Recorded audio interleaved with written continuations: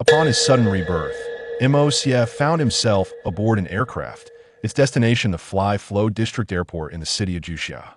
To his astonishment, the plane was already in descent. What an absurd beginning. Fortunately, his golden finger activated, bestowing upon him a generous gift package. Outside, the cacophony of gunfire resonated ominously. Crouched in a corner, trembling, Juxia cautiously opened his novice gift package, only to be greeted by a dazzling array of golden light. What in the world? A golden legend? A complete protagonist template? As he perused the on-screen prompts, Juxia could no longer contain his frustration. Was the Super God Academy truly on the same level as the entire magical realm? Chapter 1. Rebirth at the Super God Academy? An apocalyptic start. Attention, dear passengers. This is a broadcast from the Fly-Flow District Airport. Due to unforeseen circumstances, armed insurgents have been spotted outside the airport. We urge all passengers to remain calm and follow the crew to evacuate via the emergency exits. Repeat, please remain calm and follow the crew to evacuate. Seriously? What a coincidence. Just as we land, a young man muttered to himself as he hurriedly distanced himself from the crowd, seeking refuge in a secluded corner of the airport. Juxia was a traveler, and mere moments before, the original owner of this body had succumbed to exhaustion while cramming for coursework, resulting in a fatal incident aboard the plane that Juxia, who had similarly perished in his previous life from a sleepless night spent engrossed in novels, found himself reborn in this new body. After absorbing the memories of this new existence, Juxia quickly grasped the critical details. Juxia City, Tiana City, North Star, Angel International. Each name resonated like thunder for someone deeply entrenched in the world of domestic animation.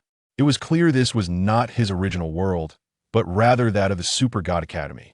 This place was unforgiving to ordinary individuals, even the angels, revered for their perfection and virtue, had sacrificed millions of innocents under Morgana's command to avert greater calamities.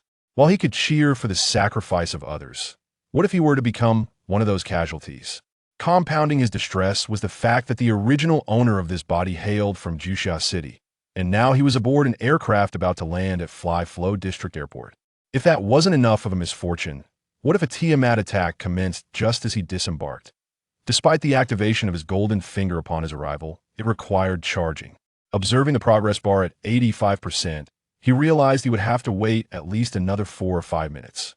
Juxia's mental state began to unravel. Was all his luck spent on this rebirth? Was he truly destined for misfortune? Nonetheless, as a traveler, Juxia understood all too well the intentions of the Tiamat soldiers outside. They thrived on chaos, reveling in slaughter to appease the Grim Reaper, Carl. The panicking crowd was their prime target, large, frightened, and easy to decimate. Hiding individually would attract less attention, but it was impossible to evade detection.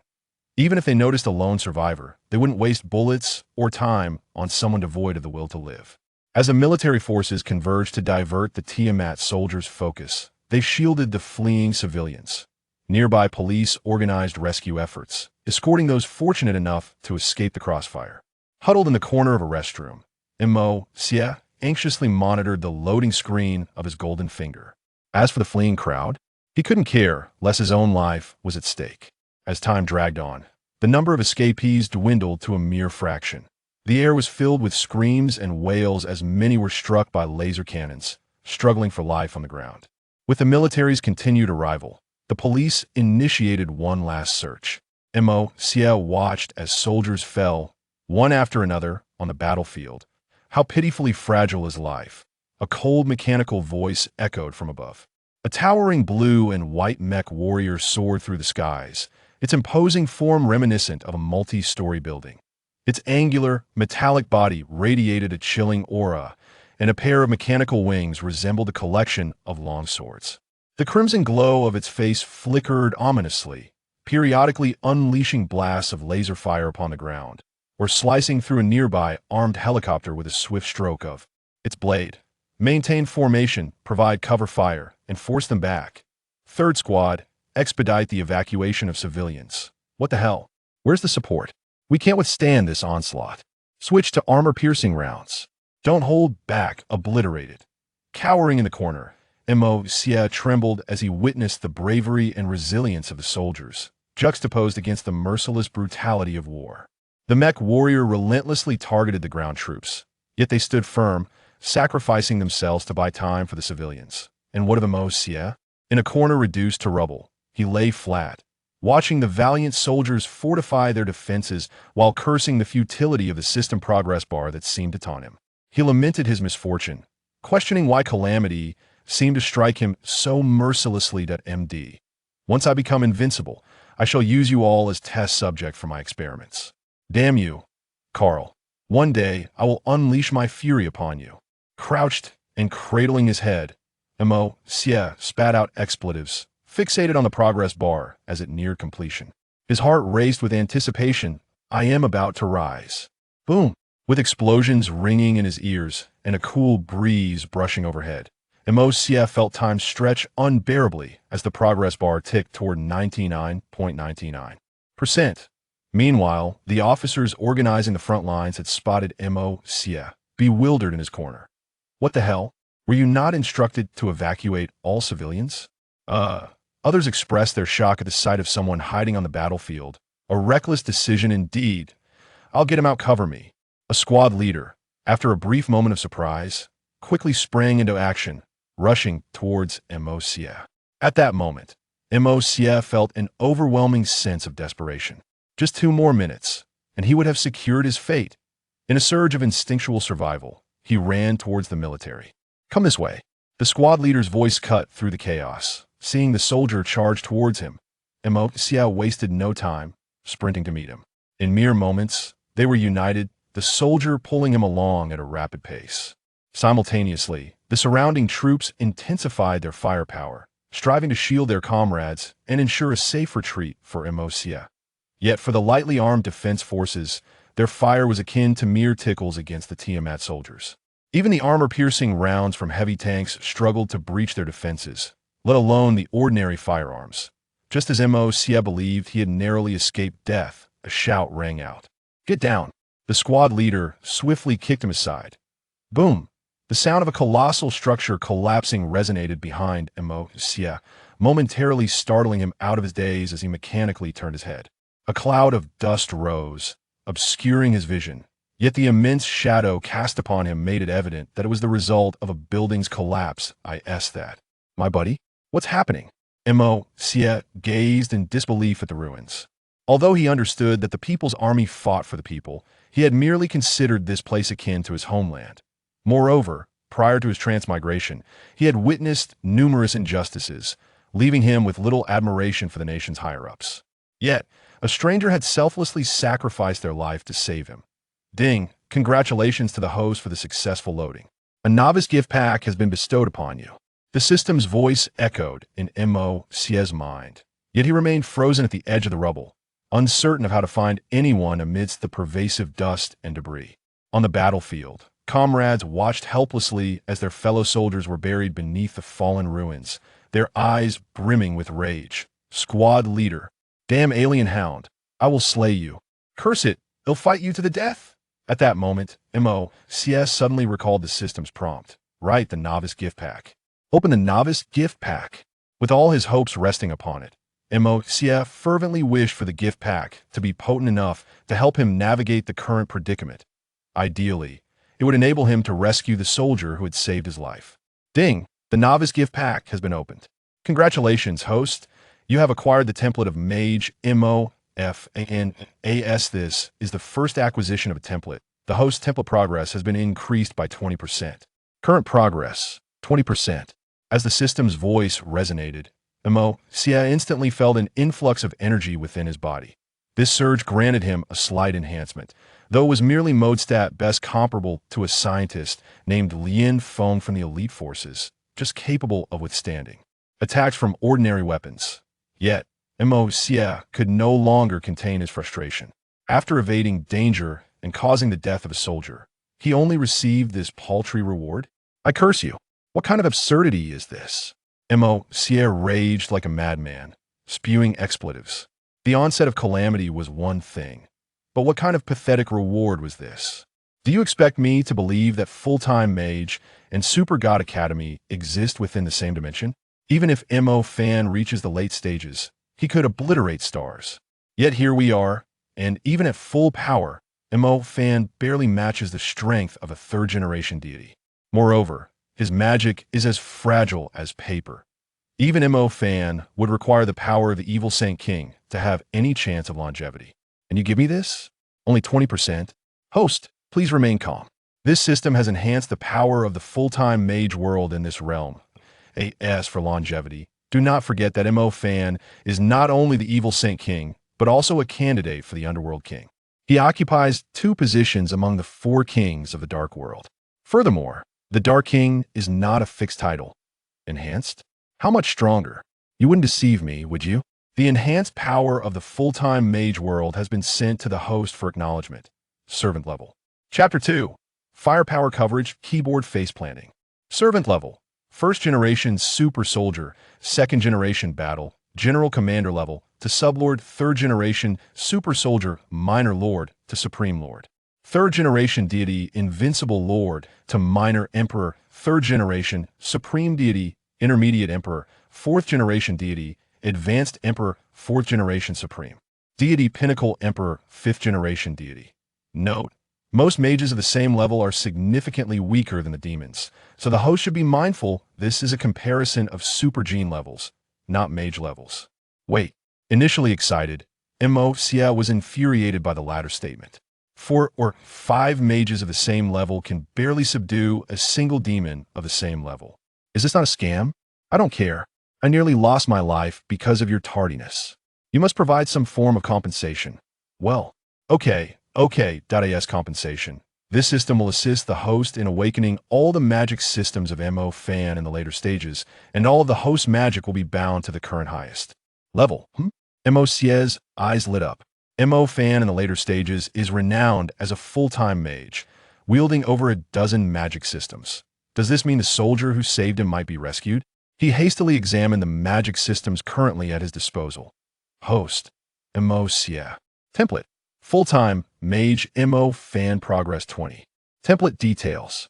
Magic systems acquired due to compensation. All systems of Mo Fan acquired all magic levels. Bound, lightning, fire, shadow, summoning, space, demon, earth, chaos, ice, wind, water, light, sound, undead. The undead system is a personal addition, as the narrative establishes Mo Fan as a candidate for the Underworld King without the undead system. How could he establish an undead empire and vie for the Underworld King's title? Level. Intermediate level 3 mage. As Juxia fixed his gaze upon the earth system, an idea sparked within him. He summoned the magic energy from the nebula. Earth wave, relocation.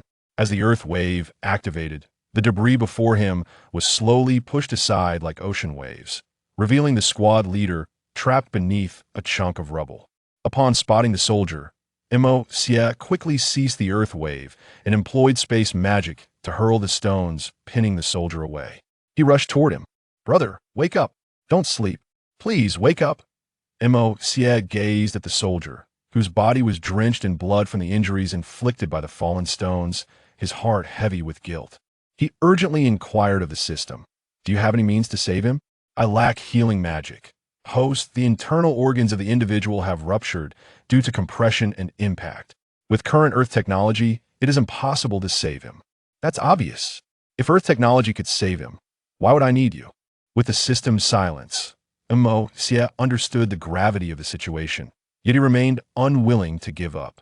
Other lives might not matter, but Chen Tao had saved him. He learned the squad leader's name through the system. Is there really no way?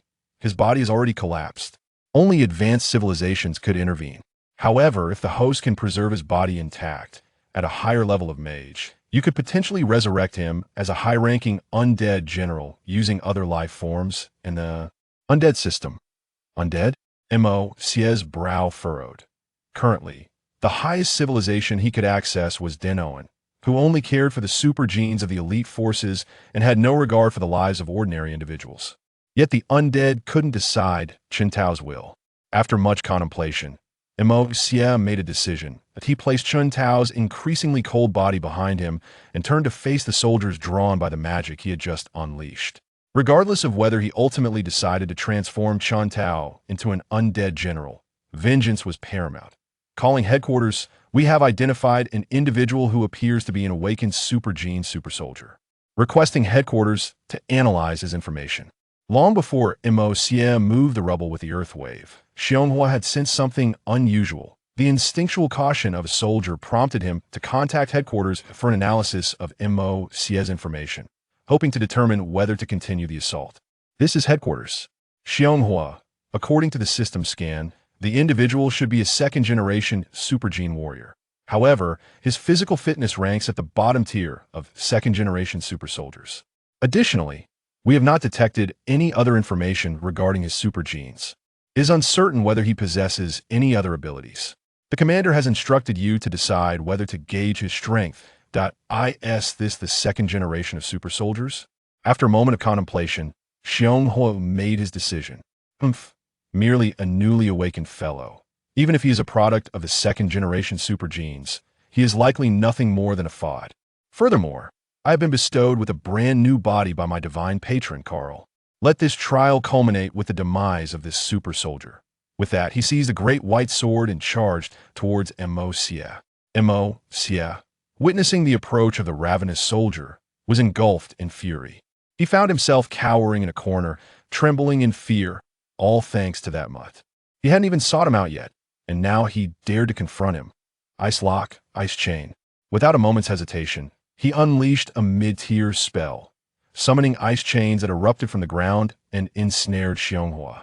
The sudden turn of events left Xianghua with no time to react as he became bound, and Juxia had no intention of granting him a shred of opportunity. Without high-tier wind abilities, he could not fly, and he needed to eliminate his opponent before he could break free. With that thought, Juxia's gaze hardened. Raging tide, flood surge, thunderous impact, lightning strike, fission. Drawing upon the combat experience he had learned from the system, Juxia acted without the slightest hesitation. In an unknown confrontation, he would not merely roll his face across the keyboard that would betray his inheritance of Fan's capabilities. Did he intend to engage in a turn-based battle with Xianghua using his multiple elemental powers? The surging torrent completely suppressed Xianghua, who was already bound. The subsequent fission shattered the outer shell of Xianghua's mech. Had it merely been a typical lightning strike, it would not have been sufficient to break his mechanical form. However, the impact from thunderous impact combined with the explosion of fission tore through his defenses. Damn it, how is this possible? Why does this guy possess so many abilities? The once cold and mechanical voice of Xianghua now trembled in panic. Calling headquarters, there's an unexpected situation here requesting support. Meanwhile, the ravenous flagship monitoring the battlefield from outer space was also taken aback. A newly awakened second-generation super soldier was effortlessly pinning down their deity's favored warrior. Carl A. Xianghua's distress signal reached the commander, just as he was about to order reinforcements. A subordinate reported. Commander, we have detected that the sun god, Reina, is approaching Xianghua's location. Sun god, Reina? What's she doing here? Damn it! Damn it! Upon hearing that Reina was nearing Xianghua's flagship, the commander abandoned any thoughts of sending support. After all, even if Reina were diminutive, she was a true deity. Without a comprehensive plan, their fleet would merely serve as playthings for the enemy, especially a small support unit. Xianghua, the sun god, Reina, is approaching you. You must find a way to retreat. Although the commander understood that Xianghua was unlikely to escape, he brazenly uttered this advice before abruptly terminating the communication. Sun god, Reina? Retreat? How can I retreat? Calling headquarters, where is everyone? You bastards. Upon receiving the message from the flagship and the sudden disconnection, Xianghua could no longer maintain his composure. The ice chains and flood surge held him firmly to the ground, and the earlier fission had already shattered his mechanical wings. He was utterly immobile. How could he retreat? Ah, it seems you are rather anxious. But fret not, I shall send you to your demise now. Observing the flickering red light on Xianghua's mechanized helmet, Juxia surmised he was communicating with a ravenous flagship. He hastened the release of his magic. Wind Disk Tornado. As a small tornado emerged, it merged with the flood surge, forming a water vortex that ensnared Xianghua. Rose flame, fiery fist, flame dragon. With a roar, the red flames coalesced into a dragon shape, charging towards Xianghua with a furious cry. As the purplured flame dragon roared, the entire water vortex was instantly evaporated. The violent fire magic consumed the flames, and the once hard and cold mechanical body melted under the extreme heat. My divine patron, Karl, will not spare you. With Xianghua's final, unwilling roar, the battlefield fell into a profound silence. The surrounding warriors gazed at the towering explosion with astonishment, uncertain whether the nearby rocket forces had been deployed. Bah, one day I shall toss your so-called deity, Karl, to the black monkeys to serve as breeding stock. Mo Xie scoffed disdainfully. He then picked up Chun Tao's remains and approached the troops behind him. Might I trouble you for a favor? What do you need? An officer, recovering from a shock, responded that I wish to meet his family. He sacrificed himself to save me. Mo Xie spoke with a hint of guilt. I will report this to my superiors, but you should think it through. The officer replied after a moment of contemplation. Chun Tao had perished saving Mo Xie, and though they, as soldiers, understood the gravity of sacrifice for the nation, they could not ascertain the sentiments of the soldiers. Family, did I understand, and I am truly sorry. My powers only awakened after he saved me. My magic does not include healing. I cannot save him. This is not your fault. Soldiers are meant to protect the masses. Sacrificing for the people is our responsibility and honor. Listening to the officer's words, Mo Xie fell silent. Such is the nature of the soldiers of Juxia. Commander. Suddenly, a camp leader beside the officer spoke up. Chun Tao. Chun Tao had no family. What? Mo Xie looked up in shock at the camp leader. You mean to say he? Yes, Chun Tao was an orphan. Raised in an orphanage. The camp leader replied, his head bowed. Upon hearing this, the commander and those around them fell silent. Like that moment, a cold voice emerged from a quivering space. A warrior clad in black armor leaped forth. Du Qiangwei, recognizing the arrival, Mo Xie immediately identified her. She was adorned in dark alloy armor, her unrestrained winded hair billowing in the calming winds like flames dancing behind her, accentuating her graceful figure despite the armor. What's happening? Has the battle concluded? Emerging from the wormhole, Xiangwei surveyed the now subdued battlefield, casting a puzzled glance at the commander. Yes, this young comrade has just awakened a special ability and has eliminated the enemy. The commander explained to Qiangwei that moment. Another voice chimed in. Resolved? A newly awakened individual managed to swiftly eliminate a ravenous soldier? Impressive. The tone carried a hint of playfulness and arrogance, yet it was not off-putting. Rather, it exuded the essence of a spirited young girl.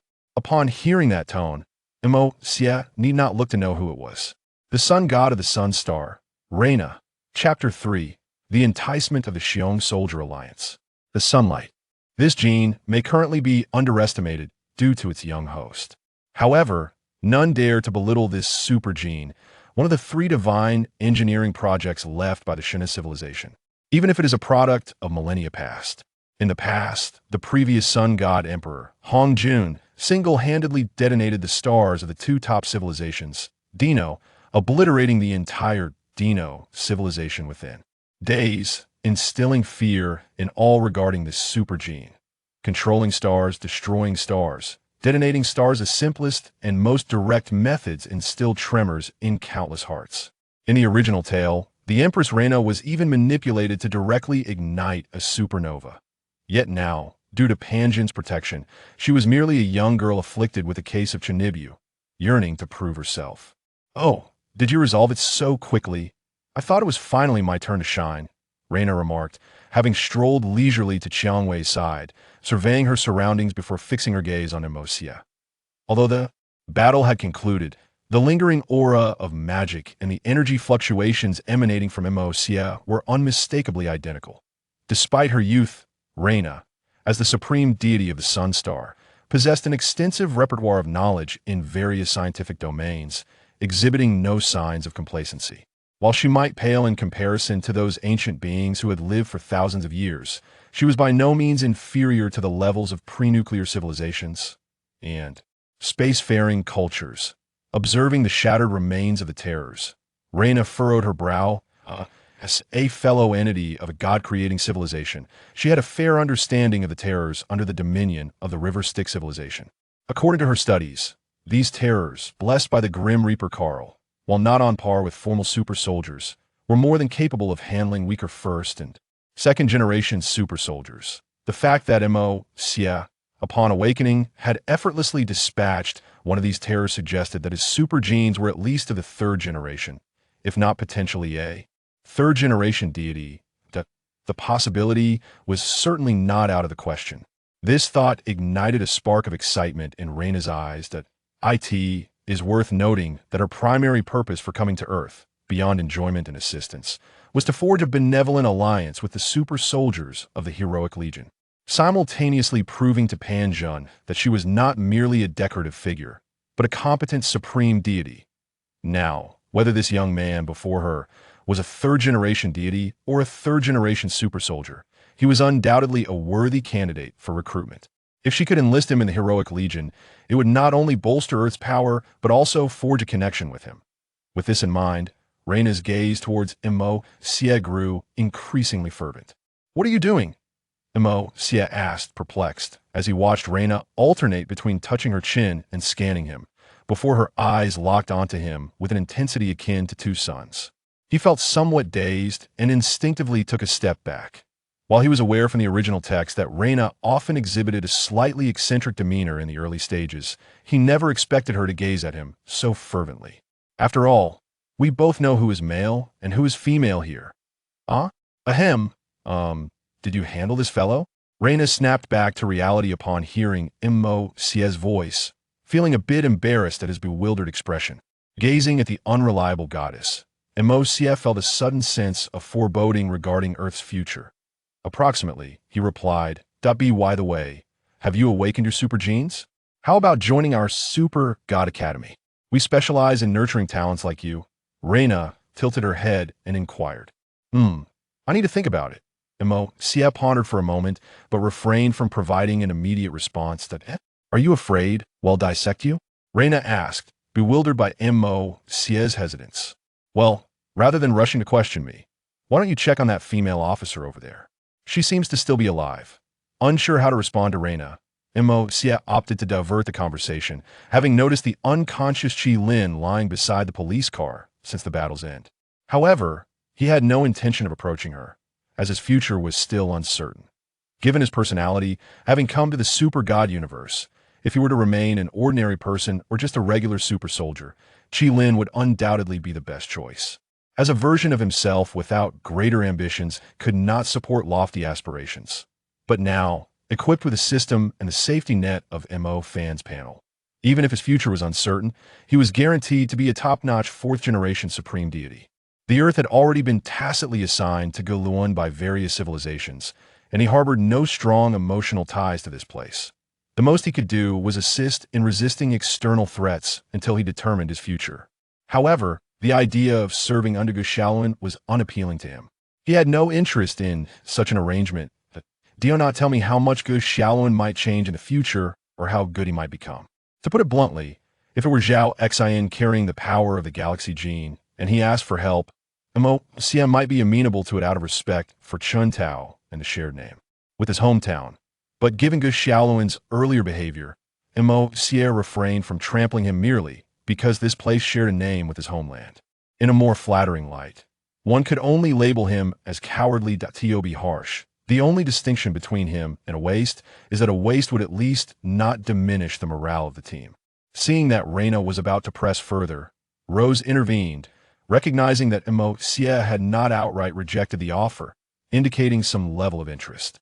Perhaps, she thought, having a Jia come over to persuade him would be effective. Continuing to press now might only lead to discontent. Then we will be in touch later. Of course, if you are interested, you can also reach out to us, Rose said, handing Juxia a business card before pulling Reina away to check on Qi Lin's condition. After catching the card, Juxia glanced around to ensure there was nothing more to attend to and turned toward the place etched in his memory. He found his home, a spacious 150-square-meter apartment with 4 rooms and 2 living areas. This was a legacy from his grandfather, as the original owner's parents had tragically passed away when he was very young, leaving him to live with his grandparents. His grandfather had been the chief of the police department in his youth and had purchased this home when his parents married. Now, nearly 20 years had elapsed since. Regrettably, both grandparents had also passed away 2 years prior due to old age, leaving this world peacefully without suffering. They had enjoyed a long and fulfilling life. The original owner had been a dutiful child, and this visit to Juxia City was primarily to pay respects to their memory. The system present? Xia slumped onto the sofa and inquired. Yes, indeed. Is there something you wish to ask, host? Oh, you're quite intelligent, he remarked. Indeed, this system is an authentically fully intelligent humanoid system. Wow, that's impressive. So, shouldn't you have a name? This system has not assigned itself a name, only a system designation. We'll give you one then. Let's call you Ash. Okay, naming completed. Does the host require anything else? You haven't informed me of the system's various functions yet. This system is named the Primordial System, capable of extracting various templates to enhance the host and merging these templates into a cohesive whole, achieving the manifestation of all things. How does one obtain these templates? Every time the host increases the template fusion progress by 10%, they may conduct a lottery with a chance to obtain a template. Completing special tasks issued by the system can also yield lottery chances. Additionally, special tasks guarantee the acquisition of a template at a lottery. Surely there won't be a plethora of empty prizes, right? And what about the fusion progress? Rest assured, esteemed host, there are no empty rewards. As for the types of rewards available, you may consult the reward pool on your panel. The progress of fusion can be obtained upon defeating enemies. Take note, when the host's fusion progress reaches a certain threshold, the progress bar from defeating lower-level opponents will diminish significantly. Defeating enemies? Given my current circumstances, my strength likely falls below that of standard third-generation super soldier. I fear that in close combat, even Shilin could easily overpower me. No, that's not acceptable. I must find some meat shields. Ordinary soldiers will not suffice.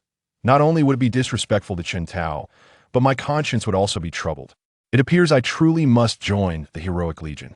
Although Gu Xiaolun may be timid, he cannot outrun me. I need not be the fastest, just faster than Gu Xiaolun. Xia pondered while stroking his chin. By the way, did I not also gain fusion progress from slaying that Tiao soldier? Indeed, esteemed host. Open the panel. Certainly. Host. Xia. Template. Full-time mage fan. Fusion progress. 25. Magic level. Height ear level 1. Magic types. Since I have already documented them, I shall refrain from reiterating from now on. I will only note level progress and avoid excessive verbosity, as there are only a handful of magic types for which compensation is granted, and no additional benefits will be acquired upon leveling up. Wow, just one provided a 5 fusion rate. The adversary is equivalent to a second-generation super soldier, albeit among the weakest. Furthermore, the host's own fusion progress is relatively low, placing both the host and the opponent at the same tier of second-generation super soldiers. I see. So, this implies that an existence of the same level can at least grant me a 5 progress boost? That seems quite favorable, and I have already reached height ear level 1. With around 10 magic types, I could contend against even a third-generation super soldier. Carses, you dog, just wait. Sooner or later, I'll toss you to the black monkey as a breeding sow. Oh, little one, your wicked laughter suggests you are contemplating something shamefully mischievous. Are you? If so, I shall have to punish you. Hey. Gah, what the heck? Chapter 4. Xia's decision. Sunlight streamed through the window, illuminating the sofa where a figure reclined. Her golden tresses, silver armor, and a crimson miniskirt accentuated her tall and enchanting silhouette. A pair of snowy wings folded gracefully behind her. She lay half-reclined on the sofa, her fair legs raised, faintly glowing with a holy light. Her exquisite features bore a teasing smile as she observed Xia, whose expression was one of utter bewilderment. He had thought fortune was finally in his favor, ready to deliver a blow to Karl and kick the void, surrounded by countless beautiful ladies. Yet, just as his wicked grin was forming, he found himself caught.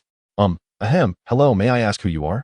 Although he had surmised her identity from her appearance and playful smile, he dared not voice it, for it would surely lead to trouble. After all, he was merely an ordinary person in this world who had recently awakened to extraordinary genes. I am Yin, a member of the angelic civilization. serving as the left-wing guard of the Angel King, the divine Kaisha. Child, I just witnessed your entire battle, including that wicked smile of yours. As she spoke, Yin stood and approached Emosia. I find myself quite intrigued by you. Would you care to introduce yourself? You might just capture the attention of an angel and feel her essence. Emosia, trying to avert his gaze from her alluring figure, slightly turned his head, reminding himself not to stare. After all, this enchanting being could ignite a fire that would be difficult to extinguish. Indeed, the angels may not have seen it, but a fairy certainly has. Besides, I see no obligation to answer your inquiries. Well, what a pity. You were so close to experiencing the essence of an angel. Are all angels like you? Indeed, we are all beautiful women. Once an angel falls in love, she will fold her wings and spend her life with that person, akin to the legends of your realm. As she spoke, she folded her temporal wings. Angels are part of Western mythology and have no connection to us. Your serious demeanor is amusingly at odds with your actions. Yin rolled her eyes, noting how his gaze would occasionally wander to her legs, making her almost believe his earnestness. Everyone has an appreciation for beauty, don't they? TSK, little trickster. Very well, if you choose not to speak, I shall observe you. Should you dare to descend into darkness, I shall incinerate you. At this, Yin's ever-present smile faded, replaced by a rare seriousness. Oh, I am at a loss regarding my own path. I cannot even identify my future aspirations. Emosia appeared as though he were a fish out of water, indifferent to the world around him. Well, you best attend to the two gentlemen outside. Farewell, little one. With that, Yin unfurled her wings and soared from the balcony. Those two gentlemen outside, the members of the Xiong Lian have arrived? Emosia, who had been lounging, now sat upright. Ding, speak of the devil, and he shall appear. Who are you looking for? He gazed at the figures outside, clad in black suits and sunglasses, resembling characters from a sci-fi film. Those familiar with the Super God Academy would instantly recognize him as Juxia. Greetings, we are from the National Security Bureau. Observing Juxia's serious demeanor, Emosia couldn't help but twitch his lips, realizing that if he were uninformed, he might have been easily intimidated. It's you. He then noticed the figure of Rose standing behind him. May we come in to discuss the events of this afternoon? Juxia inquired. Very well, please enter. Emosia stepped aside, leading the way to the sofa. Once seated, Rose immediately sensed something was amiss. Is your girlfriend home? I don't have a girlfriend. Emosia exclaimed, bewildered. Then what is that fragrance? Rose looked puzzled. According to the data, this fellow's grandfather had passed away 2 years prior. He himself rarely ventured beyond the school and home, yet upon entering, she detected a faint, distinct scent, one she recognized as a woman's perfume. A friend stopped by earlier, Emosia recalled, realizing the seat Rose occupied was where Yin had just been, along with the lingering fragrance. Ah, Mr. Emosia, I believe you understand this world is far more complex than it appears, don't you? Juxia, observing Emosia's silence, continued. You are referring to the intruders this afternoon and the special abilities you awakened? Indeed. You awakened a super gene, a technology belonging to a god-making civilization. The intruders you encountered are enemies from a spacefaring civilization. They have set their sights on Earth, and the authorities are currently summoning warriors with super genes to the Super God Academy for training to protect our planet. I am here to invite you to join the Super God Academy. Juxia's expression grew grave as he laid out the current situation. So, you wish for me to join your organization to protect Earth? Precisely. In return, we will craft a set of equipment tailored for you and oversee your training. Hold on. First, I am aware of how to enhance my abilities without your assistance. Secondly, if I am not mistaken, you are aliens, aren't you? Why should I place my trust in you? Emosia exhibited the skepticism typical of an ordinary person, pondering the possibility of being deceived by false credentials. Rest assured on that front. Rose, you assisted him this afternoon. Even without our guidance, you will need resources for equipment, correct? As for us, I am indeed an alien. The Super God Academy was established by the remnants of a once great civilization dedicated to guiding various cosmic civilizations. If you truly doubt us, we can arrange for officials from Juxia to meet with you. Juxia remained patient, adeptly addressing all of Emosia's concerns. Is that so? Then let us arrange for tomorrow. Please have a representative from Juxia come to discuss matters with me. However, I must clarify that I am willing to join you to protect Juxia, but only Juxia. I have no involvement elsewhere. Furthermore, you cannot restrict my freedom. My growth path differs from yours. Thus I require autonomy in my training to enhance my strength. After a moment of contemplation, Xia articulated his thoughts.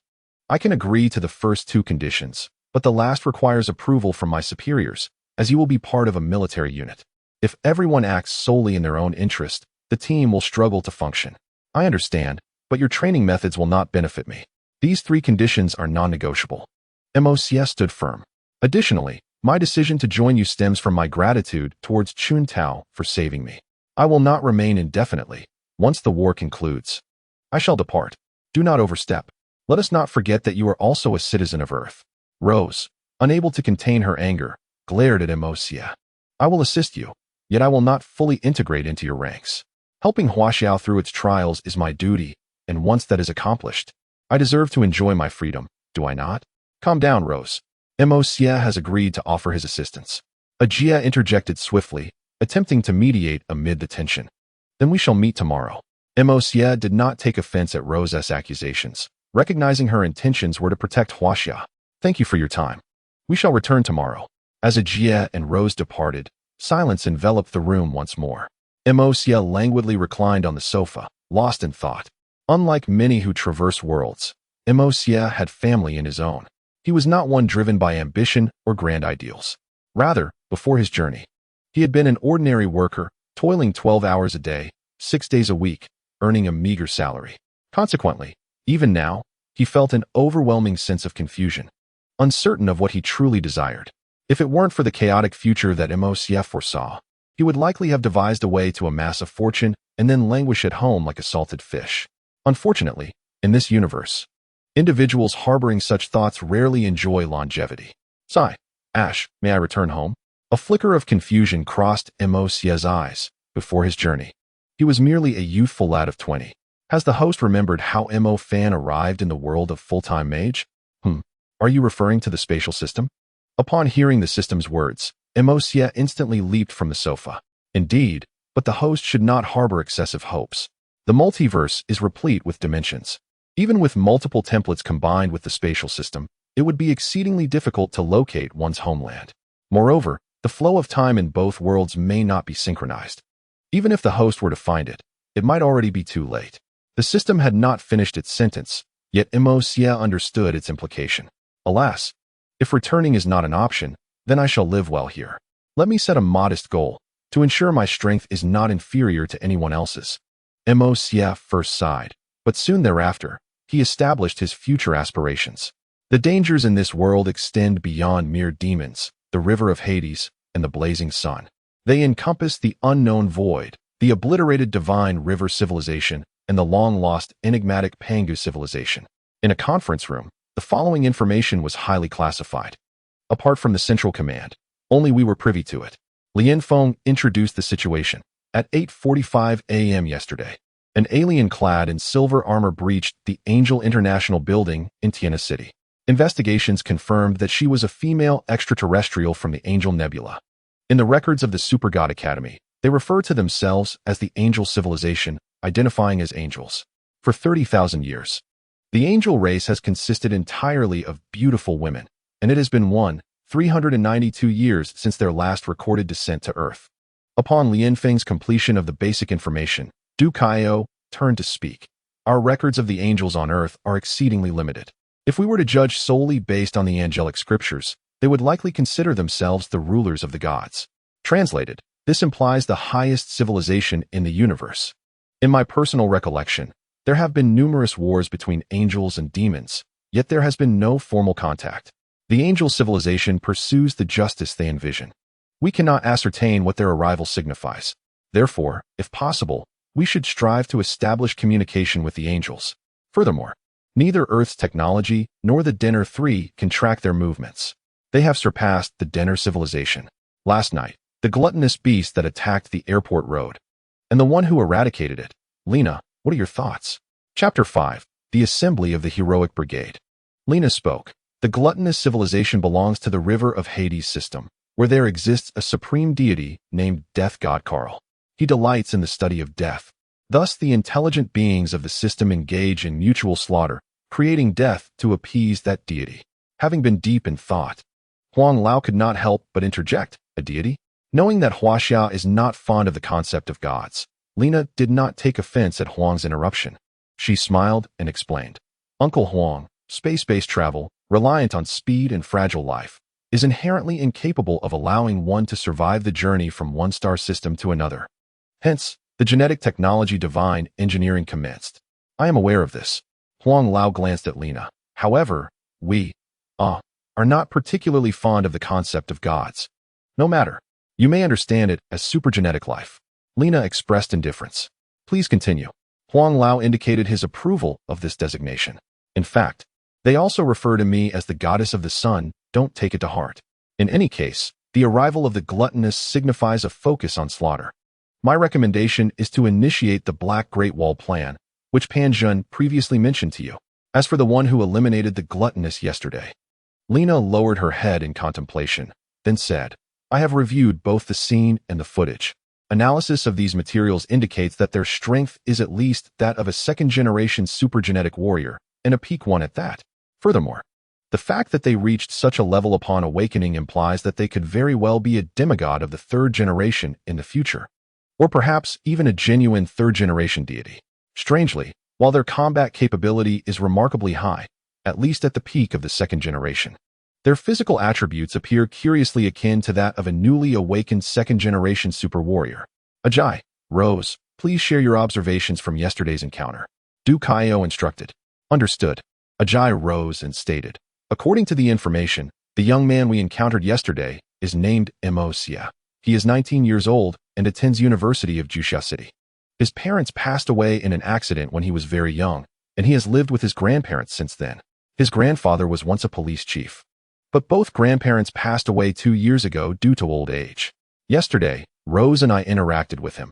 He expressed a willingness to assist Juxia in protecting the homeland, but only within Juxia. Additionally, he mentioned that his power system seems to differ from ours, possessing a unique method of advancement. Thus, he requested to cooperate solely to safeguard Juxia without wanting to become too involved with us. Furthermore, due to my identity, he stated he would only be willing to collaborate upon meeting an official representative from Juxia. Having finished his report, Ajay sat down, indicating he had concluded. So, he is willing to assist in the event of an invasion of Earth, yet does not wish to fully join us? Du Kaio furrowed his brow. Indeed. And he specifically expressed a desire to assist only Juxia. Only willing to assist Juxia? Ha ha ha, what an intriguing child. Huang Lao, upon hearing this, unexpectedly reacted with amusement rather than anger. Regardless of the reasons, at the very least, this child is willing to aid his homeland. As for his reluctance to fully join us, it may well be due to having been accustomed to freedom from a young age and not wanting to accept constraints. His willingness to assist Juxia likely stems from his grandfather's teachings. Huang Lao, this seems somewhat against protocol, does it not? Du Kaio remarked with concern. Enough. Huang Lao slammed the table and stated. Regardless, he has at least lent us his assistance, which signifies he still harbors affection for Juxia. Cooperation is cooperation. As long as he is willing to protect Juxia, he is one of our own. He then turned to Ajay and said, Ajay, I shall accompany you to meet that child tomorrow and have a thorough discussion with him. Yes, Commander. All right, then it's settled. Huang Lao nodded. Initiate the Black Great Wall plan immediately. Xiao Du, you shall be in charge. The name has been decided. We shall call it the Heroic Brigade. The Heroic Brigade? Du Kaio murmured. A black armored battalion capable of countering 1,000,000 soldiers. Lian Feng, you are responsible for contacting that female police officer from yesterday. Endeavor to secure her for the Heroic Brigade. With war imminent, we cannot afford to overlook even the slightest strength. Yes. Lian Feng saluted. I will ensure the task is accomplished. Knock, knock, knock. A series of knocks resounded. They have arrived. Juxia opened the door to find Ajay and a slightly plump elderly man gazing at him with amiable expressions. He had his suspicions but still spoke. Ajay. Who is this? You wished to meet an official from Juxia, did you not? This is Huang, one of Huaxia's leaders, Ajay introduced. Juxia, is it? May we come into converse? Huang Lao inquired kindly. Of course, please enter. For someone like Huang Lao, who dedicates himself to the nation, respect is due in any country. Juxia, I hear you wish to join the Heroic Brigade in a cooperative capacity to protect Juxia? Huang Lao's tone was gentle and steady, devoid of any accusatory undertones. Indeed, to be frank, Huang Lao, the future of Earth has been predetermined by the gods, yet I neither relish nor oppose it. Thus, I hope to pursue the endeavors I cherish in the future, Juxia stated earnestly. Upon hearing this, Huang Lao pondered for a moment before inquiring, "What do you mean by saying the future of Earth has been determined by the gods?" The deities governing Earth and the entire Milky Way galaxy were, in fact, tacitly acknowledged by various divine civilizations long ago. However, the individual in question is a Huaxia native and harbors no hostility towards Huaxia. Although I do not hold him in high regard, I do not wish to interfere excessively. Is he the child named Juxia? As a senior member of Huaxia, Huang Lao is privy to certain secrets. Coupled with the name of the galactic power and Juxia's words, some conclusions can be drawn. Indeed, the other party was originally the leader of the three great god-making projects of the Divine River civilization. After being brought to Earth, it will be exceedingly difficult to catch up to such advanced god-making technology with Earth's current technology for thousands of years. Thus, once the other party matures, they will possess sufficient power to protect the Earth. This situation will also lead people to support him, establishing the so-called Master God in the future. I understand. It is not so bad. At least he is a child of Huaxia. After pondering for a moment, Huang Lao set aside his grievances. Although it is uncomfortable to have someone else establish the future, at least he is still one of our own. Regarding your proposal, I represent the Huaxia military in agreement. From now on, you shall be a special advisor to the Xiong Lian. However, I hope you will take action once the war begins.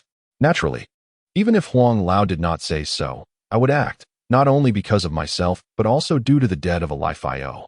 Juxia replied firmly. "Qintao, is it? I understand." Huang Lao recalled the cheerful soldier in the data and felt a twinge of discomfort. But as one of Huaxia's leaders, he could not reveal any weaknesses. This is his responsibility to the people. 3 days later, at the Super God Academy, a young man clad in a black suit and sporting a ponytail burst into the classroom. "Hey, did you see today's news? We are going to fight aliens." Meanwhile, the other students in the classroom were watching the news being broadcast on the large screen. In the video, a crocodile was standing upright, waving its arms in an attempt to grab nearby people. Rather than fleeing, those around it stood by to watch, with many recording the scene on their phones. It was only when a laser cannon struck that the crowd scattered in panic. Juxia sat in the corner of the classroom, observing the soldiers of the Xiong Lian around him with boredom. The three great god-making projects included Juxia, bearer of the galactic power that counters the void, Reina, who can control the sunlight of stars, and Lu Chuang, the god of war who wields the power to slay gods. There was also Du Chang, who possessed the same time-space rose as the demon King Morgana, alongside the revived first-generation Divine River sniper, Qi Lin, Cheng Yaowen, the prince of the Daxing civilization, and Rui Mengmeng, the backbone of the Denua star system, as well as Zhao Xian, the gun of the Daxing, who had just been making a ruckus. However, to be frank, of all the others, Juxia found Zhao Xian the most perplexing. Initially, he clearly had a long spear, and his genetic name was even the gun of Daxing, yet he later declared that giving him a weapon was futile, as his weapon was his fists and feet. Returning to the main topic, upon hearing Zhao Xian's commotion and seeing the footage from earlier, others were becoming increasingly agitated. "What? How is it possible that we are being sent to fight aliens?" Lu Chuang asked incredulously. "Remember, Chang also mentioned that we came here to fight aliens." Gu Xiaoluan stood up to speak. Conversely, Qi Lin, who had already experienced an alien baptism, was not overly surprised, especially since she had just been shot by a Taotai soldier and nearly lost her life. "What aliens? You expect us to fight aliens? I am a gang leader. Why should I fight aliens when I have a whole gang to support?" Upon hearing this discussion, Lu Chuang's eyes widened immediately. "What do you mean, a gang? Is this not a school? This place is too chaotic. I think I should leave. I am not coming here to study." Rui Mengmeng promptly packed her belongings, preparing to exit. "What gang leader? You can barely be called a mature youth," Qi Lin sarcastically remarked, observing Lu Chuang's behavior. "Hey, I am a standard big brother of the underworld, with dozens of brothers outside. Do you know that?" Lu Chuang pushed over a chair beside him, shouting in indignation. In the corner, Juxia merely sighed and did not intervene. After all, the animosity between Qi Lin and Lu Chuang was not new, and Lu Chuang had indeed done many distasteful things in the past. However, after being trained by Reina and Monkey, he had improved quite a bit. As for now, he should first prepare to face Reina's wrath. With this thought, Juxia glanced at Lu Chuang, who was posturing, with a hint of pity in his eyes. though it was less than a sliver compared to a single-celled organism. After all, Reina needed someone to establish her authority. If he stepped forward, who else would she strike? Qi Lin, upon hearing Lu Chuang's retort, felt her anger flare and stood up to mock him directly. Are you referring to the kind of gun-wielding battles in movies? Or the petty thief types in the news? She approached Lu Chuang as she spoke. Oh, it's you again, Qi Lin, Lu Chuang said, unfazed by her angry gaze. Instead looking at her with a lewd expression. What's wrong? Is it not good for men and women to work together? Lu Chuang, do not be too arrogant. Do not think that just because we are here, I cannot manage you, Qi Lin warned, her anger nearly boiling over as she almost drew her weapon. Hey, do you think I am afraid of you? Let me tell you, I am. Before Lu Chuang could finish, Reina calmly walked up to him, grasped his neck, and lifted him up. A gang leader and all. Does that measure up to a god? Hey, big sister, who are you? Lu Chuang, now being lifted, had his previous arrogance evaporate, his eyes clearing as if he were a student again, looking as innocent as a child who had not left home for years. I am the sunlight, your goddess, Reina declared proudly, reveling in Lu Chuang's submission with a self-introduction that was quite juvenile. Chapter 6. Training begins. What sunlight? Unfortunately, despite Reina's grand self-introduction, Lu Chuang's reaction was akin to that of a confused husky, breaking the tension. Hearing her title, Reina's anger flared, and with a gathering of stellar energy in her hand, she unleashed a microsolar flare that sent Lu Chuang flying.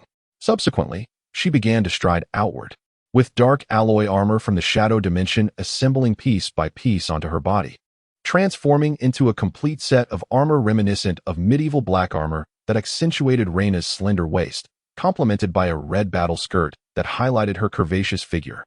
The black high-heeled combat boots she wore seemed to tread upon the hearts of those around her, while the medieval red cherry helmet further enhanced her gallant appearance. As Juxia followed behind the others out of the classroom, he couldn't help but salivate at the sight. Unfortunately, he would have to wait until he achieved a higher tier to summon his black dragon armor. Otherwise, he wouldn't need to covet the dark alloy armor of this group. For the design and attributes of the black dragon armor far surpassed that of the dark alloy. Let me tell you a secret. I too am an alien, the master god of the Liang star. For the sake of friendship, I have come to protect you, but it seems you are lacking in manners. Reina stood before Lu Chuang, proudly lifting her chin. Manners? I had initially planned to back down, but your words have enraged me, Lu Chuang retorted. If it were one of his own, he could concede, as they were family. However, an alien coming to Juxia to accuse him of lacking manners? Lu Chuang admitted he was not a good person, but at the very least, he could not disgrace the face of Juxia. With veins bulging at his temples, Lu Chuang's eyes glinted with ferocity as he exclaimed, An alien comes here to say I lack manners? Who do you think you are? Enraged, Lu Chuang charged at Reina with a furious shout. In this moment, Juxia couldn't help but sigh, acknowledging that perhaps Lu Chuang was indeed not a virtuous person. Yet, he possessed an undeniable bravery characteristic of a true son of Juxia. The future of the resolute Changqing one was not solely shaped by the trials posed by Sun Wukong. It was also a testament to Lu Chuang's indomitable spirit that had yet to be extinguished completely. In his previous life, while watching this anime, Juxia admired the fearless Zhao Xin and the tenacious Changcheng No. 1, Lu Chuang, especially when faced with Morgana's temptations. His declaration of unwavering loyalty to his country and comrades ignited a fervor within Juxia. However, it now appeared that Lu Chuang's resilience was not merely a product of Sun Wukong's teachings, but stemmed from his intrinsic loyalty to his homeland. Alas, the scene took a dramatic turn as the valiant Lu Chuang, once akin to a god of war, was abruptly sent flying by Lina's shield, with the blade of the heavens poised menacingly at his throat. The chilling sensation around his neck transformed the once dauntless Lu Chuang's gaze into one of sheer clarity, reminiscent of a startled husky. After all, having lived in an era of peace, even if the underworld had hardened his psyche more than others, he had never encountered the brutalities of war. Witnessing Lu Chuang subdued by Lina in a single strike, Gu Xiaoluan cast a glance around, his eyes lingering on the handgun Qi Lin was about to exchange. Despite his fear, the fervor and impulsiveness of youth compelled him to intervene, refusing to stand idly by as a compatriot faced humiliation, even if he and Lu Chuang were not on the best of terms. With a resolute heart, Gu Xiaoluan rushed to Qi Lin's side, drawing her handgun and pointing it at Lina, shouting a warning not to move, daring her to make a single advance. In that instant, not only the others, but even Juxia, who was well aware of the unfolding narrative, felt a surge of astonishment. Despite their differences, Gu Xiaoluan stepped forward to defend Lu Chuang in his moment of peril, brandishing a weapon he had never used and uncertain if it could even harm Lina. It left Juxia pondering why such a spirited and courageous youth like Gu Xiaoluan had become so timid after undergoing training and education. Reflecting on Gu Xiaoluan's future misdeeds, Juxia sighed, imagining him as a deserter on the battlefield, hiding in a corner recording a farewell message while his companions fought valiantly, retreating into a hermit life whenever the burdens of reality weighed him down. Behind Gu Xiaoluan, Rose was equally astonished, observing the trembling yet resolute expression of Gu Xiaoluan, who she had always dismissed as a mere sycophant. Even Shi Lin, who had grievances against Lu Chuang, gritted her teeth, setting aside her dissatisfaction to step forward and assist Gu Xiaoluan in disengaging the safety on the handgun. This action created a momentary tension in the air, but it was fleeting. With Gu Xiaoluan taking a stand and Shi Lin rallying alongside him, others began to converge, their gazes turning hostile towards Lina. Lu Chuang was correct. Regardless of his flaws, he was still one of them, and it was not for outsiders to dictate their interactions. The nature of infighting may be inherent. Yet the children of Huaxiao would not stand idly by while their own were bullied by outsiders. Witnessing the united front of his peers, Lu Chuang felt that the beating he had just endured was somehow justified. Lina, too, recognized the unexpected ease with which her plan was progressing. She was acutely aware that this group consisted of ordinary individuals, and she understood the conflicts between Lu Chuang and some members. To foster unity among them, they needed to confront a formidable adversary, and since she could not directly cast them onto the battlefield, she resolved to become their first opponent. Though often perceived as simple-minded, as the god of the sun, Pan Jin's teachings had instilled in her a profound understanding of strategy. With a playful smirk, Lina inquired if they were truly ready to challenge her. Gu Xiaoluan, nearly faltering under her gaze, mustered the courage to feign a fierce demeanor and threatened her to try him. Observing the unified front of his comrades, Lu Chuang felt a sense of validation for the pain he had endured. Lina wasted no time. With a flick of her wrist, dark armor descended from above, enveloping Gu Xiaoluan. The sudden weight of the armor nearly toppled him, and as he adjusted to his new gear, a colossal blade pierced the ground between his legs, nearly causing him to faint. This was the Void Greatsword. Come now, grasp the sword and face me, Lina teased, her eyes sparkling with mischief as she watched Gu Xiaoluan appraise the armor and the great sword. No, I'm not fighting anymore, he replied sheepishly. It was evident that if Gu Xiaoluan still failed to recognize Lina's genuine intent to assist, he would truly be oblivious. Meanwhile, Lu Chuang, seated on the ground, watched Gu Xiaoluan adorned in his new gear, tears of gratitude welling at the corners of his eyes. Hey, I want to fight. Give it to me. I want to fight, Lu Chuang exclaimed. Lina cast a sidelong glance at him, her expression both teasing and defiant. Do you want it? Of course. But no. I want to give it to you. Her playful huff, accompanied by a proud tilt of her head, made Juxia's heart flutter. Please, big sister. I want to set too. I am a super warrior, a god of the starry realm, Lu Chuang pleaded, his desperation palpable. Realizing Lina bore no ill will, the others laid down their animosity, their eyes filled with longing as they turned to Lina, feeding her vanity. After all, she felt more like a mere mascot among the ministers on the Sun Star, who disregarded her opinions. Here, she finally felt appreciated. Yet, her moment of triumph was fleeting as she remembered, not so fast. Everyone line up and come one by one. There's enough for all. As she finished speaking, she turned to Juxia, who was seated at the steps by the classroom entrance. Juxia, due to the absence of your genetic data, your armor is still under construction, but I may require some surface data from your genes. That's unnecessary. Just give me a set that is sturdy enough. I have armor in my space, but my level is too low to retrieve it, Juxia replied with a smile. You have armor? Why does the creator of your genes still show you as having armor usage rights? What about weapons? What do you need? Lina asked with a hint of exasperation. Well, it's not that I'm restricted. My powers are somewhat unique, and this armor is also special, requiring me to reach a certain level to utilize it. As for weapons, I'm a mage and don't need any. My magic is my greatest weapon, Juxia explained.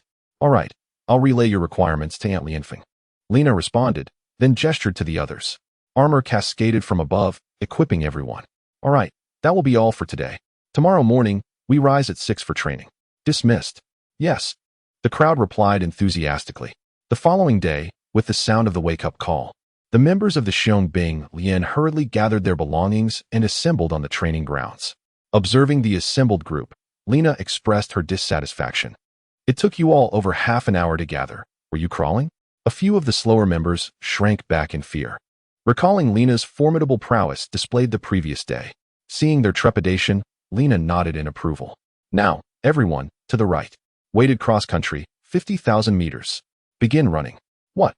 Zhao Xian stumbled, nearly collapsing from shock, while the others stood bewildered at Lena's command. 50,000 meters? That could cost us our lives. What? You're all super soldiers. 50,000 meters should be a breeze. Now move it. Lena shot a disapproving look at Zhao Xian. Yes, as the rugged terrain of trail running, the exhilarating thrill of skydiving, strength training, and control drills came to an end. A tailored training regimen commenced, shaped by each individual's unique genetic makeup. What should I do? Queried the bewildered Gu Xiaoluan, his face illuminated with innocence, as Reina led him to an open space. You? Naturally, you shall endure punishment.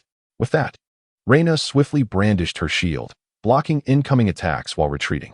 As she departed, a thunderous roar erupted as relentless artillery fire rained down upon the still-dazed Gu Xiaoluan. By the time he comprehended the chaos above, he thought he glimpsed his great-grandmother in the sky. Oh my, he exclaimed, as dozens of tanks unleashed a barrage of fire that pounded upon him mercilessly, enveloping the area in a cloud of dust. Chapter 7. Contest, the Annihilating Ray of Oblivion. As time passed, after several days of rigorous training, everyone gained a preliminary understanding of their physical capabilities. Reina began to implement specialized tactical training for each individual. For instance, Zhao Xian practiced aerial assaults, Lu Chuang honed rapid breakthroughs, Chang Wei managed various artillery transports, Qi Lin focused on long-range sniping, and Sheng Yaowen developed swift fortification strategies. Each day was a relentless endeavor, whether it was a 10,000-meter run or a mountain-splitting sprint. I feel like I'm transforming into a tank. Lu Chuang lamented with a mournful expression. Indeed, after completing 10,000 meters, I still have to execute an aerial thrust and lift shields with a helicopter. My legs are about to give out. Enough. It's been 10 days, a full 10 days, and we've done nothing but endure bombardments. Gu Xiaoluan cried out, unable to contain his sorrow. While others soared through the skies or performed fierce leaps, he alone faced the relentless onslaught of tanks and heavy artillery. Hearing Gu Xiaoluan's grievances, Zhao Xian recalled the intensity of their training over the past few days and looked at him with sympathy. You know, Xiaoluan is truly remarkable. That 100mm artillery shell barely leaves a mark on him. Lu Chuang exclaimed in astonishment. Realizing this, Zhao Xian nodded in agreement. Indeed, Xiaoluan, you are exceptionally resilient. The tanks striking you feel like mere tickles, not a scratch to your skin. At this moment, Xia, sitting beside Reina, interjected with indignation. But why doesn't Xia have to train? Upon hearing Zhao Xian's question, Reina smiled slightly. Xia is a mage, understand? A mage. His training regimen is fundamentally different from ours. In response to Reina's explanation, Xia cheerfully elaborated. My power will grow with the increase of magical energy and control over the stars within me. Thus, this physical training holds little significance for me. Due to his unique status as a special consultant personally recruited by Huang Lao, Xia enjoyed a certain level of freedom. Recently, he had been diligently exploring various magical functions, appearing quite at ease. Thanks to the system, Xia did not need to practice star control like others in the magical realm to enhance his casting speed.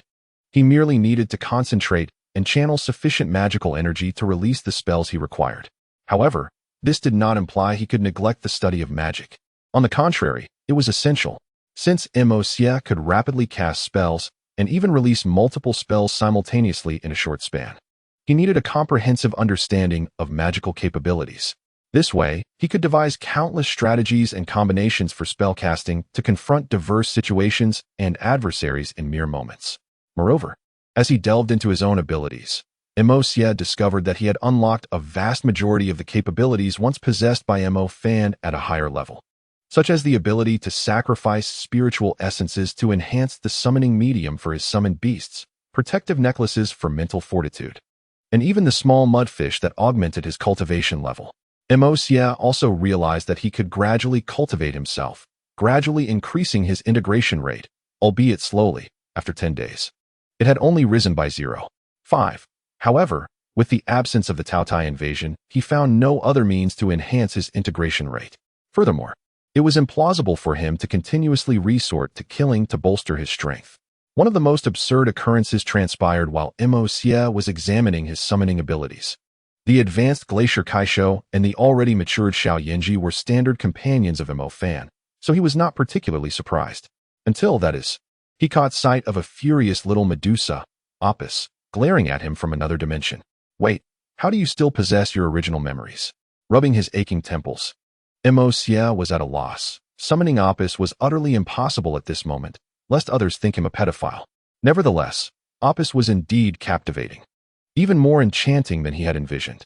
Though she appeared to be a mere 16-year-old girl, she exuded an allure that surpassed even Reina's. Coughing to dispel such thoughts, Mo Fan's magical enhancements, like the blessings from the Parthenon and various soul types acquired at higher levels, emerged vividly in his mind. With a newfound mastery over his powers, he sought someone to test his abilities. According to the system, a commander-level demon was equivalent to a third-generation super warrior. Despite being a mage, the existence of demon types ensured that his physical prowess was no less than that of a battle general-level demon. Furthermore, with a repertoire of over 10 magical types, he believed he could challenge and even defeat a commander-level adversary. With this thought, Juxia's gaze shifted toward Reina. 3 days prior, she had entrusted him with the armor crafted by Lien Feng. Although he lacked wormhole transportation skills, he possessed spatial abilities. As Juxia's focus fell upon Reina, she instinctively shivered, turning to see him observing her intently. What are you staring at? Reina felt goosebumps rise at his gaze. I wish to request a favor from you, Juxia stated earnestly. What is it? Speak your mind. I would like you to spar with me, he replied, his eyes ablaze with fervor. Since his awakening, he had only faced the Taotai warrior once, and that opponent had not even had the chance to retaliate. Juxia was eager to discover his limits. Are you certain? Reina asked, surprised. She was a third-generation master, after all, although most of her abilities were sealed. Overpowering an ordinary third-generation super warrior would pose no challenge. I have yet to fight at full strength. I wish to test my abilities. After contemplating Juxia's words, Reina responded, very well. It will be a good opportunity to assess your capabilities and refine my understanding of your potential. With that, she turned to the group that had just finished training and called out, everyone, to training ground number 1. Witness the prowess of your goddess. What is happening? Zhao Xian, who had been engrossed in conversation with the others, looked around in confusion. The rest of the group, engaged in their own discussions, remained oblivious to the unfolding situation. However, Qi Lin, who had been observing closely, overheard the exchange between Juxia and Reina. Tentatively, she remarked, it seems that little Mo wishes to challenge Reina to test his strength. Given that Juxia was the youngest aside from Rui Mengmeng, the older members often referred to him as Little Mo or Little Xia. Little Mo? Is that true? Reina is a goddess. Zhao Xian expressed concern. Do not worry. Reina will hold back, and besides, Juxia is not as weak as you imagine. He single-handedly defeated a high-level Taotai warrior right after awakening, Chang Wei stated calmly. Come on, let us go see for ourselves. Lu Chuang declared as he led the way toward training ground number 3, with the others following suit. On a massive meteorite. As we, observing Earth and the heroic legion, had also noticed the unfolding events. Yin Jia, that peculiar little fellow seems poised to challenge the light of the sun. As we remarked with intrigue, considering that Reina was, after all, a genuine deity. Juxia, having awakened merely a few days ago, dares to confront her in a duel? Oh, what a bold little rascal. Upon hearing this, Yin drew out the trial scene, gazing with interest at the ethereal image before him. In the scene, Reina and Mo Yi stood opposite each other, assessing one another, with Reina displaying an air of indifference. She waved her hand and declared, this goddess grants you no opportunities. I shall allow you 3 strikes first. Hearing Reina's words, Mo Yi remained unfazed, for she indeed possessed the confidence to back it up. Instead, he remarked, then I shall not hold back. However, Sister Na, You might want to exercise caution. Understood, understood, Reyna replied, maintaining her earlier demeanor as she donned her armor. Her gaze fixed on Mo Yi with a hint of boredom. Upon hearing this, Mo Yi no longer hesitated. He began to summon his magical energy. Instantly, countless black and purple stars appeared in the sky, swiftly connecting to form star trails, which in turn coalesced into a starry nebula, ultimately transforming into a river of stars. The overwhelming aura immediately made Reyna, who had initially been nonchalant, feel the pressure. She hastily summoned the shield of the sun to protect herself, exclaiming, "What the heck? What kind of situation is this? This fellow has only awakened for less than half a month, and already possesses such formidable power." Even the third-generation super soldiers would be left in tatters. The originally anxious members of the army were equally astonished. What? Is Mo Yi this powerful? It's like the thunder god has descended, Zhao Xian exclaimed in horror, gazing at the black lightning flickering in the sky. Be confident, don't panic, Rose urged, her expression grave as she observed Mo Yi. He is not weak, but I did not expect him to unleash such a fierce attack right from the start. The might of this strike is such that, apart from Shaolin, Lu Chuang, and Reyna, any of us who attempt to take it will surely perish. Wow, is Mo Yi really this impressive? Rue Mengmeng gazed at Mo Yi, who was lifting the river of stars with admiration. Sister Na, brace yourself. The lightning element possesses incredible penetrating power. Most defensive magical artifacts cannot withstand it. This is the tyrannical nature of the lightning element. Bring it on. This goddess can handle it, Reyna boldly responded, maximizing the shield of the sun, refusing to believe that she could not withstand an attack from someone who had just awakened. In response, Mo Yi did not hesitate any longer. He released the river of stars completely. The tyrant's thunder, annihilation light, and thunder arm faced Reyna, who possessed the third-generation divine body. Mo Yi's strike was indeed a grand move, enhanced by the soul thunder, boasting double the base power due to its blessing. It was, without a doubt, Mo Yi's most potent killing move thus far, as the river of stars transformed into a tangible black and purple lightning. A massive arm composed of thunder appeared in the sky, hurtling directly toward Reyna. The violent force struck heavily against the shield that Reyna had fortified with all her strength, creating a tremendous shockwave that sent everyone, who were still 100 meters away, flying. Is this magic? This can't possibly be a guided missile. Zhao Xian exclaimed in terror, staring at the center of the explosion. Is Sister Na all right? Is little Mo really this strong? Lu Chuang asked, concern evident in his voice. Fear not. Reyna is a divine body. Not even nuclear weapons could kill her, Rose reassured, bracing herself against the shockwave in astonishment. In the void of space, Yin remarked, this child's thunderous might is even more terrifying than yours. Even if I were to take that blow directly, I would likely be gravely injured. As we expressed his astonishment. Indeed, having awakened for less than half a month, with just this one strike, he could likely take down the majority of ordinary third-generation super soldiers. Mo Yi was equally taken aback by the scene before them.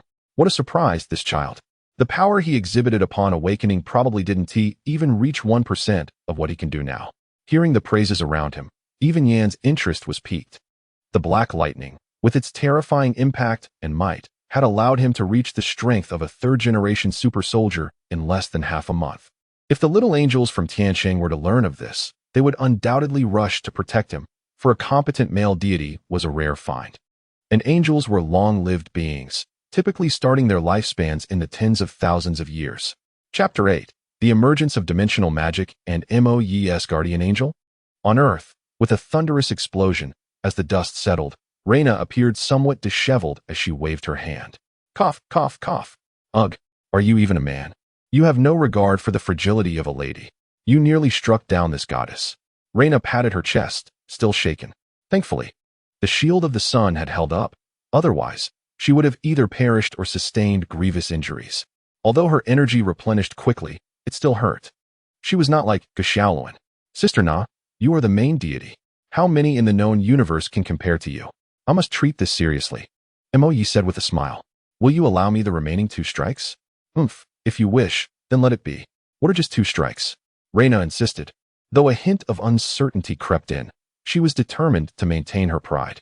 She then raised her shield of the sun defiantly, shouting, come, continue. Seeing this, Mo Yi ceased his idle chatter. Wings of wind, flight. A massive pair of azure-white wings unfurled behind him. Frozen coffin, plummeting strike. A colossal icy coffin formed above Reyna, plummeting downward with force. Logically, MOE's most powerful spells, aside from lightning, should have been fire spells, but it depended on the target. For Reyna, who bore the genes of solar light, even if she resided on the outskirts of the sun, she would remain unscathed. The temperatures and explosions from fire spells were akin to mere massages for her. Even enhanced, they posed no threat whatsoever. As the icy coffin descended, Reyna stowed her shield of the sun and drew the blade of the heavens. With the stellar energy coursing through her, she shouted, "Ha!" With a mighty swing. She cleaved upwards, the tremendous strike slicing through the icy coffin.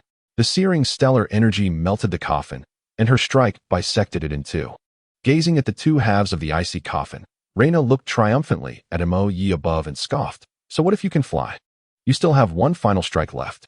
You'd best cherish it." Observing the dissipating strike, even MOE had to concede. Though Reyna appeared delicate, her strength was undeniable. Those who considered themselves superior merely relied on age and experience to bully her. Among her peers, few could withstand two strikes from her. "All right," MOE replied, then began to cast again. Melody of death, explosion. As he poured his mental energy into the sound-based star river, various frequencies of sound waves began to emerge around them. As the sounds surged toward Reyna, her expression shifted to one of seriousness. Unlike the physical damage from the lightning and ice elements, dimensional magic was not merely determined by level. The higher one's mental energy, the greater the magical power wielded. Sound magic, being a form of mental assault, left one defenseless. With a resounding chime, as the illusory sounds burst around her, Reyna felt as though her head were being torn apart. With a muffled groan, she collapsed to one knee, overwhelmed by pain. Alarmed, MOE hastily ceased his subsequent attacks. "Sister Na, are you all right?" He quickly descended and cradled her. "My head hurts so much, ugh." Reyna clutched her head in agony. The collision and explosion of mental energies made her feel as though her head might explode. Helplessly, she burrowed into MOE's embrace. MOE realized that although the individuals from the Super God Academy had extremely developed brains, their application of mental energy was rather primitive. Faced with a mental attack, they could only passively endure with their bodies and minds. Sister Na, what is happening?" Lu Chuang and the others, witnessing Reyna, who had initially held the upper hand, suddenly collapse in agony, rushed over. "I'm sorry. I didn't know your mastery of mental energy was still at a rudimentary stage," MOE said, filled with regret. "Don't worry. I've already canceled my subsequent attacks." He then placed the focus necklace around Reyna's neck and activated it. As the mental magic within the necklace activated, soothing energies calmed Reyna's tumultuous mental state. Her previously pained expression began to ease. With the magic of the focus necklace providing comfort, Reyna felt an unprecedented sense of relief. With a couple of soft whimpers, she unexpectedly fell asleep in MOE's arms. Observing the somewhat awkward expression of Reyna in her arms, Emosia glanced around at her comrades and suggested, "Shall we return Sister Na to her quarters?" "All right. I shall accompany you," Rose interjected, attempting to alleviate the discomfort. "Do not blame yourself. This was merely an accident, and it is not your fault. Even we did not anticipate our vulnerability to mental attacks. Come, let me escort you to ensure Reyna can rest." In the vastness of space, as we exclaimed, "Sister Yen, did you see that? What just transpired?" He was astonished to witness Reyna being swiftly subdued, having just moments ago held the advantage, only to be overwhelmed in an instant. Yen furrowed her brows, searching through the sacred knowledge of Queen Kaisa for answers. "It is a mental attack." "A mental attack?" Emoe questioned, looking quizzically at Yen. When Queen Kaisa first ascended to the throne, a corporeal war erupted across the universe, establishing the dominion of the divine river over the cosmos. This conflict solidified the near-perfect corporeal status. Countless civilizations remained in its aftermath, including the angelic civilization, the divine river civilization, and the radiant sun civilization, which engaged in unprecedented warfare against the beast and triangular civilizations. This conflict devastated the beast civilization and forced the triangular civilization into isolation at the edge of the universe. During the war, the triangular civilization inflicted severe harm upon the angels, primarily due to their terrifying mental assaults. These attacks could sever the angels' connections to celestial computers and even extinguish their very lives. Yan's expression grew grave as she regarded Xia on the screen. Compared to the mental attacks of the triangular civilization, Xia's capabilities are minuscule. How can this be? Asui exclaimed, incredulous as he looked at Yan. Asui, we must contact the queen. This matter requires her judgment. Xia is exceedingly peculiar. If she merely ascended to a third-generation super warrior in half a month, it would suffice, but this alarming mental assault is far too perilous. After solemnly instructing Asui, Yin initiated contact with the sacred Kaisa. In the tranquil garden of the Meluo heavenly court, the golden-haired angel and the silver-haired angel sat side by side, their beauty intertwined like sunlight and moonlight. The golden-haired angel's locks shimmered with golden radiance, reminiscent of the first light of dawn, warm and bright. The silver-haired angel's tresses sparkled like the Milky Way, cool and mysterious. They gracefully lifted their teacups, savoring the fragrant tea that wafted through the air, mingling with the floral scents of the garden. The golden-haired angel narrowed her eyes, relishing the tea's flavor, a satisfied smile gracing her lips. The silver-haired angel remained contemplative, her gaze clear yet profound, as if pondering something deep. Sunlight filtered through the leaves, casting dappled shadows upon them. A gentle breeze stirred the blossoms, which swayed as if dancing in their presence. In this idyllic moment, the golden-haired and silver-haired angels seemed to merge with nature, becoming the most exquisite scenery in the garden. They were none other than the twin sovereigns of angels, Sacred Kaisa and Sacred Hishi. Abruptly, Kaisa paused, her teacup midair, a look of surprise crossing her face. What is it? Hishi inquired, puzzled by her friend's expression. It is nothing. Yin is contacting me, likely regarding some matter, Kaisa replied calmly, connecting the communication. Yin, what is the matter? As Kaisa's ethereal voice resonated, Yin knelt on one knee and addressed her. Queen Kaisa, Asui, Moe, and I have discovered that the gluttony of the underworld has arrived in the Milky Way, yet the Super God Academy on Earth has declined our assistance. Here, we have identified the 3 major divine engineering projects of the galactic power, and we have also encountered a peculiar individual. A peculiar individual? Pray tell. Kaisa's interest piqued at Yan's elaboration. Such individuals rarely caught the attention of the angelic left wing. This individual awakened a unique super gene half a month ago. Based on our observations, they single-handedly eliminated a high-tier warrior of the underworld civilization upon awakening, estimated to be at least a second-generation super warrior at that time. Yet, merely half a month later, their strength has escalated to that of a third-generation super warrior, mastering various so-called magics. Just moments ago, this individual launched a mental assault against Reina during a trial, incapacitating her with a single blow, leaving no room for retaliation. Upon hearing Yan's words, Kaisa's demeanor turned serious. And he, too, became intrigued. It was well known that the Reaper Carl, fully aware of Kaisa's prohibition against researching the void, continued unabashedly because he had already ascended to what was termed a high-dimensional state. What remained was merely a phantom, impervious to ordinary attacks. Only mental force could suppress him. While Kaisa could leverage the vast mental power derived from the angel's advanced cerebral development to restrain him, her hasty utilization of mental power could only yield temporary suppression.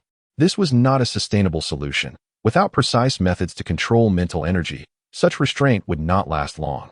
As Carl delved deeper into the void and his mental prowess grew, Kaisa found her ability to suppress him increasingly inadequate. If Xia could wield such precise control over mental energy to attack, she could even triumph over stronger foes, a capability far more formidable than that of the triangular civilization.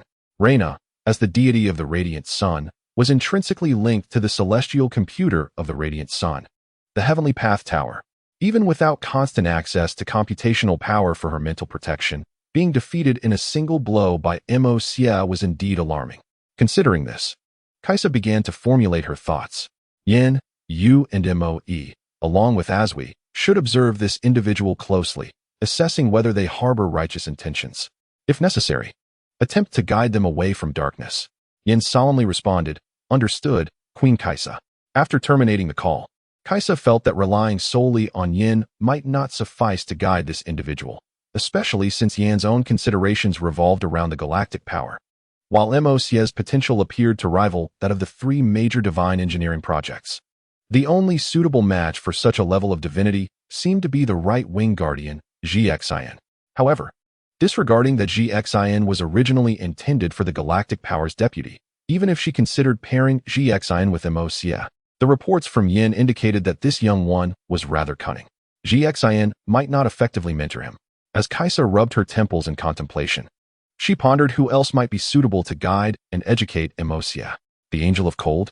No, that would be a recipe for disaster. A quintessential case of a delusional warrior. Moe, Ling Shi Azui, Etienne? They seemed equally inadequate, not even on the same level. Their capabilities peaked at second-generation angels. While Emosia had awakened as a second-generation, and even the average third-generation deities would regard him with trepidation. With a sigh, Kaisa felt an impending headache. What troubles you? She inquired, noticing her friend's alternating gestures of massaging her temples and sighing. Upon hearing this voice, Kaisa felt as though a divine light had illuminated her thoughts. Chapter 9. The Overlooked Yin and the Misunderstood Kaisa. Hey, tomboy, why are you staring at me like that? She asked, feeling somewhat uneasy under Kaisa's intense gaze. She, have you considered that we have been around for 30,000 years? Kaisa remarked with a hint of nostalgia. Wait, why bring up my age? She replied, suddenly flustered. Do you not know that a woman's age should never be disclosed? 30,000 years have passed, and yet you remain the most beautiful angel in the celestial city. Kaisa mused, a hint of reflection in her tone. Upon hearing this, she couldn't help but twitch her lips. Her best friend was undoubtedly a rough and tumble woman. If you have something to say, then say it directly. And stop with these absurdities. Haha, don't be in such a hurry. I was merely contemplating whom to assign to guide Emosia. Juxia, noticing her friend's flustered demeanor, chuckled softly. Who else could it be but Yin? At the very least, he is a being of the third generation, a deity of paramount significance. If we don't send your left wing, who else could we possibly send? She, rendered speechless, remained oblivious to her friend's thoughts, until it dawned on her that indeed, aside from the dual-winged guardians, no one seemed worthy of the task. However, I intended to betroth Yin to the power of the galaxy. Juxia is far too inexperienced. Lung is solely focused on combat, leaving us with but one option, it seems. Juxia feigned calmness, casting a sidelong glance at She. At this point, She finally sensed something amiss and grew anxious. What do you mean? You can't possibly be suggesting that I go, can you? Listen here, I have retired. Do you understand? I am 30,000 years old, and it is already commendable that I can continue to assist you in technological research. I am retired. Oh, come now. She, it is precisely because you are retired that you have the time, right? Perfectly fitting for you to pursue your own future as well. Besides, are you not curious about those peculiar abilities of Emosia? That necklace capable of soothing mental states, along with a psychic attack that can shatter the minds of third-generation gods with the strength of a third-generation superwarrior? Observing She on the brink of a breakdown, Juxia hastily sought to soothe her. 90% of the technology in Tiancheng had been researched by her dear friend, and if she were to abandon her efforts, what would become of them? Don't play coy, isn't it your own envy? Why don't you go instead? She is no ordinary person. She is Juxia's best friend of 30,000 years, and she knows her well. Although she indeed harbors a deep yearning for that enigmatic technology. After all, Carl's research has proven that the triangular entity's evolution is the closest path to the void, yet after hundreds of thousands of years, it barely allows for the concentration of psychic energy on a single target. In contrast, Emosia can disperse his psychic energy around, infiltrating the human body in 4 places simultaneously, resulting in an instantaneous mental collapse of the enemy. Comparatively, it is refined to an unfathomable degree. Alas, I wish I could. Unfortunately, I am 30,000 years old, and besides, aren't you the most beautiful angel in Tiancheng? It is only with you that we can ensure success against him. Juxia adopted a look of feigned regret, laced with trust in her own abilities. Frustrated, she felt her teeth itch, wishing to bite her. No. I am also 30,000 years old. What if he finds me too old? She, please help me just this once. Juxia, you are the angel queen. Your demeanor is enough to shatter the faith of the little angels below. She remarked that the opponent had yet to reveal their full strength. They knew not the nature of the opponent's genes or the power system they belonged to. Juxia, could you refrain from being so melodramatic? Perhaps the opponent could indeed offer you a chance for progress in your research. And besides, he is rather handsome, isn't he? Aren't you one to appreciate good looks? What if he harbors other secrets? How many of his kin have perished due to Morgana's seduction? She, just give it a shot. Fine. But you must behave normally. Just so we're clear, if he finds me too old and I fail, don't blame me. Ultimately, it is one's own king who must be cherished. She shook her head helplessly, but soon her eyes sparkled with excitement.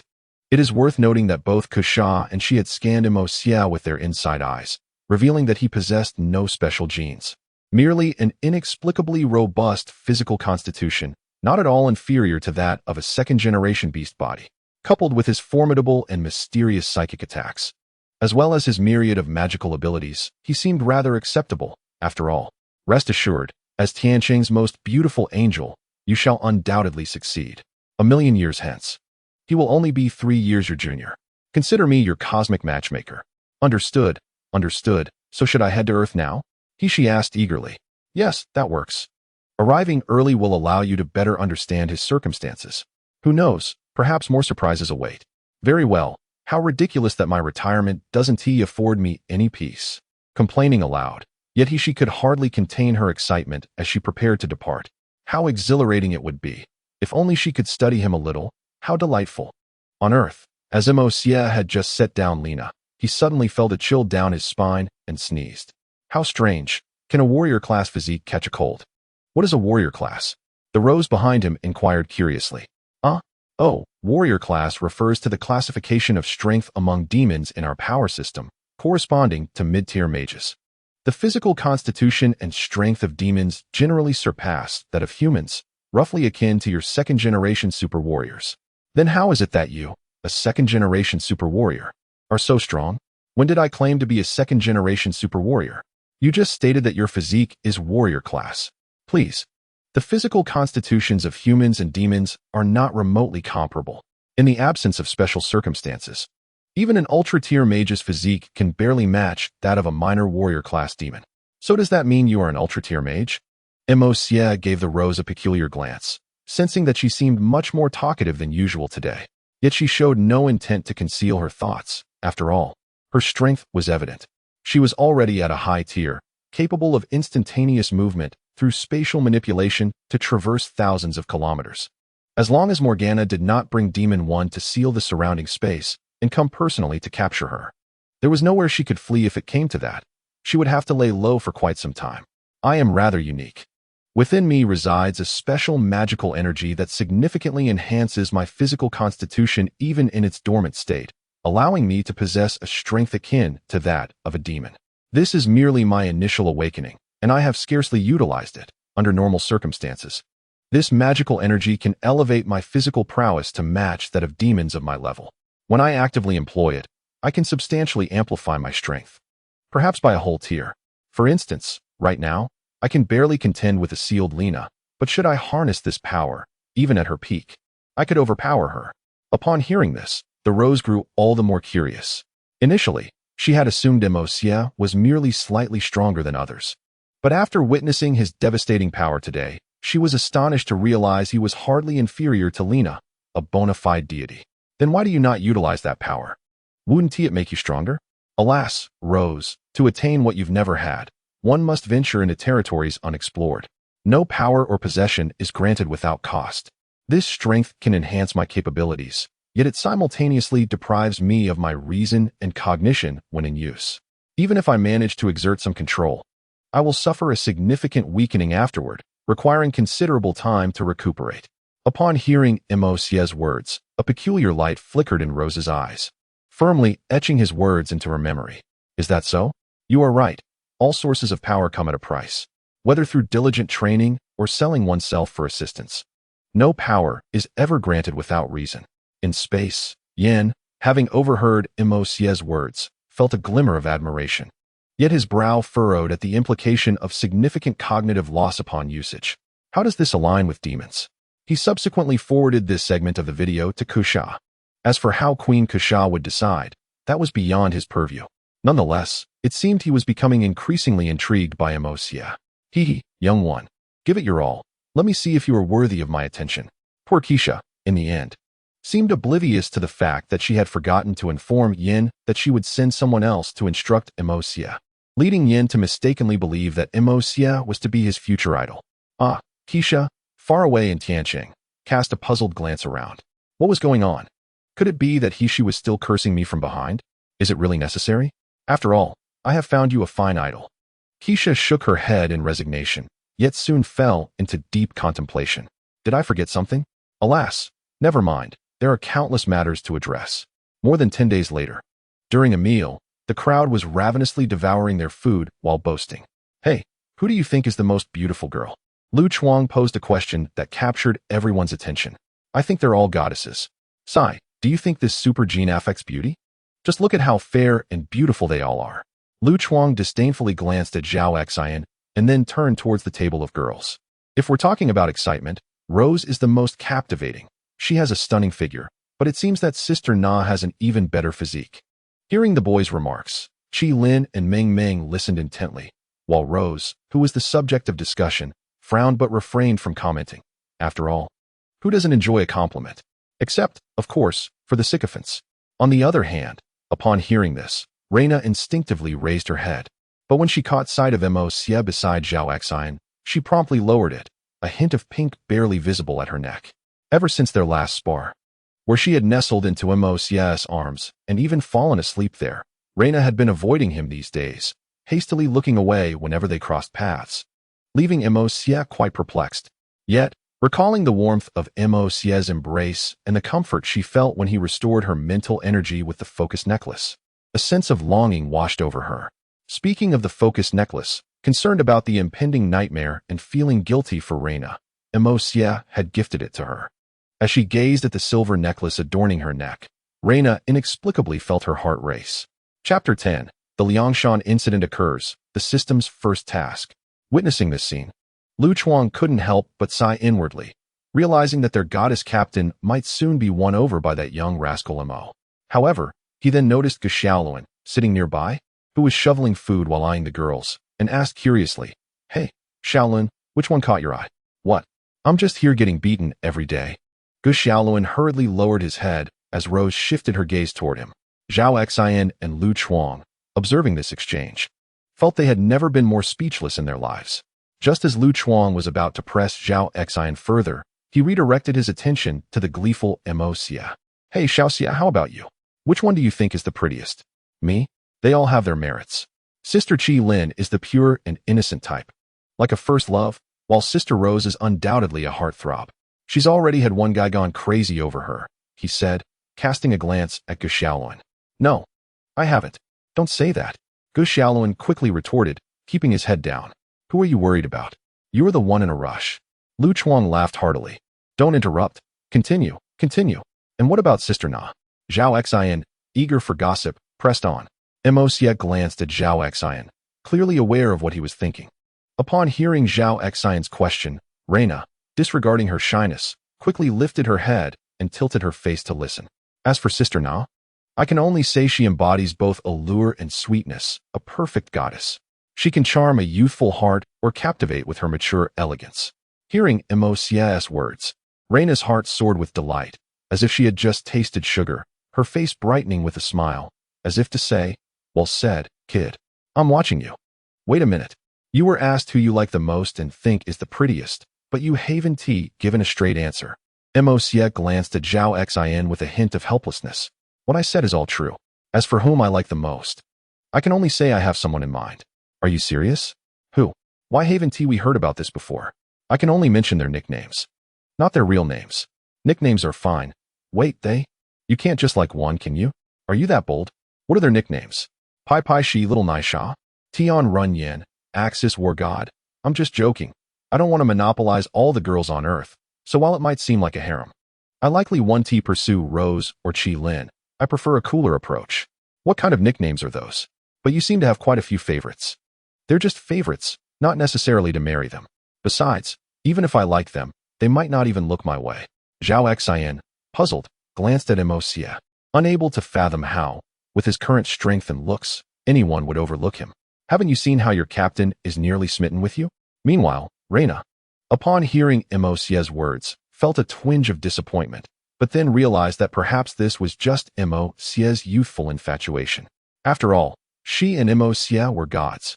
They could live for millions of years, while those women could not possibly live that long. However, this boy seemed quite flirtatious. She would have to ask Wu Zhao how to train him. Satisfied with this thought, Reina nodded to herself. In space, Aswi, initially curious about who Moxia liked, felt something amiss upon hearing the 4 nicknames, her gaze slowly drifting toward Yin. What is up? Yin looked at Aswi, puzzled. Yinjia? Could it be that Tian Run Yin refers to you? Aswi teased. Nearby, Moe caught on as well. Yeah, Yinjia, the angel who descended from the heavens. The youth in love? You two are asking for trouble. Yin shot back, her head filled with black lines. What if I'm also the axis where God? And what about Pai Shi? Little Naisha? At this point, Yin froze. The other 2 angels looked at Yin, incredulous. No way, Yinjia. He has never even met you, Aswi exclaimed, but then recalled her celestial king's keen observations and Xiaoji's meticulous nature regarding details. Couldn't that little Naisha be you? Realization dawned on Yin as she thought of her queen's barefaced, youthful visage, her previous doubts turning into a near certainty. Even she thought Her Majesty suited that title perfectly. How adorable. Wait, Yin, are you out of your mind? This is disrespectful to Her Majesty. Moxia. Angel Yin glared at the screen, her teeth clenched, wishing she could tear him apart. Yinjia, please don't act rashly. He is your future idol. Aswi quickly attempted to calm her, sensing her fury. Calm down, it's just a kid. It's normal for youths to have crushes, Yin murmured. Her grip on the flame sword tightening as it creaked under her pressure. Observing Yin's demeanor, Moe and Aswi couldn't help but feel pity for Moxia. Though it lasted only a moment, he deserved it for daring to covet their queen. She belonged to all of them, not him. Back on Earth, hey, where's Yaowen? Zhao Xian, the fearless warrior, had gone completely berserk, declaring that everyone must die. Before Qing Yao could respond, Reina abruptly stood up. What is going on? What happened? I don't know. We haven't even finished eating. Hurry, gobble down a few more bites. Zhao Xian replied, genuinely shoving food into his mouth. Just as Reina finished a couple of bites and ended the call, she declared seriously, Xiong Lian, assemble. Our first mission has arrived. What mission? Are aliens attacking? Lu Chuang looked bewildered at Reina. The Monkey King, the super warrior slumbering in your mythology, has awakened. What the heck? The Monkey King? Upon hearing Reina's words, Lu Chuang was instantly thrown into a state of panic. Which Huaxiao person hasn't grown up listening to the tales of the Monkey King? Now, to face his idol in combat, how could he not be alarmed? Is it true? Has the Monkey King really arrived? Zhao Xian stared wide-eyed in disbelief. Meanwhile, Gu Xiaoluan, recalling the formidable golden staff of the Monkey King, felt a chill run down his spine. Would such a deity not obliterate us all with a single strike? Coward. Observing Gu Xiaoluan's cowardly demeanor, Rose, already displeased with his earlier performance, found him even more intolerable. I am not a coward. It's just Sun Wukong. Let him try. Under the gaze of his goddess, Gu Xiaoluan fully embodied the phrase a stubborn man facing death. He promptly followed Reina onto the helicopter, with the others trailing behind. Suddenly, Reina received some news and exited the aircraft. Moxia, well aware that this was a test, recalled the angel Yin who had visited him on the day of his awakening. He couldn't help but swallow hard, remembering how he had to muster every ounce of courage to avoid embarrassing himself in front of her. The atmosphere on the plane became eerily silent, likely due to the overwhelming aura of the Monkey King. Even Zhao Xian, typically boisterous, clenched his fists nervously, while Rose, usually icy, wore an expression of grave concern. As the only member of the team with military training, Rose naturally assumed the role of commander for this mission. As for Moxia, surely, one couldn't expect an 18-year-old university student to lead a battle. Rose understood the strength of their adversary all too well. Any misstep could lead to total annihilation. Her expression darkened further as she turned her gaze to Moxia, who appeared calm and collected, observing the aircraft. She recalled Moxia mentioning that he could unleash power rivaling Reina's peak if he pushed himself. Reina had once told Rose that her peak strength could annihilate an entire galaxy, which meant that in dire circumstances, they would have no choice but to rely on Moxia. With this thought, Rose nervously addressed Moxia, rest assured, nothing will happen, I promise. Moxia understood her intent and offered her reassurance. Why? Because the long-awaited mission had finally arrived. Ding. Host has a task assigned. The task required winning the Monkey King's approval without utilizing demonic powers, with a reward of 5 lottery chances and a 5-point progress boost. Ashio, you've finally issued a task. I thought I would only earn rewards through combat. Host, it's not my fault. The task mechanism is random if luck is on your side. Even a simple purchase could yield rewards, but if not, even obliterating the void would be fruitless. Fine. With 5 points, I might just reach a higher echelon or even transcend. Juxia mused, contemplating the 5 lottery chances. He gazed at the prize pool containing templates for armored warriors. The Flame Emperor Xiao Yan, random star spirit templates from the Valoran continent, and the majestic star forging Dragon King template. Juxia felt an unprecedented sense of inadequacy. Every item was of high caliber. Even the weakest would surpass the divine Kesha. If he were to draw the armored warrior with the Emperor armor or the star forging Dragon King template, he could easily dismiss anyone he disliked. However, for now, he needed to strategize on how to earn the Monkey King's recognition. Alas, this monkey was quite proud. Gaining his approval would not be easy. As time passed, half an hour later, the towering mountains of Liangshan lay like a colossal dragon sprawled across the earth, with numerous peaks interconnected in a magnificent display. Atop the highest peak, clouds swirled, shrouding a small tower that stood resolutely amidst the fog. Though not tall, the tower appeared mysterious and sacred among the towering mountains and mist. According to reports, Sun Wukong's vision should be comparable to Qilin's, so the group disembarked the helicopter outside the mountains. A soldier clad in camouflage approached Rose to report the current situation. We are uncertain where this Sun Wukong emerged from. It's as if he appeared out of thin air. He has devastated several vehicles and aircraft across multiple provinces. Our fighter jets cannot keep up with him. He leaps across vast distances effortlessly. He has now settled atop the ancient tower in Liangshan. Our weapons pose no threat. We are seeking your assistance. The soldier clenched his fist in frustration, lamenting the appearance of extraterrestrials and gods. Is this still the world we know? Rest assured, we will handle this. Huaxiao remains unchanged. Rose reassured, sensing the soldier's discontent. Ever since joining the military, she had held great admiration for these soldiers. Thank you for your assistance. He remains atop the ancient tower. We can only take you this far. Good luck to you all, and return safely. The soldiers saluted Rose and her team before departing. We will definitely return safely. Rose felt warmth in her heart upon hearing the soldiers' words and bowed in gratitude. Chapter 11. The True Team, Lu Chuang's Rage at the Base of Liangshan. The twilight sun cast its golden glow upon the desolate forest, amplifying the already oppressive atmosphere. Xiaolun, you take point. Zhao Xian, cover the left flank and be ready to assist. Lu Chuang, stay close to Xiaolun on the right flank and be prepared to support him. Meng Meng, ensure Qilin's safety. Yaowen and I will take the center, ready to assist or protect Qilin. Qilin, find a concealed spot to observe the battlefield. Juxia, be prepared to take to the skies. Rose's cold voice dictated the strategic formation as the squad advanced cautiously, for they faced none other than Sun Wukong. One misstep could lead to their swift demise. I wonder why it feels so eerie here. Has the Monkey King already discovered us? Gu Xiaoluan, walking ahead, glanced nervously at the dark forest, where fleeting rays of twilight struggled to penetrate. Not likely. We're clad in dark alloy armor, which ordinary scanners cannot detect. Rose, noticing Gu Xiaoluan's fear yet determination, offered him a reassuring word. But doesn't the Monkey King possess that fiery eye of insight? He can see through all demons and monsters. Zhao Xian questioned, puzzled. According to Reina's records, the so-called fiery eye was an energy analyzer. The dark alloy armor could shield their energy fluctuations from detection. Plus, this is a technologically advanced monkey. Stop indulging in fantasy, Rose thought, internally rolling her eyes at her bewildered teammates. Juxia couldn't help but twitch at the term technologically advanced monkey. It seemed wholly inappropriate when applied to Sun Wukong. He could hold his own against the likes of Tao Tai, Reina, demons, and even the triangular entity and heavenly scum. Juxia seriously doubted that if he were fully powered, he could tear through any opponent. To label this being a technological creation was absurd, as none of his abilities could be explained by technology. Reflecting on his task, Juxia felt overwhelmed. Was he expected to have the Monkey King go easy on him and engage in a fair fight? Atop the ancient tower, Sun Wukong observed the approaching group, particularly Gu Xiaoluan, who resembled a traitor, and the otherwise conspicuous formation of the elite squad, pondering whether Du Cao had lost his mind. No, how do you train people?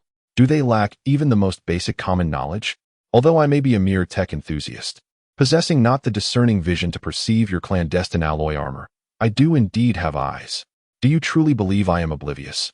As you saunter through the forest with such unabashed boldness, akin to an elderly lady strolling down the street, in the forest, oblivious to the fact that they had been discovered, the valiant soldiers of the Xiongbing Company cautiously advanced, their eyes fixed on the silhouette atop the mountain. They treaded with care, fearful of inadvertently disturbing something beneath their feet. As they continued, a sense of unease enveloped the vigilant Rose, who, gazing at the motionless figure on the ancient tower, spoke anxiously into the communicator. "Qilin, what is the status of the target? Is there still no response?" Having found a concealed position, Qilin was nestled among the shadows cast by the mountain rocks, where the fading sunlight enveloped the area in darkness.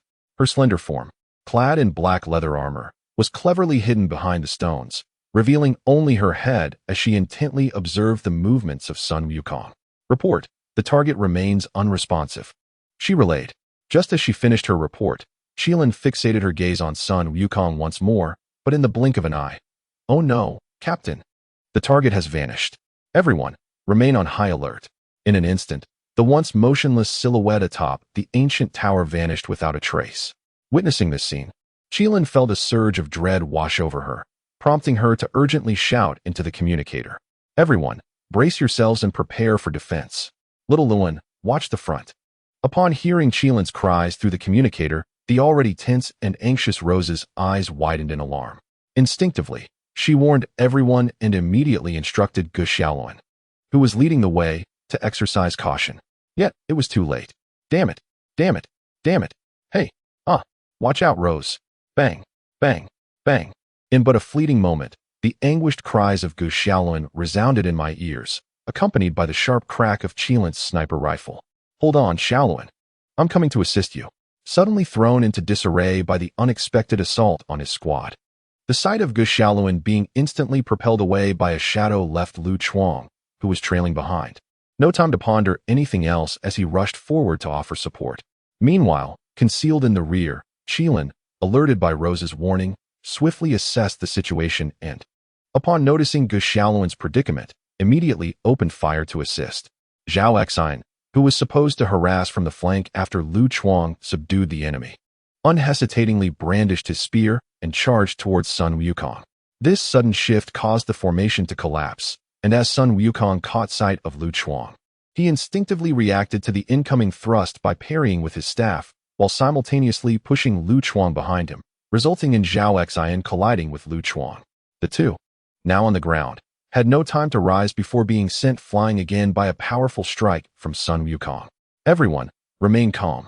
Is Xiaoluan still alive? If he is, swiftly restrain Sun Wukong. Yaowen, establish a defensive position and control Sun Wukong from a distance. Lu Chuang, Zhao Exine, and Xiaoluan, reassemble the front line. Qilin, you must have been exposed. Retreat immediately and change your sniping position. Meng, ensure Qilin's safety at all times. I will distract Sun Wukong. Moyage rises to suppress Sun Wukong. Do not let him break free from the encirclement. I am perfectly fine. I shall proceed at once." Hearing Chang Wei's words, Juxialuan immediately sprang to his feet and rushed towards Sun Wukong. "No need to be hasty, Xiaoluan. Xiang, and I will join you shortly." Lu Chuang, having spat out a mouthful of dirt, immediately rose and approached Juxialuan. "Understood." Upon hearing the words of Rose, the others found their resolve and promptly reorganized their formation as commanded. Meanwhile, Moxia activated the wings of wind and ascended into the sky. Perhaps influenced by Moxia's earlier remarks or other factors, Rose, upon witnessing Sun Wukong's offensive, refrained from further dialogue and swiftly began to restructure their lines. As the valiant soldiers encircled him, Sun Wukong readied himself to leap away, only to be restrained by Cheng Yaowen, who utilized a stone to hold him back. Observing this, Rose traversed a wormhole and delivered a kick to Sun Wukong's head, sending him tumbling downwards. In the sky, Missouri Xia, seeing Sun Wukong fall, immediately unleashed the magic of Ice Lock, ensnaring the recently grounded Sun Wukong in numerous ice chains. Yet, within mere seconds, the overwhelming force of Sun Wukong shattered them to pieces, including the stone hand that Cheng Yaowen had reinforced. However, this brief moment allowed Juxialuan and Lu Chuang to reassemble their formation and charge at Sun Wukong. Juxialuan swung his colossal sword in a wide arc, striking fiercely at Sun Wukong. In response to this full-force assault, Sun Wukong deftly sidestepped. Yet, Lu Chuang's massive axe followed closely behind, leaving Sun Wukong no time to evade. He could only defend with his golden staff. At that moment, Zhao Xian seized the opportunity to thrust at Sun Wukong's side, prompting him to forcefully repel Lu Chuang. Zhao Xian's spear narrowly grazed Sun Wukong's waist. Observing the cracks in his waist armor, Sun Wukong, enraged, kicked Juxia, who had just regained his footing, sending him flying, and then pursued Zhao Xian with the intent to crush him. Seeing the relentless approach of Sun Wukong, Zhao Xian's face turned pale. Oh no! Help! The Monkey King is after me. In the heavens, Juxia was rendered speechless by Zhao Xian's remarkable maneuvers. Is it permissible to recklessly thrust about in such a place? As the spatial rhythm compressed, Sun Wukong was unexpectedly weighed down by a sudden surge of spiritual force and magical energy, causing him to stagger. He then turned angrily towards the sky, fixing his gaze upon Juxia, and with a powerful leap, charged directly at him. The moment Juxia noticed the Monkey King's intent, he realized the gravity of the situation and fled without a word. While retreating, he utilized his telekinetic abilities to slow down the impact of Wukong's approach. Despite the suppression from the telekinetic forces, which momentarily hindered his flight that was reliant on his formidable leaping prowess, Sun Wukong ultimately descended to the ground. No sooner had he landed than Cheng Yao's stone prison ensnared him once more. Frustrated and agitated, Sun Wukong, in a fit of rage, extended his golden staff, swiftly sweeping it to shatter the stone enclosure. He then sent Cheng Yao, who stood 100 meters away, flying with a single strike. Yao, how fare thee? Seeing his comrade being struck away, the heart of Qiang Wei tightened. Just moments ago, while restraining Sun Wukong, the gust from his staff had swept across his face, leaving a painful sting. It seemed that aside from Lu Chuang and Xiao Luan, no one else could withstand such an onslaught. Cough, cough, damn it. I think my bones are broken. Cough, cough. As blood continued to spurt forth, Cheng Yao's voice emerged in intermittent gasps. Observing from the sky, Juxia felt a shiver run down his spine. Wasn't there supposed to be a clone in the original narrative? Why does this seem to be the real body? Due to Juxia's triumph over Reina in a one-on-one duel, Du Cao specially instructed Sun Wukong to personally engage in combat to temper the fierce spirit of the heroic legion. This led to Sun Wukong foregoing the use of clones and opting to confront the challenge directly. Observing the severely injured Cheng Yao, Juxia realized it was time to unleash a formidable attack. Subsequently, soaring to an altitude of several hundred meters, he proclaimed to the others that they should all unite to suppress him, declaring, "I shall unleash my full firepower." Upon hearing Juxia's words, Qiang Wei immediately reacted, urging everyone to exert their utmost effort to restrain Sun Wukong, preventing him from taking flight. Understood. In an instant, Zhao Xian was the first to charge forward, thrusting his spear directly at Sun Wukong's throat. Upon seeing this, Sun Wukong raised his staff, intent on delivering a crushing blow. However, the sound of impact resonated, bang, bang, bang, bang. Before the poised Sun Wukong could react, he was struck by numerous rounds fired by Qilin. Reeling from the relentless assault, Sun Wukong staggered. And just as he regained his footing, Zhao Xian delivered a blow that sent him crashing to the ground. "Take that, you insolent fool." Immediately following, Lu Chuang roared as he brandished an axe, striking fiercely at the recently risen Sun Wukong. Observing the increasingly harmonious cooperation among his comrades, a flicker of gratification crossed Sun Wukong's heart. At last, it seemed they had begun to resemble a proper army.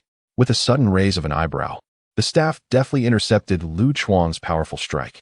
The resounding clash between the god-slaying axe and the golden staff sent a shockwave, scattering dust across nearly 100 meters in the vicinity. As the dust settled, Lu Chuang, who had leveraged himself in midair, was sent soaring by a strike from Sun Wukong's staff. Just as he attempted to rise, another blow swiftly brought him crashing down once more. "What are you looking at?" Gu Xiaoluan brandished his mighty sword, roaring as he unleashed a sweeping strike that could fell an army. Witnessing his dear brother gravely wounded, the typically timid Gu Xiaoluan was consumed by a fierce rage. With all his might, he swung the enormous void sword, striking fiercely at Sun Wukong. Observing this, Sun Wukong prepared to leap and evade, only to feel a sudden disturbance behind him as Rose emerged, delivering a kick to his back. With no other option, Sun Wukong sidestepped the attack and once again clashed head-on with Juxia, absorbing the force of the heavy strike. Just as the two sides were locked in this stalemate, Zhao Xian's furious shout broke through. "I am not done yet." With that, Rose and Zhao Xian charged from both sides once more, originally protecting Qilin. Meng Meng also leaped forth from behind Juxia. Lu Chuang, who had been knocked down by Sun Wukong, staggered to his feet, blood streaming down his forehead, obscuring half of his face. The crimson hue in his eyes intensified the ferocity of his already grim visage, shaking his head to dispel the dizziness. Lu Chuang felt the pain on his forehead ignite his rage. "Kill!" As his hoarse voice bellowed, his already fierce aura surged even higher. Gripping the god-slaying axe tightly, he charged at Sun Wukong once again. Chapter 12. A full-scale assault. This is the power of bonds. "Kill! Kill!" With Lu Chuang's roar, those around him were similarly stirred, throwing caution to the wind in a desperate fight. Witnessing the scene before him, Sun Wukong felt a sense of ease he had not experienced in nearly a millennium. At last, he was no longer alone in safeguarding this land. He then split himself into dozens of clones, blocking the lethal strikes of the elite troops. Faced with Sun Wukong, whom he could not defeat even at the cost of his life, Juxia was engulfed by an unprecedented despair. Lu Chuang's furious shouts echoed from the front. Yet he was held down by the 10 or so clones.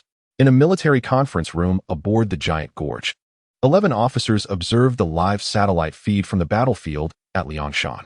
"General, isn't this too much? Lu Chuang's data shows he has reached his limit," Lianfeng expressed her concerns. Gazing at Lu Chuang, whose face was smeared with blood and who was fighting back fiercely. "No, quite the opposite. If I had any reservations about executing the original plan before, I am now even more certain of the necessity of this trial," Dikeo remarked. Watching the elite troops transition from chaos to an increasingly flawless coordination, his earlier fears of demoralizing them had begun to dissipate. Perhaps this was indeed cruel. But the true battlefield is far more ruthless than this. If the elite troops could not grow rapidly, the future losses for Earth would be unimaginable. In Liangshan, all members of the elite troops had reached their limits. Instantaneous movement, shift. Moxia's voice suddenly resonated, transporting everyone 100 meters away. "Now just watch me." As he spoke, shimmering stars of various hues enveloped him. Although Moxia had been anxious moments ago, his skills had an extensive range, and if Sun Wukong pursued him, he would have no chance to counterattack, forcing him to continuously prepare various spells in the air. This was a technique he had studied earlier, converting various spells into starlight, surrounding himself with it to unleash all spells simultaneously, a true bombardment. "Moxia, be careful." Those too weary to continue battle anxiously warned him. "Don't worry." With that, the stars beside Moxia twinkled brightly. Frost vines. The initial level frost vines, empowered by immense magical energy and mental strength, swiftly enveloped the surrounding area for hundreds of meters. The previously sweltering temperature plummeted. Sun Wukong, feeling his ankles encased in ice, disdainfully snorted. With a forceful pull, he freed his foot, but before he could ponder further, a colossal starry gate, over 100 meters high, manifested before him. With a chilling howl, a giant wolf, pure white and exuding a cold aura, emerged from the portal, its sleek build and long limbs gliding across the ice. Following it were more than a dozen slightly smaller, yet still towering, moon-white wolves, each over 80 meters tall. Surging forth, before anyone could react, the massive gate continued to yield even more wolves, each 40 to 50 meters in height, with rough estimates indicating there were hundreds. This was the old wolf and his tribe, comprising not only the leader who had harnessed the frost vines, but also 13 subordinate leaders of the moon-eating white wolves, alongside 600 battle-class white moon giant wolves and magical pattern white wolves. This time, you will understand what a full-on brawl is, what overwhelming firepower means. Moxia gazed excitedly at the horde of wolves. In terms of combat power, it equated to 14 third-generation super soldiers and 600 second-generation super soldiers. Spatial movement, compression.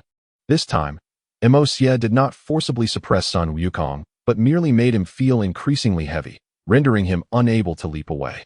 Sensing something amiss, Sun Wukong attempted to break free from the oppressive weight, but the old wolf led the charge, condensing the surrounding ice magic energy into a massive ice mountain aimed at him.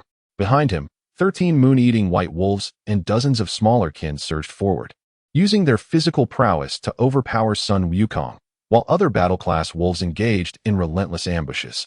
In that moment, Sun Wukong and his clones found themselves utterly powerless. Of course, even if he had Juxia, he wouldn't be given a chance. He had no second wave of allies to allow him to accumulate energy for skills. Giant Shadow Nails, Binding Magic Array, Spatial Rhythm, Compression, Ice Lock, Ice Chains, Tyrant's Judgment, Annihilation Ray, Thunder Arm, Radiant Descent, Light Arrows, Frozen Coffin, Plummeting Strike, Golem's Eye, Petrification. As several giant shadow nails pierced into Sun Wukong's body, forming a magical array, the wolf pack swiftly retreated under the old wolf's command. Realizing the situation was deteriorating, Sun Wukong hurriedly sought to break free from the restraints of the giant shadow nails. However, as he began to move, he was met with a dazzling array of colorful starlight and nebulae overhead. Sun Wukong suddenly felt that he had never been this speechless in his life. How many skills had this little brat charged up in the sky? Feeling the magical energy above, each capable of delivering blows equivalent to second or third generation super soldiers. Sun Wukong broke into a cold sweat. Although he knew he wouldn't die from it, being struck would certainly be painful. Thus, Sun Wukong urgently called out to interrupt Juxia. Stop. I'm serious. But before he could finish, a spatial rhythm compression abruptly stifled his words, followed closely by the binding ice chains. In the control room, Juxia, who had been casually observing, suddenly found himself on edge, quickly activating the communication. Juxia, stop. Wukong is one of us. He was merely undergoing a trial.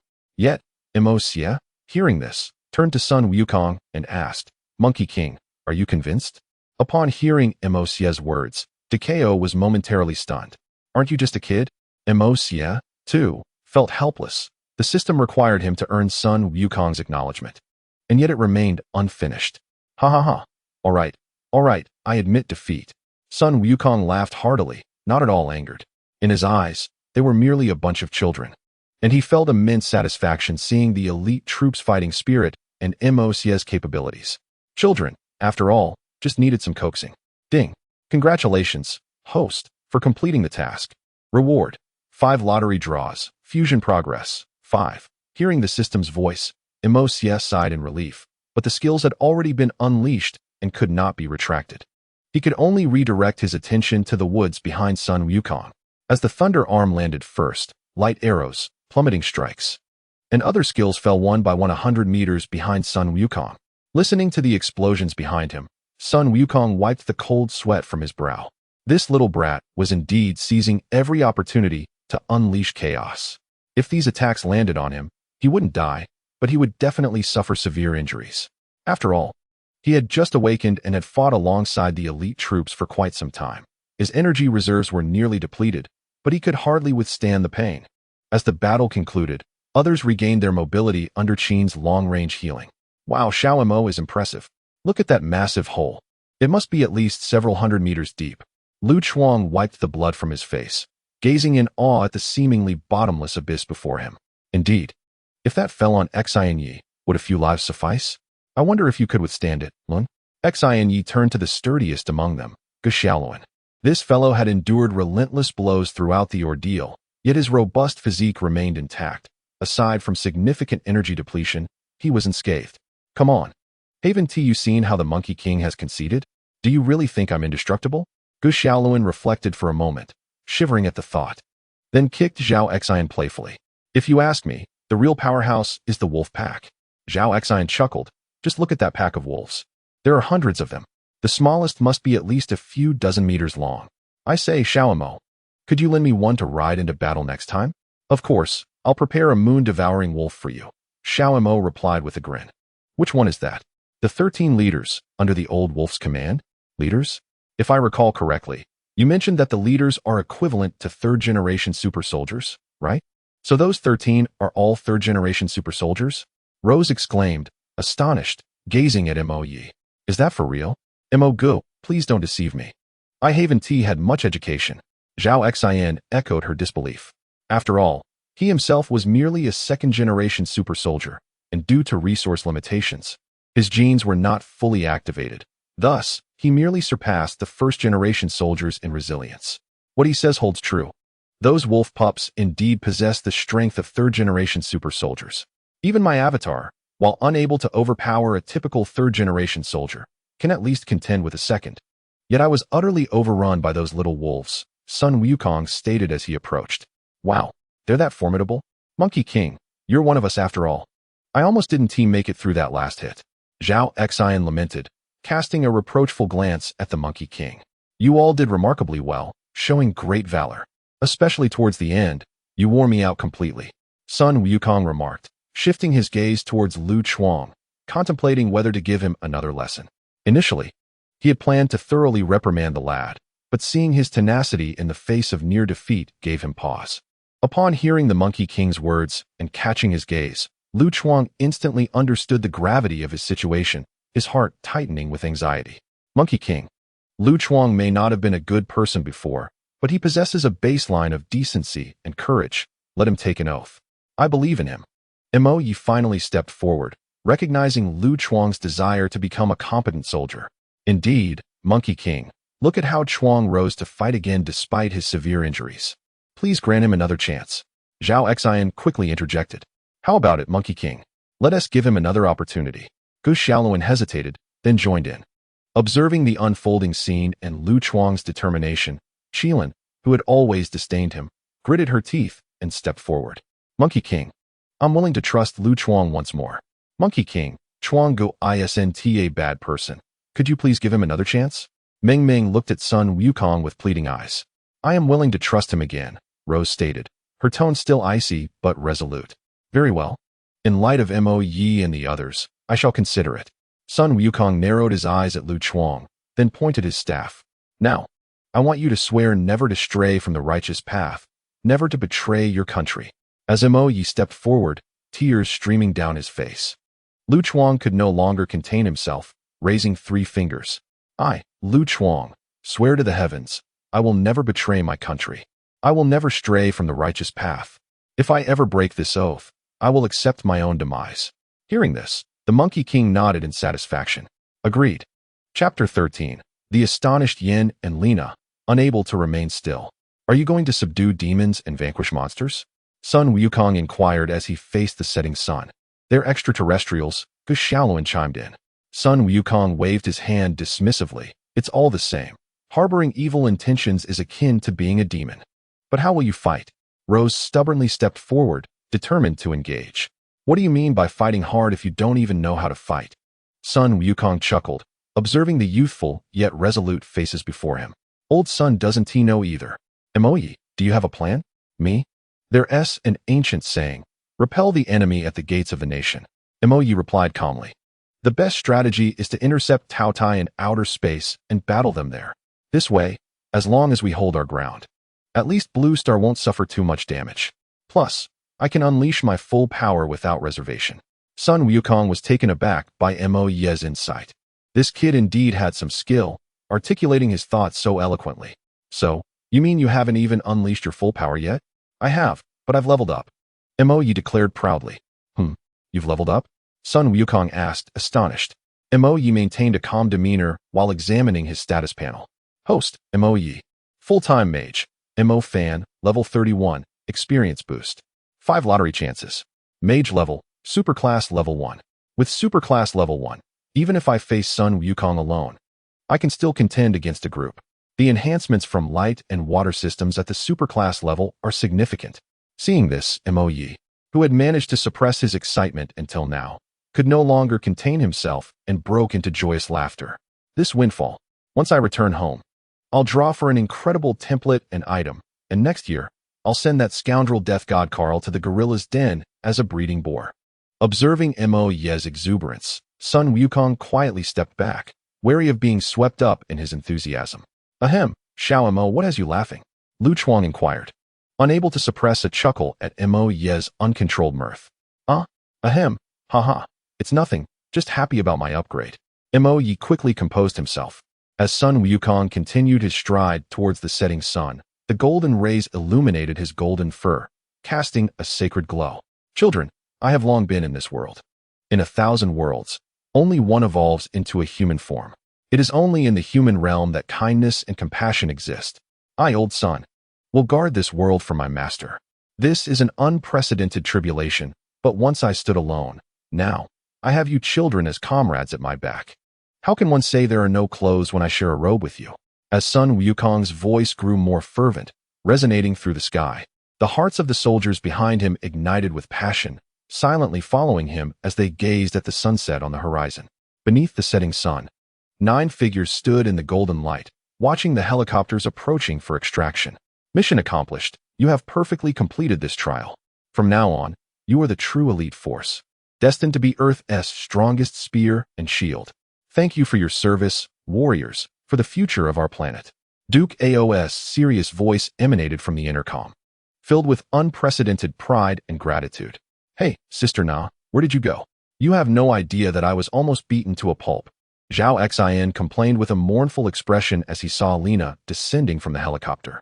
Yeah, Sister Na, look at this on my head. The Monkey King hit too hard. Lu Chuang added, equally pained. Although it was a trial, Sun Wukong had indeed fought with all his might. Had it not been for Yu Qin's support from behind, Lu Chuang would have been laid up for months. Haha, you have performed admirably, particularly Lu Chuang and Xiao Mo, who have truly impressed this goddess. I managed to make quite a spectacle in front of that group of old hags. Lei smiled as she patted Lu Chuang on the shoulder, her chin held high with pride. Let us rewind to the moment when the Xiong Bing Lian set out. Reina received a notification from headquarters instructing her to meet with the angels from the angel civilization. What brings you here? Reina inquired, crossing her legs and placing her hands on her thighs, casting a discontented glance at the angels across from her. 3 angels clad in silver armor and crimson skirts faced her, one perched elegantly with her leg crossed, a devil-may-care smile gracing her stunning visage. The 2 angels flanking her stood with swords drawn, their expressions stern as they regarded the sulking Reina. Have I delayed your journey, little girl? You wouldn't dare jump over to strike me, would you? A sultry voice teased with a mocking tone. Reina's brows knitted tighter in irritation, and she retorted with unabashed disdain, not yet, you old hag. Huh, if they can't even handle a single monkey, I suggest you return to the flames early. The figure of Yen, observing the scene, fixed her gaze on a particular silhouette, silently wondering, child, let me see if you possess the prowess to become my future idol. Huh, as if you could manage that, Reina scoffed, well aware of Sun Wukong's abilities. Yet, she suddenly noticed Yan's eyes fixated on Moxia, prompting her to question with growing annoyance. Hey, what are you looking at? Just checking out my future idol. Is there a problem? Yan replied, seemingly aware of Reina's feelings, thus boldly asserting her claim. What do you mean, your idol, Moxia? Does anyone even know you? This remark made Reina restless. Isn't it you who rushed to snatch someone the moment my heart first fluttered? The more agitated Reina became, the more amusement Yen found, prompting her to stand and lean closer to Reina, whispering, so, who do you think Tianrun Yen is referring to? Mentioning this nickname made Yen grit her teeth, recalling Moxia's words about the Tianji King and her dear friend Juxia. How could this audacious brat dare to gaze upon Her Majesty the Queen?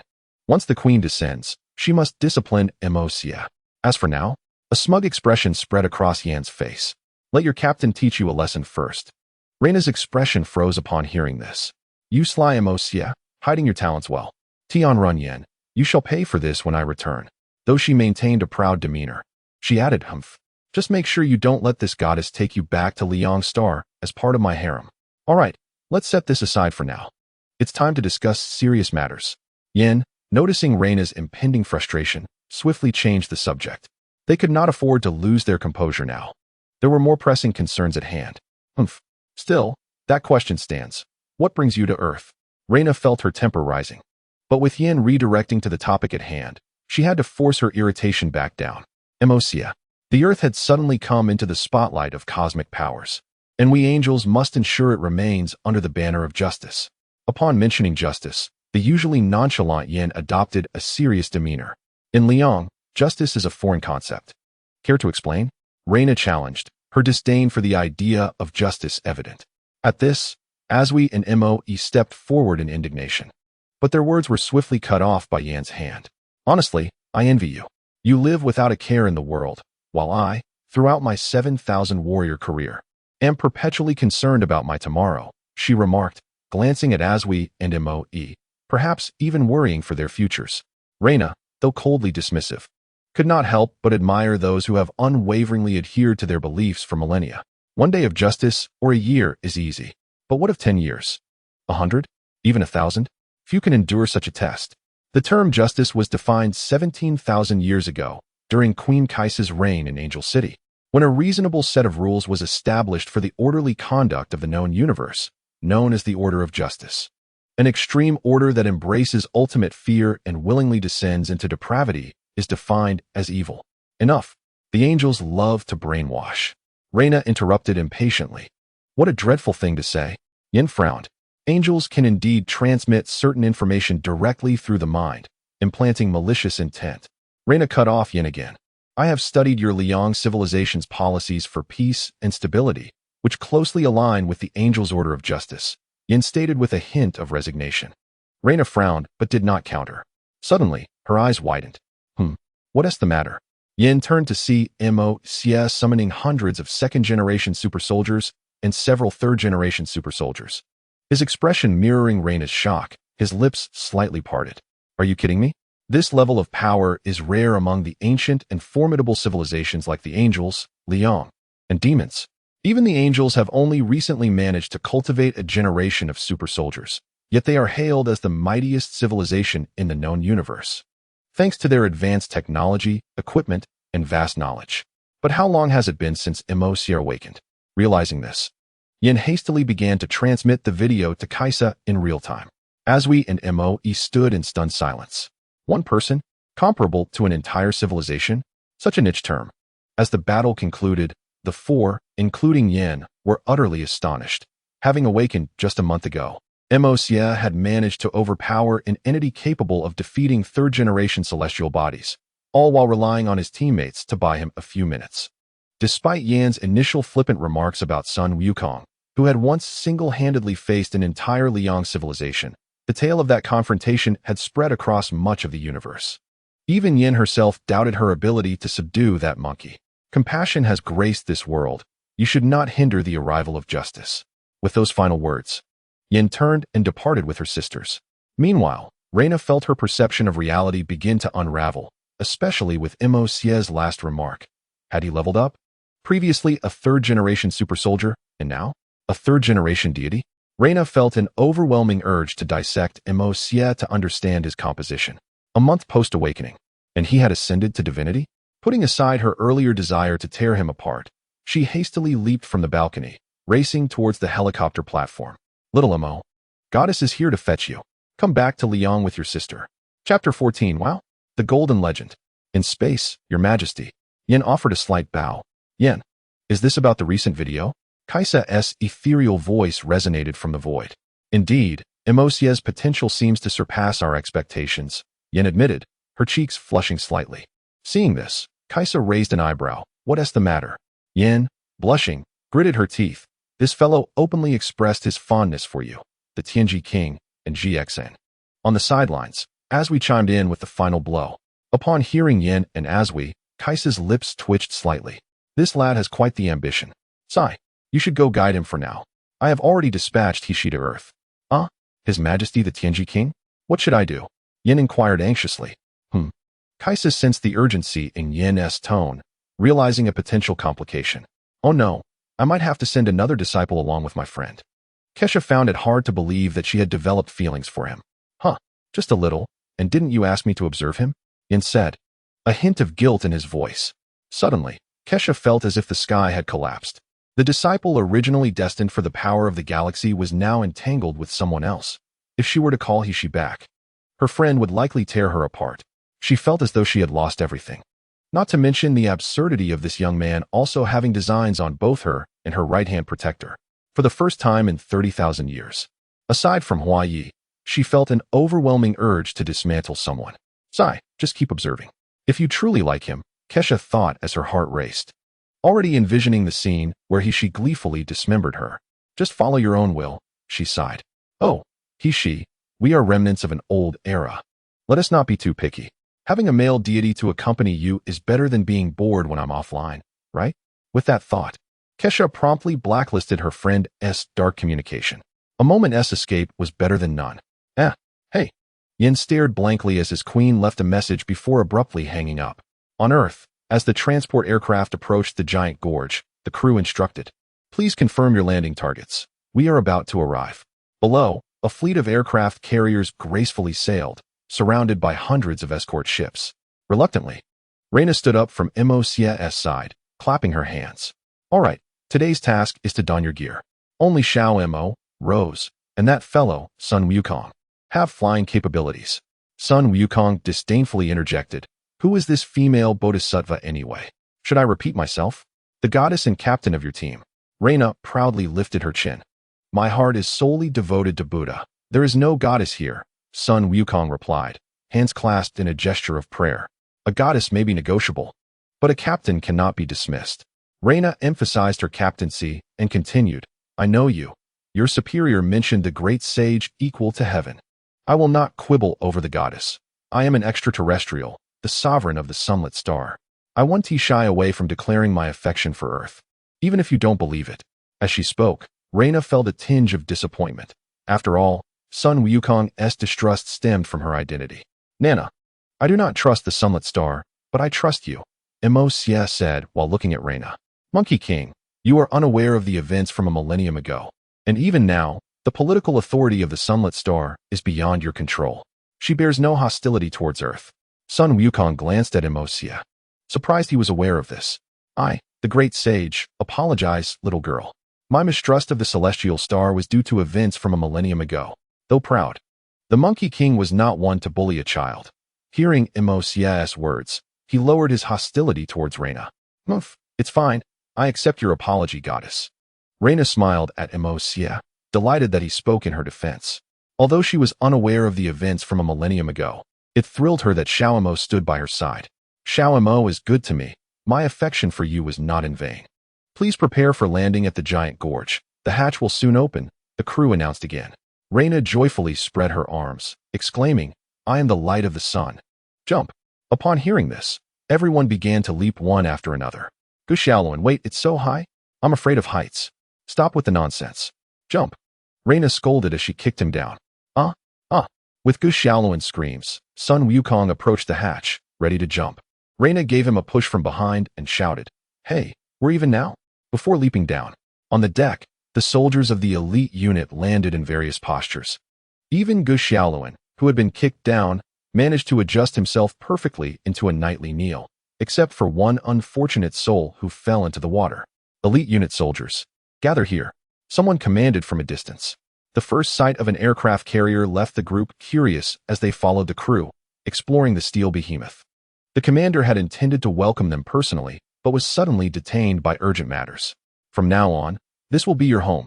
Please come this way." The officer began introducing the various areas of the giant gorge. "Where's the restroom?"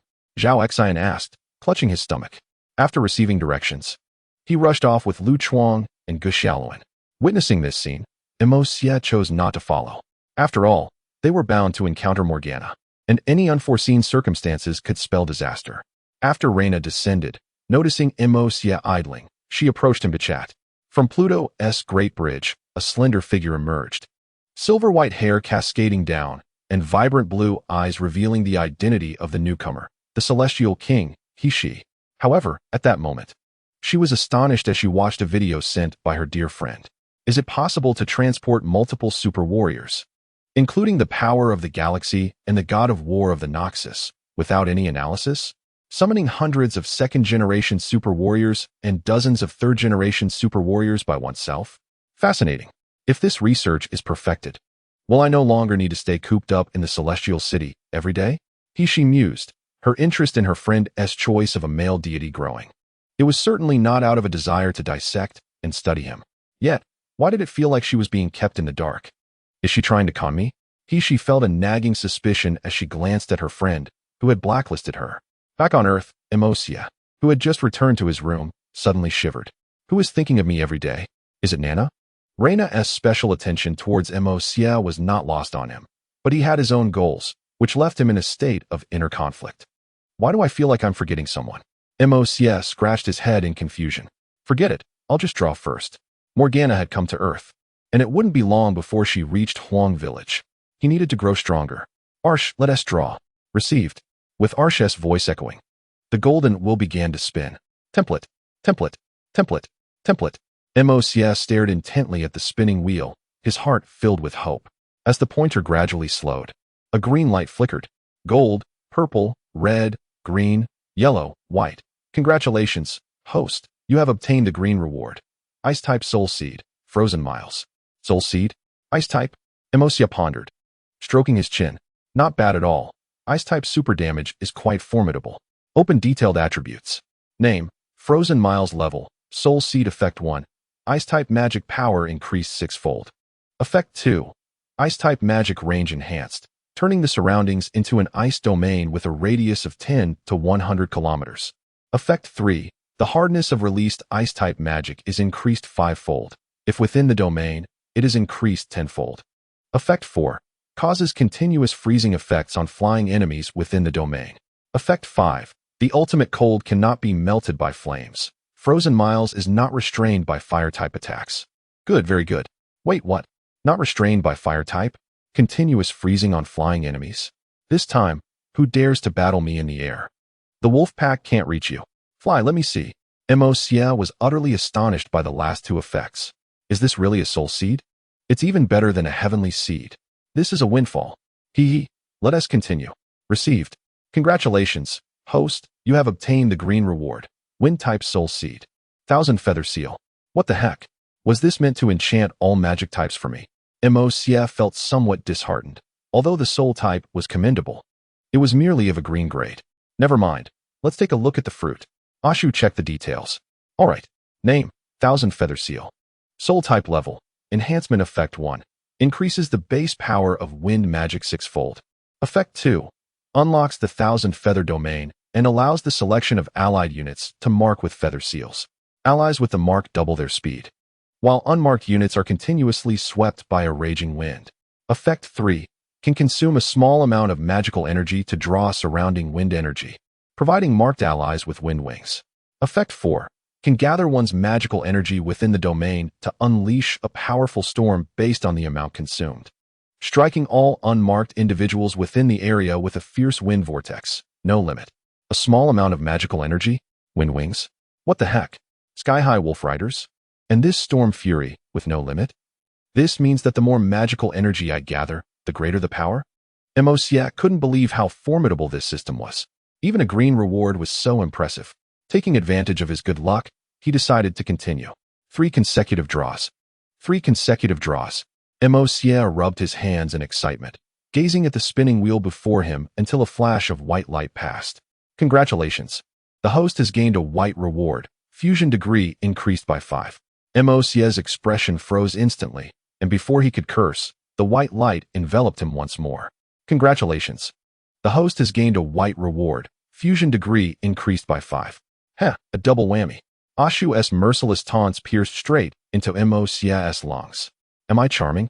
You operate in the shadows. Ultimately, the psychological defenses of Mocs were shattered, and he began to curse profusely. As the final draw commenced once more, he exclaimed, "Stop. Don't. No." In his moment of despair, a golden light flashed before his eyes. Wow. A golden legend. Holy moly. I hit the jackpot. Gazing at the information before him, Mocs felt that he was not far from punching Huayi and kicking Car. Congratulations. The host has acquired the template for the golden reward. Chapter 15. Ashu. Damn you. Here, I should mention that before battling Huayi, it is generally advisable to focus on the full-time mage template. For those unfamiliar with the legends, there is no need to panic. After all, the template of Emperor Shirtian is a powerhouse with overwhelming basic attributes. The appearance will be shared in the comments. If you can't bear the subsequent romantic plot, feel free to skip it. Even the author finds it awkward. Writing romantic scenarios is a challenge for me. The Battle of Tianhe will serve as a minor climax, likely commencing around Chapter 19. Congratulations. The host has gained the golden reward, Wisdom Sovereign of the Aoki legend, Emperor Shirtian. Hee. For those who have played Roast Chicken Legend. Can you guess this? I hit the jackpot. I hit the jackpot. Ha ha ha. Mocs suddenly felt that heaven had never favored him so much. Emperor Shirtian, the current ruler of the Star God realm, one of the 5 kings of the Aoki world, mastering the powers of wisdom and destiny. Looking at these attributes alone, they may not seem powerful, But consider his skills. He can directly obliterate stars or tear black holes apart with his bare hands. In the Supergod universe, he directly shot and exploded the most terrifying black hole with an arrow. Ashu, quickly check the panel. Understood. Template, Wisdom Sovereign of the Aoki legend, Emperor Shirtion. Fusion degree, 0, level, juvenile phase, 3rd generation super warrior. Skills, soaring windbreak. Ashu, apply the recently acquired fusion degree to Emperor Shirtion. Hurry up. Alright host. Points have been allocated. Template, fusion degree, 10, level, adolescent phase, 3rd generation divine body. Skills, wings of the celestial god, absorbs the power of foes to enhance all attributes. The stronger the enemy faced, the greater the increase, up to 50. Swift gale strike, enhances base attack speed. The stronger the enemy, the higher the increase, up to 1000. Celestial god S annihilation charge, enhances critical hit attributes. The stronger the enemy, the higher the increase, up to 500. Celestial wings soaring strike, enhances movement speed. The stronger the enemy, the higher the increase, up to 500. Celestial locking killing formation, creates a grand formation to seal off all enemy actions. The stronger the enemy, the shorter the seal time, can prematurely detonate the formation causing massive damage while also enhancing one's attack power, with the increase capped at 500. As the star god young master, he can absorb energy from any celestial body in the universe to replenish his own energy. He can refine a star to create an isolated world, and once the world is created, he can directly absorb energy dissipating from nearby stars to sustain and enhance himself. After reviewing the panel, Juxia fell silent. For no other reason than its sheer ferocity. It appeared remarkably concise, with only one skill aimed at killing. Yet, the might of the Wisdom Sovereign was vividly evident even in its juvenile phase. Every skill, without exception, enhances attributes, directly gaining 50 of the enemy's attributes at the start, and then amplifying his own base attributes. Don't underestimate this merely as the 3rd generation divine body. Even if Morgana appeared now, he would not be intimidated. While he might not necessarily win, Morgana would certainly find it impossible to deal with him. Ashu, assist me in fusing the panel. Understood, host, but due to Emperor Shirtion's overwhelming genes, you may experience a slight discomfort and some minor disturbances. Ashu spoke with a somewhat evasive tone. Are you sure it's just a slight discomfort? Why do I feel like you're trying to trick me? Juxia sensed something amiss in Ashu's tone, but seeing such a formidable template, he could not resist. Never mind, it's fine. Fusion, is it just pain? I'll make sure that that wretched creature, feels every bit of my suffering, multiplied 10-fold, 100-fold, 1,000-fold, 10,000-fold. Juxia gritted his teeth and said, as for why he fixated on apologies, but you see, I am a petty person, harboring a grudge. My heart is so narrow that even an angel with the eye of insight could not perceive it. The humiliation of once hiding in a corner like a dog, trembling with my head in my hands, must be avenged upon After all, he is their main god. Recalling that moment of disgrace, Juxia clenched his teeth in anger. What kind of traverser experiences such humiliation at the start? If others knew, I would never hold my head high again. Angel group, Yinjia, has your male god gone mad? He has been shouting and laughing like a lunatic. As we looked bewildered at Juxia, who was flailing in his bedroom. The defense of the Dino 3 was utterly useless before the angels, easily overshadowed, allowing them to observe Juxia directly, preventing him from being stealthily raided by Morgana. After all, the opponent seemed to have reached the 4th generation divine body now. Yin covered her face, her corners twitching. I don't know him. It's too embarrassing. She then casually recorded this scene, noting it as undeniable black history, which she planned to use for teasing later. It hurts. Ashu, you bastard. Suddenly, a pain scream escaped Juxia's lips as he writhed on the ground in agony, eventually losing the strength to even scream. This is bad. We need to leave. Upon witnessing this scene, Yin didn't even have time to guess who Ashu was before unfurling her wings and taking flight from the balcony. Yinjia, wait for us. As we and hurriedly followed, looking anxious. On the giant gorge. Hey, is Juxia this happy about leveling up? He has been laughing for ages. Lu Chuang and Zhao Xian, initially bewildered, were resting in their dormitory. Before Zhao Xian could respond, Juxia's scream pierced through the air. Ashu, you bastard. Mosie's agonized cries startled Lu Chuang and the others, prompting them to spring into action. This is bad. Mosie is in trouble. Let us go. Lu Chuang and the others quickly slid off their beds and hurried next door. At the same time, messages were exchanged with Reina and others. Meanwhile, Reina, who was dining, hurriedly rushed to the dormitory upon hearing Lu Chuang's message. The alarm in the control room blared incessantly. What is happening? Deco, who originally planned to step outside for a smoke, quickly returned to inquire. Commander, there is a sudden and intense energy fluctuation aboard the Juxia. Lianfeng responded while monitoring the various surveillance feeds. We've located it. It's from dormitory 233. Yuan soon pinpointed the source of the energy. 233? Isn't that Moxie's dormitory? Yuan opened the data on Moxie's bodily changes. Deco urged Yuan to observe Moxie's condition closely. It's already opened. The subject's body is undergoing relentless tearing and reorganization in a short span, including atomic structures, Yuan exclaimed, nearly losing her composure. Despite the Danu civilization having lost contact with the known universe for a long time, even the once mighty Shina civilization was unable to destroy atoms. To her knowledge, no civilization could tear apart and reorganize atoms. It seems Moxie has acquired some form of legacy, Deco speculated as he studied Moxie's data panel, which was exhibiting increasingly enhanced readings. Yuan, keep a vigilant watch on Moxie's condition and see if you can provide assistance. Lianfeng, inform Reina to hurry to Moxie's side and see if he requires energy support. Yes, Commander. 3 unidentified flying entities are rapidly approaching, an observer suddenly reported. Activate satellite surveillance to monitor the situation in real time. Notify Wukong to assemble the combat personnel, including Gu Xiaoluan and Lu Chuang, excluding Reina, for readiness. Deco felt a wave of anxiety wash over him at the abrupt turn of events. Commander, we have detected them. They appear to be angels. Angels? What are they here for? Deco asked, puzzled. According to Reina's last report, the leading angel seemed to regard Moxie as her future idol. Lianfeng recalled the report. So they are here to help? Very likely. I'll go greet them. Inform Wukong to remain alert around us. With that, Deco strode towards the platform. Inside Moxie's dormitory, Lu Chuang and the others, who had just arrived, were momentarily taken aback by Moxie's levitating form. Just then, they received a message from Deco and had no choice but to leave for the time being. As for Moxie, he was consumed by a singular desire to shred Asher into pieces. At the moment the energy surged forth, Moxie initially felt a sense of comfort. But once the energy diffused throughout his body, it felt as though he were being pierced and sliced by countless needles simultaneously. Though Moxie had endured several battles, he had rarely sustained any injuries. This kind of agony would likely overwhelm even the most seasoned warrior, let alone an ordinary person like Moxie, who had never experienced such pain. His body was caught in an endless cycle of tearing and reformation. Under this torment, Moxie lost consciousness within moments.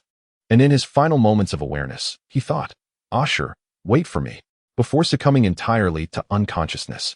On the deck, Deco met with Yin and the others without exchanging pleasantries and led them straight to Moxie's dormitory. However, as they walked, he suddenly sensed something amiss. Is it getting darker? Deco looked up in confusion. The anxious Yin was oblivious to this and hurriedly made his way into Moxie's room. Also present was Reina, pacing anxiously. What is the situation? Yin quickly asked. Nothing unusual has been detected. His physical condition is continuously improving. Despite her words, Reina's face still bore signs of concern. Hearing this, Yin hastily activated his insight eye to examine Moxie's condition. His physical condition is excellent, and he's undergoing continuous evolution. He must have gained some form of opportunity. Wait a minute. What? The atoms are being torn apart. Yin stared in disbelief at the information relayed by the inside eye. He then anxiously touched Moxie's face and took a deep breath. This was his future, and for now, he could only observe Moxie's physical changes without knowing whether they were beneficial or detrimental. What is happening? Why did things go awry as soon as I arrived? Suddenly, an elegant voice came from behind Yin.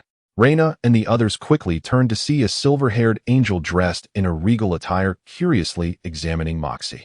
It was none other than Heavenly Emperor He-Shi. Wow, we've angels who for tens of thousands of years have not even discovered a way to tear apart atoms. And this kid not only destroys atoms, but also modifies and repairs them. He-Shi marveled at Moxie. Your Highness, is Moxie all right? Yin asked with concern. Rest assured, he is fine. He-Shi waved her hand, continuing to observe Moxie with great curiosity. However, to reassure the two young girls, she explained, "This power is not only enhancing his physical attributes, but it is also altering his foundational genes, akin to transforming an ordinary person into one with galactic strength. This process requires considerable time for adaptation. The genes of galactic power are tremendously potent, making it challenging for an ordinary physique to accommodate. It necessitates a gradual adaptation initiated by the first generation before activation. To my knowledge, even Juxia is not the highest adapter of galactic power. In terms of time, it will require at least 2 or 3 generations of inheritors of galactic power and the war god of Nox to reach an unprecedented level of perfection. However, due to the invasion of Earth, the Super God Academy had no choice but to activate their genes prematurely. Similarly, although Moxie already possesses the combat capabilities of a third-generation god, his physical constitution is merely that of a third-generation super soldier. Even with the upgrade, his foundational genes remain unchanged. This power is directly installing a formidable gene that would typically take thousands or even tens of thousands of years to perfectly adapt into Moxie's being. This has resulted in Moxie's foundational genes and atoms being unable to withstand the force, leading to incessant tearing while the power continuously replenishes and alters his foundational genes. After finishing, she waved her hand once more. "So you need not worry about him. He has indeed encountered a significant opportunity this time. However, we angels may need to reassess this little fellow's importance. His future could be even brighter than that of galactic power." As she spoke, she licked her rosy lips. "Kesha, I owe you one this time. Such a fine idol is now mine." She laughed heartily. Just as her laughter subsided, she suddenly raised her head, her expression turning grave as she gazed out the window. Chapter 16. Upgrade complete, Pepixie? Aboard the Juxia, Hishi's expression was grave as she looked out the window. What is it?" Yen, noticing Hishi's unusual demeanor, asked. "It's dark." "What?" The others, momentarily caught off guard, quickly turned to look outside, only to realize that the once clear sky was now engulfed in darkness, as if the sun had been suddenly obscured. If it were just that, it would not be so strange. However, those equipped with celestial computing capabilities could distinctly perceive that the other side of the Earth was equally shrouded in darkness. The entire Earth seemed to be enveloped by a colossal box, devoid of any light. In Juxia City, why has it suddenly darkened? It's only 12 o'clock. What on earth? Is the apocalypse upon us? Help! I don't want to die." As the dimming light incited panic among the populace, a woman of graceful stature, clad in a black qipao and a matching overcoat, her shapely legs adorned with black stockings, was joyfully shopping in a clothing store, attempting to comprehend the sudden chill enveloping the earth. What the heck? What's going on? Has the sun gone out? Once fervently engaged in a shopping spree, Liang Bing turned impatiently toward the window upon hearing a cacophony of voices outside, only to find that the once bright sky had darkened to an inky black. "Atai, what is going on? Has the Earth's rotation accelerated? Why has it suddenly gone dark here?" Realizing the gravity of the situation, she hurriedly contacted her subordinates stationed in outer space. "Your Majesty, I am uncertain where the darkness lies, but the entire Chu Wu star system is engulfed in shadow. Not a glimmer of light emanates from the Chu Wu star. Moreover, the Juxia ship has detected extraordinarily strong energy fluctuations." "What? At the very least, it is a third-generation divine energy fluctuation?" Atai, aboard the Demon No. 1, wore a similarly perplexed expression. After nearly 10 millennia of existence, it was the first time she had witnessed a star at its peak suddenly extinguish its light, and not just any star, but an entire system. Could it be the handiwork of Denua and his ilk? That seems implausible. Do they possess such power? The Super Divine Academy? No, that doesn't seem right either. They are barely surviving, reduced to stragglers. Are there other deities within the Academy? Liang Bing found herself utterly baffled by the developments aboard the Juxia. Ever since the integration of Kirin into the universe and Karl's betrayal by taking the Grand Clock, the various deities had scattered in different directions. Apart from the wandering Ruizi, who roamed aimlessly, scarcely anyone paid attention to the hollow shell that the Academy had become. The Dead Song Academy, a curious entity, existed beyond the bounds of expectation. Karl listened with a smile as his subordinate Tiao Tiao reported, casting his gaze toward the Chu Wu star system. Meanwhile, in the mellow heavenly palace, Kai Sha, idling away her time, received a message from Yin and promptly utilized her repository of knowledge to observe Earth from afar. As for why it was not He who contacted her, Kaisha, having just removed He from her blacklist, maintained a serious demeanor, asserting that her intentions were benevolent, to allow He to enjoy a more relaxed life with her beloved. Mysterious energy, potentially surpassing the power of the galaxy, capable of annihilating and reconstructing atoms? The Chiyu star, now devoid of its brilliance? Kaisha pondered over the plethora of questions, feeling overwhelmed. The meticulously crafted plans had unraveled since that rogue Mo Yi had appeared. However, the prospect of energy transcending galactic power, a potential for future considerations? Was she truly willing to take such a gamble? Kaisha mused. Upon receiving a string of messages from her dear friend, Kaisha initially suspected she had fallen under someone else's control. It wasn't until she sent her the increasingly overwhelming data on Mo Yi that she began to entertain the notion. Kaisha, do you understand the significance of energy capable of annihilating and reconstructing atoms? Upon hearing Kaisha's skepticism, she excitedly waved her arms. If we can thoroughly understand this technology, we could drastically alter our genetic makeup in a remarkably short time. Even those new generation male miscreants could be brought back to the heavenly city and have their brutal genetic foundations fundamentally modified.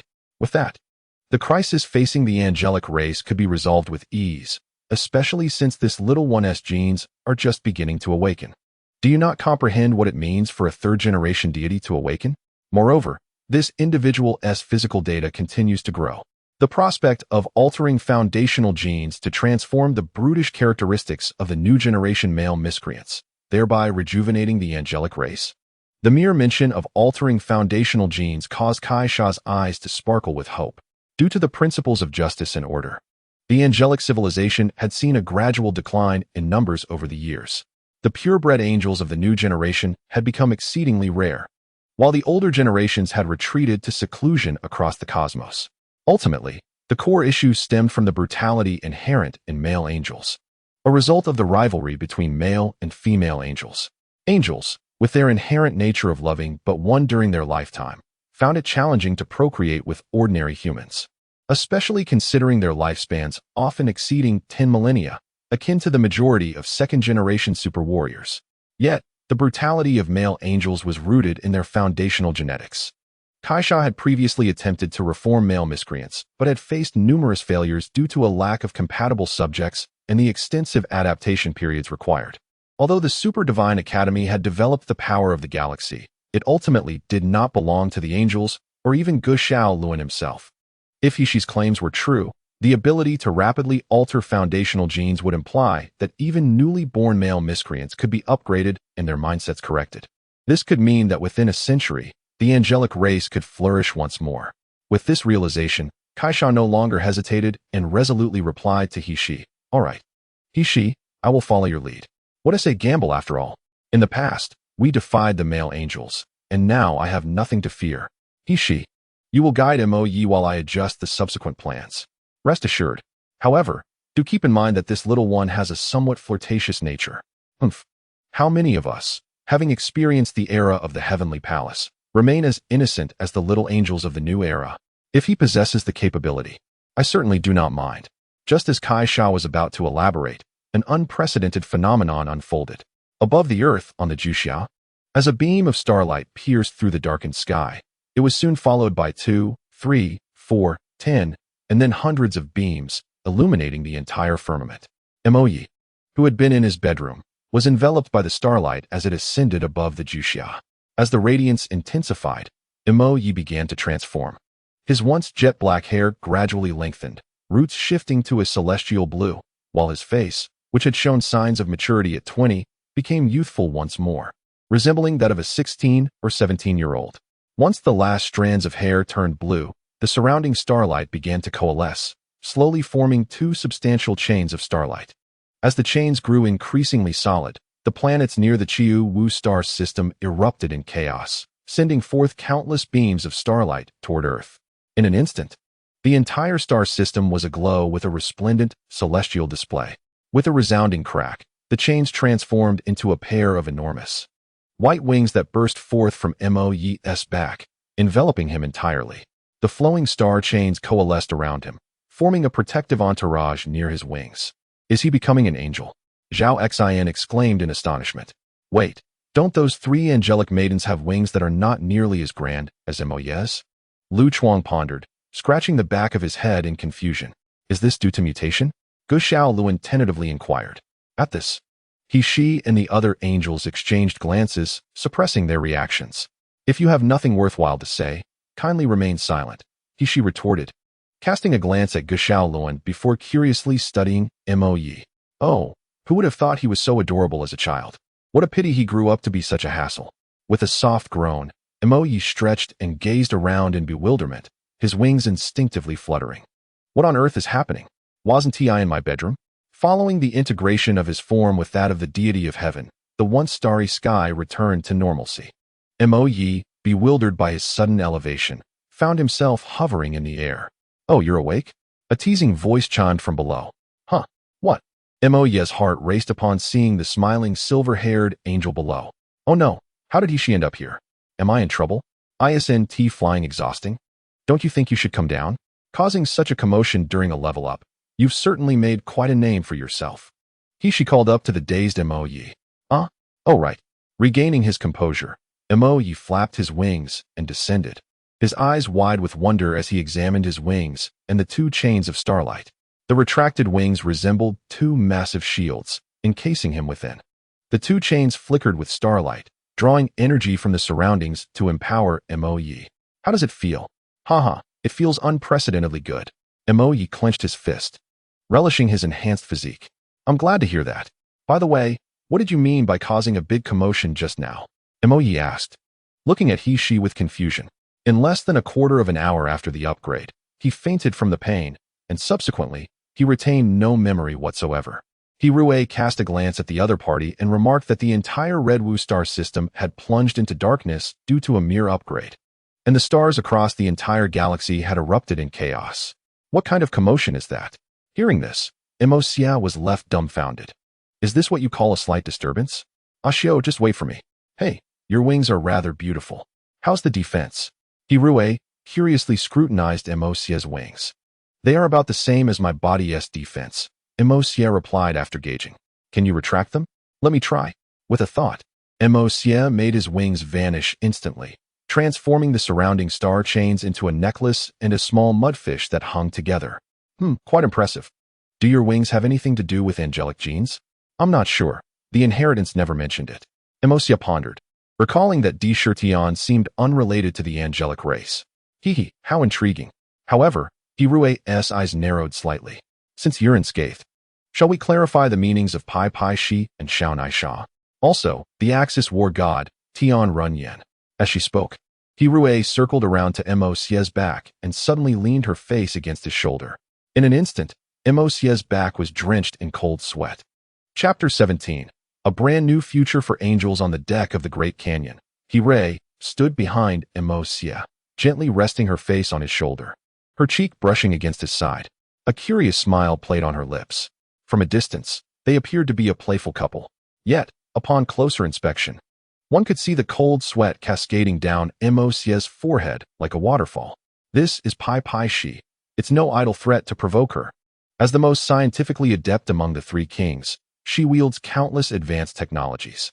Most importantly, she isn't one to negotiate amicably like Kaisha.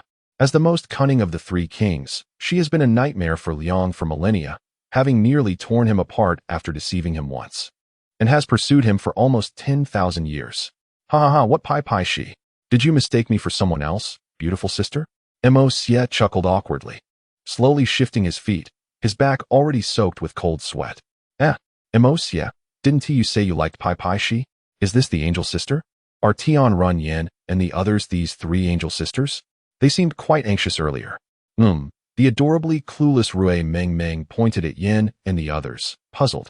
But before she could finish, Lu Chuang hurriedly covered her mouth. Alas, hearing Rue Meng's voice, Xia's previously desperate survival instinct instantly faded. His gaze became vacant. Oh, you fancy Pai Pai Shi, Shao Nai Sha, Tian Run Yen, and the Axis War God? Noticing Xia's intent, Rue pulled him back. Originally standing nearly 9 meters tall due to Di Shirtian's powerful genes, Xia now appeared to be a 16-year-old. his height reduced to about 1.8 meters. Hirue, who stood behind him, seemed even taller. Look, Tian Run Yin is right in front of you. And Pai Pai she is behind you. Your favorite person is here. Where do you intend to go? Hee, Hirue's sister, I was wrong. Mo Xia pleaded pitifully, as his path of invincibility had only just begun, and he certainly didn't want to be sliced apart by Hirue. Uffed. Ha ha ha. Observing Mo Xia's woeful demeanor, Hirue could no longer contain her amusement. All right, I was just teasing you. Look at how frightened you are. Queen Kaisha sent me to observe and guide you. And I have some good news. So I want to be sliced apart? Mo Xia gazed at Hirue in surprise. Huh, you want to be sliced apart? No, not at all. Mo Xia hurriedly shook his head, then suddenly realized. You're here to observe and guide me? But for now, dear child, you pique my interest, and I wouldn't mind becoming your guardian angel. However, you seem to be underage? Uffed. Hearing that last word, Mo Xia was utterly astonished. Conjuring a mirror. In it, he saw a bewildered boy with golden eyes and blue hair staring at himself, but no matter how he looked, that youthful face could only be 16. Me? What is going on? I'm 20 years old. How did I end up like this? Mo Xia felt utterly despondent. The duck he almost had has flown away. Ouch, that hurts. Uffed. Ha ha ha. Those around, who had been barely holding it together due to Hirue's remarks, completely lost it. Ha ha ha, little Mo, it's all right. This is quite good, adorably cute. Uffed. Come on, call me sister. Reina stepped forward and cupped Mo Xia's face, playfully rubbing it.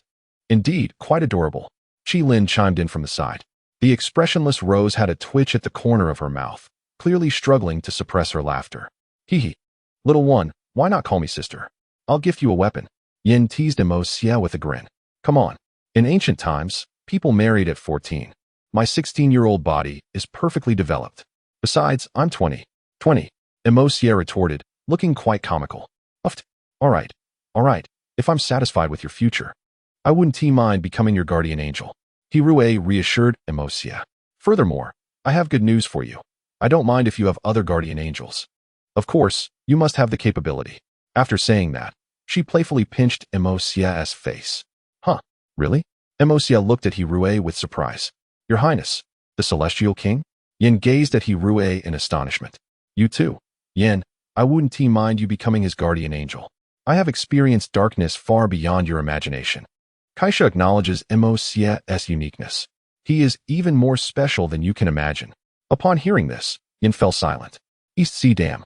Carl, you fool. Why is Hirue here? Luckily, I ran fast. Otherwise, I'd be a goner. Didn't you say you were monitoring Earth? Liang Bing looked back in horror. The moment she laid eyes on Mo Xia, she wanted to snatch him away, only to suddenly spot a calm, white-haired figure on the deck staring back at her, nearly causing her heart to leap from her chest. Liang Bing, the Grand Clock's supervision of the sacred Kaisha has been stretched to its limits. There's no strength left to monitor another king's presence. Carl said helplessly. Monitoring Kaisha already gives him the jitters. He can barely pinpoint her location. Adding another celestial king and demon number 1 would be overwhelming. Damn, what do we do? Didn't you say Hirue wouldn't come? She is not Kaisha. Over 70% of the angelic civilization's technology is her research. She could genuinely tear me apart. Liang Bing exclaimed in terror. No, the plan can't proceed. We have to run.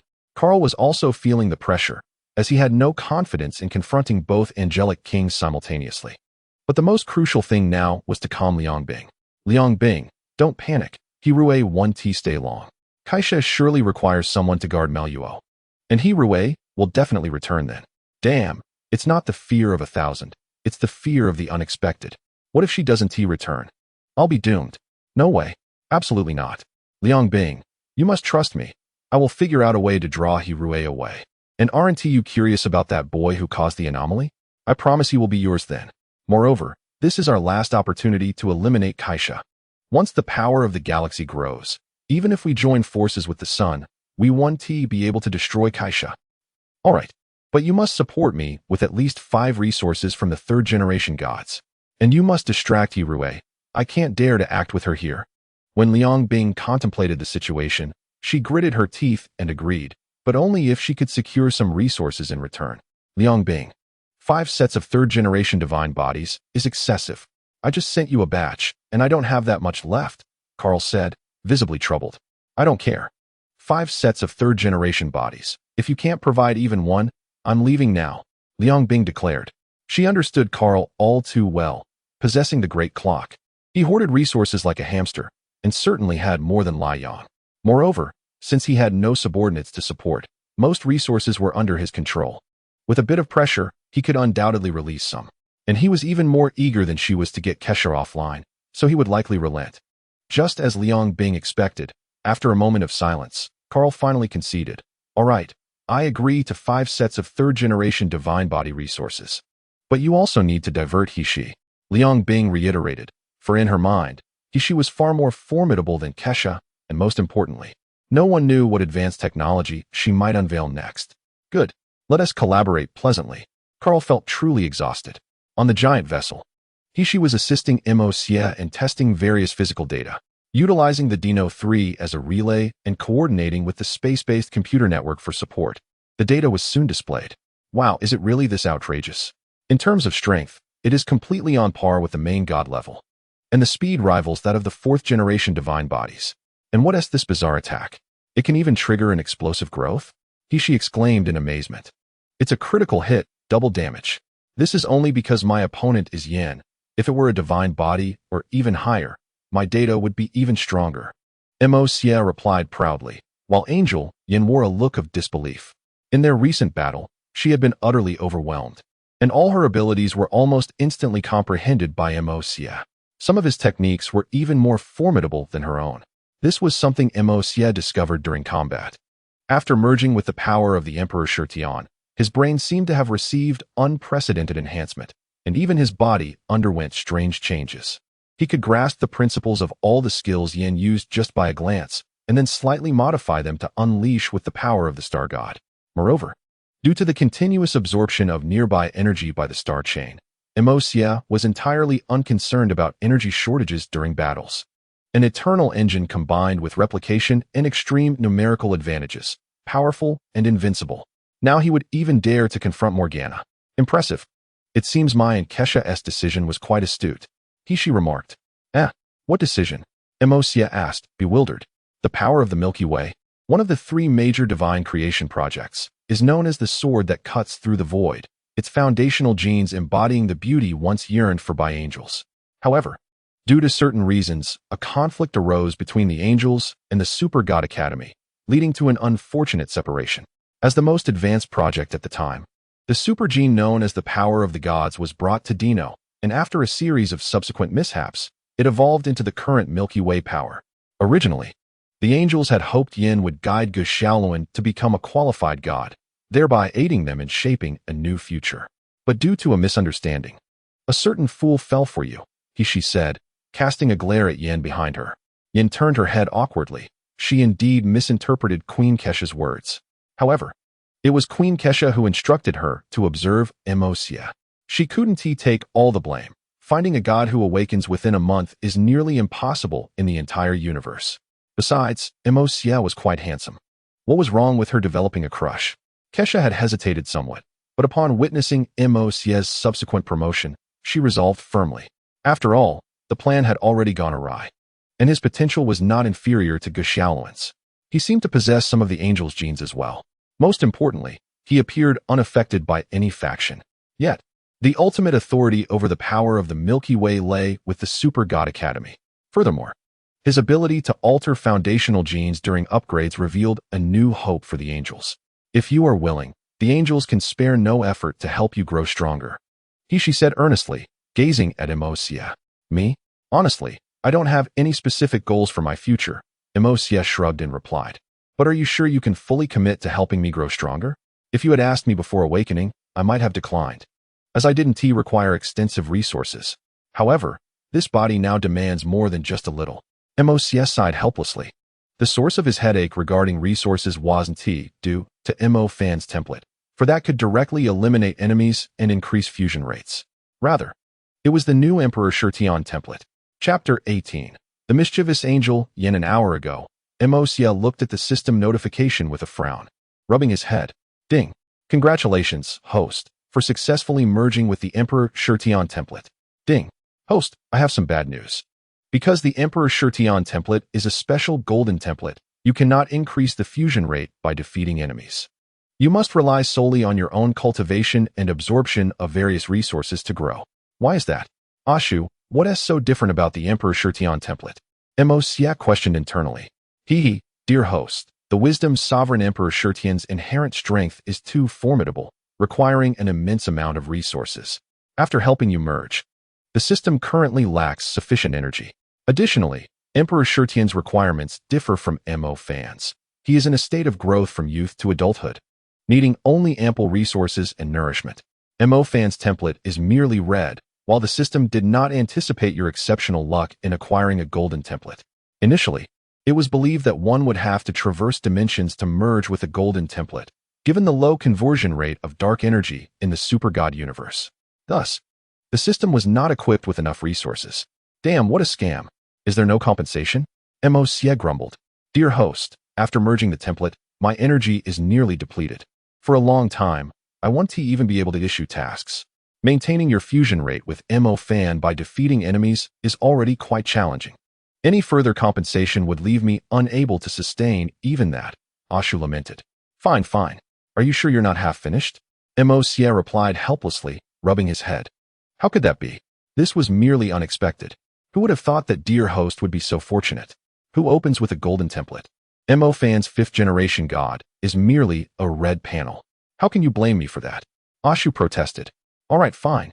So, as long as I have high energy resources, I can enhance my strength, correct? Indeed, it is similar to the resources required for upgrades in the super god universe. But just a bit more. Are you sure? About 3 times as much. Plus, dear host can absorb the energy of the stars at your discretion, though it may be a bit slower. You're kidding, how much will it consume? There plenty of resources in angel civilization? She asked boldly. About 3 times as much, Mosia answered, steeling himself. After all, he hadn't collected any resources prior. Now, suddenly requiring so many resources felt daunting. How could he find them without quickly seeking assistance? Even if he scoured the entire universe for resources, how long would it take him alone? Not to mention that most regions of the known universe had already been claimed. Even if he attempted to seize resources, he would have to contend with others. Though Mosia was unafraid, he could easily become a target for other civilizations to unite against him. What? 3 times? She's expression instantly darkened. As the frugal queen of the angel civilization, she certainly wouldn't waste resources recklessly like some individuals. There's no alternative. My genetic limit is simply too high. Right now, I'm in my juvenile phase. With future stages including adolescence, growth, adulthood, and full maturity, Mosia admitted awkwardly, feeling out of place as it was his first time relying on others. At the juvenile stage, you already possess the strength of a 3rd-generation god? How powerful will you be in your complete form? She glanced at the youthful Mosia and held no suspicions. Indeed, some powerful genes could lead to remarkable growth in an individual. Uncertain as he was, she believed that once they reached maturity, Kaisha would hardly be his match. After all, he had already attained a level equal to Kaisha's during his youth. Wouldn't it be a mere formality to surpass her during his growth phase? Mosia mused to himself. Alas, it was no wonder that the higher the genetic potential, the more resources it demanded. She sighed in resignation. However, we can accommodate your request. We shall provide all the resources necessary for you to reach your youth phase. But beyond that, we cannot guarantee anything. That is more than sufficient. Mosia exclaimed with enthusiasm. He was nearly infatuated with Shi at that moment. By the way, how do you possess that ability to reset core genes? That kind of ability requires immense energy, which is precisely why I lack the resources to continue upgrading. Well, I had hoped for a shortcut, she replied with a hint of exasperation. What do you intend to do with that ability? You should be aware that in angelic civilization, there are only female angels. This is because male angels are exceedingly brutal, making peaceful coexistence with them impossible for their female counterparts. The choice to harness the power of the galaxy stemmed from the hope that it carries a beautiful legacy from the female angels regarding the male ones. If we were to have your ability, we could directly modify the core genes of young male angels, allowing us to swiftly navigate the crisis facing angelic civilization. It matters not. We will continue with our previous tasks, albeit with a shifted focus. Although the objectives have become rather more indulgent. With that, She shot a fierce glare at Juxia. Heaven knows how she felt when she heard Juxia express his affection for 4 individuals during her intel gathering on Earth. She had half a mind to cleave him in two. What astonished her most was that she initially thought he would be put off by her age, only to find that he had been yearning for her for quite some time. Not just her, but even his close friend was on his radar. The desire for beauty is universal. I don't mind, and judging by Yan's situation, he likely won't either. As for Juxia, you will need guidance and support from the dual wings when you ascend to power. Kaisha should agree, but the rest will depend on you. She remarked with a sidelong glance and a cold snort. Really? I adore you. With that, Juxia embraced she and planted a kiss on her cheek. You rascal, I haven't even sworn yet. The sudden assault left she momentarily stunned, before she retaliated with a punch to Juxia's head. Ouch! Juxia rubbed his head and noticed that she wasn't genuinely angry, so he cheekily leaned closer. I got a bit carried away in my excitement. It is bound to happen eventually. Besides, who wouldn't be captivated by the most beautiful angel in Tianqing? You have quite the sweet tongue. However, I cannot stay on Earth for long. I shall return to Tianqing soon. She was not truly upset, as Juxia said. Becoming his guardian angel was a matter of time. Juxia was not unattractive, and she held no aversion to him. The mere fact that she had not sworn allegiance was solely due to Juxia appearing far too youthful at present. So soon? Are you reluctant? But you have Tian Runyan accompanying you, right? That is different. All right, I am merely returning to prepare resources for you. Once the crisis here is resolved, I will have someone escort you to Tianqing, all right? That works. Once matters here are settled, I shall seek you out. Good, I will await your arrival in Tianqing. She affectionately patted Juxia's head, finding the blue hair quite pleasing to touch. In the following days, she accompanied Juxia as he practiced various combat techniques, while also indulging in the culinary delights of numerous cities. One could not deny that the title of Wisdom Master of the Galaxy was well earned.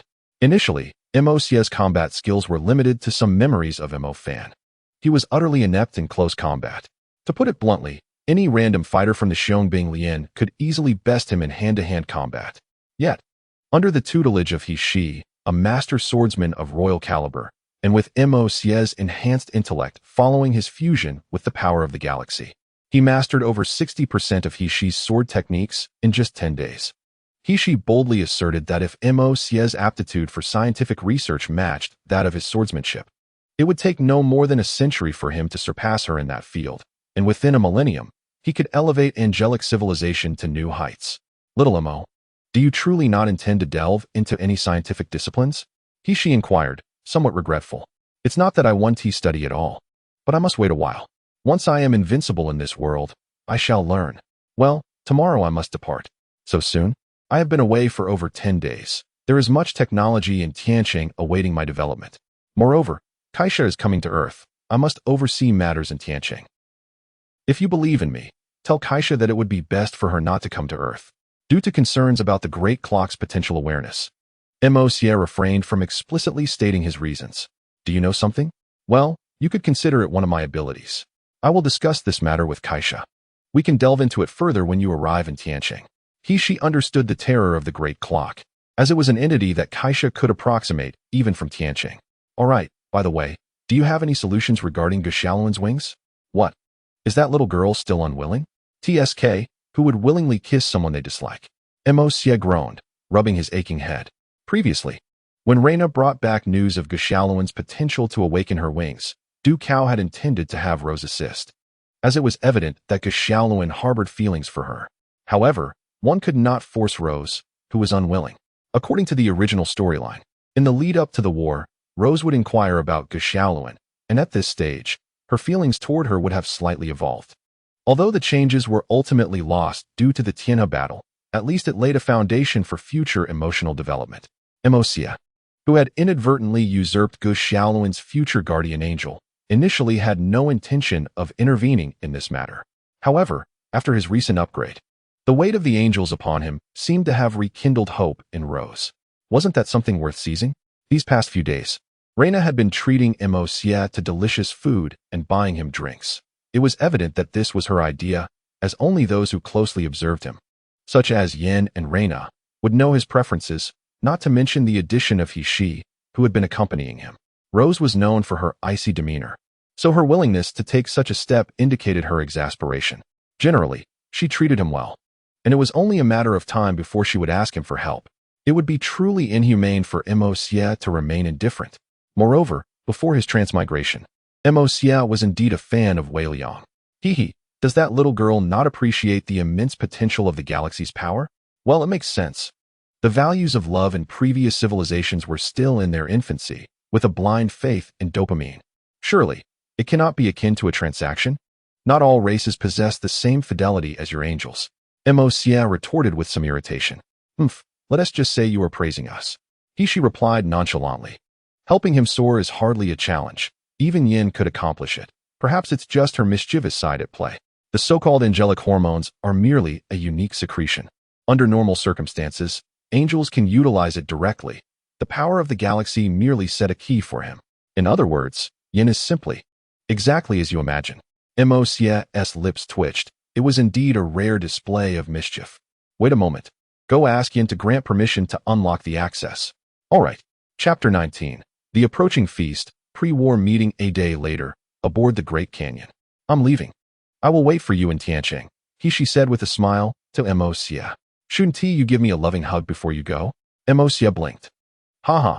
She approached Mo, offering a loving embrace before gently ruffling Mo's hair. Why do you enjoy patting my head so much? I am your boyfriend. Mo rolled his eyes, feeling that she regarded him more as a younger brother than a romantic partner. Because it feels wonderful. She replied with a chuckle. By the way, be cautious. I noticed Morgana during your upgrade the other day. She may harbor ill intentions towards you. I understand, don't worry. Mo nodded, acknowledging the warning. All right, I'm off, she exclaimed before soaring into the sky. Mo watched him depart, a sense of reluctance filling his heart. Though their time together had been brief, he had always held a fondness for she even before his arrival in this world. In the past few days, she had been both instructive and attentive, accompanying him to savor his favorite foods with great sincerity. Who wouldn't appreciate someone willing to patiently engage in their interests without displaying impatience? Moreover, she was an absolute beauty. How many can resist the allure of white hair? Hey, are you still gazing after you've flown out of Earth? Am I not beautiful? Reina interjected irritably. Since she's arrival, she had been troubled for days. Standing at the pinnacle of the known universe, the legendary woman found herself overshadowed by Mo, who had somehow captured the attention of the very man she wished to claim for herself. The thought of a formidable rival arriving, just as she noticed a potential love interest, left her feeling as though the sky were collapsing. Seriously? I finally found a handsome man, and now a high-level expert comes to compete with me? With that thought, Reina's gaze towards Mo brimmed with resentment. Mo smiled awkwardly, sensing Reina's intense stare. Mo, what about Xiao Luan's situation? Before he could respond, the nearby Rose interrupted. Wait, did the Celestial King leave? What should I do now? Rose looked at Mo with anticipation, her first kiss hanging in the balance. Mo had never seen Rose so eager before. Haha, don't worry. This matter is something Yin can handle. I merely wanted to observe the manifestation of the galactic power. Mo chuckled, noticing Rose's tension. Good, that's a relief. Rose didn't mind Yan's mischievous nature. She was counting on her help. Rest assured, I will discuss this with Yin and ask her to grant Xiao Luan the necessary permissions. Thank you, Mo. Rose expressed her gratitude. Oh, no need for formality, Rose. I'll seek out Yin shortly. What are you discussing? Have you missed your sister after just a few days? Mo had barely finished speaking when a sultry voice floated down from above. An angel clad in celestial armor descended gracefully, her teasing smile unmistakable. Little one, even with the Celestial King by your side, you still long for your sister? Yin raised an eyebrow, sauntering over to Mo.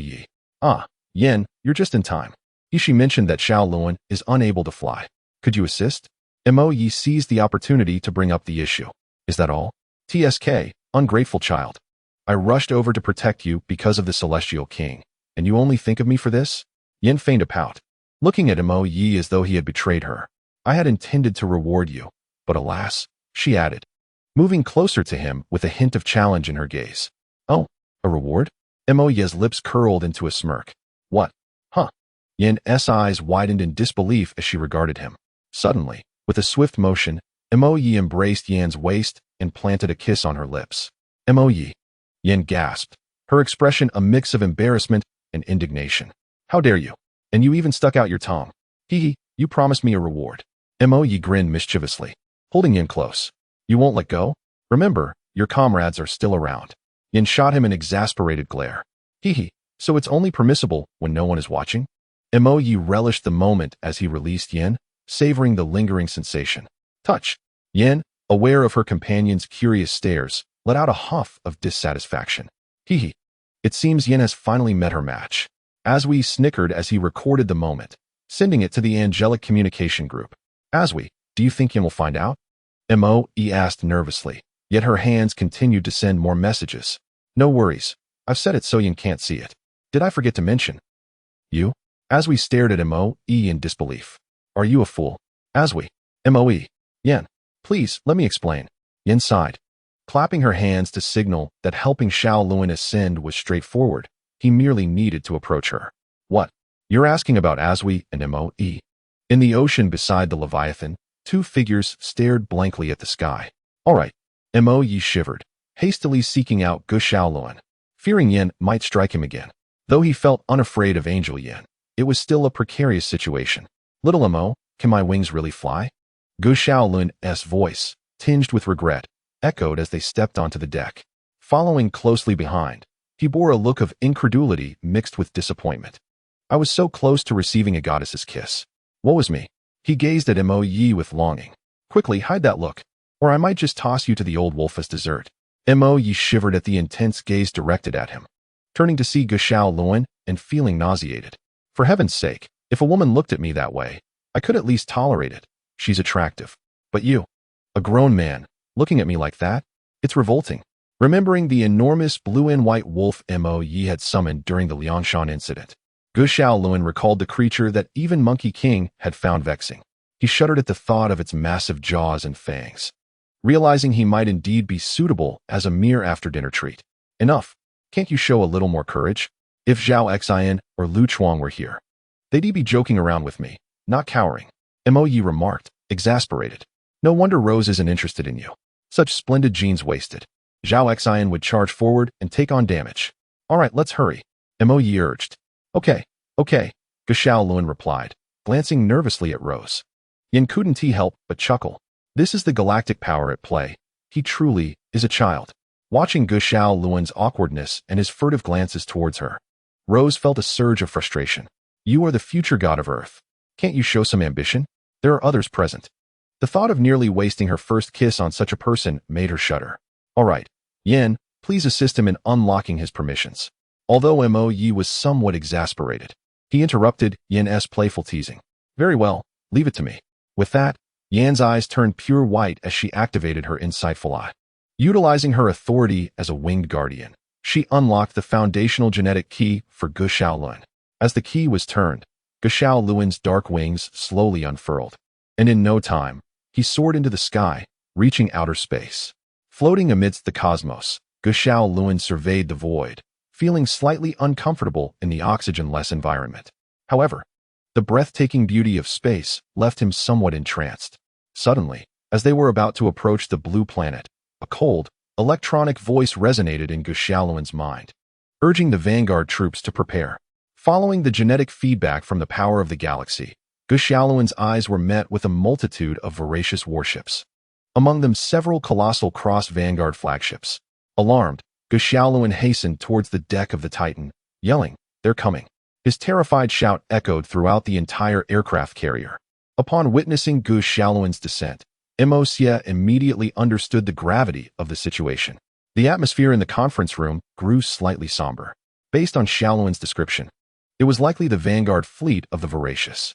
As for the so-called cross ship, it was presumably the flagship of the Voracious. Reina began to outline the current situation, referencing typical battle intelligence of the Voracious, indicating that they would target the strongest nations on the planet for devastating strikes, followed by precise decapitation operations to eliminate the upper echelons of each country and dismantle their fighting spirit. Finally, she paused, as though recalling something that darkened her expression, and continued, ultimately, they will regard the entire planet as a hunting ground, engaging in indiscriminate slaughter of all life forms to appease their deity, the god of the underworld galaxy, Karl. Presently, The strongest nations on Earth included our Juxia, the United States of North America, and Europe's major powers, the Bear, England, and France. After listening to Reina's words, Elder Huang spoke gravely. According to the customs of the voracious civilization as conveyed by Yin, it was highly probable that their flagship would launch surprise attacks on the most populous cities of each nation, inciting mass slaughter and panic to please that wretched Carl. Mosia reminded Elder Huang appropriately. And what about involving the angels? Isn't there enough chaos without them? The alliance of the underworld and the demons. Alongside Pan Zhun of the Sunlit Star also weighed in. Currently, Mosia was preoccupied with how to safeguard little Nasha from Carl and his cohorts. As the future of the angels, he had countless fragrant angel sisters who would be his greatest supporters. Should Kaisha fall, he would lose at least half of them. So, little Mo, where do you think their first target will be? Elder Huang inquired upon hearing Mosia speak. The flagship, as a probing force of the vanguard fleet, would undoubtedly select the area with the highest population density and weakest defenses. Currently, 3 locations met these criteria: Tianhe City, Juxia City, and Beiji Star. Beiji Star, unlike its nation's capital with the highest population, had the fewest inhabitants among these 3 cities, and it was heavily defended with substantial military forces, nuclear weapons, and missiles. Attacking here would not align with the voracious objectives. Juxia City, being the location of the voracious initial probe, would likely be perceived by the enemy as having a significant presence of super warriors due to the appearances of both myself and Rose, thus also not serving their interests. Chapter 20. The Battle of Tianhe 1 on board the Titan. Mosia pointed to the final city displayed on the screen. Ultimately, Tianhe City, one of Huaxia's few super cities, has a population that surpasses even Juxia City and Beiji Star due to the presence of the Angel Group, making it a potential target to become Huaxia's largest city. Moreover, it is not a political or cultural center, and during the last incident involving Sutton, there were no super warriors to intervene. This is a narrative necessity. In the original work, it seems to have occurred in Juxia City. Therefore, I believe it is highly probable that this will be the voracious first target. Hence, Elder Huang, I propose we immediately evacuate the entire populace of Tianhe City and mobilize the southern and eastern military districts to advance there. Concurrently, the entire Xiong Lian must remain on high alert, with Dawn 1 prepared for takeoff around the clock to ensure the swift deployment of Xiong Lian to the battlefield. Additionally, we must activate the wartime air defense shelters in Juxia City and Beiji Star to prevent unforeseen circumstances. With that, Mosia took his seat, leaving the belief of the others up in the air. I believe little Mo has a point. Based on current intelligence, Tianhe City indeed appears to be the most viable target for the voracious assault, Du Cao stated thoughtfully. According to Little Mo's deduction, the probabilistic calculations of Denol 3 stand at a staggering 95%. We should test Little Mo's plan. Lien Feng, who had been continuously tapping on the keyboard, concurred based on Denol 3's calculations. I also find Little Mo's assertions to be sound. Given the voracious modus operandi, their primary goal is undoubtedly slaughter. Excessive defenses would not be their optimal choice. Reina also backed Mosia's suggestion. Hearing the agreement from the group, Elder Huang nodded and stated, in that case, we shall proceed as Little Mo suggests. Yunlong, immediately relay the combat plan to the highest command, while also arranging for the orderly evacuation of Tianhe City's populace. The Titan must be ready to assist Xiong Lian in entering the battlefield at any moment. Yes. Upon receiving the order, Li Yunlong rose, saluted, and promptly headed to the communications room to convey the combat plan to the highest command. As the plan was disseminated, the highest command and Huaxia displayed unprecedented decisiveness. The entire nation operated like a colossal machine, frantically mobilizing.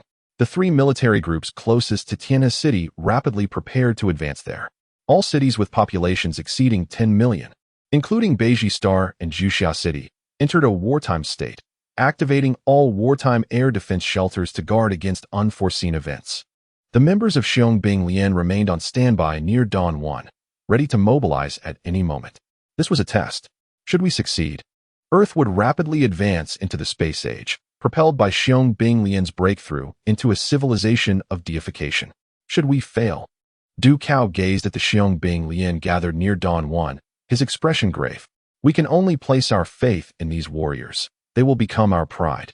Captain Li Yunlong of the Titan declared resolutely. As time progressed, just like in the original narrative above Tianhe City. The enormous aerial fleet of the voracious vanguard pierced through the clouds. The dark hulls interspersed with crimson lights, and the cold, mechanical exteriors exhibited the grimness and terror of these war machines. Those who had not yet evacuated cried out in terror. In that moment, order disintegrated. Fear spread to every corner of the city, and the soldiers of the 3rd Military Group, who had established defensive lines in advance, hastened to expedite the evacuation of civilians. The soldiers at the already constructed defensive lines began firing various artillery to draw the enemy's attention. Boom! With the firing of a laser cannon from a voracious strategic ship, countless towers were shattered, and a segment of the defense line was obliterated. Countless voracious soldiers, utilizing individual flying devices, surged forth from the voracious warships, rampaging through the city with their advanced equipment and weapons alongside their comrades. Upon receiving the news, the members of Xiong Lian aboard the Titan wasted no time in entering Dawn 1. The enemy has arrived in Tianhe City as anticipated and launched an assault. My 3rd Military Group, comprising over 100,000 soldiers, has established a line of defense with their flesh and blood in Tianhe City. They do not possess the steel bodies you have, nor the formidable power, but they are stalling for time with their lives to ensure the safety of millions behind them. You are Xiong Lian, bearing the endless expectations and hopes of our 1 billion compatriots. Those warriors without extraordinary abilities equally trust and look forward to your arrival. This battle is not only for Huaxia's future, but for the future of Earth as well. Remember, you are the indomitable Xiong Lian. Du Cao's resolute voice resonated through Dawn 1's broadcast. Yes, we will fulfill our mission. Within Dawn 1, the members of Xiong Lian, aside from Reina, Xia, and Sun Wukong, bore solemn expressions. After all, this was their first genuine encounter with the horrors of war. The previous mission, where they fought alongside Monkey King, merely involved 7 or 8 individuals against a single opponent, and that was merely a training exercise. Monkey King had not truly faced death in that encounter. Sister Na, how are we supposed to fight? Am I going to die? Gu Xiaoluan asked, his voice tinged with trepidation. Fear not. If death comes, then so be it. At worst, 18 years from now, we shall emerge as heroes once more. Before Reina could respond, Lu Chuang cast a bemused glance at Gu Xiaoluan and remarked, rest assured. They are merely a group of spacefaring civilizations. Besides, anyone could perish in battle, but you are among the least likely to fall. Do not forget what you have trained for. Sensing Gu Xiaoluan's fear, Reina felt equally exasperated. How could such a powerful force in the galaxy be so timid? Aside from the anomaly that was Xia, only the body of Sun Wukong could possibly rival Gu Xiaoluan in strength, yet he appeared the most cowardly of all. However, despite the jesting, reassurance was necessary. After all, these were her students, and any disgrace on the battlefield would reflect poorly on her. As the aircraft entered the designated safe zone, an important announcement resonated through the cabin. Attention! Due to the inability of large transport vessels to approach Tianhe City without being intercepted, we will transfer to helicopters at the mountain airport and then proceed to the city. The voice of Decao echoed through the intercom. Consequently, everyone promptly disembarked and boarded the waiting helicopters. Sister Na, let me, Monkey King, and Xiaoluan lead the way. Our physical prowess is sufficient, and we possess aerial combat capabilities to prevent any ambushes, Xia suggested. Very well, as you say. Sun Wukong, Xiaoluan, you 3 will clear the path ahead while the rest remain vigilant. Yaowen, prepare to inform the ground troops. Once we secure the battlefield, we can allow their retreat to prevent excessive casualties. Qilin, keep your aircraft at the rear. Once we establish our defenses, you may seek a sniping position to guard against any enemy flanking. Zhao Xian, be ready to support Xiaoluan and the others. Reina considered Xia's input and adjusted the battle plan accordingly. Return now. We shall handle the rest. Xia clapped the pilot's shoulder. Comrade, please ensure your safe return. The pilot urged fervently. Do not worry. With Xia's words, Gu Xiaoluan and Sun Wukong leaped from the helicopter, plunging into the mist. Initially, progress seemed smooth. However, it was not long before the sounds of combat erupted from Sun Wukong. Shortly thereafter, Xia witnessed the Void Warrior attempting to ambush Reina, with Gu Xiaoluan's electromagnetic pulse cannons striking with precision. Realizing the gravity of the situation, Xia immediately shouted into the comms, Sister Na, there are ambushes in the smoke. Everyone, Retreat your aircraft and cover each other as you enter the battlefield. Everyone, disembark and provide cover as we enter. Reina's voice rang out as the team jumped from their aircraft, numerous helicopters turning back. This is bad. I see a figure charging straight at Sister Na. They are targeting her. Sister Na, be careful. Meng Meng, closest to Reina, shouted in alarm. Curse it. I have no leverage up here. Reina cried out. And the enemy communications abruptly fell silent. Damn it. Everyone, land immediately and organize the front line. Lu Chuang, check on the captain. Yaowen took command urgently upon witnessing Reina's ambush. There is yet another Void Warrior? Mo Xie's brow furrowed.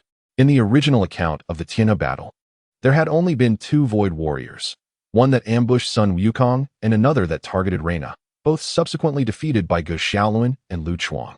Yet now, 3 Void Warriors had appeared early in the conflict, with uncertainty surrounding the presence of any hidden forces or commanders. I, Lord Call, find you quite intriguing. Should you wish, I can arrange for you to meet Lord Call, which would spare you from death. The opposing stag, mistaking Mo Xie's demeanor for fear, offered. Your Lord Call? Is that the deity who lacks even the capacity for procreation yet boasts of his prowess? Mo Xie retorted scornfully. Presumptuous. You have the audacity to insult me. I shall carve you into pieces to present to Lord Call an apology. Why? You are like a flower blooming at the slightest praise and overflowing with arrogance at a hint of sunlight. Do you truly think yourself significant? A mere scrap of metal barely rivaling a third-generation super soldier? How amusing.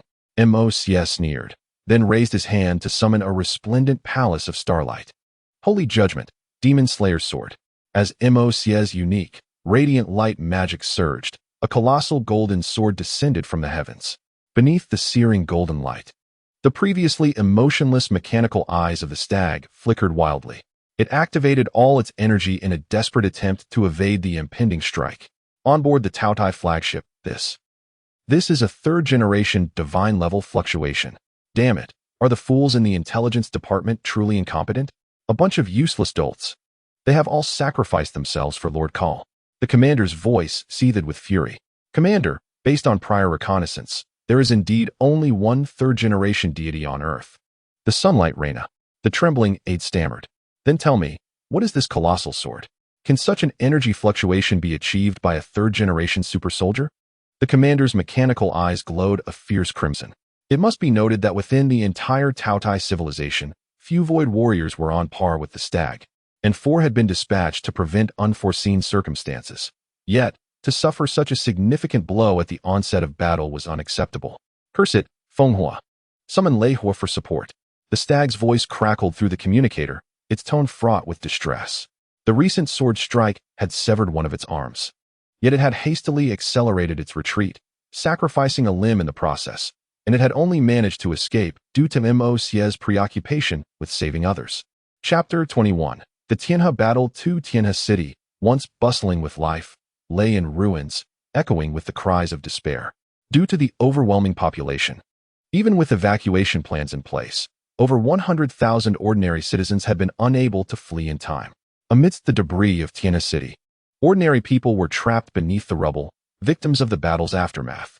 Children, lost in the chaos, or mourning parents who had perished, sat weeping amidst the ruins. Countless soldiers formed small squads, tirelessly searching for survivors. The harrowing scenes of war stirred the hearts of every soldier in the brave legion. At their core, they were merely ordinary individuals who had undergone a few months of emergency training. In a temporary encampment, Ge Xiaoluan, having been ambushed, fell to the ground in disarray. Witnessing this, several nearby soldiers and medics rushed over. Comrade, are you all right? Are you injured? Do you require medical assistance? Ge Xiaoluan stared blankly at the devastation surrounding him, murmuring, I'm fine. Yet, his eyes darted nervously about, filled with fear, confusion, panic, and unease. In the sky, Yanjia, do we truly not need assistance? Aji inquired. Mo Xie will evacuate the civilians. This battle is a necessary trial for the brave legion. Otherwise, the future of Earth will plunge into darkness. This is a test they must endure, Yin replied, recalling Mo Xie's words. Meanwhile, the urgently descending Rose noticed Ge Xiaoluan, who was scanning the area in terror, and hurried over. Xiaoluan, thank goodness you are here. Let us organize a counteroffensive together. We must establish a defense to protect the civilians and ground troops during their retreat. A counteroffensive? Gu Xiaoluan's eyes were filled with dread as he spoke with a quiver in his voice. But what do we have to fight back with? Rose. We must retreat. What did you say? Roses gazed incredulously at Gu Xiaoluan. We must retreat, Rose. This is not our war. This is our war. Quickly, join me in the counterattack. Rose shouted hoarsely. Can't you see we are tactically overwhelmed? You are blinded by rage. Gu Xiaoluan pleaded with a voice tinged with fear. I want to retreat, Rose. I beg you. With a resounding slap, Rose, who had harbored dissatisfaction towards Gu Xiaoluan, could no longer contain her fury. She stepped forward and punched him. Gu Xiaoluan, do you even comprehend what you are saying? Her bloodshot eyes brimmed with anger, and her hoarse voice carried an endless wrath. Open your eyes and look around. Witness the innocent compatriots and the heroic soldiers who have sacrificed themselves. Say again what you just uttered. Those warriors devoid of any super genes shed their blood and sacrificed their lives to buy time for the evacuation of millions behind them. The enemy's artillery does not even harm you. Yet what about them? Even the shockwaves could severely injure or kill them. And still, they do not retreat. But you? As a soldier, you think of fleeing the moment the battle begins? Gu Xiaoluan, your father, your uncle, your grandfather, your great-grandfather. 4 generations of your family have served in the military, with countless brave ancestors shedding blood to protect this nation and the honor of the Gu family. And you? You wish to become a coward? Can you face your father, uncle, and grandfather's teachings? Even if you escape today, will you have the face to meet your ancestors who sacrificed themselves in defense of the homeland in the future? Rose's voice, hoarse and filled with helplessness, disappointment, and despair, conveyed her anguish. Was this truly what her father had called the hope for Earth's future? In that moment, she felt a profound sense of despair for the future of Earth. In the distance, Zhao Xian, upon hearing Rose's desperate questions and anguished cries, transitioned from shock to a resolute gaze, his fearful expression replaced by ferocity. Seeing Zhao Xian, Rose cast a final disappointed glance at Gu Xiaoluan and said, Zhao Xian, organize the counterattack with me. Without waiting for his response, she spread her mechanical wings and soared toward the battlefield. Zhao Xian, observing Gu Xiaoluan, who knelt on the ground weeping, was filled with disappointment and contempt. He was Zhao Xian, a descendant of the legendary Zhao Zilong of Changshan. He would never retreat. With newfound determination, he looked to the sky and roared, taking flight. His furious roar echoed through the entire Tianhe battlefield, proclaiming his heritage. I am a descendant of the great Zhao Zilong. Who do I fear? The fervent battle cry resonated across the battlefield. Lu Chuang, upon hearing the roar, charged toward Reina's landing point while clearing the nearby beasts. The previously panicked Rui Mengmeng was equally inspired, receiving cover from Qilin as she sought a favorable sniping position to eliminate the surrounding beasts. In the vastness of space, Azui and Moe, who had once been curious about Gu Xiaoluan's future as an angel, now looked upon him with disdain. Is this truly the power of the galaxy? Without that gene, how is he any different from a mere waste?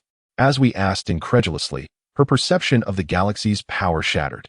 In her mind, the power of the galaxy should have embodied the angelic ideals of beauty, courage, and strength. Yet now she only saw a coward seeking to flee in the face of danger. Thank goodness the Heavenly Sovereign and Queen Kaisa altered the future in time. Otherwise, the future of angels would surely be bleak. Even Yin regarded Gu Xiaoluan with disdain. Initially, though a loser, he had shown some courage, but now, in their direst moment, he sought to escape with his goddess. It could only be said that the Heavenly Sovereign's foresight was indeed precise. Moe mused. In Tianhe City, Moe, engaged in battle with the stag and thunderfire, also took note of the unfolding drama concerning Gu Xiaoluan, sighing helplessly. He understood that there was no longer any possibility for reconciliation between Rose and Gu Xiaoluan. In the original narrative, although Gu Xiaoluan was a loser, he had stepped up on several occasions, and while Rose may not have favored him, she certainly did not despise him. Moreover, she had given him her first kiss to help him unlock his wings. Following their ascent into space, he had promptly invited her to view the cosmos alongside him. For a girl, receiving her first kiss often casts a flattering light on the boy. Thus, even if he displayed a bit of cowardice during the Tianhe battle, his later efforts to protect Rose might still rekindle her feelings for him. This may have been why Rose could have potentially fallen for Gu Xiaoluan again in the future. However, now, due to Moe's interference, Rose had not bestowed her first kiss, leaving no room for any lingering affection. Coupled with Gu Xiaoluan's dismal performance and Rose's final straw being broken, Mo Yi shrugged in resignation. It was not his fault. If Gu Xiaoluan was not up to par, what could anyone do? Meanwhile, the Stag and Thunderfire, struggling against Mo Yi, continuously requested support from the flagship. Noticing this, Mo Yi remained unfazed, conjuring a massive purple star palace that ascended into the sky. Observing the situation, the two hastily unleashed their full computational power and strength. Punishment of the Thunder Ring. Ban of the 9 rings. As the star palace shattered, transforming into 9 long pikes, the black-purple thunder pikes ensnared the Stag and Thunderfire. Seizing the moment, Mo Yi refrained from pursuing, instead activating the domain of 1,000 feathers. A gentle breeze swept through, marking each remaining survivor and soldier in Tiana City. Feeling the marked survivors around him, Mo Yi exerted full control over his spatial magic energy. The Star River, which should have been merely a few meters, began to expand exponentially. The Stag and Thunderfire, having escaped the confinement of the 9 rings, hastily retreated. Ignoring their panic, Mo Yi channeled all his magical energy into the Star River, which gradually expanded from a mere few meters to over 100. Beneath the ruins, the oppressive gray sky weighed heavily on the survivors. Countless individuals huddled among the rubble, their breaths, sobs, and intermittent cries for help intertwining into a haunting elegy. The air was thick with choking dust, punctuated by the distant sounds of collapsing bricks and stones from aftershocks. Standing at the edge of the ruins, Mo Yi surveyed the scarred landscape, a flicker of resolve igniting in his eyes. Drawing a deep breath, he summoned every ounce of magical energy within him. The Star River, which had once only illuminated a few meters, began to swell dramatically. Each inch of the Star River emanated a blinding radiance, as if striving to illuminate the entire world. With a low roar, Mo Yi commanded instantaneous movement. The Star River surged to a scale of over 100 meters, resembling a colossal dragon coiling in the sky. Exuding a chilling aura, veins bulged on Mo Yi's forehead as sweat cascaded down his cheeks, glistening in the sunlight. In that moment, he felt as though he had merged with the very fabric of space itself. The positional data of 200,000 individuals raced through his mind, each coordinate precisely locked. This was not merely a teleportation technique, but an exquisite mastery of spatial laws. At that moment, Mo Yi's consciousness extended to its limits. He could sense every survivor's heartbeat and even feel their warmth. Beneath the ruins, countless survivors suddenly felt enveloped by a warm energy. Their bodies involuntarily glowed with a silver light, as if lifted by some mysterious force. The surrounding air began to distort, creating visible ripples. Amidst the chaos, someone shouted in terror, "Are we going to die?" However, soon their voices were engulfed by the fluctuations of space. Meanwhile, outside the urban area of Tiana City, in a temporary shelter, everyone was astounded by the scene before them. Countless silver figures descended from the sky, tracing elegant arcs in the air. As these individuals landed steadily, countless families were finally reunited.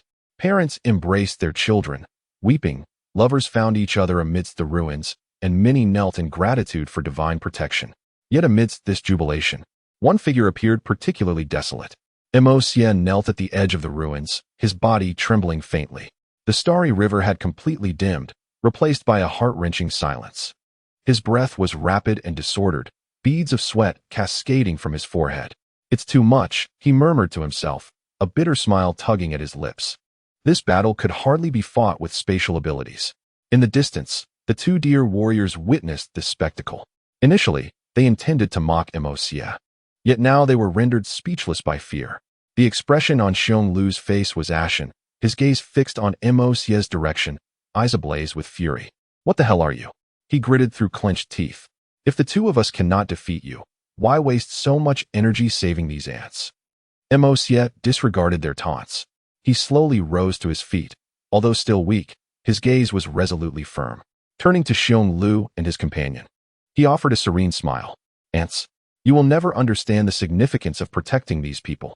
Moreover, what does it matter if a few ants are lost? Even if I can only use ordinary magic, you remain ants." In this battle, Mo Yi exhausted all his learning. He was not merely fighting. He was composing an epic belonging to heroes.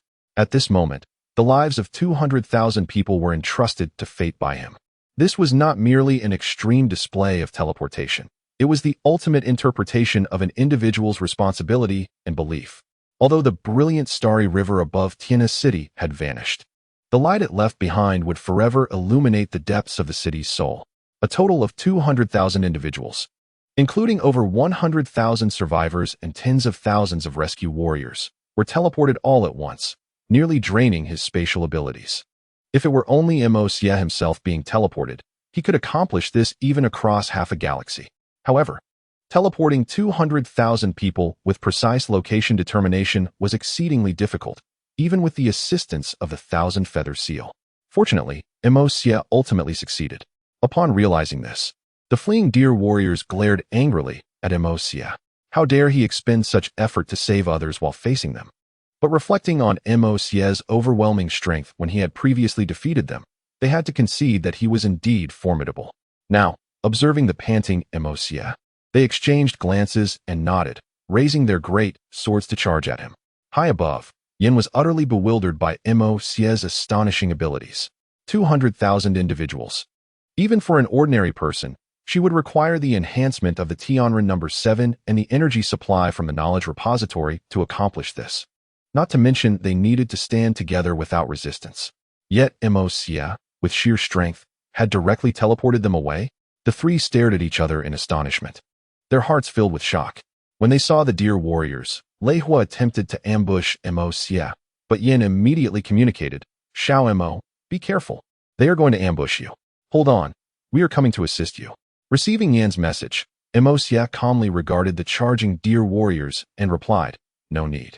I only utilized spatial magic just now. I have more than a dozen such abilities." Upon hearing this, Yan and the others were stunned, gazing at Juxia above Tianhe City, their lips twitching. "More than 10 kinds? Are you even human?" Meanwhile, sensing that nearby ordinary people had been rescued, the members of the Xiong Lian began to gather.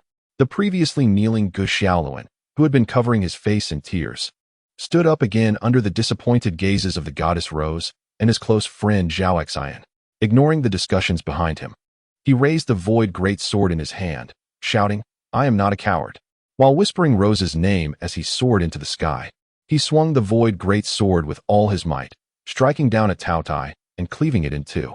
Chapter 22. The Tianhe Battle 3. Upon the high tower of Tianhe City, as the Xiong Lian regrouped, Chengyaowen, relying on the heart of the earth to observe the battlefield from above, stated, "Previously, we were ambushed, but they did not pursue or hunt us down afterward. I suspect they are unaware of our presence. Now, I am the only one capable of observing the entire battlefield. The captain has yet to restore communication. Lu Chuang has gone to check on him. The enemy is circling above Tianhe City, believing they have achieved victory in their assault. The Xiong has now re-established their front lines. The ground forces can retreat and regroup, or their losses will be too great. Now, the Xiong is connected to the battlefield. We will begin organizing a counterattack." Upon receiving Chengyaowen's command, the others began systematically clearing scattered Tao Tai according to their previous training formations. Simultaneously, Rose communicated, "I can mobilize the South China Sea Fleet for long-range strikes against the enemy flagship. However, with Monkey King, Reina absent, and Xiao Mo detained by the enemy, I cannot break through their defenses head-on." Suddenly, Sun Wukong's voice came through the headset. "Girl, who did you say is absent?" Just as Sun Wukong finished speaking, the previously disconnected Reina also chimed in, "Yaowen, your command is commendable. Keep it up. Rose's idea is excellent." With that, Reina leaped onto the rooftop of a tall building, chuckling, "Hang on until the captain comes online." Hearing Reina's voice, Cheng Yaowen sighed in relief, smiling wryly. Reina took a deep breath to steady herself, addressing the communicator, "Warriors, your goddess is online. Don't panic. Organize the counterattack. Now, report your status and prepare for the counterattack. Let's take down these trash." "Hey, sis, you're not dead." Zhao Xian's delighted voice rang out. "I'm full of energy. I won't die." "So you're a power-up doll? What? Do you want a hug?" Reina teased.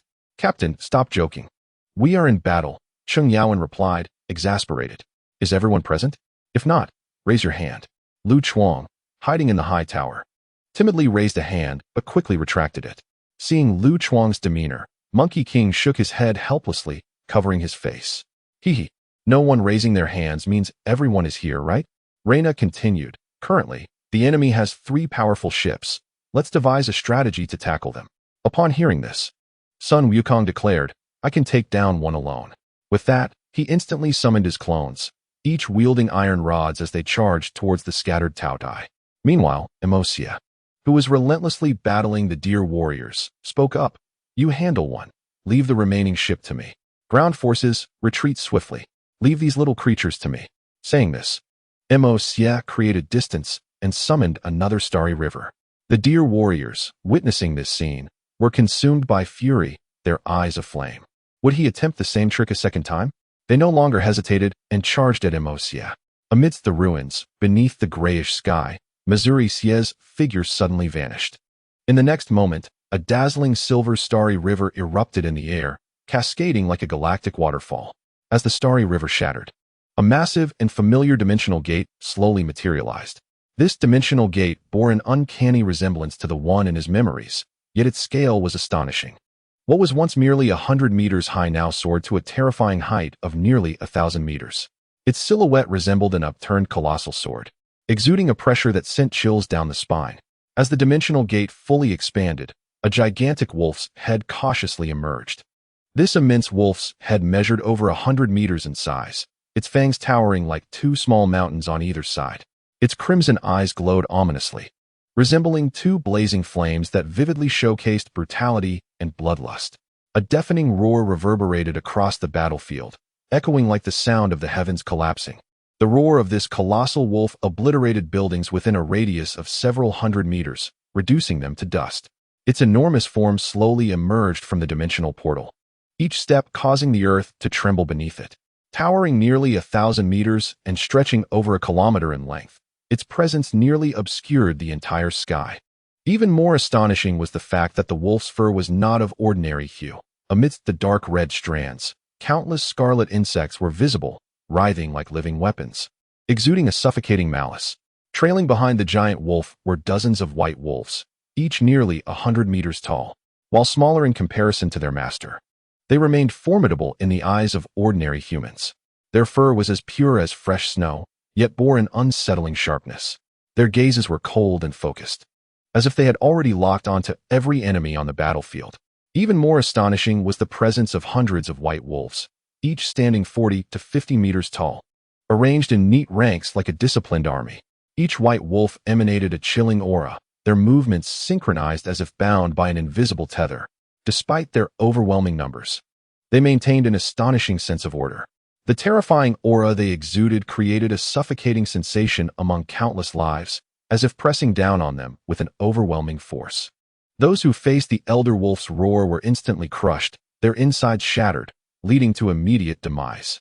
Feeling the terrified gazes around it, the elder wolf, a sovereign-level demon, had never encountered such provocation. Typically, those of lower ranks would cower before it, too afraid to meet its gaze. How could such worthless beings, inferior even to mere servants, dare to look upon it? Unable to suppress its inner fury, the elder wolf erupted, unleashing its sovereign-level pressure. Those around it, not exceeding 3 generations of super soldiers, felt as if their throats were being constricted in an instant. The overwhelming force caused buildings within a radius of several hundred meters to collapse instantaneously. However, just as everyone anticipated the giant wolf would unleash a bloodbath, a shocking scene unfolded. From atop the nearly 1,000-meter-high elder wolf, a golden-haired, azure-eyed maiden gracefully descended. Appearing no older than 16 or 17, her figure possessed a stunning allure that would make even women in their 20s feel self-conscious. Her exquisite face combined the devilish charm of seduction with the pure innocence of an angel, and her slightly youthful demeanor added an endearing touch of vulnerability. Yet, this delicate girl stood atop the head of a being that resembled a world-destroying demon wolf, and those who dared to gaze closely could discern the impatience etched upon her features. Hey, stupid wolf, why are you howling? Does it make you feel powerful? I truly wonder what those 2 idiots from the Mo family see in you. How did they manage to cultivate such a fool to this extent? She exclaimed, raising her delicate foot to stomp down on the elder wolf's head. This scene left everyone below in utter shock. Sister, are you that audacious? Do your family members know? You dare to be so arrogant before such a massive wolf? The warriors of the army genuinely feared for the girl's safety, concerned that the elder wolf might devour her in a fit of rage. Yet even more astonishingly, the previously fearsome wolf, which had just shattered buildings with its roar, now wagged its tail like a submissive puppy, attempting to appease the girl. All right, elder wolf, retract your ferocity. We wouldn't want to harm our own. The girl, Juxia, gracefully floated down to perch atop the elder wolf's head and gently patted it before continuing. Opus, please command the wolf pack to eliminate these insignificant fish. Mark those who are allies and dispose of the rest. And remember, only the insignificant ones. Understood, understood. How annoying. Opus replied impatiently, casting a glance at Juxia. Sigh.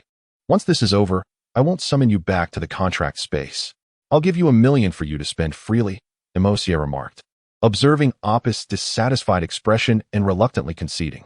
Really? Opus' eyes sparkled with interest. A gentleman's word is his bond, Juxia replied earnestly. Bah, UMO family and gentlemen? What a bunch of rascals. Opus scoffed dismissively. Haha, here's a card with 1,000,000. I assure you, I'm not deceiving you. Juxia awkwardly scratched her head and handed Opus a bank card. This was obtained from Angel Yin through the Angel Group. I have several of them. Humph. I suppose you did well this time. Opus' expression brightened as she accepted the card with glee. Juxia then reiterated, be careful not to harm our own. Just eliminate the minions. She activated the 1,000-feather seal, granting the wolf pack the wings of wind. Seeing this, Opus regarded Juxia with intrigue, murmuring, quite capable, indeed. A top-tier wind-type soul species. Under Opus' command, the wolf pack began to disperse, hunting down scattered single units of the enemy. The elder wolf, bored by the weakness of its foes, remained stationary, while the star-born insects on its body relentlessly descended upon the enemy, their tough armor shredded in moments, leaving behind lifeless husks. Observing the unfolding chaos, the stag warriors Lei Hua sought to flee in terror. However, the gate of infernal abyss unleashed a torrent of flames, engulfing both the stag and Lei Hua in a molten blaze. Having exhausted their strength resisting Juxia's earlier onslaught, the two were swiftly consumed by the terrifying heat. Reduced to ashes. Ding. Congratulations, host, for slaying 2 void warriors, achieving a fusion level of 4. Ding. Congratulations, host, for slaying 50 single units of the enemy, achieving a fusion level of 0. 1. Juxia's expression turned exasperated as she observed the system notifications, realizing that continuing this way would only yield minimal gains. Sigh. This is troublesome, she lamented, massaging her temples as she glanced toward the army's direction. Under Reina's command, the reorganized forces of the army, led by Gu Xiaoluan, Lu Chuang, and Zhao Xian, charged across the heavenly river to draw attention, while Rose advanced, supported by Meng Meng and Qilin, continuously breaching the enemy's defenses. At this rate, it wouldn't be long before they breached the enemy's main ship. Meanwhile, the wind and fire forces attempted to thwart Rose's advance, confronting the trio led by Gu Xiaoluan. The power of the galaxy, as per the headquarters data? Merely a coward fleeing the battlefield, and yet here they stand? Wind sneered at Gu Xiaoluan. Shut your mouth. My brother is just a bit bewildered on his first battlefield. What is that to you? Why do you turn yourself into a robot and spout nonsense? Lu Chuang retorted, refusing to hold back against the taunts. Indeed, I heard from Little Mo that you guys in the Taotai enjoy playing the role of your family's deity. Is your deity constantly passing gas? Has he eaten too many sweet potatoes? Zhao Xian added, his words inciting further fury in wind and fire. Preposterous. You lowly beings are only worthy of inhaling the scent of my god, Carl's flatulence. Wind thundered, furiously swinging his sword at Zhao Xian. Chapter 23. The Battle of the Heavenly River 4. Within the city of Tianhe, the enraged wind and fire swung their blazing greatsword, angrily targeting the provocateur Zhao Xian. Unfortunately, Zhao Xian was too swift to engage, quickly fleeing upon sensing danger. Meanwhile, Lu Chuang raised his god-slaying axe and charged into the fray. Moments later, as they separated, Lu Chuang could not help but remark on the strength of his opponent. Even during a playful brawl, this fellow is quite formidable. You two should be careful. This time, I assist, bringing it down from the heavens, Gu Xiaoluan resolutely declared to Lu Chuang. All right, Xiaoluan, be cautious. I will be ready to support you from the side. Zhao Xian said, patting Gu Xiaoluan's shoulder. Understood, Gu Xiaoluan replied, charging towards Feng Hua. As Gu Xiaoluan approached, Feng Hua raised his blazing sword and struck down with tremendous force, the impact causing the veins on Gu Xiaoluan's forehead to bulge. Meanwhile, Fenghua relentlessly increased his strength, attempting to push Juxia back. In this stalemate, a spear surged towards Fenghua from behind. With a resounding clash, the previously deadlocked situation was abruptly shattered. Zhao Xian, having exerted himself to the fullest, pierced Fenghua into the ground with a single thrust. Damn it! I will slay you. Fenghua roared in fury, reaching out to grasp Zhao Xian. Unfortunately, a massive axe came crashing down, severing his extended left arm. Immediately after, Juxia's void sword fiercely pinned him to the ground. Is this all you've got? You think you can trouble Zhao Xian? Do you even stand a chance?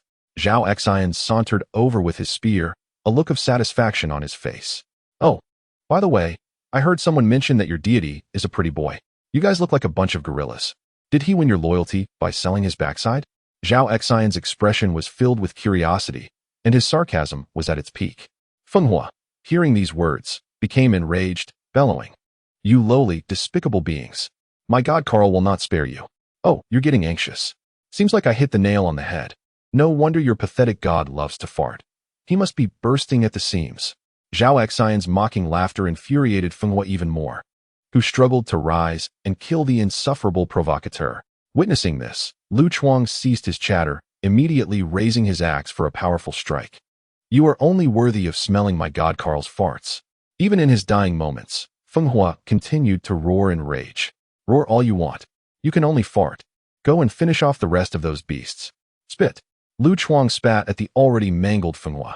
Meanwhile, relying on the cover provided by Lu Chuang and the others, Rose successfully breached the enemy's defenses, accelerating towards the enemy flagship. Inside the Taotai command center, damn it all, the deputy commander of Taotai raged. His scarlet eyes fixed on the retreating ground forces and the relentless bombardment from the tower above by Reina.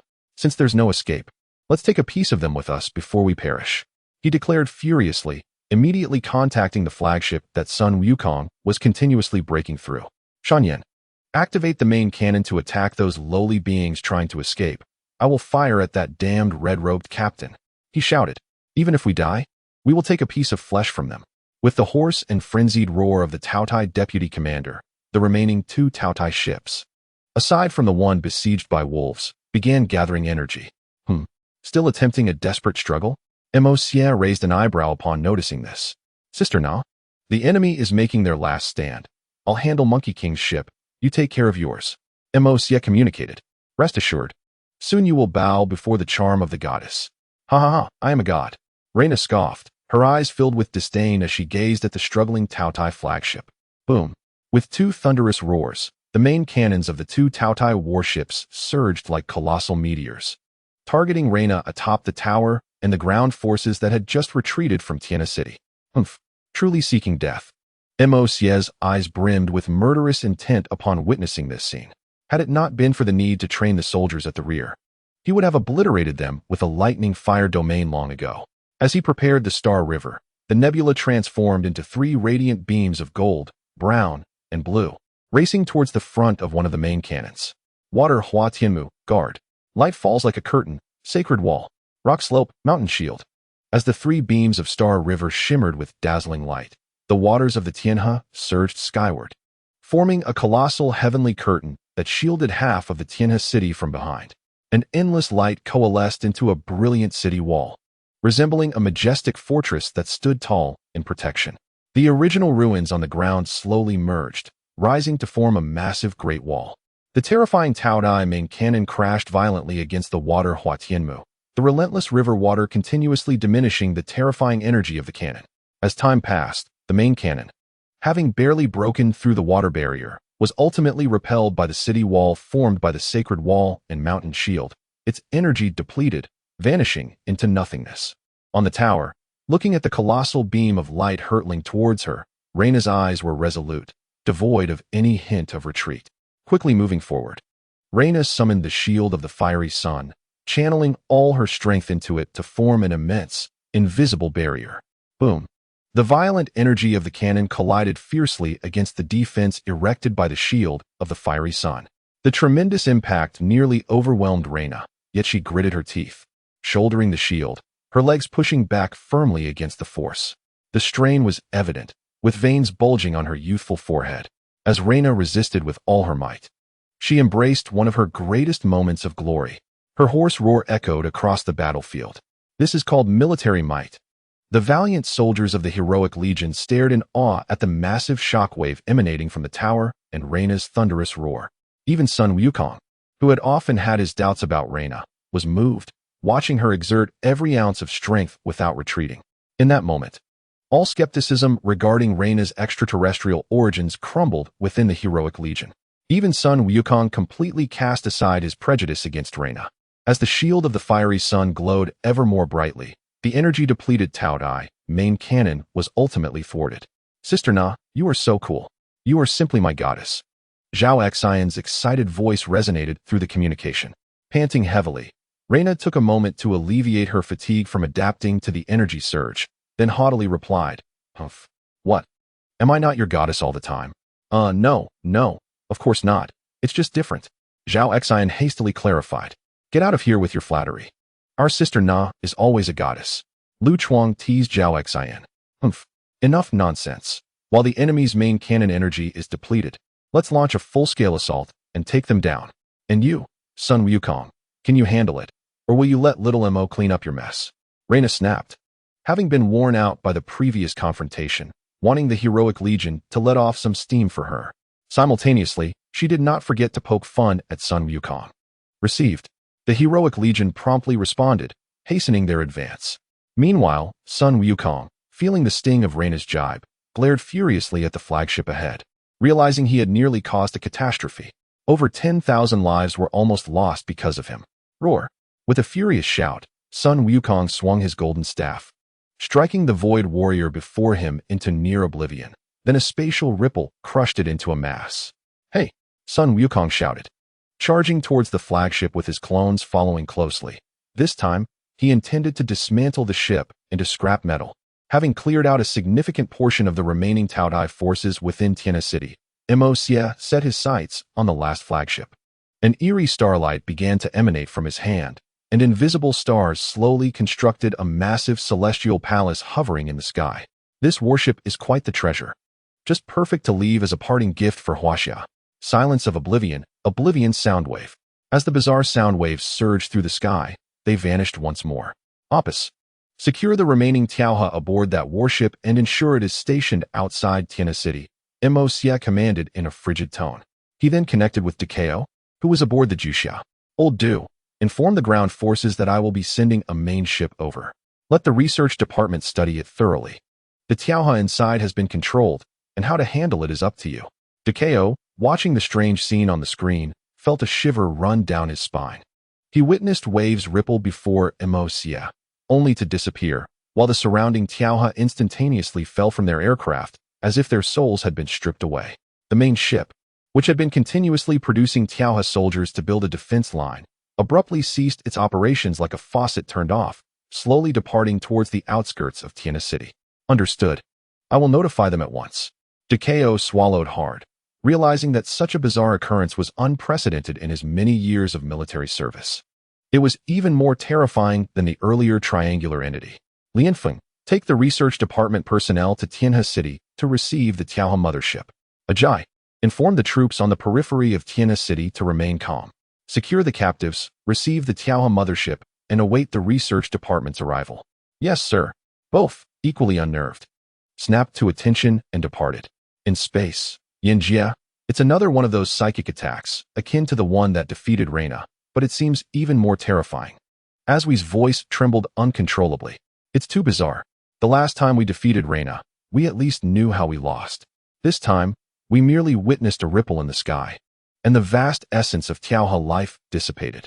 Our bodies remain intact, yet devoid of the vitality one would expect from the living, as if their very souls were instantaneously extracted. Such a scene, even for those who had endured thousands of years of battle, was a first.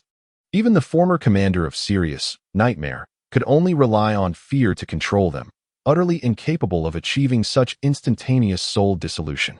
Nearby, the angels Yin and Moi watched in astonishment at the eerie unfolding within Tianhe City. The appearance of the old wolf had already shocked them, its towering figure and terrifying presence far from mere ornamentation. Yet, compared to the current scene, it seemed trivial. The elite of Sirius, known for their expertise in psychic attacks, and the triangular entities paled in comparison to this spectacle. This little rascal continues to astonish us time and again. Yan's voice quivered slightly, though a sense of relief accompanied it. Fortunately, he is one of us now. Had Morgana ensnared him, the angels would surely be in peril. Chapter 24. The Battle of Tianhe. In a corner of Pluto, a colossal warship stood resolute. Beneath its vast demonic wings of black and crimson lay a dark fortress, where countless shadowy demons roamed freely. Within the control room of Demon 1, Morgana watched Mocia's successive maneuvers in Tianhe City, her face adorned with a nonconformist expression of disbelief. That bastard Carl said there were only a bunch of little rascals? Is this what he calls little rascals? That holy sword could cleave me in two. And that one-time technology capable of relocating hundreds of thousands? You tell me that's just a kid? And what about this towering magical wolf? At this point, Morgana turned to glance at the gift Carl had sent her, a cute, bumbling third-generation beast body, Sotan. Sis. What's wrong? Is it mealtime? Sotan asked innocently, noticing Morgana's sudden silence. Damn it. All you think about is food. Look at that imposing presence. And then look at you. Morgana snapped, unable to restrain her frustration. Everything is a mess. A foolhardy giant with demonic blood, a third-generation beast body turned glutton by the angels. The only ones capable of holding their ground are those recently upgraded through resources pilfered from Carl, Atai, Otto, and the little black one from the angel-demon conflict, along with the still-roaming Shui. Queen, according to the current scans, we have not detected any related species to this wolf pack, and their physical bodies are on par with third-generation divine bodies. The wolves number around 13, equivalent to third-generation super warriors, and over 600 equivalent to second-generation super warriors. Atai, the only demon with any semblance of intelligence left, remarked with resignation. Damn it, are you telling me this? What are we supposed to do about this, Mocia? One person seems to rival an entire divine civilization. Queen, based on the initial data you gathered from the Juxia, although Mocia possesses formidable combat prowess and a variety of tactics, his physical constitution seems to fall short of his exhibited strength, Atai noted, referencing the data Morgana had acquired. What about the updated information from his last upgrade on the Juxia? Morgana inquired, her brow furrowed. Queen, the last data was intercepted and protected by Hishi using a space-based computer, and we could not retrieve it from the Juxia afterward, Atai conveyed helplessly. Damn it. This is infuriating. Queen, while we cannot confirm, the combat data suggests that his physical constitution is indeed lacking. Even now, against the Tiaohe, he seems to prefer keeping his distance, seemingly wary of close-quarters combat. Are you saying his weakness lies in his physical strength?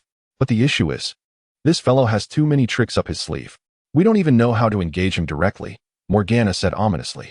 Queen, what about using wormhole sniping? A demon suggested. Are you an idiot? Morgana exclaimed, slapping him across the face.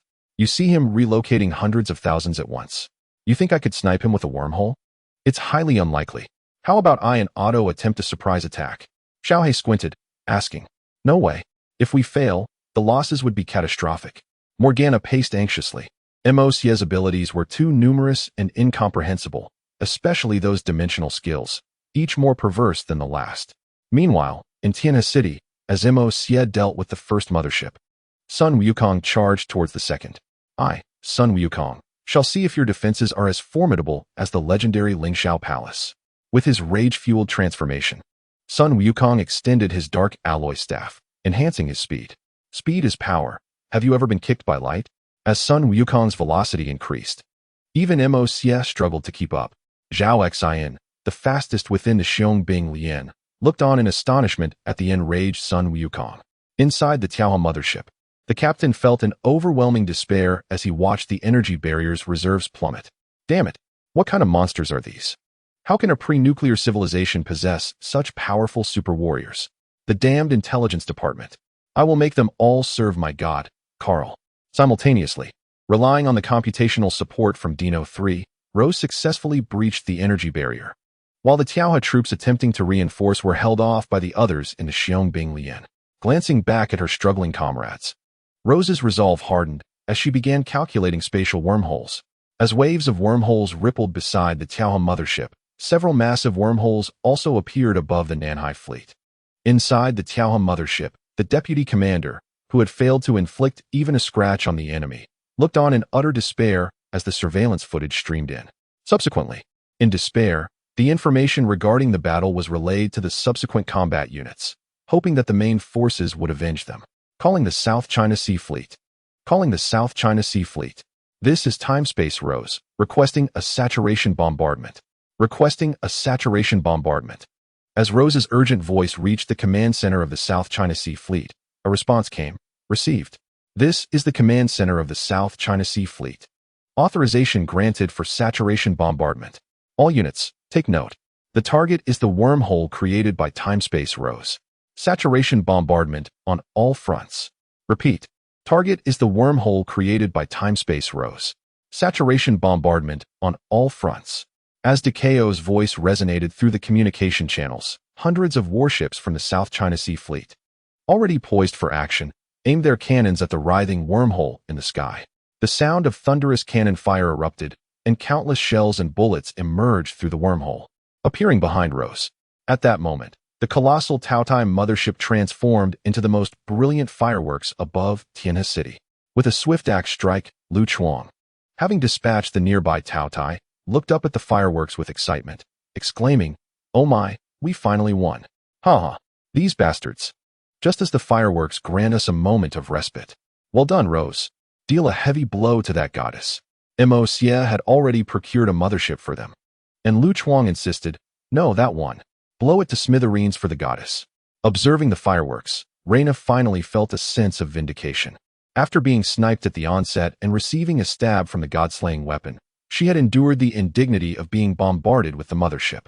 When had the illustrious sun god of the Sunfire Star ever suffered such disgrace?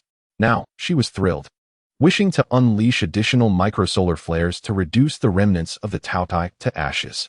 Following the destruction of the second mothership by the heroic legion, a cacophony of shattering glass-like sounds filled the air as Sun Wukong, having accelerated to his limits, shattered the last mothership's energy shield with a single strike. Today, I shall dismantle you completely. With his battle spirit at its peak, Sun Wukong summoned all his strength once more to swing his staff. The sound of a light crack echoed as the energy shield was utterly cleaved. He then dismantled the outer doors of the mothership and charged inside to eliminate the remaining Taotai within. Amidst the desperate cries and the dwindling sounds of conflict and gunfire, the last Taotai mothership was thoroughly cleansed. In the distance, however, Moxia gazed at the panel before him with a troubled expression, unable to summon any joy. Why, you ask?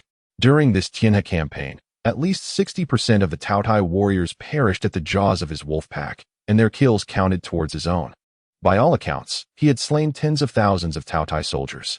Yet, after this battle, his template had only increased to 45, which included the 3 from the 2 Void warriors. Otherwise, it would have only risen by 11%. Can you believe it? What left Moxia speechless was that a fusion rate of 45% could only elevate him to the 3rd tier of the superclass. This meant that only at 50% could he barely reach the pinnacle of the superclass, and 60% was required to attain the forbidden spell level. Not to mention that beyond the forbidden spells lay 2 special identity inheritances. Only by fully integrating those 2 special identities could one genuinely rival the emperors of the roof of the world. Otherwise, in his prime, Mo Fan would merely be a mid to high tier emperor, easily subdued by a high tier emperor. Thus, Moxia surveyed the ruins, littered with the remnants of Taotai, while a few hundred wolves, with blood at their corners, savored the spoils of this otherworldly victory. Sigh, it is what it is. One step at a time. After this concludes, I shall head to the Meiluo Heavenly Court to absorb the resources prepared by He and persuade Kaisha to refrain from coming to Earth. As long as she remains safe, in no more than 10 years, once I've digested these resources, my combat prowess, bolstered by the maturity of the Emperor Sakya, will undoubtedly surpass the 5th generation gods, Moxia murmured, shaking his head in resignation. What? You ask about Karl? Have you not heard of another title of Emperor Sakya? The Master of the Bow of Destiny? As long as I possess that bow, it matters not if you hide in the Void Realm. Even if you conceal yourself in a parallel universe of the myriad worlds, I can trace you down with a mere thread of destiny you left behind and shoot you down in an instant. In essence, Karl's true form was not particularly formidable. His annoyance stemmed from his constant development of his brain and mental faculties like a triangular entity, while his true self remained hidden, leaving only a phantom behind. However, the bow of destiny was indifferent to such matters. As long as a trace of destiny lingered in this universe, even if it was left here hundreds of thousands of years ago, I could locate your wretched form and deliver a fatal arrow. As for whether it could kill, what a joke. If a single arrow could obliterate a small black hole, it could certainly dispatch a scholar. I would henceforth never need to rely on such trash. Within Tiana City, as Sun Wukong cleared the final mothership and his monkey clones and wolf pack dealt with the remaining Taotai remnants, the members of the heroic legion gathered, excitedly recounting the highlights of this battle. Chapter 25. The stunning young girl Opus, the incredulous heroic legion within Tiana City. I can't believe it. You have no idea how furious that giant mech was before it was cleaved by Chuang. Haha. Zhao Xian chuckled, mimicking Feng Hua's actions just before his demise. Beside him, Lu Chuang, with a proud demeanor, raised his chin and remarked, "Of course. I saw that bastard trying to grab Master Xian. I went up and struck him with a hammer, and with a bang, I dislocated his arm. Then, Xiao Luan descended from the sky with a sword and pinned that rascal to the ground. Truly spectacular, I tell you. It was nothing. Thanks to Master Xian who pierced that guy. He was quite powerful. If it weren't for him, I might not have held out much longer." Gu Xiaoluan sheepishly scratched his head. "Qilin's sister is amazing too. Several times I was almost ambushed, and it was Qilin's sister who saved me." Rui Mingming gazed at Qilin, who sat gracefully on a rock, smiling as she listened to the conversations around her. Indeed, Qilin's sniper rifle is exceptional. She hits her mark every time. There were several instances when I couldn't even see the enemy, yet with a shot, Qilin resolved it from thousands of meters away. As he spoke, Chuang gave Qilin a thumbs up, genuinely admiring her extraordinary marksmanship. "All right, everyone did well this time. Mingming, you were very brave. Had you not cleared the enemies near the sniper's position, I would not have been able to snipe so easily." Qilin humbly responded to the praises. "Haha, everyone. You all performed admirably. Although there were some minor mishaps at the beginning, everyone showed great courage afterward, especially Rose, who conceived a solution for the Taotai mothership in such a short time. I have high hopes for you, my goddess. And Yaowen, you commanded excellently when I was ambushed. The heroic legion should expand in the future. I will assist you in applying for the position of team leader for the second squad."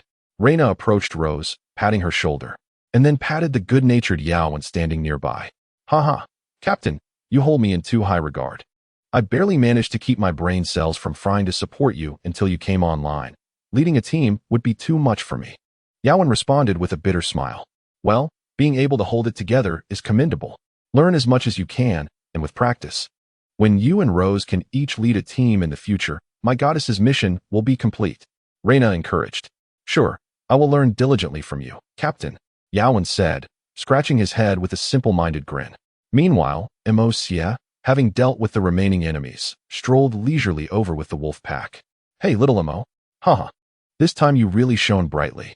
That world-destroying demon wolf, the one over 1,000 meters tall, wow. When it emerged, it nearly scared me to death. The final roar left my heart racing, as I wondered where you had found that ferocious wolf. And what happened to the White Wolf King from last time?" Zhao Xian, upon seeing Moxia, rushed over with a flurry of questions, laughing heartily. "You mean the old wolf? That one was the result of my recent battle with Monkey King, where I successfully advanced the old wolf to the monarch level, or rather, restored it to that status." "Restored? Monarch level?" Reina looked at Moxia with a puzzled expression. "Well, the monarch level is roughly equivalent to the third generation of divine bodies. I previously mentioned that my power system differs from yours. The reason I say restored is that the old wolf was already a monarch-level summoned beast during my last battle with Monkey King. It was merely at the commander level due to my weakened powers, which prevented me from summoning the old wolf in its prime." Moxia explained with a smile. "I thought so, but honestly, the previous White Wolf King was more impressive. This one is just terrifying." Reina recalled the savage and bloody aura surrounding the old wolf, a creature that once occupied the lowest tier among all demons, having only been a servant at that time. It was through relentless battles and consumption that it eventually ascended to the current monarch-level Azure Wolf. The brutality and bloodshed it embodies are the marks of its glory and achievements, a testament to its confidence against those cowards who stagnate due to their so-called lineage.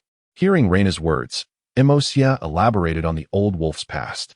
Remembering his first encounter with the full-time mage during the beast fighting tournament, and countless times witnessing MO fans' struggles against formidable foes. Juxia couldn't help but admire the old wolf's tenacity and bravery. All the glory it has today is a result of its fearless battles for survival. Are you saying that the magic wolf was originally just a first-generation super warrior? Or was it born with only a first-generation super warrior's bloodline? Reina stared at Juxia in disbelief.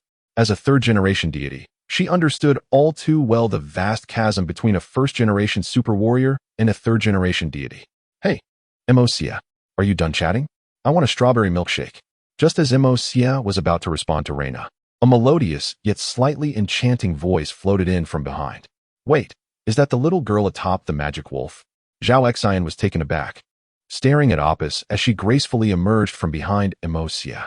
Previously, while Opus stood beside the old wolf, others dared not look closely, only knowing she appeared quite beautiful. But now, upon closer inspection, she was not merely beautiful. Her youthful innocence was coupled with an allure that belied her age, and her curvaceous figure rivaled even Reina's. The best among the elite warriors. She resembled an angel, a blend of angelic grace and demonic allure, the pinnacle of pure desire. What magic wolf? It's just a foolish wolf. Opus scoffed. Wow, what an adorable little sister. Juxia, is she your sister? Reina and Qilin couldn't help but flock to Opus, mesmerized by her princess-like visage. So adorable. Even the distant, icy-faced Rose exhibited a flicker of interest in Opus. Humph, I'm not that perverted man's sister. Opus shot a disdainful glance at Juxia. Hearing this, everyone turned to Juxia with bewildered expressions. What the heck? Little Mo, are you playing around? How could you stoop so low with such a young child? Juxia exclaimed in disbelief. Even Lu Chuang stared at Juxia in shock, saying, Little Mo, this girl looks barely 15 or 16. You. The others were expressions that screamed, how could you be even more monstrous? Understanding their thoughts, Juxia's mouth twitched as he helplessly raised his hands in a bear-like shrug. What are you all thinking? Opus is not my sister. She is my contracted beast. Upon hearing the term contracted beast, Opus' expression darkened as she glared fiercely at Juxia, wishing she could tear him apart on the spot. A contracted beast? What is that? Is it like that magic wolf? Is it for real? Juxia appeared skeptical, as if he were too wise to be easily deceived. Juxia's face darkened. For a fleeting moment, he genuinely wished to send Juxia into a dimensional space to be a snack for the old wolf. Opus is Medusa. Her mother is the Medusa queen from Egyptian mythology, and her father is human, which is why she inherited the purest bloodline from her mother. Juxia shot a glare at Juxia. Meanwhile, Opus behind him huffed in dissatisfaction. Medusa. Juxia gawked at Opus, who appeared as an innocent maiden. Seeing Juxia's animated reaction, Opus threatened, Hey, you filthy man. Can you be quiet? If you keep yapping, I will annihilate you. However, the innocent yet alluring face made the threat seem less intimidating, leaving Juxia somewhat flustered. He sheepishly scratched his head, noticing that no one was taking the situation seriously. Juxia resignedly said, All right, Opus, I will take you to the nearest city to buy milk tea and clothes shortly. He then turned to the others, warning them not to be misled by Opus' youthful appearance. She is far more dangerous than she seems. Remember, the old wolf is merely at the monarch level. While Opus is already a supreme monarch, she is not as simple as you perceive. With that, Juxia waved his hand, stating he needed to take her to buy milk tea and clothes, leaving the rest in their care. Opus, let us go. The silver stars flickered once more. And after a brief period of recovery, Juxia could barely utilize spatial teleportation. He just couldn't teleport too far at once. However, Tianhe City is a large metropolis, with many nearby small cities not too far away.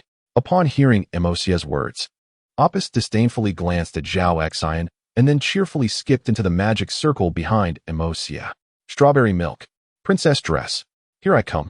Watching Juxia and Opus disappear, Juxia remained in shock, incredulously asking, Is little Mo telling the truth? That little girl is even more fearsome than that world-ending magic wolf. Lu Chuang, equally astounded, remarked, It might be true. Little Mo has never exaggerated. Hee hee, you little rascals, judging by appearances again? This time, you should learn a lesson. Sun Wukong suddenly appeared, smiling as he scolded them. It was evident that he was in good spirits after swiftly defeating 3 flagship vessels of the Taodai Vanguard fleet within a few hours. Though there were some casualties, they were within acceptable limits. Hee hee, Monkey King, when did you arrive? Zhao Xian scratched his head. Just when that little girl came over. Little Mo's words ring true. That girl's aura is likely close to that of a third-generation deity. Even I feel a hint of danger. Sun Wukong leisurely approached Zhao Xian, casually carrying his golden staff. Note: Sun Wukong's humble attitude is quite exaggerated. In his prime, even a fifth-generation deity would find him troublesome.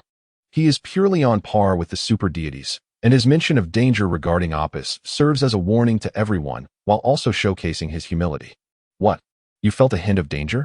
Reflecting on his earlier behavior, Zhao Xian felt as if he was dancing on the edge of a knife. Acting so brazenly in front of a top-tier third-generation deity, if it weren't for Mo Xia holding him back, he would likely have already become a corpse at Apis' hands. The thought made him shiver. Nearby, Ge Xiaoluan and Lu Chuang shared similar expressions of disbelief as they gazed at Sun Wukong. Still don't believe me, huh? In the midst of disbelief from the crowd, Sun Wukong chuckled and spoke. What I say is the truth. Even if that young lady cannot match my strength, she is but a step away. Hearing his words, the onlookers fell silent. Chapter 26. The arrival of Xuantianji, Wrath of the Mighty Legion, within the city of Tiangi. Ahem. Observing the stunned crowd, Reina lightly cleared her throat and said, enough with the astonishment. Mo Xia has fled with his people, and we must tidy up the battlefield. This young man's wolf pack has left quite a mess for us to deal with. Everyone, reassess the surroundings and tidy up the aftermath to assist the follow-up troops. Yes, the crowd responded, snapping back to reality. Meanwhile, in a small county near Tiangi City, Mo Xia looked helplessly at Apis, who was innocently sipping her strawberry milkshake. Feeling a headache coming on, he had promised her that for the next month, she could not be summoned back to the contract space. If he dared break this promise, she might very well tear him apart. Sigh. As this thought crossed his mind, he felt overwhelmed. Hey, what has our esteemed Mo Xia in such a lamenting mood? Came the teasing voice of Angel Yan. Dressed in a white t-shirt and denim shorts, with canvas shoes adorning her feet, she, along with Mo, and Aswi, sauntered into the milk tea shop. With striking beauty and a figure that seemed sculpted by divine hands, the presence of the four enchanting ladies, including the breathtakingly innocent Apis, captivated the attention of every passerby. Hey, don't tug at my ears. Spare my life, dear wife. Yanzi, listen to me. Yanzi. Mo Xia's lips twitched at the continuous pleas for mercy. Apis, I'm heading to the Maloshan heaven next. Would you like to accompany me? He asked, gazing at Apis, who was happily savoring her milkshake. No. Apis immediately shook her head in refusal, despite having spent time in the contract space. She had witnessed the events Mo Xia experienced. The last encounter with the Heavenly King, she nearly frightened her to death. She had felt that same sense of danger only when Mo Fan battled the higher emperors.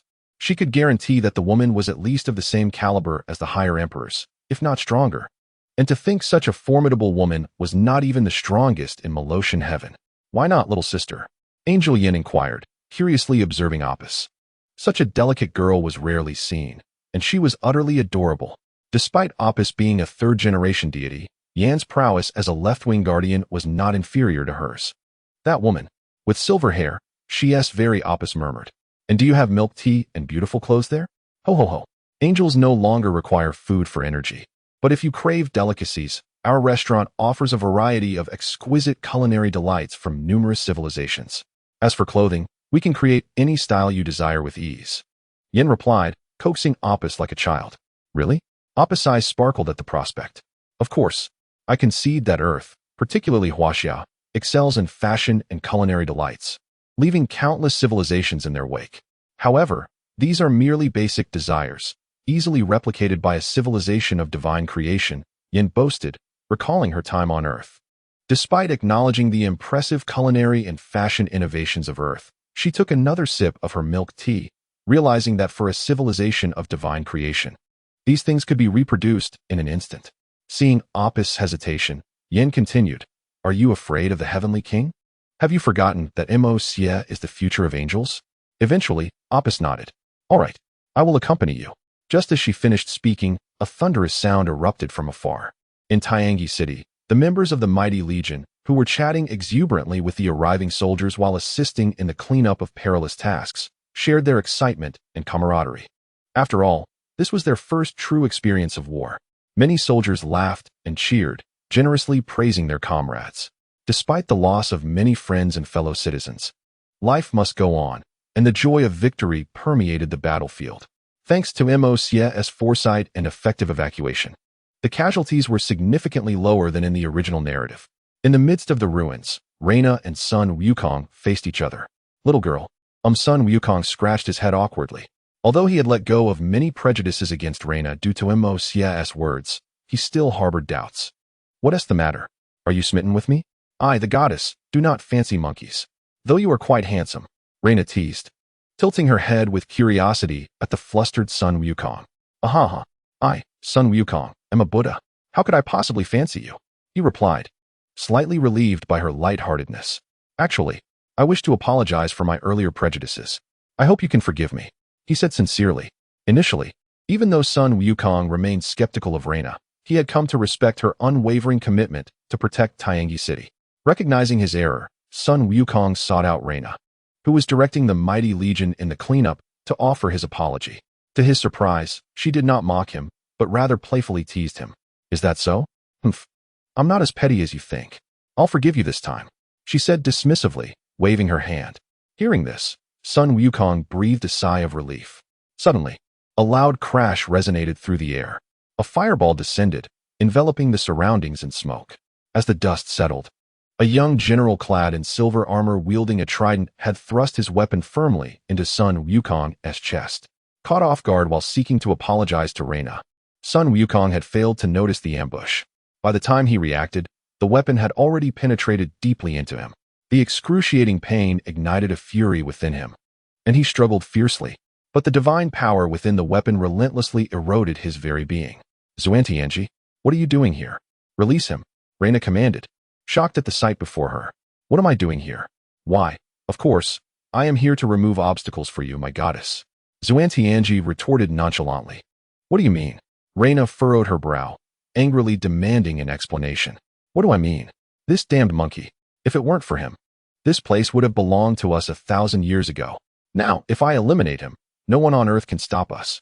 At that moment, Reina, you may desire any exquisite attire or wish to engage in childish games with those little ones. It is entirely at your discretion. Xuantianji surveyed the disdainful faces of the elite warriors drawn by the recent commotion, their contempt directed at the furious Reina. Throughout this encounter, he had never regarded the so-called sun god of the Liang star with any seriousness. To him, Reina was merely a talisman of Liang star, with only his master, Panjun, capable of guiding it to its zenith. Scoundrel, I comprehend your words. However, I do not require your assistance in clearing obstacles, nor do I need you to instruct me on how to act. Now, I command you to release my friend. The disdainful gaze of Xuantianji ignited within Reina the profound anguish and fury she had long concealed, leading to an explosive outburst. Command? Ha! Who do you think you are? Do you genuinely believe you can issue orders to me? Or do you truly consider yourself the god of Liang Star? You are merely its mascot, Xuantianji scoffed, mocking Reina's naivety. Her heart, already burdened with indignation and sorrow, could no longer contain itself. Tears of frustration streamed down her face.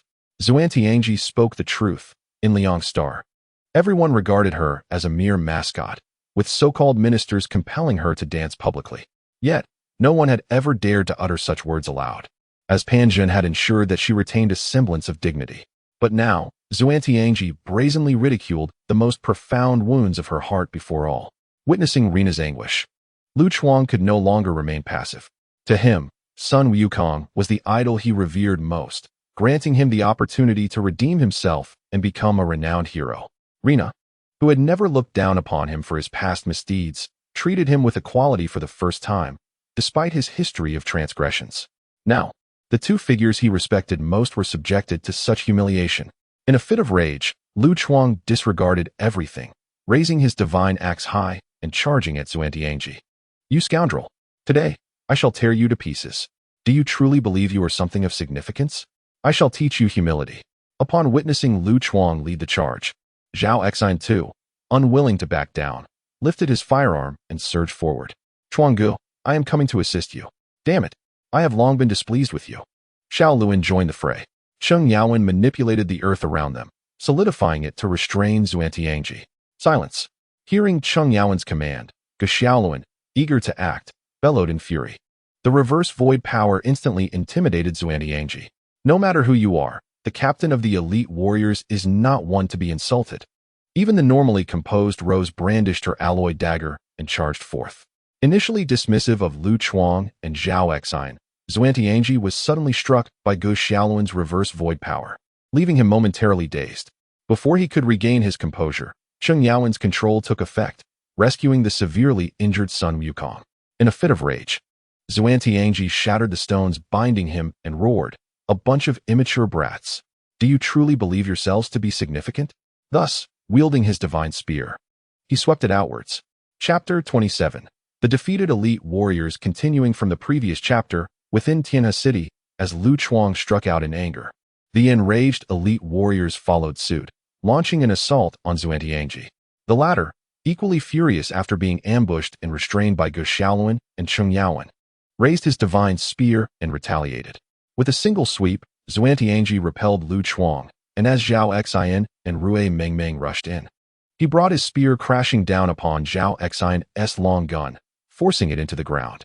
Confronted with Zhao Exine's astonished gaze, Xuantianji unleashed a sweeping strike that sent him flying. The tremendous force nearly caused Zhao Exine to lose consciousness, but fortunately, Lianfeng aboard the giant ship was monitoring the situation and urgently requested Yuqin to provide remote healing. Similarly, Rui Mengmeng, following Lu Chuang and Zhao Exine, found herself in dire straits. After sending Zhao Exine flying, Xuantianji precisely positioned his spear against Rui Mengmeng's dark alloy blade, then kicked her down beside Lu Chuang. On board the giant ship, Du Cao, who had just intended to take a moment to breathe after the Tianhe battle, was enraged upon witnessing the unfolding events. What in the world is Panjin doing? What does he intend to accomplish? Chief, the situation is critical. Wukong has been gravely injured by the divine weapon. Aside from Rina, the strongest among the elite warriors, Gu Xiaoluan and Lu Chuang barely matched the third-generation super soldiers, while the others have only just become second-generation super soldiers. The energy fluctuations on the battlefield indicate that Xuantianji has reached the strength of a third-generation divine body. Currently, only Moxia among the elite warriors, besides Rina and Sun Wukong, possesses the capability to face such a being. The rest stand no chance against him. Upon hearing Lianfeng's words, Du Cao's anger intensified. Damn it, that scoundrel Panjun and that lunatic Xuantianji. Taking a moment to calm himself, Du Cao swiftly instructed Lianfeng, hasten to summon Moxia to aid the elite warriors. It must be swift. Moxia has already been notified. He is en route to the battlefield. Within Tianhe City, the battle erupted once more. Many were taken aback, yet the soldiers, having received urgent orders from the command center, promptly withdrew in an orderly fashion. Simultaneously, Xuantianji, who had just severely injured Zhao Exine and Rui Mengmeng and repelled Lu Chuang's assault, disdainfully regarded Gu Xiaoluan, who descended from the sky with his wings unfurled, wielding the void greatsword. Humph, do you truly believe that possessing a super gene makes you a powerful god? Allow me to enlighten you on what true strength entails. With that, Xuantianji soared skyward, evading an ambush from Rose emerging from the wormhole, and in an instant, he appeared behind Gu Xiaoluan, thrusting his spear down with ferocity. Bang! Ugh! Ah! Amidst the swirling dust, Gu Xiaoluan's anguished cries echoed. The excruciating pain and the sensation of his genes being ravaged by the divine weapon rendered him utterly powerless. Cold sweat poured down his forehead, and the agony of the spear piercing his body forced him to unleash a desperate scream. Xiaoluan, witnessing Gu Xiaoluan impaled and pinned to the ground, Lu Chuang, who had just risen, along with Cheng Yaowen, who had just dragged Sun Wukong to safety, shouted in fury. It hurts. I am in pain. The intense agony caused Gu Xiaoluan to momentarily lose consciousness. Observing this, Lu Chuang once again brandished his axe and charged. Release him. Lu Chuang, be cautious. Rose, unable to stop the furious Lu Chuang, could only coordinate with his offensive. Meanwhile, Cheng Yaowen harnessed the power of the earth to move Zhao Exine and Rui Mengmeng behind them, preparing to launch another ambush against Xuantianji. You think I would make the same mistake again? Sensing the fluctuations beneath him, Xuantianji glared at Cheng Yaowen, the one who had embarrassed him. Ignoring the nearly unconscious Gu Xiaoluan, he yanked the spear from his body and prepared to leap into the air once more. Bang! A nearly silent sniper shot rang out. Ugh, bastard! I will annihilate all of you. Just as Xuantiangji was about to ascend, he was struck in the head by a penetrating shot from Qilin, who had just established her sniper position several thousand meters away. Subsequently, a massive stone hand formed from the earth seized him once more. Feeling the pain as the bullet continued to ravage his genes, Xuantiangji could no longer suppress the murderous intent swelling within him. Dodging the sweeping axe, he forcefully broke free from the stone grip and sent Lu Chuang flying once again. His gaze filled with malice fixed upon Cheng Yaowen, who had attempted to ambush him twice. Sensing impending doom, Cheng Yaowen hastily summoned the genetic manipulation of massive stones to form a series of barriers. However, the enraged Xuantiangji paid no heed to these defenses. Wielding his spear with relentless fury, in a moment fraught with terror, Cheng Yaowen watched as the spear pierced through his chest, leaving him grievously wounded and carelessly cast aside. Now, it is your turn, Xuantiangji declared, his gaze filled with murderous intent as he fixed it upon Lu Chuang, who had just risen, and beside him, the distraught Chang Wei. Chang Wei, having pulled Lu Chuang aside during Xuantiangji's moment of distraction, was now brimming with tears of fury. Behind her, Lu Chuang murmured repeatedly, "Chang Wei, I am not a coward, I am not a coward." In the distance, Qilin observed her fallen comrades, her heart heavy with despair. "Enough, Xuantiangji. You seek your own demise." At that moment, Reina, having finally emerged from her inner shadows, gazed upon her injured allies. Unable to suppress her murderous intent towards Xuantiangji any longer, grasping her shield of the sun and blade of the celestial, her eyes sparkled with an unprecedented resolve. Witnessing the devastation inflicted upon those who fought for her, she vowed not to flee again. She was never a mere mascot. She was the light of the sun, the god of the solar star, the goddess of dawn, Reina. "Oh, what is this? Do you intend to strike me?" Xuantiangji mocked disdainfully, observing Reina as she took her stance.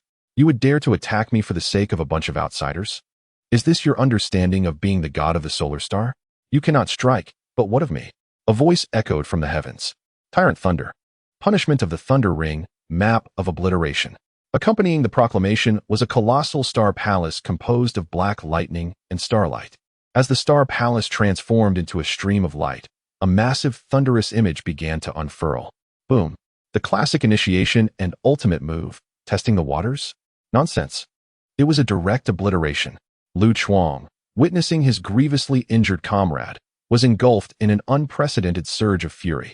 He never anticipated that Xuantiangji, who was supposed to be vanquished by the combined might of Sun Wukong and Reina, would instead launch a surprise attack that severely injured Sun Wukong. To his astonishment, Xuantiangji had ruthlessly torn open Reina's profound inner torment before many witnesses, plunging her deeper into her own agony while the enraged army was simultaneously decimated. With the influx of demonic energy, an endless torrent of black lightning surged towards Xuantiangji. What is happening? Xuantiangji felt caught off guard. Due to Mo's involvement, the Heavenly River battle concluded much sooner than in the original narrative. Thus, Xuantiangji had not witnessed the events of the Heavenly River battle and, upon arriving on Earth, only saw the remnants of the battlefield being cleaned by the army. Upon spotting Sun Wukong, the one he despised most, sharing laughter with Reina, Xuantiangji was consumed by rage. Seizing the opportunity when Sun Wukong was careless, he launched a surprise attack without having gathered any intelligence regarding Earth from the solar star, remaining oblivious to Mo's situation. Yet, the sight of the black lightning from the third-generation divine body looming above filled him with a sense of mortal threat. The instincts of a warrior screamed that he could not withstand this attack. Retreat. Realizing the gravity of the situation, Xuantiangji swiftly withdrew. "Run? Let us see how far you can get." Mo's, filled with fury, found irony in Xuantiangji's attempt to escape. He had only been delayed by less than 10 minutes, having taken Opus to fulfill a promise of tea and clothing nearby, yet half of the army was now gravely injured. Although Mo's had no intention of remaining on Earth, witnessing his brothers and comrades, whom he had shared countless days with, lying wounded was an affront he could not swallow. Did they truly think his temper was so mild? Thousand feather seal, wind cutting thousand blades, vacuum storm. As the Azure Star Palace transformed into a fierce gale, the surrounding air was relentlessly siphoned away, forming a vacuum storm that violently tugged at Xuantiangji, attempting to retreat. "Damn it, do you really think I fear you?" Realizing he could not extricate himself, Xuantiangji, in a fit of rage, thrust his spear fiercely into the center of the storm. Seeing this, a fierce glint flashed in Mo's eyes. He seemed to recall something significant. Though a flicker of hesitation crossed his mind, he steeled himself and grit his teeth. Humph. Seeking death, are we? A third-generation divine body, you say?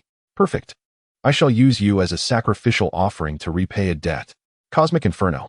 With Mo's roar, behind him appeared the Crimson Star Palace of the blazing divine fire, the Black Star Palace of the Tyrant Thunder, and the formless Twisted Chaos Palace.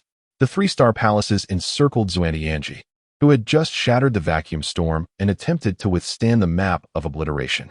As the blazing divine fire fused with the Tyrant Thunder, the formless chaos energy enveloped them and suddenly swelled, trapping Xuantianji within. Explode.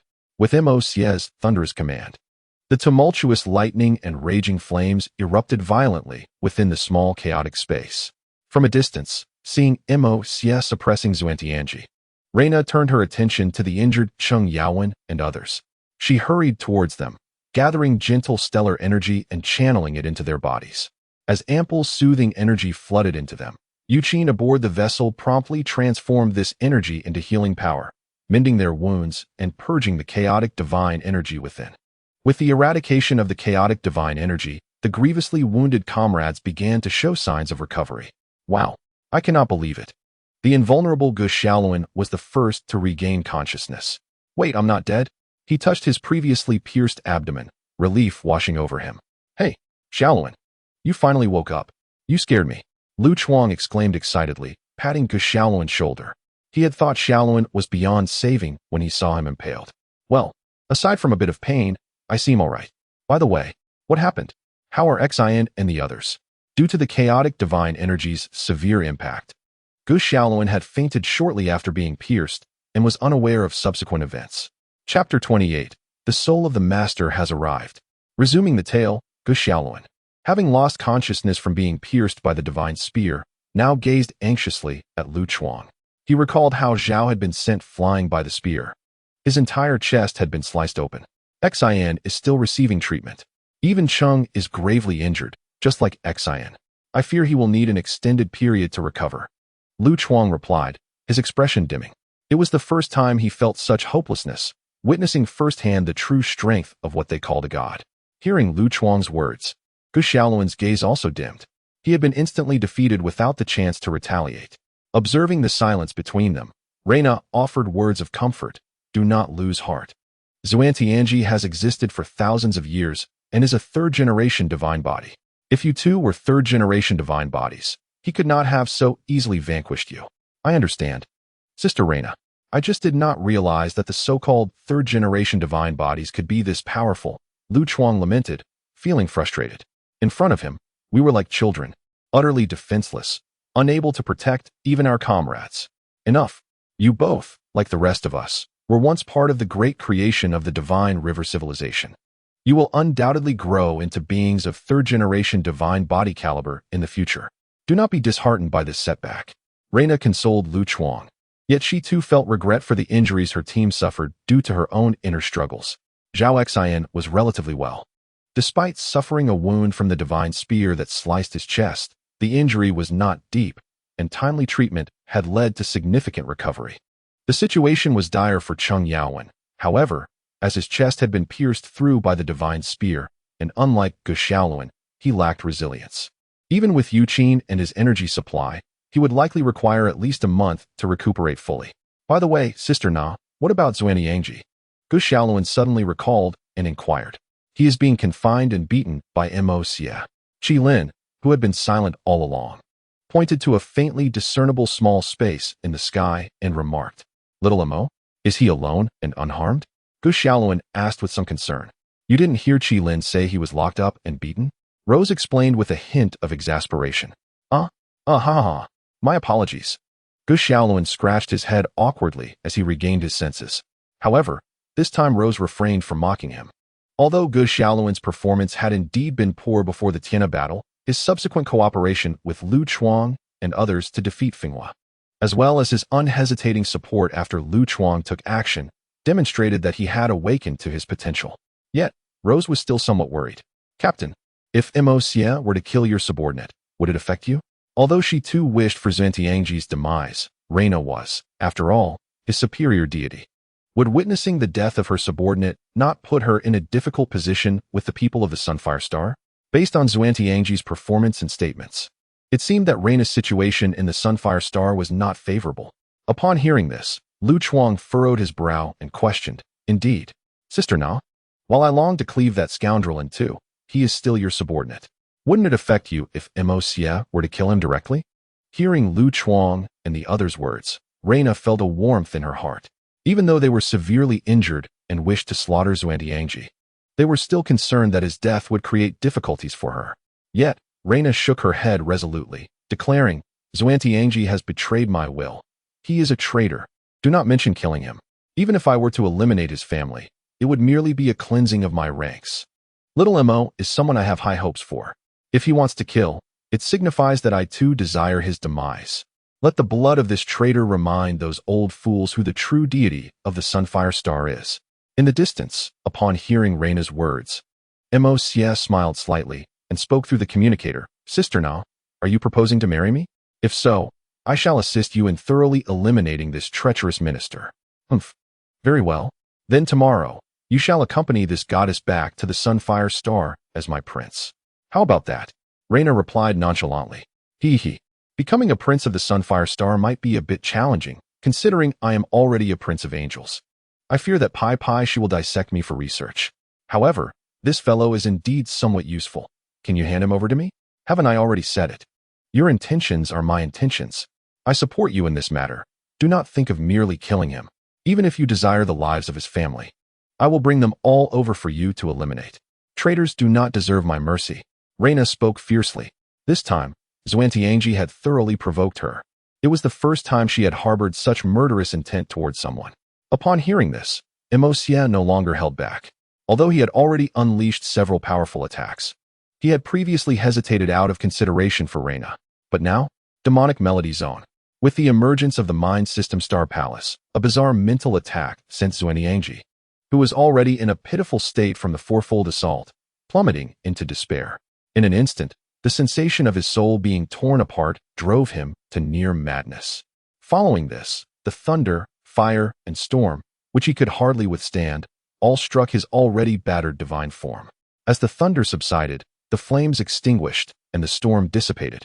Xuantianji, devoid of any intact parts, stared blankly, clutching his head, motionless. It should be noted that the last time Xia had merely employed an intermediate sound magic, causing Reina immense suffering. This time, however, it was an authentic super-tier mental attack. The fact that Xuantianji's soul had not been completely shattered on the spot was a testament to the resilience forged through his thousands of years as a warrior. In the distance, as the battlefield calmed, the onlookers approached, observing the tragic state of Xuantianji with expressions of relief. Meanwhile, Xuantianji, barely clinging to life, gazed at Reina, who was slowly walking towards him, with pleading eyes, beseeching, "My goddess Reina, save me. Goddess Reina, please. I am the heavenly protector of the Sunfire Star. If my master learns of my demise, he will not spare Earth. Goddess Reina, save me." His tone was filled with a desperate longing for life. Completely discarding his previous disdain for Reina, the threat of death compelled him to abandon all semblance of dignity, hoping only for Reina to provide him with some energy to restore his divine form and preserve his life. Upon hearing Xuantianji's words, the members of the Xiong Lian, who had already harbored discontent towards him, gazed at this man who, even on the brink of death, still dared to threaten others with disdain. Reina scoffed, "Save you? Just a treacherous minister?" She then furiously rebuked, "Today, not just you. Even if it were Pan Zhun, to act this way toward me is blatant betrayal. Traitors must face the consequences they deserve." Turning to Xia, she inquired, "How do you intend to deal with him? If you find it inconvenient to take action, I shall personally end his life." She assumed that Xia had refrained from striking a lethal blow out of consideration for her. Xia shook his head and replied, "He will naturally die, but it must be a meaningful death." As he spoke, Xia suddenly summoned a corpse from the spatial realm. A thick, grayish death aura emanated from it. As the death aura around Xia grew denser, a fleeting crimson glint flickered in his eyes. Whispers of the departed. Transmute body and soul. Subsequently, Gray particles coalesced into a star palace that enveloped both Xuantiangji and the corpse. As the death aura infused Xuantiangji's damaged divine form, he began to recover, yet he felt no joy. Instead, he screamed in terror, "No? Please, spare me. No. Ugh." With Xuantiangji's agonized wails resembling those of a malevolent spirit, a soul was slowly extracted from his body. The soul, rendered ethereal by the mental attack of sound magic, was filled with fear and rage, flailing its arms, pleading to return to its body. Simultaneously, the soul from the nearby corpse gazed in confusion at the unfolding events. Yet before it could contemplate further, the surrounding death aura relentlessly crushed, fused, and compressed Xuantiangji's soul, accompanied by the chilling cries. Both the soul of the recently awakened corpse and the members of the Xiong Bing Lian, who had witnessed everything, felt a shiver run down their spines. They saw Xuantiangji's soul, once humanoid, gradually transform into countless minute soul fragments. Subsequently, enveloped by the death aura, these fragments began to merge, little by little, into the soul of the recently awakened being. In the midst of the bewildered gaze, the soul was once again enveloped and fused back into the already extracted body of Xuantiangji. With the merging of the souls and the overwhelming influx of necromantic energy, Xuantiangji's original form underwent continuous transformation. His face turned a bluish gray, his eyes glowed crimson, and a grotesque black helmet and dark red armor enveloped his entire body. The god-slaying spear at his side gradually morphed into a silver-gray longsword. As the physical transformation aligned with the newly integrated soul, Xuantiangji's bluish-gray visage became increasingly discernible. Meanwhile, aboard the ship Giant Canyon, Juxia and several generals were astonished to realize that this face seemed eerily familiar. Qintao. As Lianfeng urgently recalled everything related to Moxia, he immediately shouted. Upon hearing this name, everyone was taken aback. Qintao, the company commander who sacrificed himself to save Moxia? This Moxia had actually revived him in such a manner?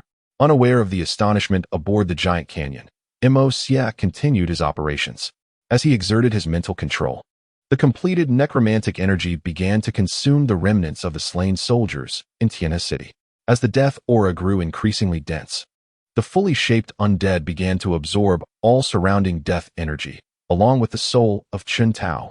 Countless spectral energies enveloped Qintao and Xuantiangji, rendering their condition imperceptible from the outside. Only a silhouette could be seen voraciously consuming the surrounding ethereal mists of the departed. As this figure devoured the essence of the dead, the spectral energies gradually dimmed and faded, revealing the form emerging from the ashen haze. Beneath a helmet of dusky black, a face that ought to have radiated with the vigor of sunlight bore a pair of crimson eyes that instilled terror. The imposing dark red armor whispered tales of sanguine demise, while a long sword, sheathed in a black scabbard at the waist, glimmered with the remnants of a blood-like hue. "Is this my resurrection?" A hoarse voice sliced through the air, akin to a razor scraping the ears of all present. "Regrettably, I lack the ability to resurrect you. This corporeal form allows you to safeguard this beautiful nation in the days to come. A favor exchanged for your prior assistance in saving my life. If this does not meet your approval, you may discard this vessel, allowing it to become a mere puppet. Yet, I cannot assure you that the one who claims it will possess the same unwavering resolve to protect their beliefs as you do." Upon hearing Moxia's words, the figure fell silent, contemplating the battlefield shrouded in smoke, envisioning the brutality of war. "Thank you, I truly cherish your gift. I shall utilize it to safeguard the motherland I hold dear." The voice, though raspy, resonated with newfound determination, a testament to Moxia's resolve upon witnessing Xuantiangji. Master of the Undead. Chapter 29. Morgana's longing master of the undead. Moxia spoke, revealing that this transformation was the result of Ashura's modification of a necromantic supertier spell. Originally requiring magical energy to animate a corpse and transform it into a revenant, this special magic was adapted to awaken and empower Qintao using Moxia's necromantic abilities, sacrificing Xuantiangji's formidable body as a vessel. Subsequently, Qintao's feeble soul was shattered into mindless fragments, ensuring the highest compatibility between his spirit and Xuantiangji's form. Furthermore, Moxia's ancient royal authority purged the inherent bloodthirst of the undead consciousness, integrating the deathly miasma that would have consumed Qintao's soul. while also absorbing the violent remnants that could render his spirit savage and bloodthirsty. Thus, Chun Tao emerged with a complete, lucid, and calm consciousness. Initially, Xia harbored concerns that this act might disturb Chun Tao's resting soul. However, with the formidable army suffering heavy losses and her impending journey to the Meluo, celestial realm, she understood the necessity of a powerful presence to deter potential threats. Fortunately, upon hearing that he could protect his cherished homeland with this new body, Chun Tao bore no resentment towards Xia for disturbing his soul. Instead, he expressed profound gratitude for the strength bestowed upon him to defend his nation. Master of the Undead? In truth, you need only to be yourself. You remain Chun Tao, the original you. This body can be wielded under your command. Aside from a few limitations, other than that, it is indistinguishable from an ordinary person. Xia scratched her head, aware of the challenges faced by the undead in retaining clarity. Achieving even a semblance of normalcy required a level of power akin to that of an emperor, a probability nearly equivalent to 0. Haha, there is no need for such formality. I adore this name. From this day forth, I shall defend our homeland under the title of Master of the Undead. Chun Tao laughed heartily, his raspy voice imbued with boundless fortitude and valor. Little Mo, what is this? Reina gazed at the Master of the Undead with a sense of familiarity, as if recalling a visage from her past. Do you remember our first encounter? It was when Chun Tao saved me, though he perished due to the ruins collapsing upon him. My apologies, Reina. I utilized Xuantianji's form as a vessel for Chun Tao's revival, Xia said, somewhat sheepishly. Reina, however, waved her hand dismissively. I have already stated that I will support you in whatever you choose to do. If Panjin expresses dissent, I shall handle it. Xia's heart quivered at Reina's words, and she embraced her, vowing, I shall stand by you. Should Panjin remain obstinate, we will find another court sorcerer. When I return from the Meluo celestial realm, I will rid you of those arrogant old bastards. Reina trembled in Xia's embrace, unable to suppress her sorrow any longer as tears streamed down her face. Since her birth, she had been confined within the palace under the guise of education. This confinement was not merely a hindrance. It was compounded by the disdain of both the youthful generals and the elderly ministers who wielded power, none of whom ever truly respected her. Though they proclaimed her as the sun god, not a single individual had ever honored her. Even at banquets, she was often reduced to a mere source of entertainment, expected to dance for their amusement. For over 20 years, aside from her close friend Wu Zhao, everyone regarded her as a mere ornamental figure, with no confidants to confide in and no trusted allies. She would have succumbed to madness had it not been for Wu Zhao's frequent companionship. The events surrounding Xuantianji had plunged her into unprecedented turmoil, fear, and anxiety. She dreaded that the comrades who had finally begun to see her as an ally would harbor resentment towards her for these developments, forcing her into isolation. The inner turmoil of loneliness, resentment, sorrow, and anxiety erupted in the wake of Xia's reassurances. I'm sorry. I'm so sorry. I truly did not understand why this happened. I swear I didn't know. Reina cried, her voice choked with emotion. Enough, this is not your fault.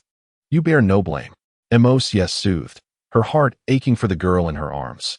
Reina, please do not weep. None of us blame you. This is not your doing.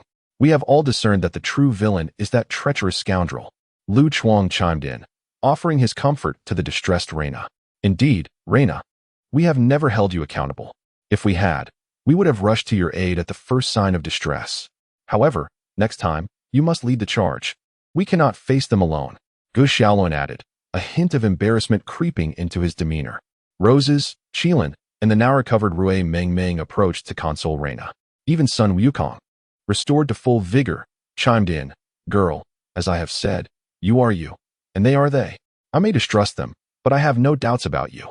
Now, cease your tears. The goddess is on the verge of becoming a little kitten. Xia gently wiped the tears from Reina's cheeks and ruffled her hair. Really? You truly do not blame me? Reina looked hopefully at her comrades, her stabilizing emotions flickering like a flame. Once again, I assure you, Reina, should such a situation arise again, I, Lu Chuang, would be the first to charge and defend you. Yes, Reina, you are our captain. Reina, I have always admired you. Rui Mengmeng exclaimed, her eyes sparkling with admiration. Hearing the supportive words of her companions, Reina smiled and replied, Thank you. I promise there will not be another occurrence.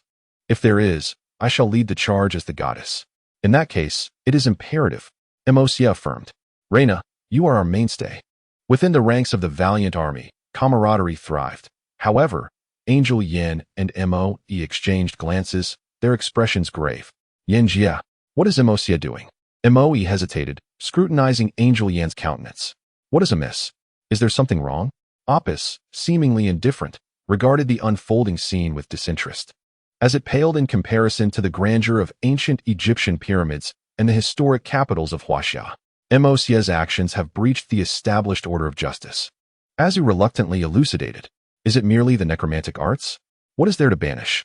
Apis retorted with a dismissive glance at the trio beside her, perceiving their adherence to antiquated notions. The principle of order dictates the reverence for life, and in this regard, Mosia has already desecrated the essence of existence. Moe explained. Even the angel Yin appeared deeply troubled, as the future idol he admired was undermining a faith upheld for millennia. The internal conflict within him was beyond what anyone could fathom. Is this truly an insult to life? Have you ever witnessed the countless legions of spirits from the ancient capital? Have you seen the souls of innumerable slaves from the Egyptian pyramids, still subjugated even in death? Apis scoffed disdainfully. Let us report the situation to the queen, Yin said helplessly. If it were done in private, it might be excusable. But Mosia brazenly acted under the gaze of countless witnesses. Yin rubbed his temples in frustration. Just a reminder.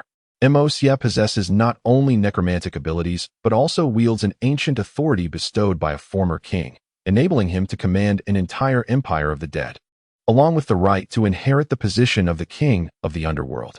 If you are troubled by his necromantic powers, it would be wiser to relinquish your concerns altogether. This fellow, like Mo Fan, is truly a law unto himself. Apis' voice echoed behind Yin, and upon hearing her words, Yan's pupils constricted, followed by a moment of silence as a profound pain flickered in his eyes. He resolutely declared, I have chosen him, and I shall not abandon him. If I must endure the agony of loss again, I would rather die alongside him. Having experienced loss once already, Yin understood its pain more than anyone. 7 millennia of battle experience had made her fear death less, yet she dreaded loss even more. Female angels are inherently devoted. Once they love, it is challenging to change. Having already suffered the betrayal of love, Yin could not bear to experience loss again. If it came to that, she would choose death over separation. Surprised by Yan's words, Apis cast a glance at her as they headed into space with Azui and Moe to contact Kai. Those two truly share an uncanny resemblance in their fortuitousness. Reflecting on Mu Ningxue and Yi Xinxia, who were beside Mo Fan, Apis let out a disinterested snort. The shock was not limited to the fallen angels. Aboard Demon No. 1, Morgana watched as Xian Tian effortlessly slaughtered 3 generations of divine bodies, even after enduring a fierce battle and teleporting hundreds of thousands of ordinary souls. She felt an unprecedented sense of humiliation. Based on the recent energy fluctuations, Xian Tian was at best in the mid-stage of the 3 generations of gods, and still unstable. Yet, looking at the recently revived undead, it was evident they had reached at least the pinnacle of the mid-stage of the 3 generations of gods, even brushing against the threshold of the late stage. This was particularly alarming, as it seemed Mosia intended to use the soul consciousness of that corpse to dominate and shatter the awareness within Xian Tian's soul, causing approximately 40% of Xian Tian's essence to dissipate. Otherwise, this undead might have directly achieved the late stage of the 3 generations of divine bodies, or even stronger. With this thought, Morgana's already dark expression deepened. She was now contemplating how to handle Mosia in the future, given the current circumstances. It seemed highly likely that the angels would develop a rift with him. This meant she might gain access to someone who toyed with 3 generations of divine bodies, capable of mercilessly slaughtering them, and could even create formidable warriors of the same tier merely from the corpse of a 3-generation god. While resources for nurturing a 3-generation god were plentiful, once a 3-generation god fell, they were truly gone. Even if their dark essence was reclaimed and handed over for succession, resources for upgrading would still be necessary. This was one reason why demons were so impoverished. They had been in constant conflict with the angels. Even if revival was possible, the resources for revival and upgrades remained essential. If Mosia possessed such abilities, not only could fallen demon warriors be resurrected, but their corpses could also be repurposed, greatly conserving upgrading resources. With this realization, Morgana's previously grim demeanor fluctuated between hope and uncertainty. As she weighed the potential of allying with Juxia should a rift arise between him and the angels. 8. Do you believe Juxia is worth the risk of exposure to bring into our fold? Morgana suddenly focused her gaze on 8, who was diligently controlling demon number 1. My queen, if Juxia can indeed resurrect individuals solely using corpses and dark data, such technology would surpass our demon reincarnation techniques by leaps and bounds. The likelihood of the angels accepting him is minimal. If we could obtain such technology, even if only applicable to 3-generation gods, we could amass resources at an unprecedented pace. From that point onward, I would truly utilize every resource to its fullest potential. Our growth could surpass that of the angels in the near future. 8 gazed at the revived Xiantian, feeling his mouth water. Heaven knows how dire the demon's situation truly was. If not for their queen's constant scheming with the Grim Reaper Carl, they would have long since perished. Indeed, you are correct. 8. From this moment forth, keep a vigilant watch on Juxia's movements. If you detect any signs of discord between him and the angels, notify me immediately. Morgana's eyes glimmered with an unprecedented longing as she observed Juxia on the screen. However, all of this hinged upon the eventual fallout between the angels and Juxia regarding this matter. Chapter 30. The final task before ascending to the celestial court. Is the queen available? In space, the angel Yan, with a conflicted expression, initiated a communication request with the divine Kaisha. Yan? In the garden of the celestial court, Kaisha, who was discussing future resource allocations for Juxia with the recently returned He, furrowed her brow in surprise, but quickly composed herself and inquired, Yan, is something the matter? Your Majesty, Yan hesitated, unsure how to articulate her thoughts. Is it about Juxia? Upon hearing Yan's hesitant tone, Kaisha quickly deduced the situation. Yes, my queen. Juxia has committed some grave misdeeds. Yan's expression darkened considerably. On one hand, there was the nascent affection, and on the other, millennia of faith. Oh, pray tell, Kaisha urged, glancing at the equally curious He, feeling a slight headache. Ever since she began paying attention to Juxia, she had realized this young man was indeed a wild card. Juxia had slain the guardian of the blazing sun civilization, Xiantian, and used his corpse and soul as offerings to resurrect a mortal who had once saved him.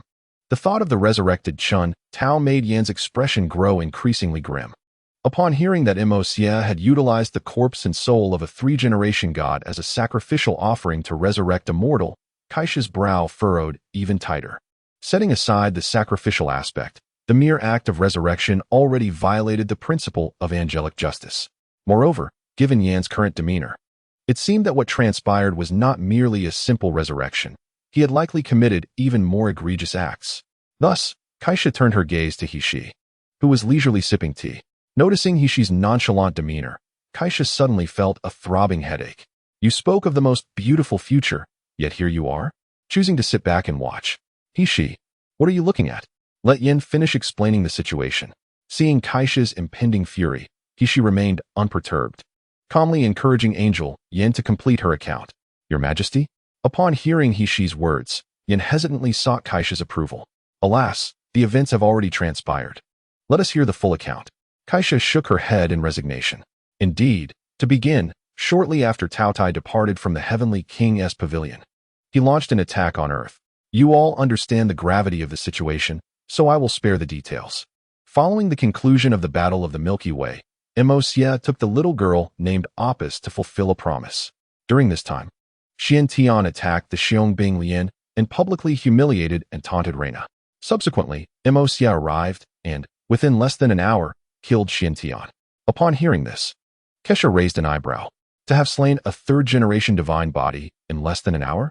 Especially after enduring a great battle and teleporting 200,000 ordinary people? Intriguing. Following the defeat of Xuantianji, Juxia, after consulting with Reina, invoked a peculiar force. This power was imbued with an intense aura of foreboding and bloodshed. According to Opus' explanation, this force is known as the spirit of the undead, one of Juxia's abilities.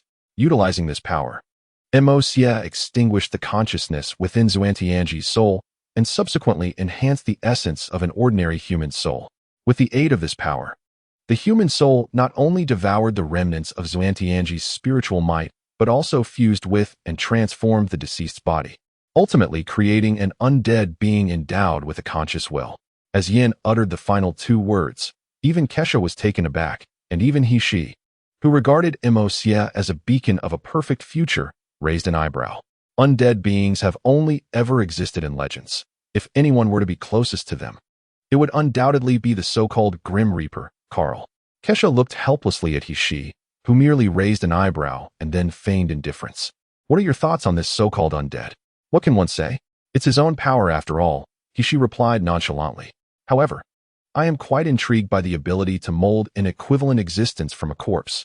She's expression shifted. As a top-tier researcher, optimizing the recovery and utilization of resources was a highly sought-after skill. Kesha sighed at she's words. There are still 3 little angels around. Can you tone it down a bit? No wonder Juxia was terrified you would dissect him for research. Meanwhile, the trio of Tian Yin, who had overheard she's audacious comments, exchanged glances, their expressions twitching. Was this something they were allowed to hear? Your Highness, may we exercise some restraint? Ahem. All right. Yin interjected. What is the background of that mortal? Why has Juxia gone to such lengths? According to the records, Juxia was saved by this individual before awakening. But as a consequence, the person was crushed to death by a collapsing floor caused by Tao Tai. Oh, a savior, you say? I didn't expect this money-driven little rascal to show such dedication in rescuing someone, she remarked, tapping his lips. It was merely a single act of defiance. Besides, the person hasn't even joined the Order of Justice yet. Moreover, given the capabilities Juxia has demonstrated, Morgana must be yearning for him intensely by now.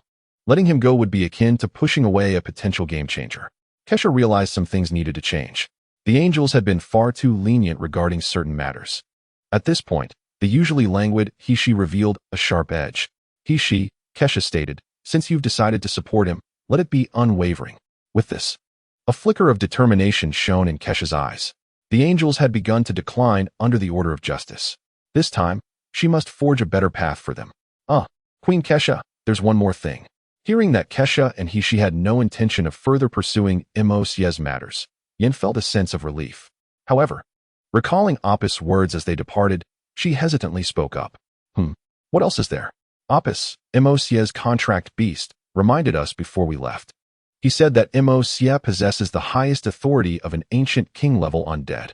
Additionally, due to this authority, Juxia has the qualification to inherit a certain special power and commands an empire of undead numbering in the millions.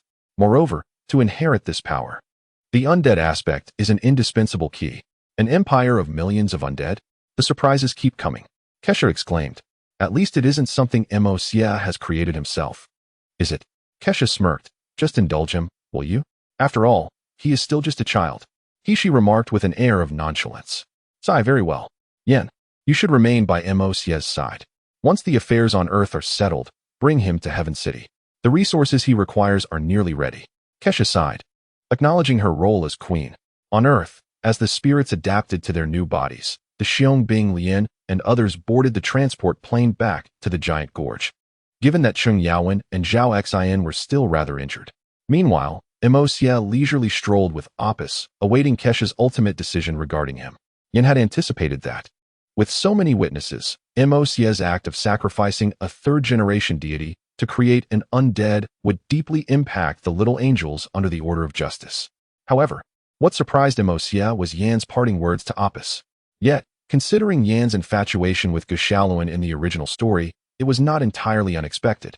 Do you think they would give up on you? Apis asked, idly sipping her milk tea. I don't know. Perhaps Kesha might, but she is less likely. Juxia replied calmly. Suddenly, Apis seemed to spot something and exclaimed, Sho, luck is on our side. Hearing Apis' comment, Juxia glanced at her in confusion, then followed her gaze to see Yin smiling at him. What? Aren't you afraid I'm here to capture you? Juxia rolled his eyes at Yin's teasing. You've really gone too far, doing such things in front of so many people. Aren't you worried Queen Kesha will blame you? Yin said, shaking her head disapprovingly at Juxia. Power itself is not inherently wrong. It is merely how it is wielded. The undead aspect is also a form of power. Whether it is good or bad cannot be determined by appearances alone. What matters is the ability to protect what one wishes to safeguard, regardless of the means. So, how long do you plan to stay on Earth? Queen Kesha mentioned that the resources you need are nearly ready. So soon? Emosia asked, somewhat surprised, glancing at Yen. His Highness returned to the Marrow Heaven overnight and gathered all the research materials he typically uses to help you out, Yen explained. Hearing this, Emosia fell silent. He was somewhat taken aback by Hishi's kindness. However, looking at the panel before him, a flash of resolve crossed Emosia's eyes. He would ensure that everyone recognized how wise the actions of those supporting him truly were. Let's go. After finishing one last task, we shall head to the Marrow Heaven. Emosia's voice turned cold. Some individuals had been forgotten for far too long. It was time to settle the score. In the European and American continent, amidst a vast expanse of grasslands, stood a grand and elegant medieval castle. The architectural style of this castle was rich in historical charm, with its walls constructed from massive stone blocks, soaring to the heavens and imparting an aura of solemnity. The castle's pinnacle was adorned with spires, as if reaching out to the sky to assert its grandeur. The castle's gates were tightly shut, reinforced with iron nails, exuding an air of impenetrable strength. Flanking the gates were two stone lions, standing proud and fierce, as if guarding the castle. Upon entering the castle, one would find a spacious courtyard, its ground paved with smooth stone slabs. Surrounding the courtyard were various structures, including churches, palaces, warehouses, and more, each exhibiting unique styles yet all infused with medieval characteristics. In the bedroom of the castle's master, a languid yet alluring voice echoed, Tske, what a pile of rubbish, utterly devoid of intrigue. There, a figure lounged on a sofa, savoring a glass of crimson wine. At his feet, a figure knelt in terror, her eyes reflecting boundless fear as she was compelled to bow her head in prayer for mercy. Suddenly, the figure on the couch crouched down and lifted the beautiful woman's chin with a mocking tone, saying, "Look at those lovely eyes." He then lowered his hand and approached her, leaning his face closer. "What are you afraid of?" Chapter 31. Angel Chingching. The teasing voice of Somali suddenly echoed in the woman's ear. "No, please don't kill me. I have parents waiting for me to return home. I beg you." The overwhelming fear shattered her heart. I recall mentioning that if you fail to satisfy me, there will be consequences. Don't worry, it won't hurt much. The gentleness in his voice was laced with an endless chill. Having lived in this primitive and backward world for far too long, Somali had grown somewhat deranged. A civilization so inferior, incapable of subjugating a group of lesser beings, had endured thousands of years of imprisonment. A flicker of crimson flashed in Somali's eyes, and a ripple of wormhole energy danced in his hand. "Oh, it seems I arrived just in time." The mocking voice suddenly came from behind. "Who is it?" The unexpected turn of events left Somali somewhat flustered. Is it the heroic legion? Or perhaps an angel? Or the radiant sun? Whoever it was could easily evade his perception, at least close enough to remain undetected. If they harbored intentions to kill him. The thought made beads of cold sweat form on Somali's brow. Such blatant murder? Well, after all, the laws here are thoroughly corrupt. As the voice fell, a silver light flashed, and Emosia's figure slowly emerged. "Hello, Somali, a pleasure to meet you. I am Emosia. The renowned Emosia from the heroic legion of Juxia. I have long admired your name." Feeling the oppressive aura emanating from Emosia, Somali's sweat continued to pour down. "Is that so? Well then, I have come for a specific purpose. I wonder what business brings you here, Mr. Emo? To ensure something, and perhaps borrow an item." Emosia's eyes glinted with amusement as he observed the perspiring Somali. "Your perception is quite sharp." Lord Emo. "I have been here for tens of thousands of years and have not encountered any trouble. Moreover, angels constantly monitor me. Although my actions may be excessive, they are all within the bounds of local law." Feeling the weight of Emosia's gaze, a sense of foreboding surged within Somali. The angelic wings behind him were poised to take flight at any moment. Ha. Of course, you've never been to Juxia. What I do here has nothing to do with you." Emosia replied with a grin. "But Earth can hardly withstand any further turmoil." The coldness in Emosia's eyes deepened. Sensing Emosia's murderous intent, Somali instinctively prepared to flee. "I advise you not to move." Emosia's icy voice, laden with lethal intent, caused Somali, who had already begun to ascend, to freeze in place. He sensed that the slightest movement would lead to his demise. "I offer you two choices: become my slave or die." Though Somali was severely displeased, Emosia was unwilling to let go of a ready-made test subject. "So, will you live or die?" "Live." I pledge my submission, please. Do not kill me. Somali cried out in terror. Being a slave seemed preferable to being a prisoner. Better to survive. Hee, excellent. A dark light flickered in Imosia's eyes. Shadow Elder. Dark corruption. As the shadows behind Imosia emerged, endless darkness began to envelop Somali. His once brilliant golden hair turned pitch black, his once beautiful visage twisted into a horrific snarl, and black patterns resembling hellish tattoos spread across much of his face. What is this? No. No. With the Shadow Elder's integration, Somali began to scream in agony as his soul was relentlessly torn apart, intangible chains and massive scythes gradually binding his essence. As the screams intensified, the wings behind Somali also transformed into a deep black, his once smooth skin now resembling the shadows themselves. Witnessing the soul-binding black shackles, Imosia forced a drop of crimson blood from his being. This was the power of the holy evil king, capable of further restraining Somali's soul. Under Imosia's watchful eyes, the blood slowly integrated into Somali's body, prompting him to emit another cry of anguish as his once pale wings became stained with red. Roar! With a roar akin to that of a wild beast, Somali's power surged, forcibly elevating him to the third-generation divine body. An overwhelming aura instantaneously enveloped the castle and its surroundings for hundreds of meters. King, your humble servant pays his respects. After releasing the surging power within, Somali knelt before Imosia. He could feel the chilling chains binding his soul tightly, knowing that a mere flick could tear his essence apart. Recalling the agony of the initial integration, Somali trembled. Yet, feeling the unprecedented strength coursing through his body, a flicker of excitement crossed his dark red eyes. He sensed that this power had yet to reach its limits. As time passed, the drop of blood within him would continue to merge, and though it would ultimately turn him into Imosia's slave, greater strength awaited him. With this thought, a glimmer of fervor sparkled in Somali's eyes. Observing the drastically transformed Somali, his power now rivaling that of a fearsome wolf, a hint of satisfaction flickered in Imosia's gaze.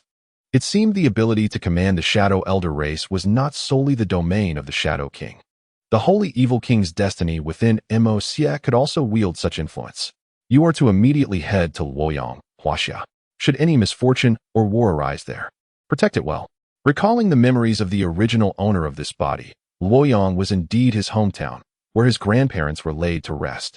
According to the original text, if any mishap befell Kaisa, Luoyang could potentially be obliterated by the devouring tide. This was the final act Imosia could do for this unfortunate soul now inhabiting his body. I will safeguard your grandparents. As Imosia's words echoed, he felt unburdened. Gazing at Yin beside him, let us go. We shall inform Elder Huang and then depart. All right. Time swiftly passed. That afternoon, after briefing Elder Huang and the others, Imosia and Yin unfurled their wings and soared into outer space. Whoosh. For the first time in space, Imosia felt a twinge of unease. What's wrong? Need me to carry you, big brother? The mischievous Yin, reveling in Imosia's disarray, playfully teased as she flew over. Is there such a benefit? Upon hearing Yan's words, Imosia's eyes brightened, and he turned to embrace the giggling angel. Startled, Yan's body stiffened at the sudden embrace. Weren't you the one asking me to fly? Imosia whispered mischievously into her ear. Feeling the warmth at her ear, Yan's fair face flushed crimson. Why you let go? Snapping back to reality, Yan hurriedly pushed Imosia away in a fluster. Ha ha ha. A novice female driver with 0 years of experience shouldn't drive recklessly. Imosia, now pushed away, spread his wings and shot like a streak of light toward Pluto, just as an infuriated Yin pursued him. Imosia, I will make sure to educate you properly. Behind them, Asui and Moi exchanged glances, shaking their heads in resignation as they followed. Sigh. Sister, Yin is truly at the mercy of the male god. Indeed, it's the first time we've seen Sister Yin constantly at a disadvantage with someone. The two little angels continued their banter as they flew. However, they soon realized something. Neither they nor Sister Yin seemed able to catch up to Imosia. Not my brother. Your speed is outrageous. Watching as Imosia effortlessly distanced himself from Yin by half, the three angelic companions were left bewildered. It was Imosia's first time using the dual wings of the Emperor Shirtian for flight. Previously, he had always relied on the wings of wind for aerial combat. Meanwhile, a spark of excitement flickered in Imosia's eyes as he witnessed the astonishing speed which felt almost comparable to his full-powered spatial teleportation. Yet, he quickly noticed that the three angels trailing behind him could not match his velocity, leaving him with no choice but to pause nearby and wait. The three angels, visibly astonished, gazed at Juxia. Although they knew he might be faster than them, they hadn't anticipated such a vast difference in speed. "Sigh, we should probably take the spaceship. Otherwise, the three of us won't be able to keep up with you," Yin lamented, scratching her head in frustration. "All right, I'll follow your lead," Juxia replied without objection. However, as Yin produced the spaceship, even though Juxia had seen its design in the original work, he couldn't help but feel a sense of futility. The angel's aesthetic sense was undeniably influenced by those three sisters. With green eyeshadow, red leggings, and the petite little Nisa, along with the ultimate pink eyeshadow and the voluptuous big Nisa, and the smoky husky-themed big eyes, these three sisters were certainly a peculiar sight. Their appearance alone could be deemed one of the most eccentric styles in the known universe, especially for little Nisa and big ice. Reflecting on this, Juxia believed it was not an exaggeration to state that the angel's aesthetic had been skewed by those three. Noticing Juxia's twitching eyelids, Yin rolled her eyes and commented, "This thing is an ancient relic from thousands of years ago. We usually don't use it. It doesn't matter. Let us hurry up and go," she added. "Fine. Let us go." With that, Yin led the way into the spaceship, and Juxia followed suit, rolling his eyes in resignation. After several days of traversing through wormholes, Juxia and his companions finally arrived at this star system. "Phew, I can finally breathe. We made it," Juxia exclaimed, eagerly surveying the nearby stars. After being cooped up in the spacecraft for days, the most exasperating part was having to endure Sister Yan's incessant teasing. Despite her combat ineptitude, she always seemed to seek out trouble, and he couldn't retaliate effectively, lest he become frustrated. "Are you that impatient?" Aswi, who followed behind, chuckled, covering her mouth. "After sitting for so many days, aren't you feeling stifled?" "Ha ha ha, during our missions, we often stay for months or even years," Moe replied earnestly from behind. Juxia felt a bit speechless, forgetting that they were thousands of years old. To them, a few days were akin to mere minutes. "All right, let's hurry to the heavenly gate to report in. After all, this marks the first time in nearly 10,000 years that a male has visited the heavenly city. We wouldn't want that little sister to mistake you for a thief and incinerate you," he instructed Moe and Aswi as they stepped out. "Understood, Sister Yin." They nodded before heading toward the heavenly gate. Sister Yin, an angel with brown eyes and silver-gray short hair, looked at Yin with admiration as she accompanied Juxia. "Ching Ching?" Yin responded, surprised. "Are you on duty today?" "Yes, Sister Yin. You finally returned. I completed my missions a month ago and upgraded to a second-generation angel warrior," Ching Ching exclaimed excitedly, following her idol with a hint of pride in showcasing her accomplishments. Ching Ching. Chapter 32. Unable to escape the pain of flesh. Meanwhile, upon hearing this name, Juxia instinctively paused. It sounded so familiar. He recalled having seen a video of this little angel while scrolling through Douyin in his past life. "What's wrong? Do you know Ching Ching, my idol?" Aswi, trailing behind, asked curiously. At the same time, the conversation between Yin and Ching Ching was interrupted by Aswi's inquiry. "Sister Yin, is this your idol? He looks quite handsome," she teased, noting Aswi's photography skills needed improvement. Hearing the little angel's playful banter, Yin playfully tapped her forehead. "Little girl, dare you jest with me? We'll have Aswi give you a proper lesson later." However, turning to Juxia, she asked with curiosity, "But Juxia, do you know Ching Ching?" After all, Juxia seemed to possess knowledge of various peculiar matters, such as the cunning of the heavenly king, the bare-faced Queen Kaisa, and even the personality of his own 500-year-old little sister, Juxia. Regaining his composure, Juxia reflected on the little angel before him, an expression of sympathy and regret passing through his gaze. After all, she had only recently married, and her partner had perished in battle before they even had children. Moreover, she was tasked with protecting her queen and a next side, the heir of the angels. Sensing Juxia's penetrating gaze, Ching Ching questioned, "Is there something wrong, my idol? Why does your expression seem?" Yin, standing beside Ching Ching, noticed the concern on Juxia's face and furrowed her brow. "Little Mo, what is going on?" It's nothing. I merely caught a glimpse of a fragment of her future through the wheel of fate." Juxia could only attribute it to the unique ability of the Emperor Shirtian, which allowed him to perceive glimpses of destiny. "Future? What's wrong with Qingqing's future? Upon hearing Xie's words, Yan's heart tightened. Though Qingqing had been with her for a short time, she admired her greatly and was fond of her. Xie's earlier expression suggested that Qingqing's future might not be bright. Xie scratched his head, wishing to slap himself for being unable to control his emotions. She has found her so-called true love. However, her partner perished shortly after their marriage, leaving her to raise their love alone.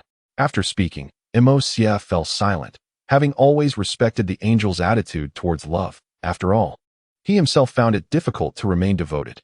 Upon hearing Xie's words, Yan and the others fell into a contemplative silence. What should we do? Prevent Qingqing from encountering her true love in the future? That would be too cruel for an angel. If we do nothing and let fate unfold. Yan knew all too well the taste of loss. She would never wish for her closest sisters to endure that pain, even once. Actually, there's no need to dwell on it. Fate is merely a calculation, similar to the results you all compute, which can be altered. What difference does fate make? Besides, the person who captures her heart in the future is merely an ordinary individual. Can't we find her a more powerful warrior instead? Xie observed the angel's perplexed expressions and couldn't help but voice his thoughts. True, Yin exclaimed, slapping her forehead, realizing she had been cornering herself. Qingqing doesn't know that person now. As long as she finds someone suitable in the future, it'll be fine. Despite Xie's remarks, Qingqing remained optimistic about her future. In the age of cold weapons, a guard would win you over in just a few days. Xie thought helplessly, considering that even a few hundred-year-old angel could be swayed by an ordinary person in just a matter of days. Just let it flow naturally. Choosing to disregard Xie's comments, Qingqing maintained her cheerful demeanor. Yan, is Xie here? As an ethereal voice rang out. The casual conversation among the group was interrupted. Queen, we have arrived at the heavenly gate. Upon hearing this voice, Yin quickly bowed slightly in response. Please bring him to the palace hall. Understood, Your Majesty. Subsequently, after concluding their idle chatter, Yin led Xie into the heavenly gate. As they entered, a wave of energy swept over Xie's body, only to be abruptly interrupted by a force emanating from the stars and the power of fate within Emperor Shirtian. Noticing this unusual energy, Kaisha raised an eyebrow and remarked, It appears this little fellow is even more mysterious than we had anticipated. I thought we had sufficiently overestimated him, but it seems we have underestimated you instead. Meanwhile, she, who was connected to the entire Angel City system, also sensed the anomalous fluctuation, his eyes lighting up as he began to gather information around him. Don't you angels ever tire? Xie mused. Feeling like a rustic upon entering Angel City, which was replete with magnificent and elegant palaces. The planet shimmered with a mysterious and beautiful glow, its surface draped in a gentle radiance, as if enveloped by a thin layer of holy light. The air here was fresh and pleasant, brimming with vitality. Angels resided in grand and magnificent palaces, characterized by unique architectural styles that exuded artistic beauty. Precious gems and crystals adorned the walls and columns, sparkling with dazzling brilliance, while beautiful gardens filled with exotic flowers and plants released enchanting fragrances. Yet, as he ventured deeper, the overwhelming presence of golden palatial structures left Xie feeling exasperated. Brother, while your villas are elegantly designed, surely the entire city cannot resemble this. Upon hearing Xie's complaint, Yin smiled faintly. Aside from their time in Angel City during new recruit training, angels spent most of their time engaged in executing missions. For them, even sleep was merely a mundane activity to pass the time. The inhabitants of these palaces rarely resided there. It was entirely possible that one could live in one for a year and still not encounter its owner. Born to be a divine being. Upon hearing Xie's words, the expressions of Yin and the other angels darkened instantly. Yin, in particular, delivered a sudden punch to Xie's head. Bang!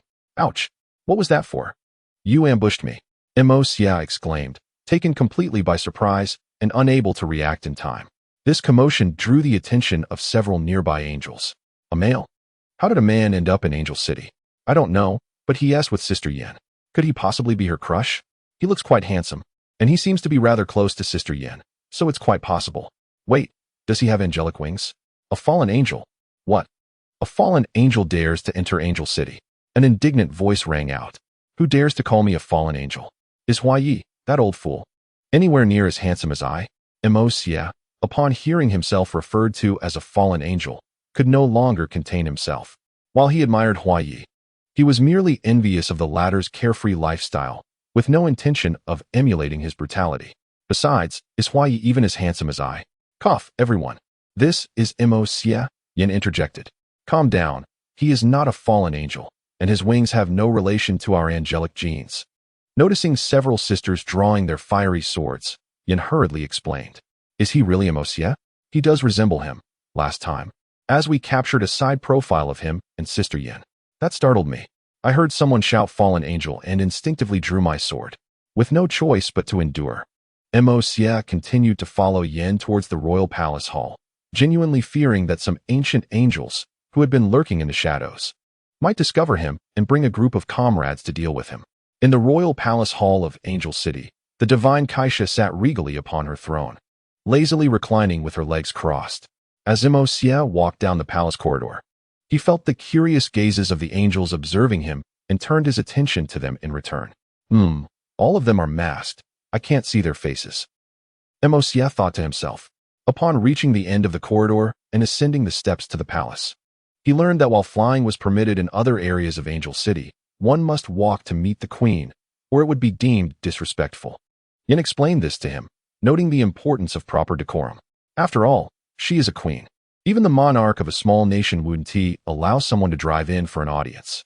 At the top of the steps, the grand royal hall of angels gradually revealed itself to Xia, spacious, sacred, and solemn. The hall was simply adorned, reminiscent of an ancient European castle. Several platinum-colored colossal pillars supported the ceiling, with Kaisha's throne elevated at the far end of the palace. Bathed in radiant light, her throne appeared almost divine. Naturally, the focus was on the presence of the queen herself as Xia arrived. After Yin respectfully bowed to Kaisha, she turned to Xia and positioned herself at Kaisha's left side. However, the glance she cast at him darkened her expression. What on earth is he looking at? Sensing Xia's curious gaze, Kaisha was not angered but rather inquired. What piques your curiosity? Nothing. Xia chose to remain prudent. Noting the presence of over 20 high-ranking guardian angels, each one formidable, not easily comparable to even the likes of Xuantiangji. The thought of provoking them was daunting. Not to mention, a certain overly dramatic divine being was already igniting with fierce energy. I thought Yin found a truly imposing man, but it turns out he's just a naive little boy. A slightly provocative remark came from an angel opposite Yin. The angel, sporting a high ponytail and a long, angled fringe framing her proud face, appeared both tidy and spirited. Provoked, Xia did not hold back, responding sharply. Is there even a distinction between your foolishness and that of Morgana? That is the honor of a warrior. Indeed, just like Morgana. Recklessly courting danger and then getting trampled. You scoundrel. I demand a duel. The offended angel swiftly drew her fiery sword, her pride as an angel, devoted to justice and the sacred Kaisha, making the comparison to Morgana intolerable. I may not be human, but you cannot equate me with Morgana. Seeing the offended angel lose her composure, Yin could no longer contain her laughter. Yin, all right, calm down. Kaisha's voice intervened, soothing the enraged angel. It's Queen Kaisha. Lung suppressed her anger and sheathed her fiery sword, casting Xia a disdainful look. After all, she had initiated the provocation and had no grounds for complaint. She was a bold angel. Now, it is your turn, young man. Can you explain to me about Pepixi, Tianrun Yen, the Axis War God, and Little Naisha? Chapter 33. Mentor Kaisha, wait, sister, do you have to mention those nicknames in front of so many people? Do you not care about your reputation? Xia exclaimed in horror, surveying the increasingly unfriendly expressions of the surrounding angels. But what was with those longing gazes directed at Kaisha? Did they not acknowledge that she appeared incredibly youthful without makeup? Well, no explanation. Kaisha's languid voice echoed, her eyes narrowed. Yet the glimmer of amusement within them was impossible to conceal. It was clear she relished the unfolding spectacle. Boldly, how dare you insult the queen? An angel, who had longed to see their queen's natural beauty, seized the opportunity to chastise Xia. Not so, sister. Are you targeting me specifically? When the opportunity arises, you shall wait for me. And do you think I cannot see the way you desperately steal glances at your queen? Xia glared with wide eyes. silently gritting her teeth in thought. Ahem, how can this be called an insult? Queen Kaisa's natural beauty is so exquisite that countless admirers exist. Do you truly think you can eliminate them all? Although the numerous gazes surrounding her seemed to wish she would be torn apart on the spot, Juxia could only stubbornly hold her head high. You, shameless. Juxia gritted her teeth and fiercely rebuked, her face devoid of any semblance of composure. Hey, do not slander me. How could the term shameless ever be associated with me? Just look at these teeth. How white and orderly. Where is the shamelessness? Damn it. I shall teach you a lesson today. Cold, stunned by Juxia's audacity, could no longer restrain herself and drew her sword to strike. Yet, witnessing this unfolding scene, Juxia remained remarkably calm. If you cannot win in a war of words, do you dare to resort to violence? Instantaneous movement. The silvery starlight flashed past, and the angel Cold, who had intended to cleave Juxia in two, instead collided headfirst with a nearby pillar, subsequently finding herself dazed and kneeling on the ground. Oh dear, how old are you to still be acting like a child? Juxia exclaimed.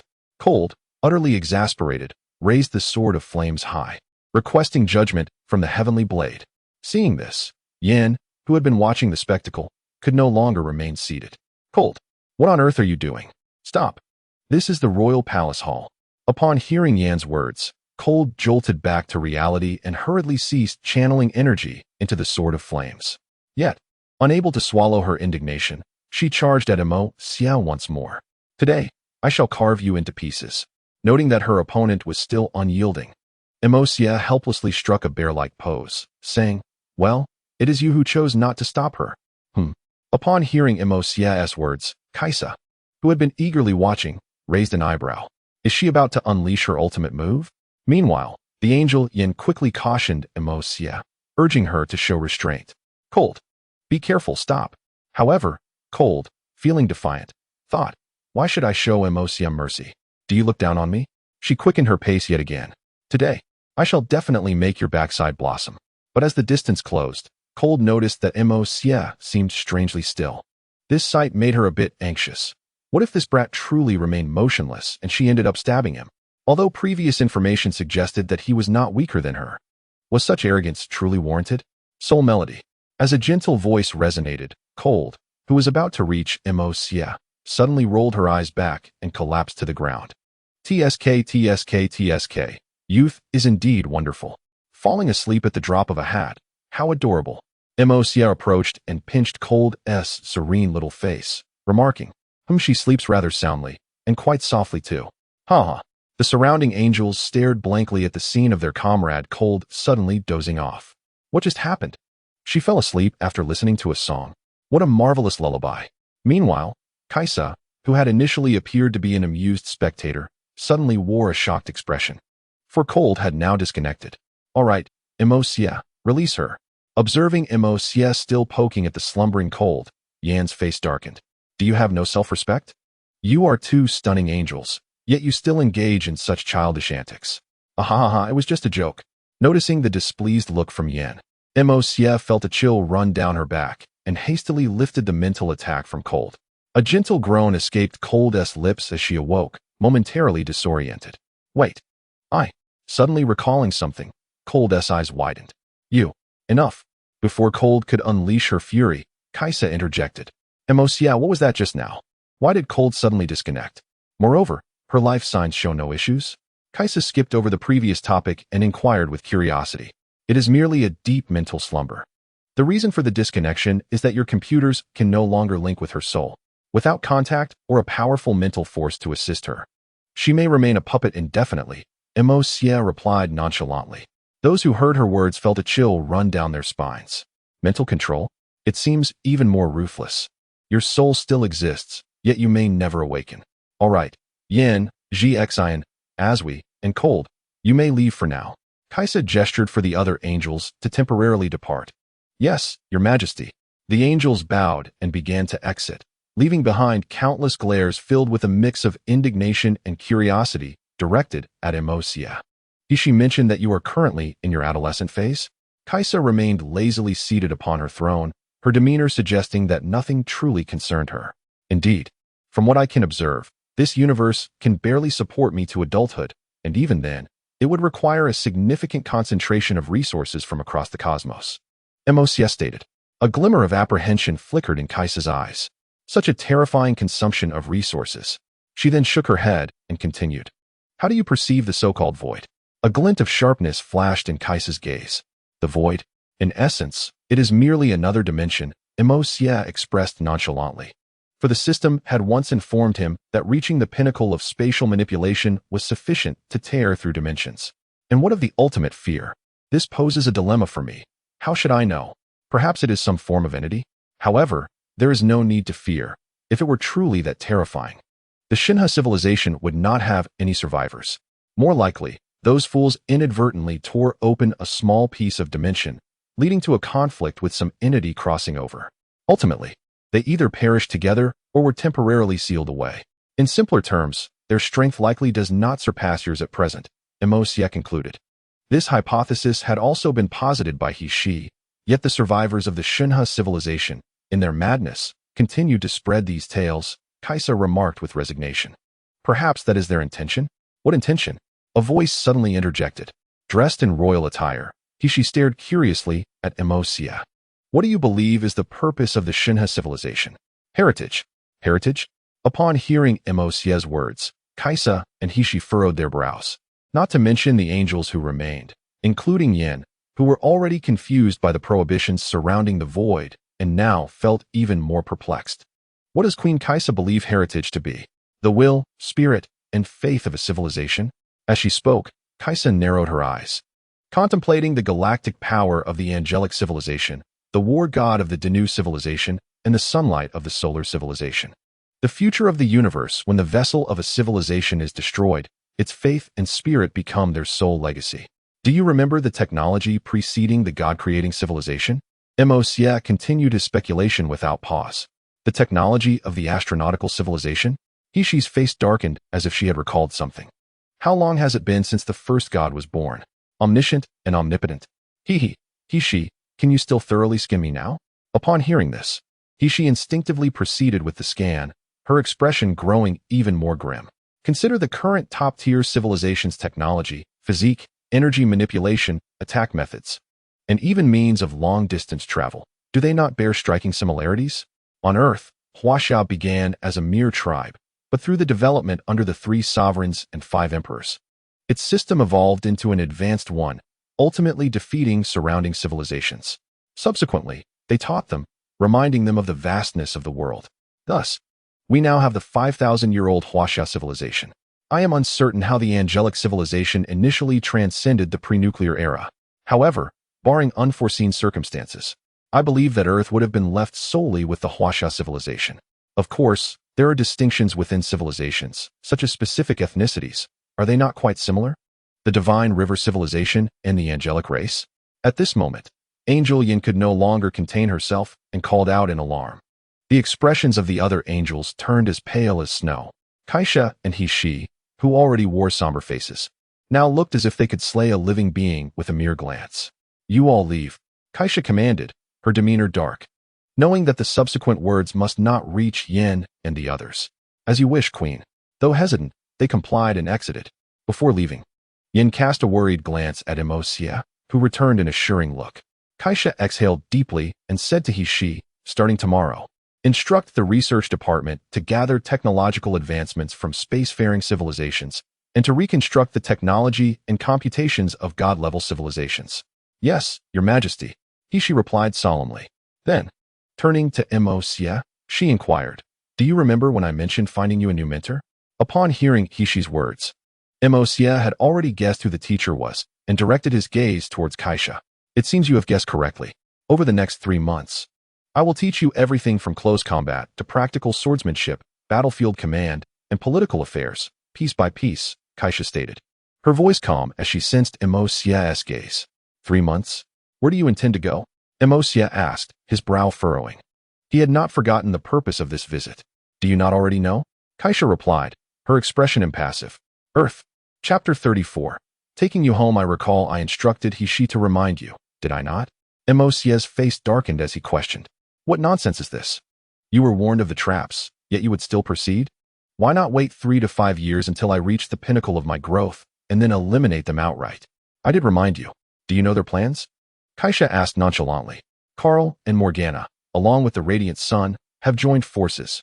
If you go, you will undoubtedly perish. Huh. Death and corruption intertwined was to be expected, yet it is surprising that the Radiant Sun is involved. Seeing Kaisha's calm demeanor, Juxia could not help but frown, recalling that in his previous life, some had claimed Kaisha and the others were acting on purpose. You are aware it is a trap? He pressed. Yes, though unexpected, it is not far from the truth. Kaisha replied, her expression unwavering. Are you joking? Have you lost your mind? Do you even understand what you are doing? You will die? Juxia shouted. His face filled with fury. Kaisha's disconnection sent the entire universe into chaos.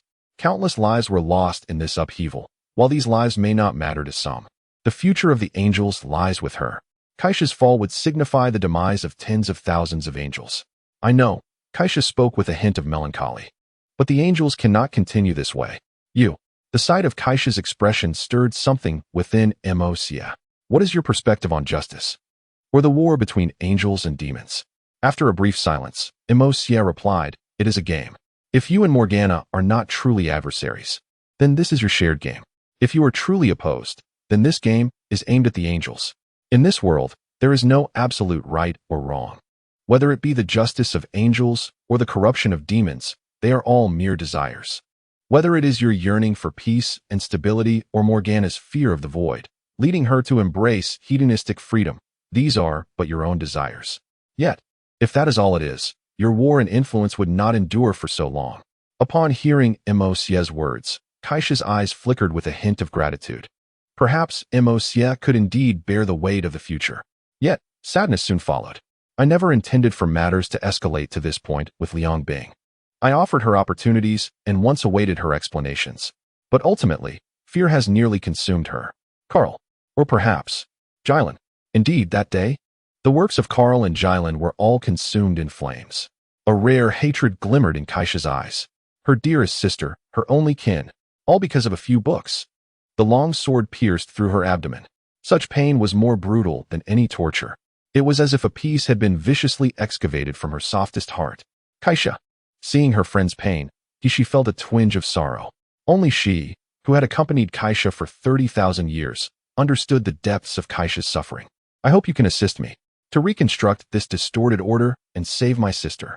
Kaisha's voice trembled with a plea she had never expressed before in her life. She could not bear the thought of her sister becoming a complete madwoman. Growth period. That is sufficient. After a moment of silence, Juxia spoke with determination. The 5 generations of the main god, along with a template comparable to the 5 generations of the main god. That is enough. All right. You should refrain from going to Earth. As long as you remain alive, the universe shall not descend into chaos. Within 5 years, I can achieve the peak of my youth. Within 10 years, I can break through to the growth period. Juxia still intended to dissuade Kaisha, for he genuinely cherished the unadorned little Kaisha. Kaisha shook her head. I understand, but this time I must go. Juxia's brow furrowed. Why? We both know this is a trap, for the sake of justice and order. But if we can just safely navigate the next 10 years, my strength will be sufficient to control the situation. At that time, you can pass the mantle to me, and justice and order can gradually be altered. Indeed. But all of this depends on your safe arrival at the growth period. Kaisha pointed out the most critical issue. Is Juxia strong now? Strong. Although Kaisha was aware of how many trump cards Juxia possessed, given the current circumstances, even Morgana would struggle against him. His instantaneous movement could tear open a rift in the dimensions, and wormhole lockdowns could not restrain him, even if he could be contained. With Juxia's speed and his peculiar mental attacks against cold, he could easily carve out a small escape route under the computer's lockdown and flee in an instant. Yet, similarly, Juxia was not invincible.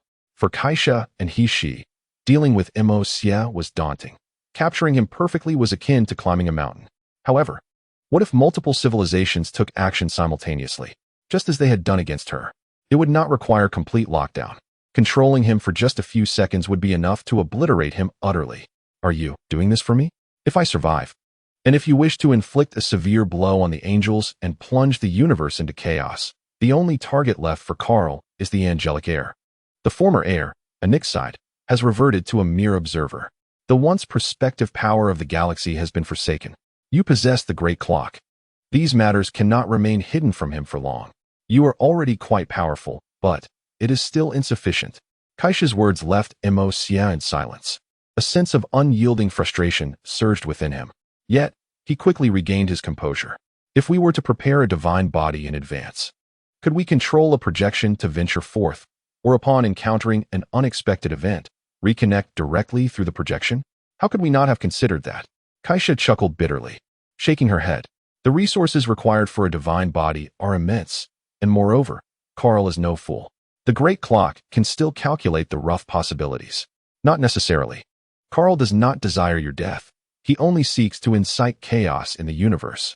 As long as you do not reconnect, the universe will descend into turmoil due to your fall, which does not conflict with Karl's interests. Regarding resources, we could first create a body at the level of a third-generation main god. Once the plan is completed, you could directly rely on that body to absorb the original divine atoms for recovery. Hishi's eyes brightened upon hearing this. Indeed, Juxia's formidable psychic abilities enable Kaisha to swiftly locate all the sacred atoms, thus rendering high-level clones unnecessary. Merely 3 generations of primary gods suffices to rapidly absorb the original sacred atoms and restore combat prowess. This warrants consideration. However, before proceeding, you must first demonstrate to me your sufficient strength to confront the potential desperation of Karl. After a moment of contemplation, Kaisha replied, "How shall I prove it? You do not intend for us to engage in combat, do you?" Juxia twitched at the corner of his mouth. Although he had recently vanquished Xuantianji, enhancing his strength, Kaisha's prowess cannot solely be gauged by levels. Despite currently being classified as a 4th-generation primary god, her strength would render any ordinary 5th-generation god, such as Huaya, trembling in her presence.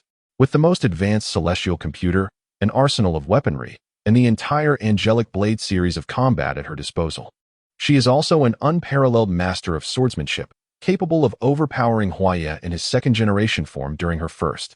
What are you afraid of? I want to be using my full strength. Kaisha observed Juxia, recognizing his hesitation to strike. Very well. You and Hishi should return to rest. Come to me tomorrow, and I shall instruct you until I deem you worthy of facing Karl's desperate measures. For reasons unknown, Juxia felt a sense of revenge emanating from Kaisha's impassive expression. All right, let us depart. Upon hearing Kaisha's words, Hishi nonchalantly rose, taking Juxia with her, as she was quite busy, having already exhausted herself coordinating resources for Juxia and researching his genes. She now had to assist her dear friend in creating a body with an adaptability exceeding 99.9. Alas, the plight of a weary worker. This is sheer exploitation. Observing Hishi leave, Juxia could only follow her out, resigned. With their departure, Kaisha's voice hissed, "I will not swallow my anger without receiving retribution. My wings." The pain was excruciating. Everything lost. After following Hishi out of the royal hall, Juxia inquired, "Darling, where shall I stay tonight?" Hishi rolled her eyes at Juxia's expression. "Of course, you'll be sleeping on the streets. That won't do. What if that little angel takes me home, and I lose control? Whatever. I don't mind having a couple more." Despite her words, Hishi's gaze turned perilous. Feeling the fluctuations of a wormhole behind her, Juxia shivered. "Hey, I was just joking. Don't be angry, Shishi. Oh please. You didn't act this way when you called me Pai Shi. Ha ha ha. A day apart feels like 3 years. I've missed you so much. Let me hug you," Juxia exclaimed, seizing Hishi in an embrace. Hey. Just 2 spins will suffice. Put me down. We're not children." Startled by the sudden affection, Hishi instinctively wrapped her arms around Juxia, despite her verbal protests. Upon hearing her remarks, Juxia released her but leaned in to plant a kiss. Seeing the anticipation in Juxia's eyes, Hishi rolled her eyes. "You're acting like a child." She playfully tapped Juxia's forehead. "A man remains a boy until death. All right, let us go. I shall take you home." Hishi waved her hand graciously. "Good. Off to my wife's home." Within the celestial palace, Hishi collapsed onto the sofa, utterly exhausted, devoid of the regal demeanor expected of the celestial king. "Why am I so tired? You dare ask? The resources you require nearly encompass the entire known universe. I've been busy researching various resources and adjusting the quantities collected to ensure the angelic civilization operates smoothly. Now, I must also assist Kaisha in creating clones." Hishi felt mentally drained. as these past few days had been more exhausting than the last few millennia combined. As she spoke, a flicker of fatigue crossed her eyes. She had not exaggerated to Juxia, and her words were an understatement. The angelic civilization is vast, with resources spanning much of the known universe. She had to gather the various resources Juxia needed while ensuring the angelic civilization's resources functioned without hindrance. Seeing this, Juxia felt a pang of sympathy and approached to embrace her. You've worked hard. Yet, she was indifferent. You belong to me now. A little fatigue is trivial, but when you gain strength, don't be like a laborer. At this remark, Juxia was momentarily stunned, then chuckled, Ha! When that time comes, we can go wherever we please. I'm not interested in ruling. Chapter 35. The first card is revealed. Little Flame Princess. Upon hearing Juxia's disinterest in ruling, she had no doubts. If Juxia had any desire for power, his strength would have long since compelled him to subjugate the earth. You should rest now. I still need to adjust some devices, she said, stretching her limbs.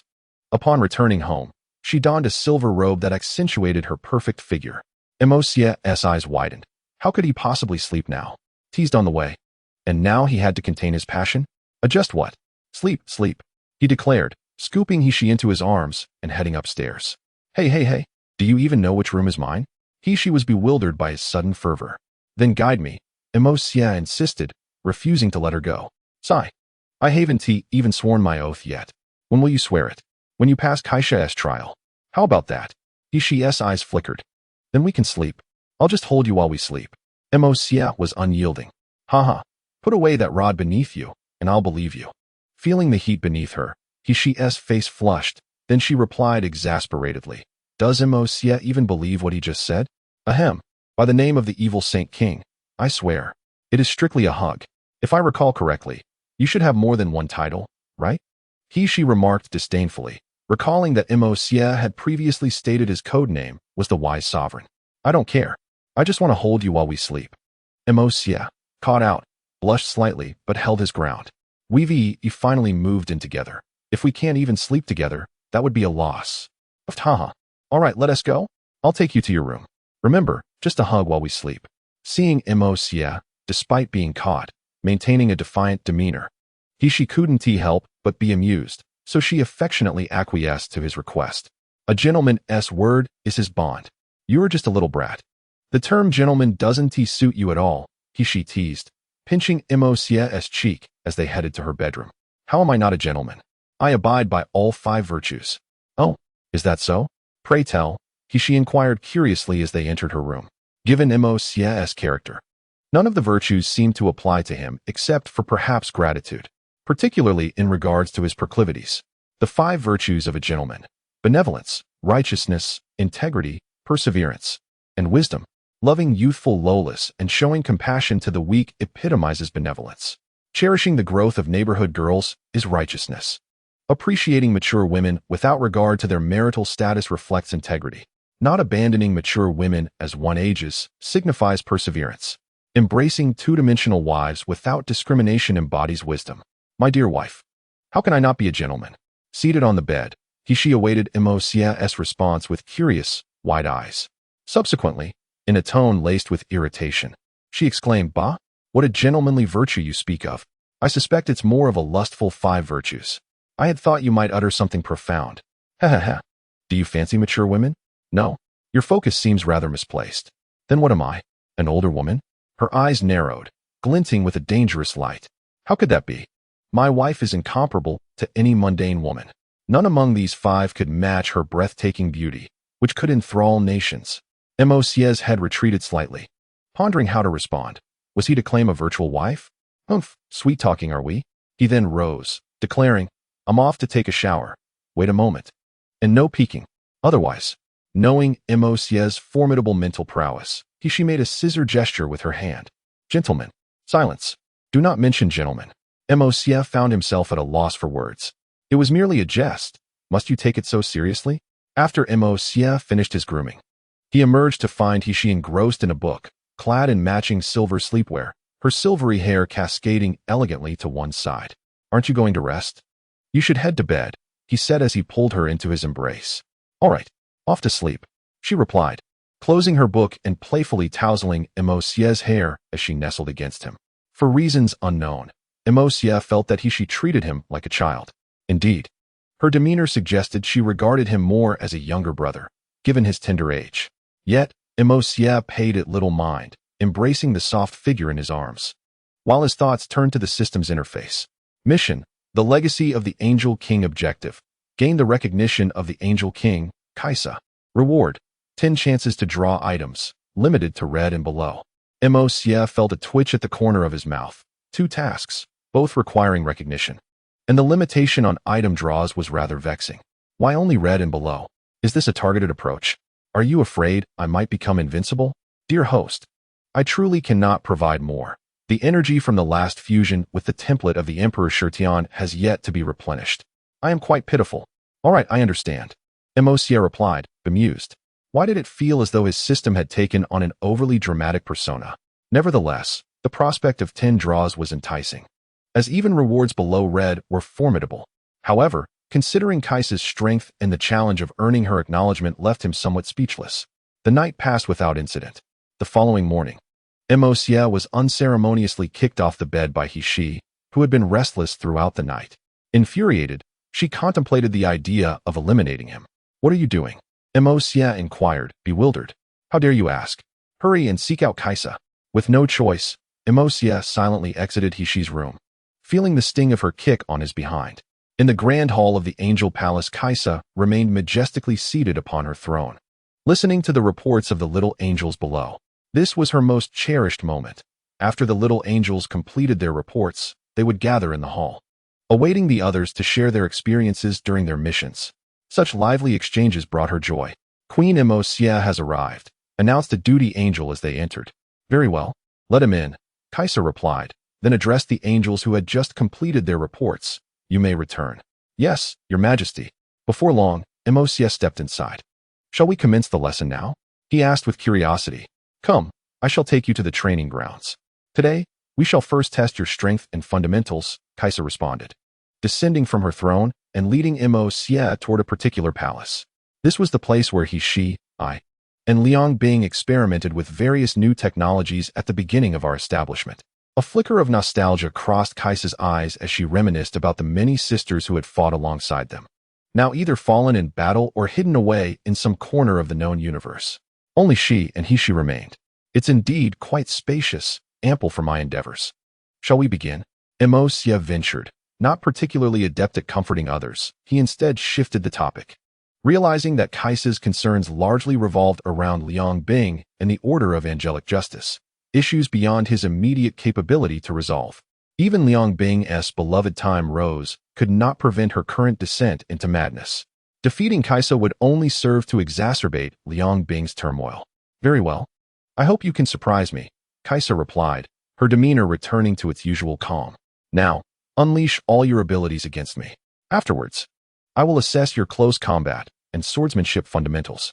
All right, I shall begin.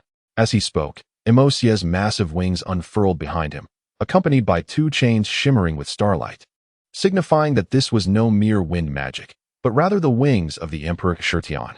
The oppressive aura emanating from Kaisa was formidable. If Emosia had felt a glimmer of hope against Sun Wukong, he dared not entertain such thoughts in the presence of Kaisa. As a 4th-generation deity, Kaisa represented a level of power that was incomprehensible. Even Morgana could not stir a desire for battle within her. It was akin to an adult playing with a child, completely one-sided. Holy art, sky-splitting sword.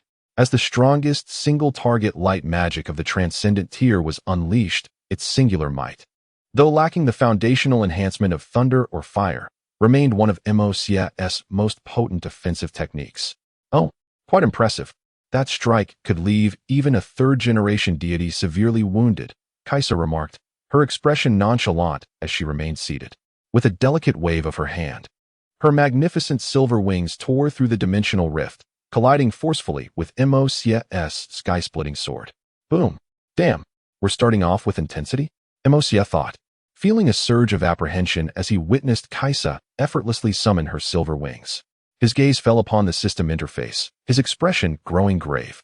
Host, Emosia template. All-round mage Emo fan legend of Aoki. Wise Sovereign Emperor Shirtion template details. All-round mage MO fan. 55 progress, transcendent tier full circle. Having successfully surpassed the Xiantian, Xia was now on the brink of reaching the pinnacle. It could be said that apart from forbidden spells, he could wield all forms of magic. Yet, in comparison to Kaisa, he still seemed lacking. A flicker of determination ignited in Xia's eyes. This time, he could not hold back. Contract summon. With a resonant chant imbued with authority, a fiery portal emerged, transforming the once blue and white sky of the heavenly city into a crimson expanse. The field of calamity flames enveloped the battlefield. As flames coalesced within the domain, a figure crowned with fire emerged, flames dancing like silk around her waist, her hair flowing like a burning cascade, exuding an ethereal charm, untouched by the world's grime. One of Xia's ultimate trump cards, the Little Flame Princess. Chapter 36. The Petrifying Eye of the Celestial Gaze. As a melodious chant resonated, the Supreme Sovereign, Queen of Flames, made her entrance. In the final chapter, the Little Flame Princess possesses the strength of a sub-emperor. Yet due to the protagonist's transcendent tier status, her power is elevated to that of a Supreme Sovereign. Accompanying her arrival was the Little Flame Princess's exclusive domain of Calamity Flames, casting a reddish-brown hue over much of the heavenly city's azure sky. Little Flame Princess, this is a formidable adversary. We must exert our full strength. Xia's serious voice echoed. The Flame Princess uttered a dignified chant before charging toward Xia, merging with him. With the integration of the Flame Queen, the surroundings of Xia began to ignite with the exclusive infernal flames of the Flame Queen. Simultaneously, Xia unleashed the full extent of his Thunderfire domain, intertwining the pitch-black tyrant's thunder with the scarlet radiant divine fire, transforming the once reddish-brown sky into a tapestry of 3 colors. Within the heavenly city, countless angels gazed in bewilderment at the ever-changing spectacle above. What is happening? What peculiar invention has His Majesty the Heavenly King devised this time? Who knows? However, it feels like it's close to the mark. After all, such phenomena were reportedly quite frequent thousands of years ago. Hey, do not slander the Heavenly King. The Queen Kaisha is merely sparring with Xia. An angel who seemed to know the situation explained. Sparring? Xia? His Majesty the Heavenly King and that male deity? Our angel's new future? You must be joking. I recall he barely awakened less than a year ago. Sparring with Queen Kaisha? Are you out of your mind, sister? This morning, Xia indeed visited the Queen, and it appears she even left the palace with him. No way. Is it truly possible? A fledgling who has awakened for just a year can exude such formidable power? Inside the heavenly palace, she, who had been leisurely seated, was also drawn to the extraordinary spectacle in the sky. Truly, they are 2 mischievous individuals. Just a test, right? Kaisha said it again, isn't. Within the trial arena, as Xia merged with the Little Flame Queen and simultaneously invoked the Thunderfire domain, his strength surged once more, attaining his peak explosive state under normal circumstances. No, it's still insufficient. To contend with Kaisha, I am far from ready. Contract summon. Opus, who had been idly lounging in the heavenly city, was instantaneously summoned to the trial arena, looking utterly perplexed at Xia. She then exclaimed furiously, Xia, what on earth are you doing? Opus, I need your assistance this time. Opus glanced around, her gaze fixing on Kaisha. Although she had not unleashed a shred of aura, Opus could distinctly sense that should she engage, her demise would be inevitable. This oppressive feeling was something even the initial high-ranking monarch had never inflicted upon her. You need my help? Opus couldn't help but laugh at Xia. Are we even on the same level? A supreme monarch against a high-ranking monarch? You must be dreaming. Are you out of your mind? I'm not ready to die yet. It's merely a test. I want to go all out. Help me, and I can assist you in breaking through to the minor monarch level. Xia, fully aware of Opus's character, had to promise her again to aid in her breakthrough to the minor monarch level. In the original work, Opus' ultimate strength is at the sub-monarch level. Really? Opus's eyes flickered. Although both sub-monarchs and minor monarchs belong to the monarch tier, the difference is substantial. Only a minor monarch can truly be called a monarch.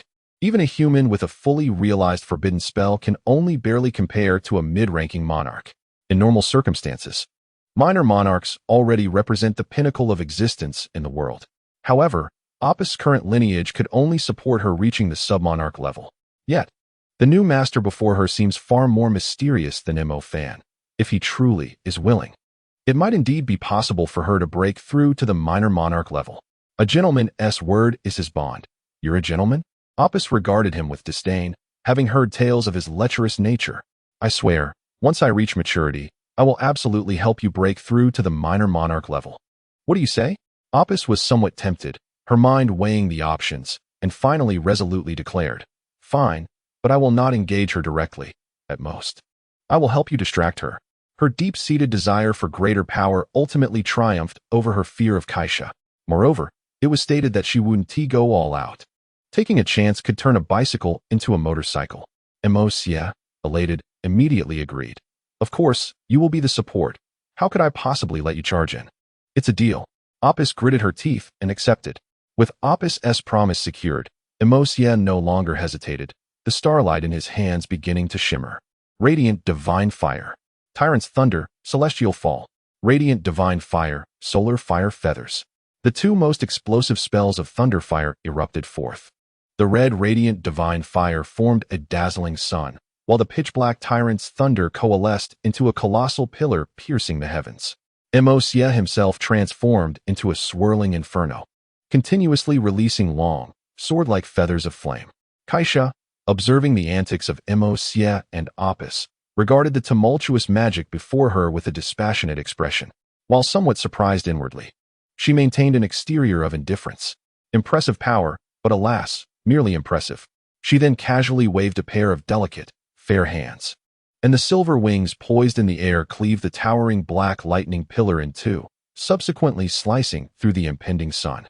After completing this, Kaisha observed the countless fire feathers resembling sharp swords in the air, her eyes narrowing slightly. Such a penchant for theatrics. Following this, her mind stirred, and countless wormholes rippled behind her, as numerous dark silver weapons instantaneously tore through space, shredding the thousands of fire feathers above.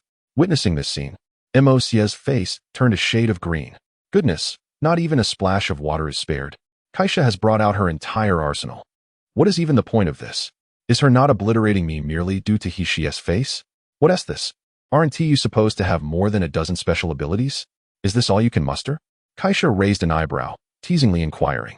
Damn. Juxia finally understood who the Angel Yan's reckless driver was. This damn taunt is eerily similar to that of Angel Yan. Juxia's expression darkened. I refuse to believe that you don't even have the privilege to shift your esteemed backside. Juxia soared into the sky, beginning to gather magical energy. Within mere seconds, over a dozen star palaces of various colors enveloped the vast majority of the sky over Meluo Star. I'll show you who is truly arrogant. Today, you shall learn what firepower coverage means, what a cannon mage truly is. Sacred art, sky-splitting sword. Void punishment, dark holy judgment. Thousand feathers seal, vanishing wind, thousand blades. Vacuum storm. In an instant, a golden giant sword over 1,000 meters tall descended from the heavens. Simultaneously, a shadowy figure flickered in the air, a black shadow enveloping the ground and coalescing into a long blade brimming with malevolence and bloodshed. At the convergence of darkness and light, a storm arose, as the furious vacuum storm relentlessly siphoned the surrounding wind energy, tearing at the ground where Kaisha sat unwaveringly. Yet, Kaisha continued her bored commentary.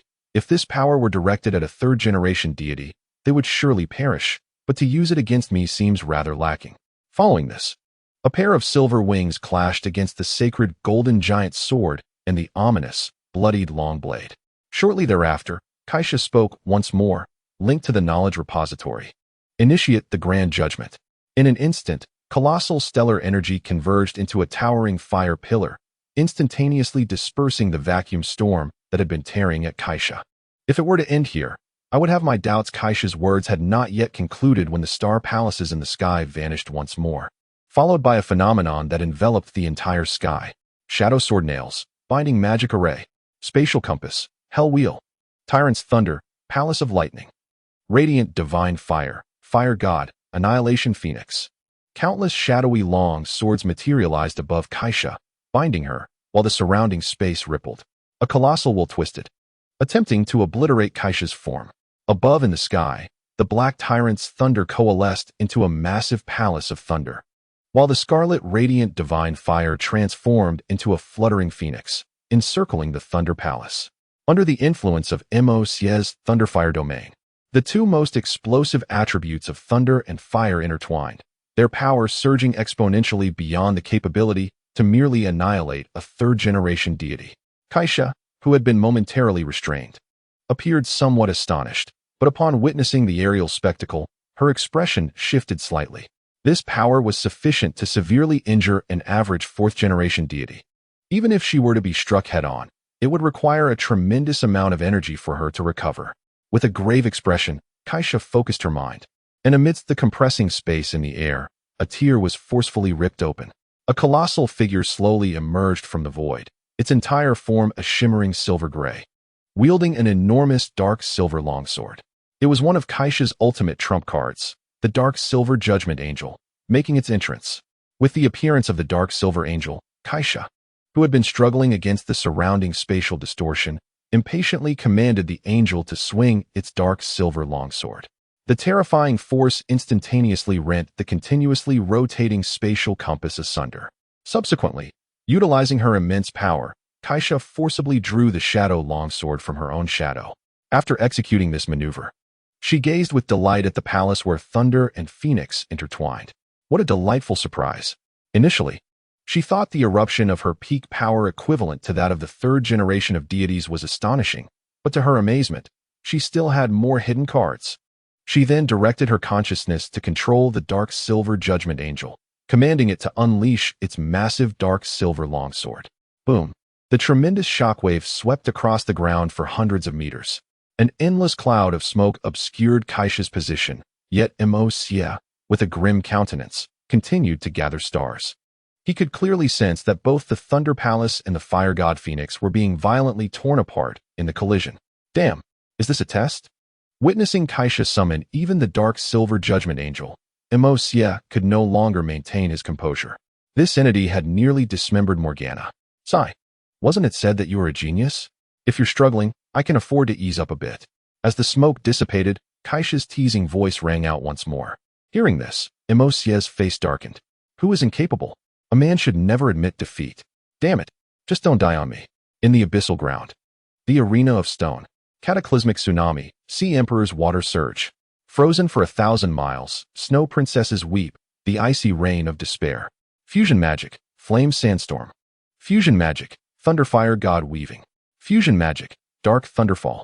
The last gathered stars in Moc's hands were released, and the 3 fusion spells represented his most formidable attacks at present. The ground instantly heaved, trapping Juxia within, and the relentless gravity made it difficult for her to escape. A tsunami emerged from nowhere, inundating the land, while the ice rain, impervious to the raging flames, fell amidst the colossal wave. Fire and sandstorm intertwined. A massive fiery sandstorm engulfed the entire trial ground, and in the tumultuous skies, the tyrannical thunder of ruin and the divine fire of brightness clashed, forming a colossal fiery net that enveloped the earth. Within the rolling dark clouds, the ominous blend of the already pitch-black thunder of ruin hinted at a hint of bloodshed in the night. This time, Juxia was devoid of any teasing demeanor. The overwhelming magical fluctuations instilled a sense of dread in her as she found herself nearly surrounded on all sides. Linking to the knowledge repository, before Juxia could utter a word, a pair of mesmerizing golden eyes suddenly appeared before her. The petrifying gaze of the heavenly eye. Chapter 37. The terrifying power of Juxia. As Opus' voice resonated, Juxia beheld those golden pupils, and the overwhelming mental force caused her to feel dizzy. Regaining her composure, she was shocked to discover her calves were rapidly petrifying. Truly remarkable. However, in this urgent moment, Juxia remained unperturbed. The sacred body swiftly decomposed her calves, and she began to channel her mental energy and the formidable computational power of the knowledge repository to assault Opus' soul. Although Opus had already reached the supreme monarch and was renowned for her mental prowess, when confronted by Juxia's immense mental force and the colossal might of the celestial computer, Opus' complexion turned pale in an instant. The terrifying backlash rendered her momentarily dazed. Noticing Opus had been incapacitated, Juxia turned her attention back to the imminent threat. Her expression slightly grave. Linking the knowledge repository to the dark silver angel, she poured in her full power. With the enhancement from the knowledge repository, the previously sluggish dark silver angel became remarkably agile, its massive dark silver blade sweeping through the air, cleaving the ominous sky. The clouds that had blanketed the heavenly city due to the ice rain, tsunami, and sandstorm were instantly illuminated by light once more. Yet, the cost of this feat left Kaisha feeling a wave of discomfort after expending such a significant amount of energy. Gasping for breath, Kaisha took a few heavy breaths. Although it was merely a single strike, it had nearly accumulated 4/10 of her energy. With her expression firming, she commanded the dark silver angel again. The immense dark silver longsword was raised once more, and with a single slash, the remnants of the various spells in the sky were instantly swept away. Watching this unfold, Juxia was left utterly dumbfounded. What? Is this the pinnacle power that can rival the deities? Juxia stared blankly at Kaisha, who had effortlessly dismantled all his attacks, feeling a wave of despair wash over him. Although he still had various skills from the demon lineage and the Emperor Shurtion that he hadn't utilized. Judging by the current situation, if Kaisha were to take him seriously, he would likely be reduced to ashes within half an hour by her blade. What? Observing Juxia's dazed expression, Kaisha raised an eyebrow and provocatively said, "Have you already given up?" Hearing Kaisha's taunt, Juxia snapped back to reality, gritting his teeth in determination. Damn, just because the tiger doesn't roar, do you think I'm a sickly cat? With that, Juxia's wings unfurled, and his aura surged exponentially. Divine wings. The heavenly gale strikes. Divine illusion annihilation. Heavenly wings soar. As Juxia unleashed various skills for the first time in his Emperor Shurtion form, countless stars in the surrounding celestial realm erupted with brilliant starlight, resonating with the dual wings and star chains behind him. Matching Kaisha's prowess, the power of the stars enveloped Juxia, causing a frenzied surge in his speed, strength, defense, and reflexes. His physique, which had merely rivaled that of the third generation of deities, astonishingly reached the apex of the third generation. As Juxia's power surged, his wings and star chains began to merge with the surrounding starlight. The gale of heaven shatters. Juxia's wings spread wide, transforming into a streak of starlight that charged toward Kaisha.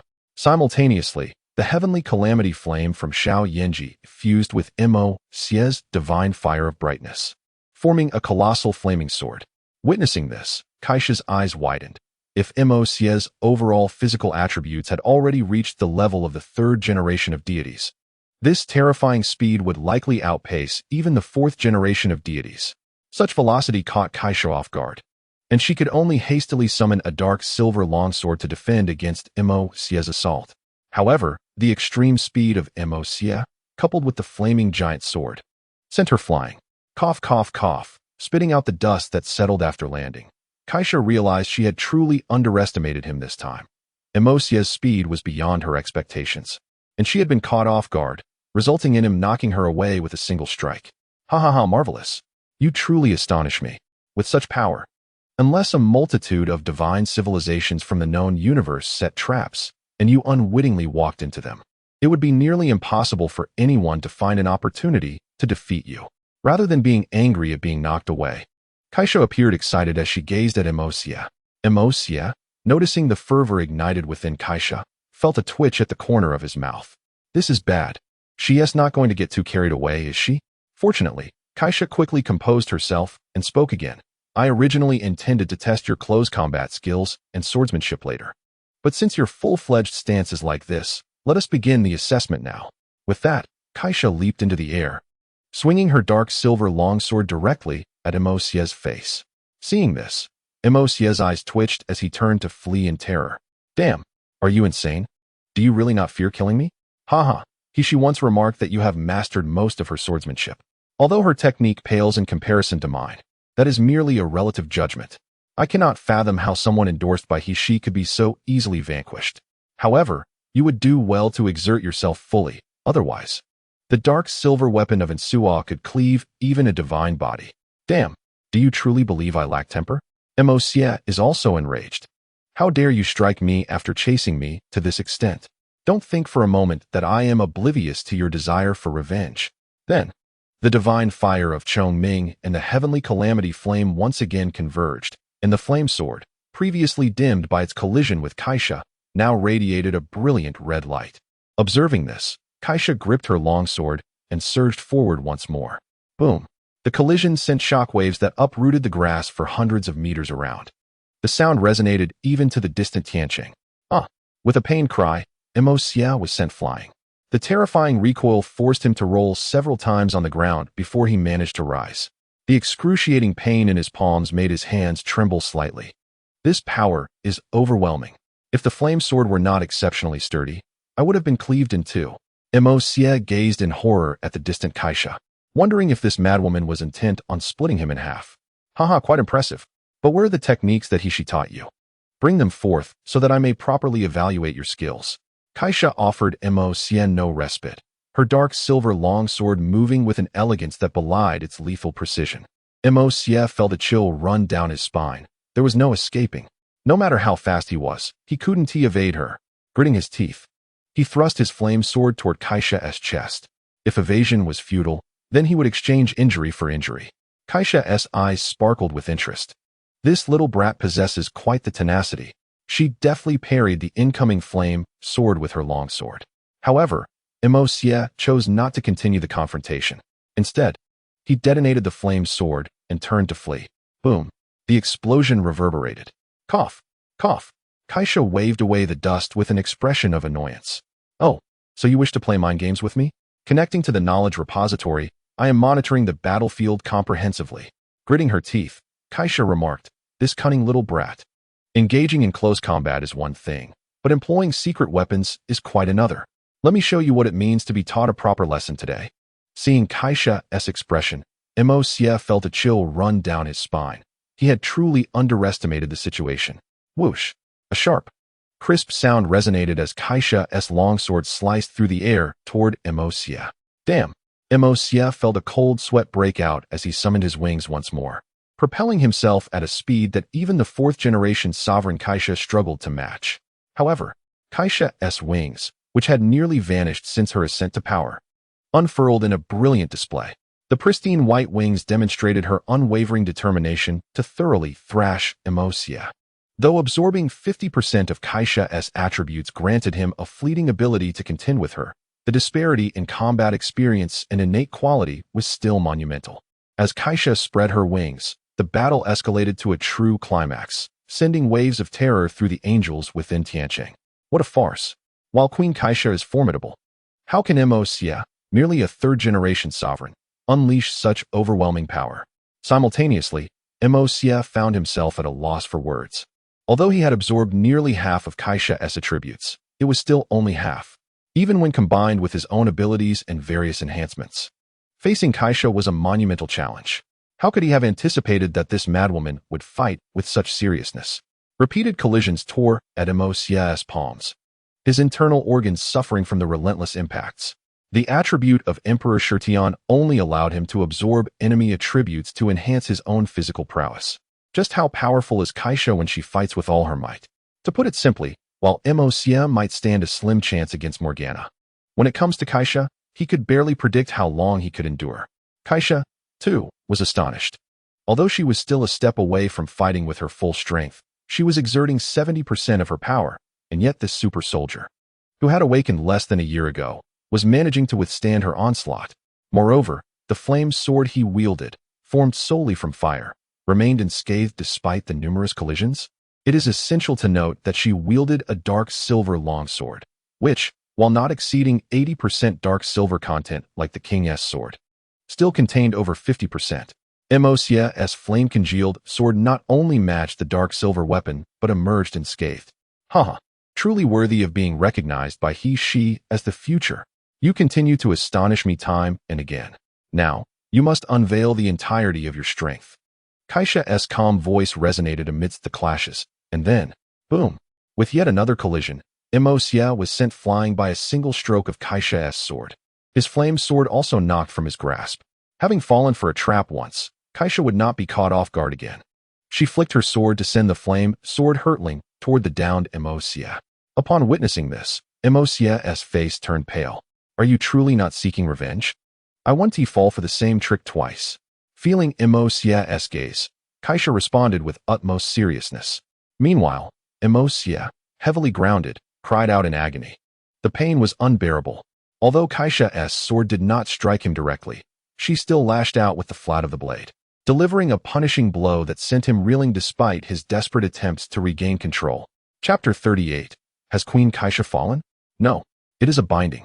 In the trial grounds of the Melosian Heavenly Court, Kaisha's wings spread wide, shining brilliantly in the sunlight, while Mosia struggled to rise from the ground, covered in dirt and grime, a stark contrast to the celestial Kaisha above. At that moment, Kaisha spoke again, reminding him, "Your swordsmanship is commendable. You have perfectly assimilated at least 70% of Juxia's techniques. In this brief half-hour of battle, you have even managed to learn nearly 40% of my own swordsmanship. Yet, there exists a most fatal flaw." With a severe gaze, Kaisha fixed her eyes on Mosia. "A flaw? Is it a lack of practical experience?" Mosia questioned, puzzled. "No, it is a flaw, but not a lethal one. I cannot decide whether to call you a genius or something else entirely. Your combat intuition, or rather, your body's instinct, is remarkably formidable. Throughout our engagement, I noted at least 10 instances where your innate reflexes allowed you to evade attacks that your experience would not have predicted." Mosia understood this to be the powerful battle instinct of Emperor Shurtian. As the only entity among the 5 kings of the Ouchi legend recognized by the power-dominating Longyan, Emperor Shurtian could be deemed the best friend and rival of Longyan. Without a potent battle intuition, Longyan, who is proud and regards strength as the ultimate criterion, would never have considered Emperor Shurtian a lifelong opponent. But if it is not a lack of combat experience, then what is this so-called fatal weakness? Mosia gazed at Kaisha in confusion. "I find it hard to comprehend." "Ah, it is understandable, considering your time in combat has been short, and the opponents you have faced have rarely matched your caliber," Kaisha remarked with a hint of resignation, simultaneously marveling at Mosia's terrifying combat talent and learning ability. "It is the essence of penetration. All your sword techniques stem from learning the styles of others. She and I, as women, possess different swordsmanship than yours. You may draw from our techniques, but they will never wholly align with the male swordsmanship. This is an insurmountable barrier. This is also your greatest weakness. Even if you have mastered all the sword techniques of myself and she, you will ultimately fall short of our level. This is because these sword techniques are tailored to our unique combat styles, not yours." Kaisha expressed her admiration for Mosia's talent. It was astonishing that he managed to grasp nearly 40% of her sword techniques after merely half an hour of sparring. Although these were among the most basic techniques, the feat was nonetheless impressive. If we disregard other factors, within a month, both Hishi's and my own combat skills and sword techniques would be completely absorbed by Mosia. However, this would merely be absorption. It does not pave his own path. He requires more practical experience to fully unleash his potential and carve out his own combat style. Mosia fell into contemplation. It appeared that Kaisha aimed not only to instruct him, but also to guide him towards discovering his own path through combat. He indeed sensed many awkward aspects during their recent skirmish, yet the formidable combat intuition of Emperor Shurtian saved him time and again at critical moments. Just moments ago, Kaisha had flawlessly evaded 4 of Mosia's defensive strikes and sent him flying with a single blow. Had she not transformed her sword blade into its back at that pivotal moment, he would have surely suffered grievous injury. Do not be disheartened. After all, you have only awakened a few months ago. Henceforth, my teaching will focus primarily on practical combat, supplemented by various administrative matters, Kaisha consoled, noticing Mosia's reluctant expression. "And what about now? Have you yet to unleash all your abilities?" she inquired curiously. Mosia pondered for a moment before responding. "I have 2 left. But one poses a significant risk to me, and I shall not use it lightly until I inherit the legacy." "Is that the ability that will leave you weakened for a period?" Kaisha recalled Mosia's previous conversation with Rose. "Indeed. That trump card can elevate my combat level significantly, but the after effects are severe," Mosia admitted. He was not overly surprised that Kaisha was aware of the demon lineage, as a glance from a celestial computer could easily reveal his dialogue with Rose. Mosia had never intended to disguise his demon lineage. After all, when faced with dire circumstances, whether it was a trap became irrelevant. "What of the other ability? Will you demonstrate it for me?" Kaisha was not troubled by the demon lineage, for there were certainly angels who could unleash their full potential, temporarily overloading their combat capabilities to fight above their level. Instead, she was curious about the other ability he had yet to reveal. "Are you certain?" Juxia raised an eyebrow, knowing that this skill would not present a favorable impression. After all, the heavenly locking suppression array was a true lock. Yet, he felt a twinge of excitement at the prospect of binding little Nasha. Go ahead. Show me just how strong you are at your peak. Kaisha responded, ignoring the glimmer of anticipation in Juxia's eyes as she contemplated her future guidance for him. Remember, you said it. You better not go back on your word. Juxia's breath quickened at the thought of what was to come, but he needed to secure some safety measures to avoid getting hurt. All right, I promise I won't go back on my word. Kaisha shot him a bemused glance. Prepare yourself, and inform the little angels of the celestial order, for there may be unforeseen circumstances ahead. Juxia's star chains began to gently radiate starlight beside his wings. Kaisha raised an eyebrow and promptly issued instructions to all public channels for the angels. There may be unexpected developments shortly. All angels should find a safe place and await further instructions. Do not worry about me. Within the celestial city, confusion reigned as the angels listened to Kaisha's transmission. However, out of respect for her authority, they refrained from questioning further and obediently sought a secure location to await instructions. What the heck is that woman doing? Is she trying to complicate matters further by using the celestial system to assist the knowledge repository? Doesn't she realize I'm busy enough? She grumbled while managing the celestial computers to continuously receive data from the repository. Damn it, that woman. Exploiting labor. But little Mo is truly surprising. He has pushed her to this extent. He must be the strongest force beneath the major deities. Truly a child adept at creating surprises. As she's complaints faded, a radiant smile emerged on his face.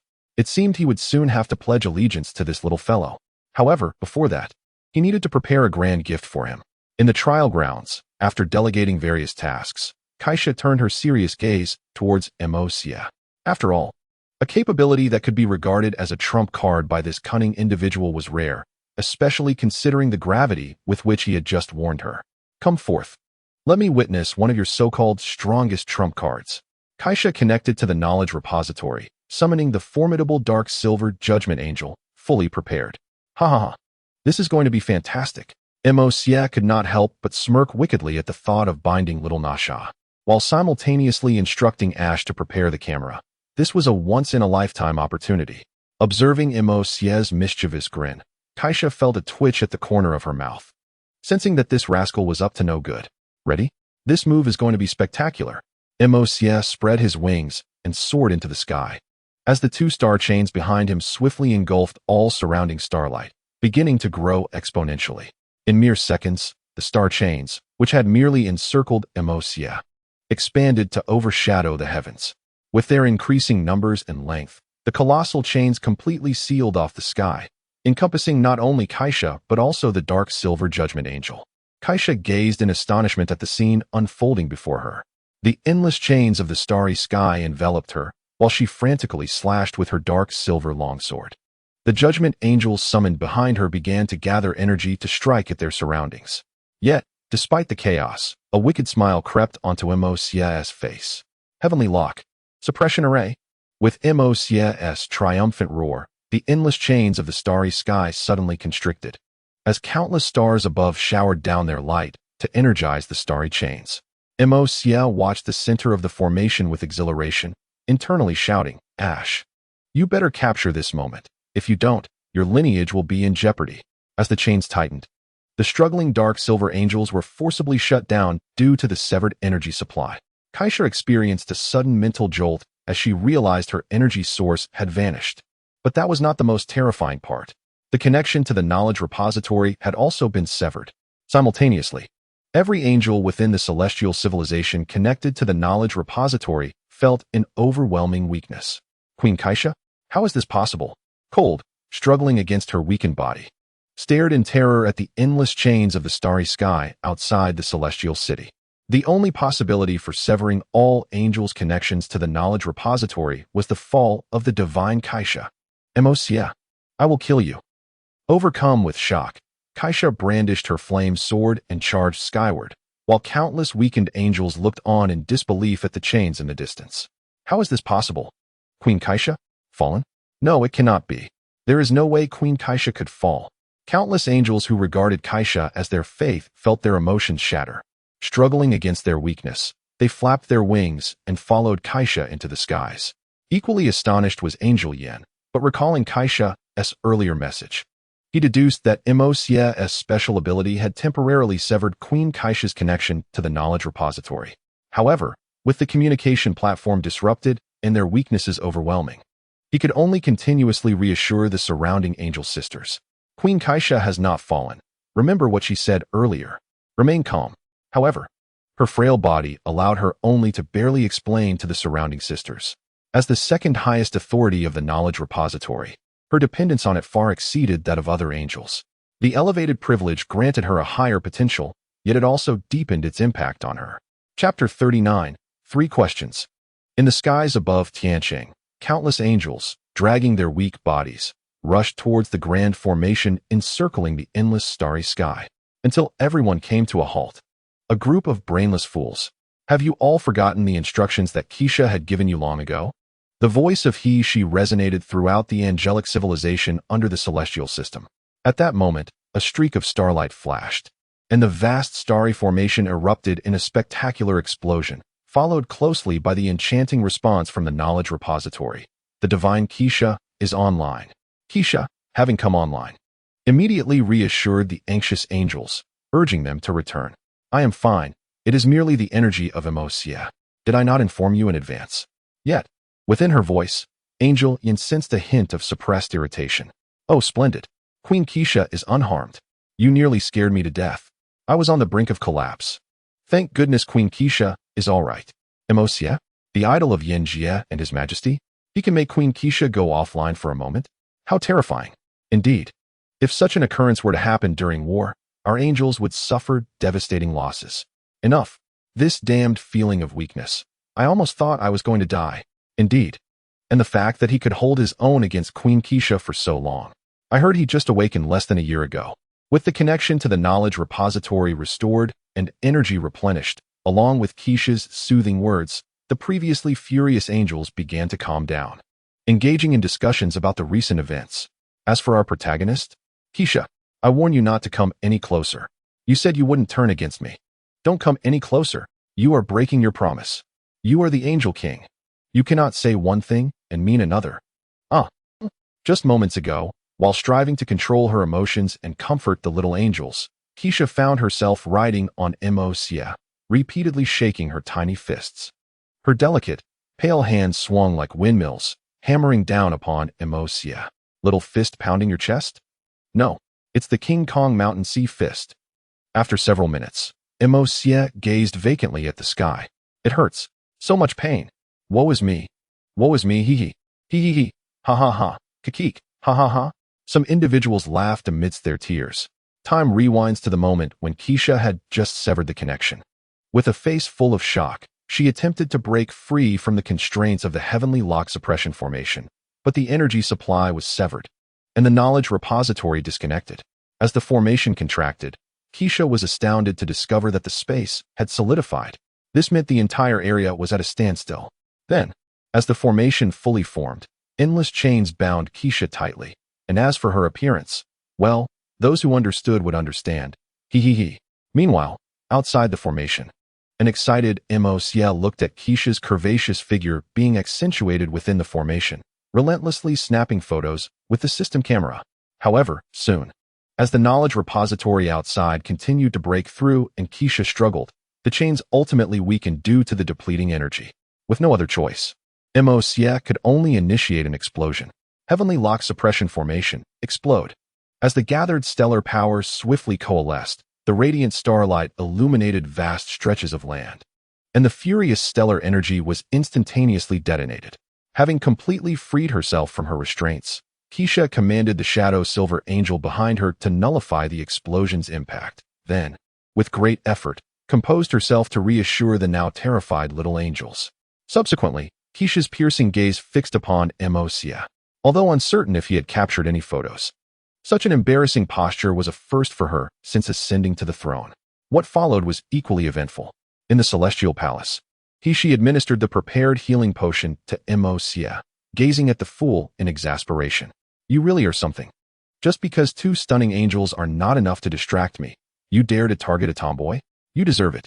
She watched as Juxia consumed the potion, sharply poking his forehead with her delicate fingers. She was utterly speechless. He clearly could foresee the trajectory of fate and knew his best friend's character, yet dared to play such a risky game, directly binding his best friend, who would not get hit for that. The most absurd part was that this fool returned with an unrepentant grin. No wonder Juxia chased him down to give him a good beating, and she couldn't restrain her at all. Who knew she would be so untrustworthy?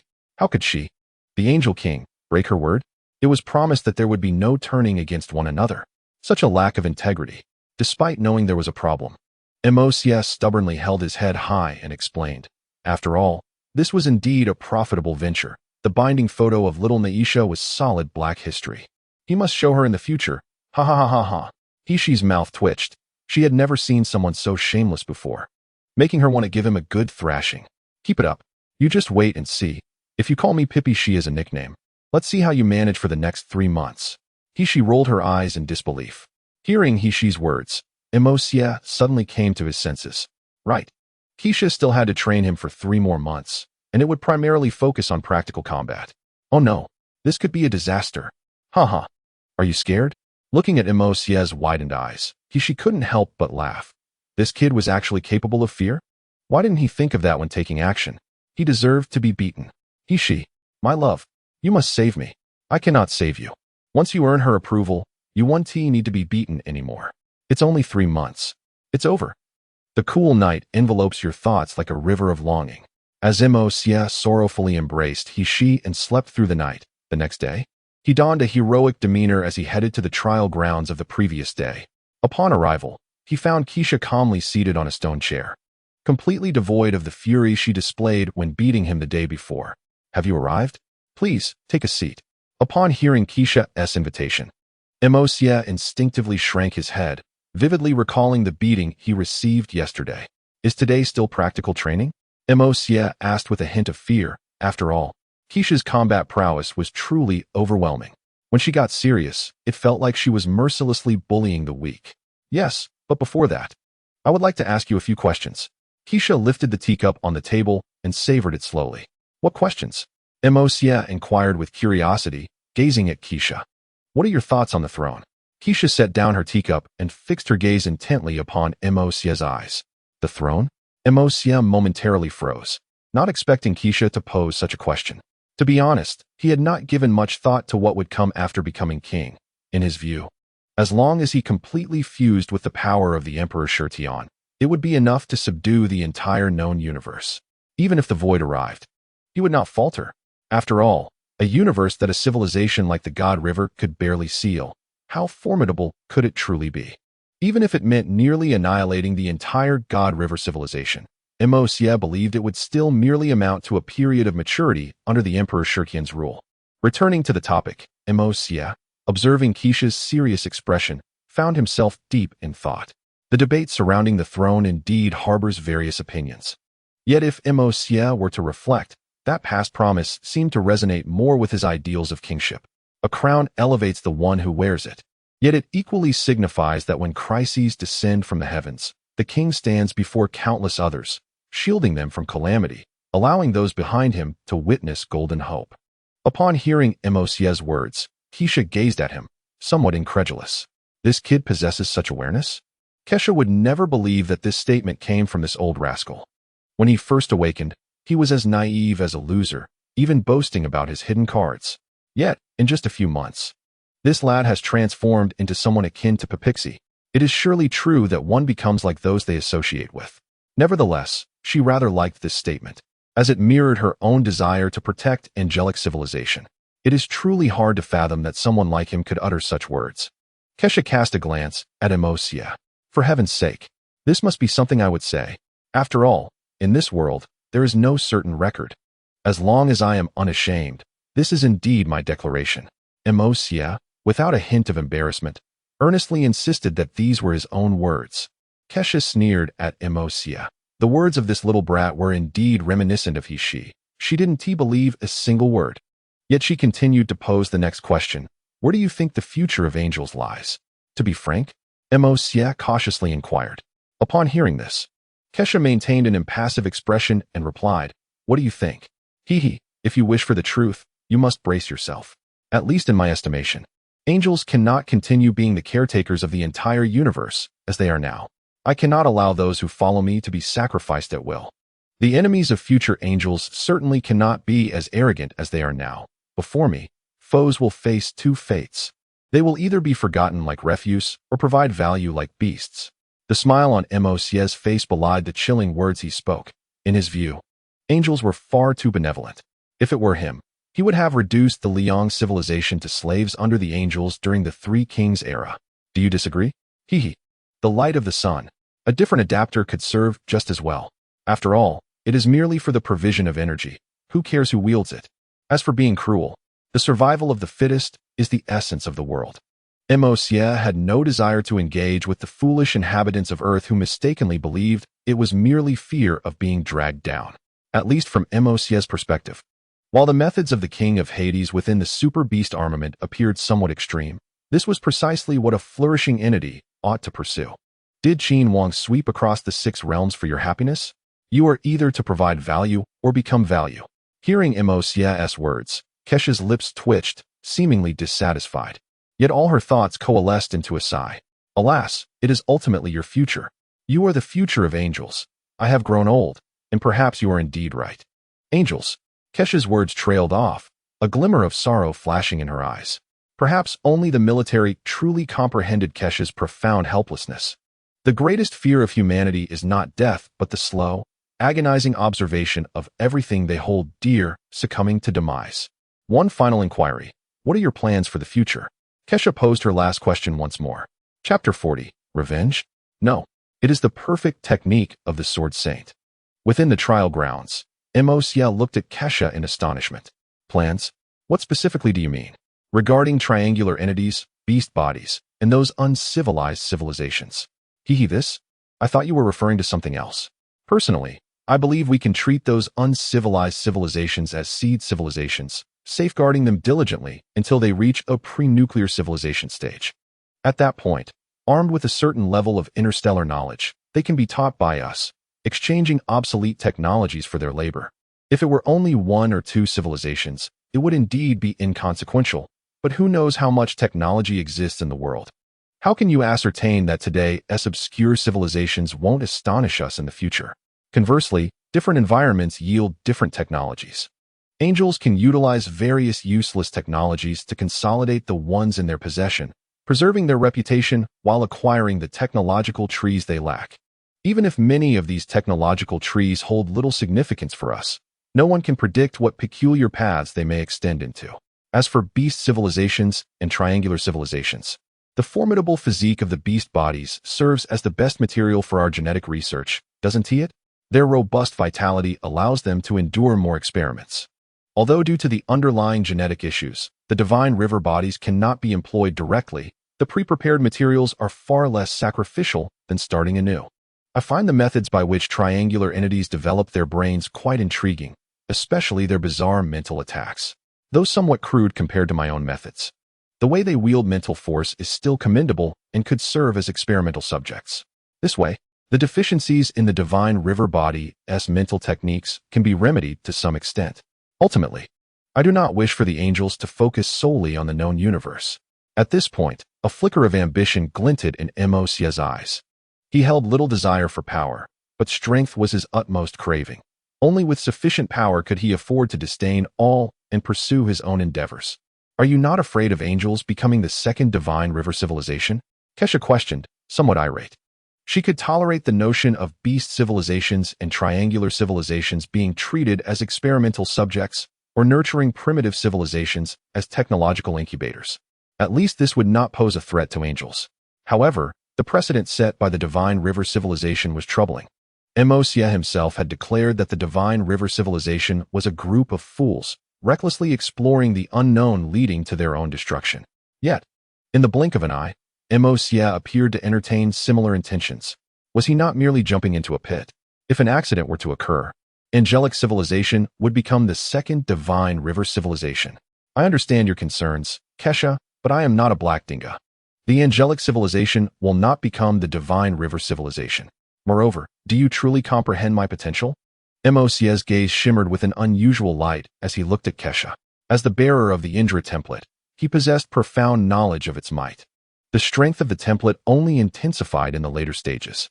In contrast, the Mo Fan template initially had only the meager capabilities of a first-generation super warrior, and if not for compensations, it might not even match that. But the Indra template?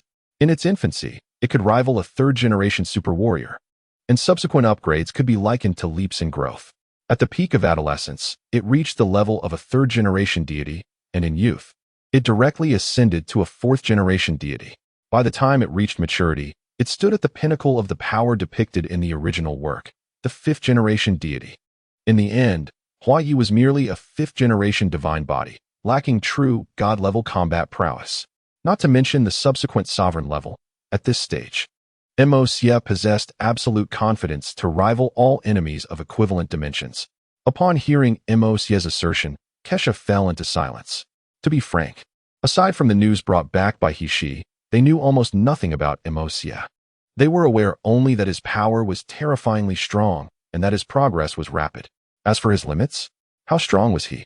Kesha dared not assert that Mo Xie had exhausted all his cards. Not to mention, thus far, the equipment Mo Xie had mentioned to Reina had never appeared. And what of those mysterious summoned beasts of his? From where did they originate? Were there not equally powerful beings compared to Mo Xie's two contracted beasts? Could they also be commanded by Mo Xie? These questions remained unanswered. Although Kesha currently believed she could suppress Mo Xie within 2 hours, how old was he? How long had he been awakened? And his terrifying learning ability. According to He Shi, Mo Xie could almost instantaneously learn and comprehend all knowledge, if Mo Xie wished. The knowledge accumulated by He Shi over countless years could become his nourishment within a century. Kesha's expression shifted dramatically, and she ultimately voiced her concerns. Yet this remains too perilous. You have stated that even integrating all resources of the known universe would only elevate you to maturity. The might of the divine river civilization remains undeniable even to this day. The dissolution of an entire civilization merely resulted in a seal. Thus, the purpose of those failures becomes apparent, does it not? Understanding Kaisha's intent, Mo Xie interjected. I have already stated that they will either transform into value or be transformed into value. A glimmer of coldness flickered in Mo Xie's eyes. For the known universe could not possibly sustain the pinnacle of the Indra template. After all, during its zenith, Indra was a being that could truly rival the gods of creation. Even if not on par with the great gods of the multiverse, it would not be significantly weaker. To amass sufficient resources to reach the apex, one must consume the resources of other realms. However, war demands sacrifice. The question lies in how much sacrifice. Who shall be sacrificed, and how? These decisions can be made. The angels have already recognized him as their future, if they steadfastly support him. Mo Xie cannot treat them as mere cannon fodder. The greater possibility lies in empowering them to become even stronger after his own ascendance, thereby maximizing benefits for himself. Hence, who remains to be sacrificed? The river of souls, the blazing sun, the triangular entities, the beast forms. As long as intelligence can be gleaned, the extent of sacrifice becomes irrelevant. After all, they are not his kin. Regardless, they can continue to exist, not to mention the beasts. With their ability to bear 7 or 8 offspring in a single brood, are they not the perfect cannon fodder? And the triangular entities, with their formidable mental prowess, they can scout from great distances and utilize sound waves to survey the terrain. They are the ideal scouts, as long as one returns with information. Mo Xie is confident he can lead the enhanced angelic legion to enslave new realms using the same tactics. Seeing no trace of compassion in Mo Xie's eyes, Kaisha's gaze shifted slightly. After 30,000 years in power, she had witnessed countless lives lost. Although Mo Xie's actions were indeed cruel, they ultimately favored the angels. Her conscience urged her to refuse, yet the angels' current plight made her aware that Mo Xie's path could accelerate their strength. She pondered whether she should oppose him. In the end, all words transformed into a resigned sigh. Alas, the future is set. Whatever you choose to do, I cannot prevent. The price for the galactic forces to grow requires greater sacrifice. Though your path is drenched in blood, at least it is not the blood of the angels. Indeed, Kaisha conceded. As for millennia, countless cherished friends, sisters, and trusted children had fallen before her, their lifeless faces haunting her every moment. Each time she sat in the vast, desolate royal hall, The solitude relentlessly assailed her spirit. She was weary and in need of rest, as were the angels. I assure you, as long as the angels do not forsake me, I will lead them to gaze upon the cosmos. Juxia replied with unwavering confidence. This was the assurance bestowed upon him by the Indra template. At the very least, he was aware that Indra possessed a method to enhance others through the power of the stars, but it required reaching youth or maturation. Juxia made no rebuttal against Juxia. At least for Chun and Earth, everything he did was indeed worthy of gratitude and reciprocity. A true third-generation deity, sufficient to support a civilization through the transition from a pre-nuclear era to a god-making civilization. As for Earth, it was merely an accident.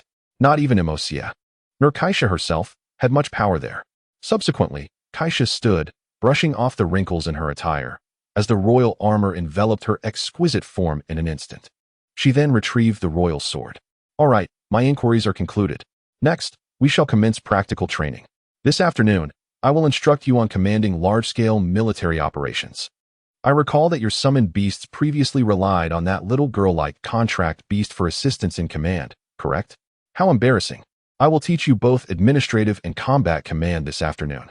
In 3 months, you must become a competent crown prince. Juxia observed Juxia draw her sword in an instant, and his lips twitched. Could you change your demeanor any faster? Reluctantly, Juxia once again assumed a victorious stance, merging the flame princess's essence with the divine fire of Zhenming to manifest a tangible flame sword. Come, this time, I shall make you pay for your lack of integrity yesterday. Juxia forcefully attempted to put on a show as he soared into the air. That night. Be gentle, my love. The piercing cries shattered the tranquility of the celestial palace that had endured for millennia. I told you not to show off. Do you not know that Juxia is the first sword saint of the angelic race? And yet you dare to flaunt before her? You must have asked for a beating, did you not? Do you truly believe that having learned a bit of swordsmanship qualifies you to boast in front of her? She lamented while applying various ointments to Juxia's wounds. Juxia's boastful demeanor had led to a painful beating, to the point where she could barely recognize him. This was merely the result of an afternoon's recovery. After all, Indra's combat style prioritized art and strategy. His physical form, though considerably stronger than that of the Super God Academy's deities, paled in comparison to the likes of Long Yin and Ares. To have recovered enough for she to recognize him was a testament to the robust nature of the Indra template. Isn't this training supposed to be fair? She does not abide by the rules. Juxia exclaimed in agony. How can one begin training with full force from the outset? Ouch! As he endured the ministrations of she's delicate hands, he gasped in pain. It hurt too much. Not a single part of him was unscathed. The crux of the matter was that Juxia had struck just right. Given Juxia's constitution, with a bit of ointment, he could recover by the next night. He had endured the pain while learning military command and administrative handling all afternoon. As the saying goes, only pain is the best teacher. Chapter 41. The support behind greatness. 2 months swiftly passed. In the trial grounds outside the City of Angels, 2 figures continually clashed. The fiery flame sword and the sharp silvery dark sword precisely blocking each other's attacks amidst countless feints. Crash! With another collision, the blue-white figure suddenly vanished, appearing on the ground. Ugh! Ugh ugh ugh! Damn it! You can't even tone down your strength a little for training. Juxia complained. Do your enemies hold back their strength when you battle them? You must adapt to overcoming the strong with the weak. This is the essence of learning technique. If victory could be achieved by sheer force, then what is the purpose of swordsmanship and martial arts? Juxia, suspended in the air, briefly expressed a flicker of satisfaction before resuming her stern instruction. It must be acknowledged that Juxia truly lived up to she's praise of him as a genius. Originally anticipated to take 3 months, he had already mastered 80 to 90% of Juxia's swordsmanship in merely 2 months, with the remaining 10% being unsuitable for his use. Even more astonishing was that Juxia had been continuously merging Juxia's and she's sword techniques and seemingly incorporating his own understanding. If this pace continues, not only will Juxia complete the original plan within 3 months, but he will also exceed it by refining his own combat style. Of course, not everything was without its challenges for Juxia. For instance, this little rascal frequently surprised her every few days. As long as it involved cunning tactics, he would employ any means necessary. What astonished Juxia the most was that he could even transport himself. Yet what infuriated her more was that he transported himself into her embrace. Thinking of this, Kaisha felt a surge of irritation. This lecher, with 2 wings and a royal title and a blazing sun deity on earth, he still dared to set his sights on her. I am over 30,000 years old. I am not like that old witch she. All right. You are right. Juxia replied with a resigned shake of his head. He understood that Kaisha was correct, but this task had dragged on for a full 2 months. Every day, gazing at the system's task of 10 consecutive draws for Juxia truly makes one's mouth water uncontrollably. All right, let us conclude here for today. You may head back now. Today, she can assist you with the final resource injection for the 3rd generation divine body. Kaisha smiled, realizing that he was still just a child, lacking patience. However, she remained eager about Juxia's potential strength after ascending to the 3rd generation of deities. After all, according to Juxia, his genetic level was still at the 3rd generation. His formidable strength stemmed from his own prowess, having absorbed certain attributes from himself. The final resource potion has been prepared? In that case, I shall take my leave. I will come to find you tomorrow. Upon hearing that the last resource was ready, Juxia, brimming with excitement, bid farewell to Kaisha and soared towards the heavenly base palace. Heaven knows how many beatings he endured over the past 2 months. Had it not been for Emperor Shirtian's remarkable learning talent, he would have spent at least 3 months being thrashed. Fortunately, with Emperor Shirtian's extraordinary aptitude for learning, Juxia could replicate techniques after witnessing them just once and could master them after a mere 3 or 4 attempts. Now, Juxia had taken his first step on his path. After staying as a 3rd generation deity for an extended period, he was finally ready to embark on a new journey. The 3rd generation deity, the true embodiment of strength during youth. The 3rd generation deity was merely a hesitant entry into this stage, while the 3rd generation deity represented the genuine power one should possess in their youth. Kaisha watched Juxia's retreating figure with mixed emotions. A flicker of pride crossed her eyes. Yet a hint of worry lingered. The pride stemmed from the fact that Juxia, as a 3rd generation deity, could already withstand around 60 to 70% of her combat prowess, even though he absorbed 50% of her attributes. Facing Liang Bing would at least place him at par with her 90% combat strength, given Juxia's peculiar spatial abilities. It was uncertain who would emerge victorious in a confrontation with Liang Bing. The worry arose from the boy's growing audacity alongside his increasing strength.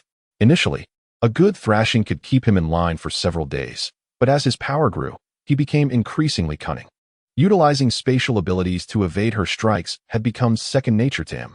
He even employed various peculiar abilities to alter his appearance.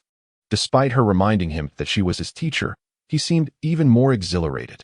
Did he find his teacher more enticing than the King of Angels? Juxia, however, believed that if little Naisha was irresistible to him, then being Kaisha's disciple was the dream of every underdog. At the heavenly base palace, "Honey, I'm back." As he stepped through the door, Juxia called out for she with a boisterous voice. In the laboratory, she watched the video of Juxia's carefree demeanor. Bemused, why did this boy seem like he never matured? Was it that genetic factor reverting him to a juvenile state? Yet, the issue of his lasciviousness remained unresolved. Kaisha was nearly pulling her hair out over this boy's antics. "Stop your wailing. I'm in the lab. Come over. The resources are ready." She replied with exasperation through the communicator. "I'm on my way." In an instant, Juxia teleported, not wishing to run even a step further. She suddenly felt a lightness in her body, and upon sensing Juxia's presence, she quipped, "You startled me. Put me down." Juxia, relishing the scent of her silver hair, reluctantly released her soft figure. "Honey, you smell divine." Thud. "Ouch. That hurt." She rolled her eyes in disbelief. "Can you not act like a fool? You're behaving like a lovesick puppy. With such a beautiful wife. I willingly embrace being a lovesick fool. Stop with the flattery. Lie down. The resources have been prepared, and this potion should be sufficient for you to break through to the 3rd generation deity." Had it not been for Kaisha's daily beatings of this lecherous boy, she might have believed Juxia's tall tales. Splendid. Once I achieve this breakthrough, I shall teach little Naisha a lesson." Juxia clenched his fists. For although he had taken advantage of Kaisha, he had truly endured his share of beatings. Black eyes and bruises were merely exaggerations of his handsomeness. "How do you plan to teach her a lesson?" A curious voice suddenly chimed in, though sensing something amiss. Mosia figured it was unlikely a third party had entered his wife's domain. By giving her a good spanking, "Don't worry, my dear, when the time comes, I shall call for you too, and let her squeeze you for 30,000 years. Mosia replied excitedly, pulling her closer.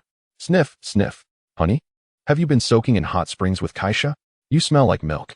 Noticing an unusual scent around, Mosia suddenly realized something was off. And why did the person in his embrace seem a bit shorter? As this thought crossed his mind, an unscientific cold sweat drenched his clothes. Gulp, cough. He-she's voice slowly drifted from behind Mosia. At that moment, the cold sweat that had merely soaked his clothes now covered his entire face. The harsh memories of the past do not fade with time. Pain is fleeting, yet memories remain etched in the heart. I think you'd best remove your hands at once. Kaisha's gritted voice echoed from Mosia's side. Release me immediately. Mosia stiffly withdrew his arm from her figure. In an instant, he shouted, help, honey, save me. The moment he let go, silver light surged forth, but it was abruptly interrupted. The anguished wails and cries for help reverberated throughout the heavenly base palace. She, sitting nearby, witnessed the scene with her heart aching. Casually, she retrieved a bag of sunflower seeds from the dark dimension and began to munch. What? Save him? How? I can't possibly match Kaisha in strength. It's definitely not, because this boy constantly takes advantage of her. I swear by the name of the right-wing guardian of the Angel King. Help. 3 hours later. Honey, let me explain. I was holding back. I didn't even draw my armor. I was afraid of damaging your laboratory, truly. Otherwise, if I had unleashed my full armor, I would have dealt with her right then and there. Be quiet. Just lie down and focus on your upgrade. She covered her face, feeling utterly humiliated. This boy truly was a perfect example of someone who learns nothing from his mistakes. Could he not at least reduce the bruises on his face before speaking? Mosia obediently removed his clothes and lay down in the evolution chamber. She's mouth twitched in resignation as she input various data and activated the evolution chamber. With a continuous influx of resources entering Mosia's body, his previously stunted growth due to system interference began to rapidly absorb the resources, replenishing the cells that had come close to saturation from previous doses. Mosia felt an immense sense of comfort as his cells were continuously replenished, and coupled with the thorough beating from Kaisha, the already pleasant sensation turned into unprecedented drowsiness. Goyulu, honey, I'm going to sleep for a bit. After sipping some water from the evolution chamber, Mosia drifted into a deep slumber. Sleep well. When you awaken, my little child, you shall be a third-generation deity. She gently stroked the evolution chamber, watching Mosia fall into a deep sleep. Before picking up books on the distribution of resources and sitting beside the chamber to read, Mosia's required resources were exceedingly diverse, many of which had only appeared once or twice in the Angel's cosmic database. So during this time, she needed to thoroughly research the various materials needed for the next stage of Mosia's growth, as well as the statistics and distribution of resources possessed by the angels. During the 2 months of Mosia's training, Angel Yin traversed nearly a third of the territories governed by the angelic civilizations, solely to assist Mosia in locating resources documented in angelic records yet to be gathered. The fiery-hearted Juxia, having been consulted by Kaisha, was diligently adjusting the locations of various resources required by Mosia in his laboratory, while continuously dispatching tasks to the angelic sisters across different regions. Chapter 42. You'll regret it when I use your head as a chamber pot. On board the Earth's Great Canyon, Juxia idly sat on the deck, gazing at the seascape and the valiant soldiers of the 2nd Legion in training. When do you think Mo will return? He inquired. How should I know? I reckon it will take at least a few years, don't you think, Brother Tao? Lu Chuang glanced at the fierce Chun Tao beside him with admiration. Over the course of 2 months, the monstrous Tao Tai had launched surprise attacks on various cities on Earth. Yet, the individual before them was truly formidable. In an instant, the once dark Tao Tai was reduced to a lifeless husk or instantly consumed, its soul devoured, rendering it a permanent vegetative state. Lu Chuang was uncertain whether others were aware of the name of the Lord of Lost Souls, but the moniker of Blood Goo Lord of the Dead echoed throughout the Tao Tai fleet's communications. Countless Tao Tais fled in terror upon hearing that name, abandoning their warships in haste. After all, their fear of death was predicated on the hope of returning to their deity, Cal. In the presence of this demon, Not only did their flesh become sustenance for the surrounding malevolent spirits, but their very souls were transformed into food for the enemy. I'm not sure, but I have a premonition that Juxia may not return. The raspy voice of the Lord of Lost Souls conveyed a hint of resignation. He sensed that Juxia seemed indifferent to Juxia, particularly regarding their higher-ups, suggesting that their relationship was not hostile, but rather, the education instilled by their superiors restrained him from taking certain actions. Why not? Wasn't Mo fine here before? Juxia queried, perplexed, while even Lu Chuang turned to him with confusion. After all, in Lu Chuang's mind, Juxia was not only capable of independently dealing with Tao Dai, but also facilitated their training and exerted considerable effort to rescue ordinary citizens and warriors in search and rescue teams, demonstrating his dedication to Juxia. Moreover, he sacrificed a third-generation deity to resurrect the Lord of Lost Souls, serving as Huaxia's trump card against malevolent forces. Sigh. It would be wonderful if he returned, but he does not favor Huaxia, or rather, that group of higher-ups, especially after the attack on Great Canyon City. Based on your accounts, if he wanted to return, why would he resurrect me and allow me to decide the fate of the Lord of Lost Souls? Why would he risk greater sacrifices to put you through trials? The Lord of Lost Souls explained wearily. Huh, really? Juxia was incredulous. Yet the Lord of Lost Souls' words held a semblance of truth. Ugh, this is frustrating. However, we cannot solely depend on Mo. We must also strive for ourselves. After all, Mo has already aided us immensely. Lu Chuang grasped the Lord of Lost Souls' intent. Juxia might not harbor animosity towards Huaxia, but certainly towards those so-called higher-ups. Truthfully, Lu Chuang, having navigated society for many years, could not help but harbor doubts about these figures. Yet, he was deeply in love with his country. He could never abandon it in its hour of need. Lu Chuang was right. Currently, the Legion boasted 3 third-generation deities, including himself, Reina, and Monkey Brother, while Lu Chuang and Xiao Luan had also ascended to the ranks of third-generation super soldiers. They should strive forward rather than placing their hopes on others. The Lord of Lost Souls rasped, I harbor no resentment towards Juxia. After all, saving him was my duty and my choice. Furthermore, whether in Tiana City, where he saved 200,000 lives, or in assisting the nation in acquiring a formidable flagship of interstellar civilization, or even in battle, where he dispatched the majority of enemies, leaving sufficient foes for the Legion to train against, he has repaid Huaxia's kindness. Ultimately, he even risked everything to resurrect me, crafting a vessel capable of rivaling a third-generation deity and even growing stronger. This is a return of my life debt. The Lord of Lost Souls does not seek to repay kindness with malice. I believe that if it were someone else in Juxia's place, they might not have reached such depths. I never meant to rely entirely on Mo. I just didn't anticipate it would turn out this way. Juxia sheepishly scratched his head. Haha, well, I'm not entirely certain. This is merely my conjecture, the Lord of Lost Souls remarked, gazing towards the horizon, sensing that Earth's tribulations were far from over. Meanwhile, aboard Demon 1, Morgana's furious voice echoed throughout the vessel. Damn those wretched hypocrites. What kind of justice is this? They toy with lives, and yet cheerfully take them back? Filthy scoundrels. She paced restlessly before the control panel, her frustration palpable. Behind her, a dozen demons bowed their heads, not daring to utter a word, well aware that their queen was prone to violence when enraged. Atai, what do you think we should do? The Lord of Lost Souls is growing increasingly powerful, like a monster. He devours flesh and soul. Those Tao Dais have even disappeared from the dark dimensions. If that Juxia can effortlessly create such formidable creatures, how will we manage in the future?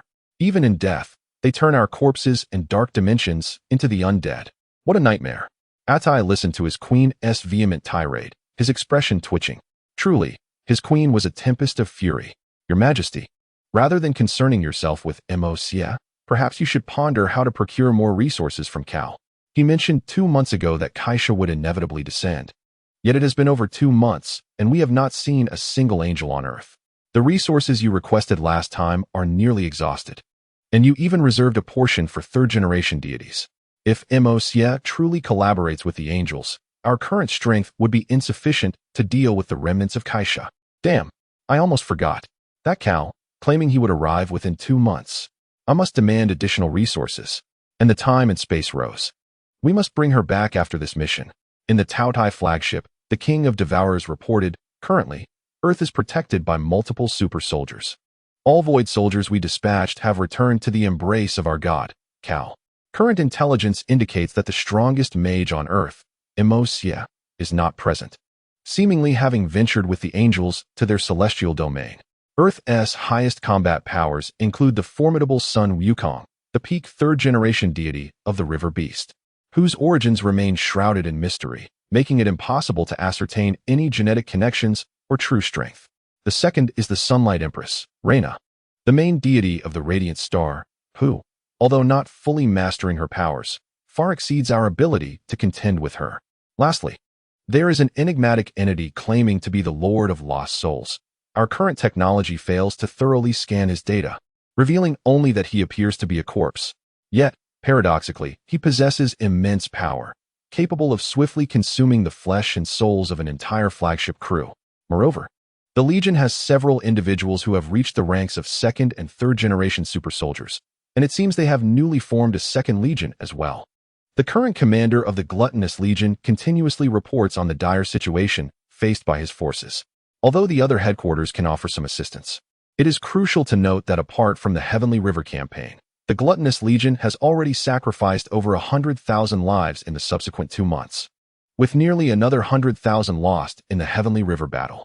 It can be stated that this time, the Gluttonous Legion has suffered immense losses and is incapable of mounting another large-scale offensive. The order is given for the fleet to withdraw from Earth's vicinity and await near Pluto. I will subsequently request my god, Carl, to bestow upon me his final blessing. For now, I am commanding 8 Void Warriors to proceed to your aid. Remember, under no circumstances should we initiate any hostilities. Once I receive Carl's blessing, I will journey to Earth to assist you. On the other end of the communication, a mechanical voice emerges. Despite the commander's profound dissatisfaction with the heavy losses and the lack of achievements of the Vanguard Legion, he understands that relying solely on the Gluttonous Legion's strength would only allow them to bully a few third-generation super warriors. A collective assault from a fleet of flagship vessels is necessary. As for the current combat strength of the heroic Legion, it is more than sufficient to protect Earth and may even enable a counteroffensive against the Gluttonous Legion. Therefore, the optimal course of action is to retreat for the time being and await the blessing from Carl before leading the remaining Void Warriors to strike back at Earth. Yes, Lord Glutton, I shall relay your orders immediately. In the River Styx star system, at the Death Song Academy, Glutton, who had just concluded the communication, addressed Snow at the entrance. I wish to meet my god, Carl. Lord Carl is currently engaged in experiments and has no time to meet with you. Snow retorted disdainfully, looking at the mechanical being before him. Did this experiment truly believe itself to be human? A beast is merely a beast. You, Glutton glared at Snow, yet, recalling the latter's strength and Carl's regard for him, could only snort in frustration and reluctantly say, my god, Carl, has set forth a millennium-long campaign that is now hindered. We desperately require his assistance. 3 individuals comparable to third-generation deities have appeared on Earth, obstructing our military's advance. Furthermore, my demon queen, Morgana, forbids the use of weapons of nuclear caliber or higher. Without my god Carl's aid, we have no means to continue our assault on Earth. That is your concern. Snow coldly replied. Lord Carl is conducting research. If you are truly in a hurry, then wait here. Snow, do not overstep your bounds. I too am a faithful follower of Lord Carl. On what grounds do you deny me an audience with him? Glutton could no longer contain his ire. Having felt Snow's disdain since their first encounter, the Gluttonous Legion regarded Snow as a mere sycophant to Carl, while Snow viewed the Gluttonous Legion as nothing more than a herd of beasts, to be used and discarded. Do you truly consider yourself worthy? If you wish to perish, then by all means try. With that, Snow brandished his weapon. Then let us see. My Legion will turn you into nutrients for the Death Song Academy. Glutton simultaneously notified the flagship of the Gluttonous Legion outside. You seek death. Snow's eyes gleamed with menace. Enough, Snow. Bring him in. A detached voice suddenly resonated from within the Death Song Academy. Snow, who had been poised to crush Glutton's head, hesitated and ultimately sheathed his weapon. Enter. Should you dare disrupt my god Carl's experimental progress. Behind Glutton, his crimson mechanical eyes flickered ominously, yet he followed suit, for Carl had spoken, and he dared not utter further protest. Once my god Carl has upgraded my void engine, and I seize Earth as a tribute for him, I shall twist your head off. Glutton thought menacingly as he followed Snow into the Death Song Academy. Chapter 43. Moxia's reluctance within the Death Song Academy, which serves as Karl's palace. The atmosphere is not as grand and magnificent as one might imagine. Rather, it is strikingly simple and ancient. Rows of bookshelves are meticulously arranged. And had it not been for the desolate surroundings, a newcomer might mistake it for the library of a hermit. Under Snow's guidance, Glutton entered the hall, which bore little decoration, merely a few bookshelves, a desk, and a stunning portrait of an angel adorning the wall. "Speak. What is it you desire?" Karl's indifferent voice echoed. As he sat at the desk, a feather-like pen gliding across the paper. His black hooded cloak shrouded him entirely, revealing only a delicate yet emotionless face. "My God, the current strength of Earth is beyond our capacity to contend with. For the sake of your Millennium Campaign, your humble follower implores you to bestow upon me your blessing so that I may fulfill the tasks you have entrusted to me." Before Karl, Glutton shed the arrogance he displayed towards Snow, adopting a tone as humble as that of a medieval slave. "That is your Millennium Campaign, not mine. Furthermore, I expect you to correct your attitude next time." Karl spoke casually, as if unaffected, yet his indifferent tone sent a chill through Glutton's heart. "Yes, my God, Karl. I understand. Snow, take him to receive the new engine." Karl continued to write, not lifting his gaze, merely instructing Snow to escort Glutton to exchange for the void engine. "Thank you, my God, Karl." Glutton excitedly bowed in reverence. "Yes, my God, Karl." Snow bowed, and then led Glutton away. "The era of the void shall undoubtedly arrive. Neither Kaisa nor my teacher can prevent me." Within the hall of the Death Song Academy, Karl finally set aside his brush, his expression devoid of emotion as he gazed at the portrait within the hall. "Liang Bing, one day you will understand me. My research will one day make all tremble. We shall return to the past, that time filled with cherished memories." Karl's indifferent voice held a glimmer of unprecedented anticipation that slowly dissipated into the void. "Ah, Achu. Damn it. Which wretched soul is gossiping about me behind my back? It must be that pervert, Karl." In a certain marketplace, a stunning woman vented her frustrations. In Tianqing, after 2 days of absorbing various resources, Moxia finally awakened from her coma, her body revitalized by the influx of data. Ugh. Upon emerging from the evolution chamber, Moxia stretched luxuriously, her joints cracking delightfully. That was a splendid slumber. Feeling the lively cells within her body, excitement surged in her heart. Her power had surged several-fold. "How do you feel?" Hearing the commotion, she had already set down her book and approached to observe Moxia. "Better than ever." Moxia clenched her fists triumphantly. "That is splendid. How does your strength compare now?" "I can easily handle little Nisa," Moxia declared boastfully. "Is that so?" A celestial voice suddenly resonated from the doorway. Moxia froze instantly. "Ah, hello there." "Ha ha." Moxia looked on in terror as Kaisa walked in. "I was merely joking. Don't take it seriously. Honestly, if I were to fight Kaisa, it wouldn't be much better than before, considering her attributes are so high that it allows me to absorb a greater amount of power." "What? You were going to handle me?" Kaisa regarded Moxia with an impassive expression. 3 days without a beating, and the roof comes tumbling down. "Ha ha. I was just joking. Don't get upset." Moxia waved her hands, hurriedly shielding Hishi behind her. Hishi rolled her eyes at Moxia, exasperated. "Truthfully, how much has your strength increased?" "Not by much, to be honest. I can say I can easily handle weaker opponents, but against Kaisa, I'm only slightly stronger than before. It's not a substantial improvement. After all, I'm still in my youth phase. My skills and abilities haven't undergone a qualitative change." Moxia shrugged helplessly, as her enhancements were merely numerical, lacking any significant qualitative improvement. "Ah, I suppose I had my expectations set too high. Being comparable to a 4th-generation deity is already quite remarkable." Kaisa sighed, resigned. "It cannot be said that way. After all, it is in comparison to you. If my previous lower limit was to brutally defeat Panjun, now I can at least bully Liangbing." Moxia expressed, "If I cannot defeat my sister, can I not at least tease my younger sister?" "Oh, is that so? It seems you have indeed grown considerably stronger. At the very least, you need not worry about me hiding away while Liang Bing thrashes you," Kaisa teased. Hey, what nonsense is this? I would be beaten by her. I am doing well just by not bullying her. With her limited spatial abilities, I could easily overpower her," Moxia retorted, visibly displeased. "Hee. You just said the same about Kaisa," she chimed in from behind, delivering a silent jab. "All right, Let us rest for today. We shall continue training tomorrow. I hope that in the coming month, you can truly forge your own path. Kaisha waved her hand and left first. Juxia, momentarily speechless, felt his joy from leveling up dissipate instantly. He would have to endure another day of punishment. Well, now that you're awake, I shall return to rest. Sitting here all day has been dreadfully boring. She stretched lazily, preparing to leave. After 2 days of being confined in the laboratory, observing Juxia's data had become exceedingly tedious. All right, I'm off to rest at home.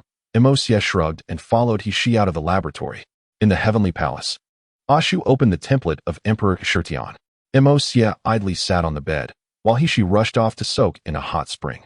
For He, 2 whole days without a soak had been quite torturous, and she would likely spend a long time enjoying the hot spring with Kaisha upon her return. Received. Emperor Shirtian template. Fusion rate, 25%. Youth phase, skill power, 3rd generation deity. Before entering the next stage, the skills of the Emperor Shirtian template do not undergo qualitative changes, meaning the protagonist's combat power against top-tier forces does not significantly increase. It merely raises the lower limit to prevent a downfall due to insufficient attributes. The next qualitative change will be the 4th generation deity. Sigh. How is this any different from not leveling up? Juxia sighed helplessly, realizing that not having entered the youth phase left him still lacking. His strength had not undergone a qualitative change. For now, he could only rely on his spatial abilities to bully Liang Bing. In the following days, Juxia continued to spar with Kaisha as usual. 1 month later, at the Tianxing trial grounds, with a resounding clash, Juxia and Kaisha separated. Truly surprising. I initially thought a month was too rushed, yet you have remarkably refined your combat style in such a short time. Kaisha looked at Juxia with a sense of relief. She had worried that a month would be too little time for Juxia to perfect his combat style. But his talent surpassed her expectations. Not only had he refined his combat style, but he was now also able to match her in close combat evenly, excluding various enhancements. If not for her superior physical condition, she might not have been able to stand against him. However, Juxia was somewhat silent today, knowing that Kaisha was going to Earth. Although he had covered his previous shortcomings, he still felt considerably lacking when it came to facing Karl. After all, even though Kaisha was aware of Karl's plans, she had to admit that she had no means of escape.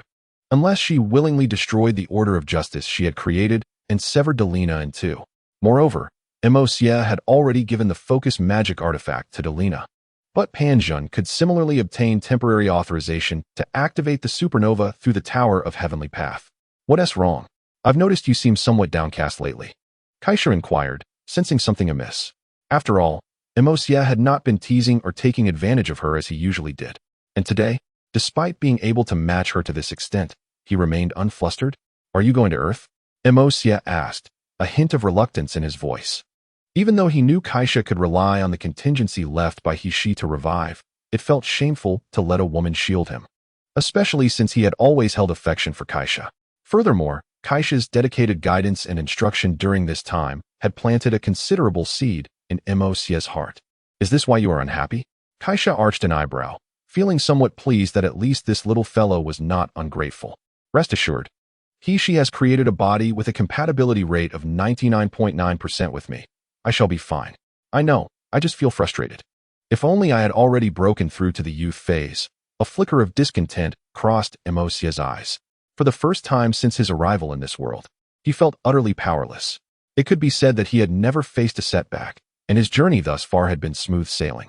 He maintained a lofty demeanor, believing that even if he momentarily lagged behind, he merely needed a bit more time. Yet, this time, Juxia felt helpless, watching the one he cherished head towards danger. Especially because of him. Even with contingencies in place, it left him feeling stifled. With a top-tier template at his disposal, he had once thought he would ultimately be invincible. But he never expected to encounter such a constraining situation. Well, this is not only for you. It is also for the future of the angels. After I step back, you must lead the angels well. Kaisha gently ruffled Juxia's hair, her heart filled with sentiment. Ultimately, he was merely a child who had not yet faced trials and tribulations. Chapter 44. The game begins in the Angel Palace. Kaisha led over a dozen high-ranking guardian angels, gazing down with a flicker of reluctance in her heart. Then let us prepare to depart. Wait a moment. A silver star flickered, and Juxia suddenly appeared. What? Is there something else? Kaisha frowned, momentarily puzzled. What? Little brat, do you not want to part with your two little attendants? Should I ask the queen to leave her wings for you? Lung coldly teased Emosia's sudden appearance. Ignoring Lung's jibe, Emosia produced a dozen bracelets, saying, These are things I crafted overnight. Please give them to them. Although Kaisha had to enter the trap, the other angels could lend a hand. Relying on spatial abilities and materials from Hishi's repository, Emosia crafted these necklaces, which could transport them to safety in critical moments. Coupled with the heavenly system loaded by Hishi, they could receive energy replenishment and injury recovery instantly. What is this? Lung asked, somewhat puzzled. Some protective measures. Wear them. Emosia tossed one bracelet to her and distributed one to each of Kaisha's guardian angels. He then approached Yin and Gxin with the last two. Put it on and never take it off, no matter what. Emosia squeezed Gxin's hand, finding her face adorably charming. Okay. Gxin nodded shyly, though she still agreed. Summon. Flame Queen. Dimensional summon. Royal pattern Azure Wolf. Emosia summoned Little Flame Queen and Old Wolf, then instructed, Little Flame Queen, follow Gxin. Old Wolf, stay with Yin. If any problems arise, send out a mental wave, and I will bring you back using dimensional abilities. Old Wolf, I've placed the 1,000 Feather Seal on you. Activated in case of emergencies. How? Old Wolf and Little Flame Queen responded, with Little Flame Queen dashing towards Gxin, while Old Wolf shrank into a small black puppy and leaped into Angel Yan's arms. Startled by Little Flame Queen, Gxin curiously examined her body, feeling a surge of power within her that would manifest and enhance her strength whenever she desired. Simultaneously, a reddish-brown flame mark appeared on the back of her hand. Emosia? Yin looked at Emosia with confusion. Listen to me. Take good care of them. Don't overthink it. I will explain everything later. Emosia refrained from saying too much to Angel Yin, knowing that Kaisha could still rely on her knowledge repository to resist the grand clock scanning, but Yin did not have the complete knowledge repository's enhancement. All right, I will take good care of them. Yin shook the necklace in her hand and exclaimed, What purpose does this serve? It's quite ugly. Cold disdainfully retorted. I think it's fine, Cold sister. Why do you harbor such hostility towards Yinhui's idol? Could it be that you are also experiencing a fleeting infatuation? A seemingly adorable angel observed the necklace with curiosity while teasing. Shut up. It's not beautiful at all. Besides, my dream is to forever follow the queen in upholding justice and order. Cold shot a discontented glare at the chatty little angel. Emosia noticed the exchange, raising an eyebrow. Although it was their first meeting, the other's hairstyle and features were enough for him to recognize her. Lingxi, I advise you to refrain from provoking her too much. Emosia quietly warned the angel Cold, as the cause and effect angels could be a bit twisted. Even Emosia felt compelled to take a couple of steps back since his power of fate had yet to awaken. Who are you to meddle? Is having wings not enough? Do you want to gather even more sisters? Cold glared fiercely at Emosia, recalling the last time she had truly lost face. Sigh. Do as you wish, but remember to take care of that necklace. Though Cold often clashed with Emosia, she still recognized her strength, which was among the elite of the new generation of angels. Emosia did not want her to suffer an aimless sacrifice on Earth, as in the original tale. Cold silently glanced at the bracelet on her wrist, stole a look at Emosia, and ultimately nodded. Although she usually felt irritated by Emosia, it was merely due to her habit of sparring with the angel Yinhui. Furthermore, Emosia had a tendency to disrespect Queen Kaisha, yet Cold held a deep respect for her capabilities and supported her future as an angel. All right, be careful on your journey. She and I will observe through the heavenly base system. Emosia turned to glance at Kaisha. Thank you. Kaisha acknowledged, feeling reassured about the safety of her guardian angels. She shot a glance at Emosia and then addressed the other angels. Now, everyone, let us set forth. Yes, Your Majesty. In the heavenly base palace, Missouri Xia observed the images displayed on the heavenly base system, a flicker of hatred flashing in her eyes. The only two humiliations she had suffered since arriving in this world were both brought about by Carl. This was Emosia's greatest disgrace.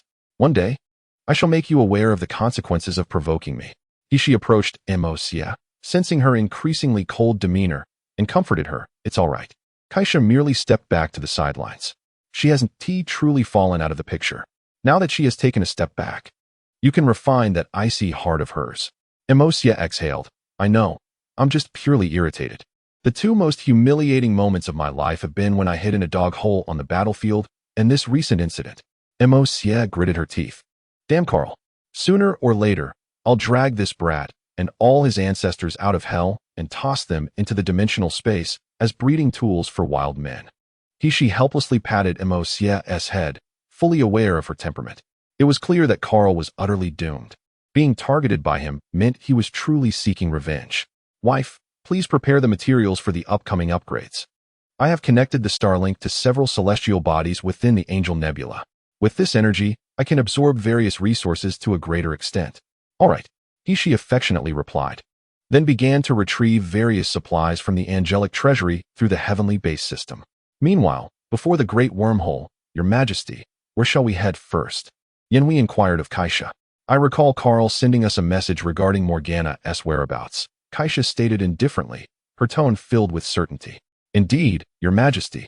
However, I suspect Morgana has reached the 4th generation of divine body. Otherwise, she wouldn't have evaded my detection. Yenhui replied helplessly. Oh, even in such dire straits, she managed to evolve into a 4th generation divine body. Perhaps Carl has something to do with it. Yenhui replied uncertainly. True enough. Death always shares a peculiar affinity with downfall, Kaisha remarked nonchalantly. Does Carl dare to deceive the queen? Cold interjected angrily. After all, he is the main god of a civilization, Kaisha replied, unperturbed, having already anticipated Carl's plans. Well then, since that is the case, we shall first visit the Death Song Academy. If he lies, we shall burn it. Yes, Your Majesty. At the same time, the great clock detecting Kaisha's departure from the heavenly city transmitted the information to Carl's mind. Carl suddenly stood, turning to gaze at the endless starry sky, a flicker of fervor flashing in his indifferent eyes. Soon, it will soon begin. The age of void. A brand new future. I shall prove this new future to my teacher and Liangbing. Carl narrowed his eyes, then returned to a placid demeanor. Snow, you should leave the Death Song Academy. The plan has commenced. Yes, my lord, Snow replied, turning to retreat slowly, the crimson gleam in his eyes revealing boundless fervor. Liangbing, puzzled, noticed Carl's expression. Upon checking communications, she realized she had been blocked again. But it mattered little since this was a common occurrence for Liangbing. Using the great clock, she hacked into his dark communication once more. Liangbing. Suddenly, Liangbing, who was happily shopping on Earth, froze, and then the wormhole flashed, transporting her from her location. Just as she arrived at Demon Number 1, she could no longer contain herself. Damn you, Carl. You hacked into my dark communication again. You bastard. How many times must I tell you not to intrude on my private channels? Beside her, Atai, watching his queen transform into a tempest, wore a bemused expression. Is this death god Carl insane? How many resources has our queen swindled from him? And yet he still seeks her wrath. Just the other day, he lost 5 units of 3rd generation divine resources due to she, and then over 20 units of 2nd and 3rd generation super soldier resources. And now, just a few days later, he is back for more? More shameless than Otto. As Liangbing vented her frustrations, she finally paused her outburst and asked, Speak. Why have you intruded on my channel again? If you don't give me a satisfactory explanation, your lineage is finished. Having just completed her studies on the essence of the Huaxiao nation, Liangbing felt immensely powerful, and this time, she was certain she could outwit Kaisha. Liangbing, Kaisha has left the heavenly city. The plan can now commence, Carl replied calmly after listening to his goddess's tirade. Oh, Kaisha is coming? Huh, that wretched Kaisha? Why didn't you say so earlier, you fool? After a flurry of verbal sparring, Morgana finally exhaled. I believe instead of worrying about her, you should contemplate how to attract Kaisha's attention. Having grown accustomed to Liangbing's temperament, Carl remained unfazed, patiently waiting for her to finish venting before continuing calmly. Let us skip the chatter, just don't betray me this time. Suddenly, Liangbing turned serious and said, Carl, this might be your best chance to eliminate me.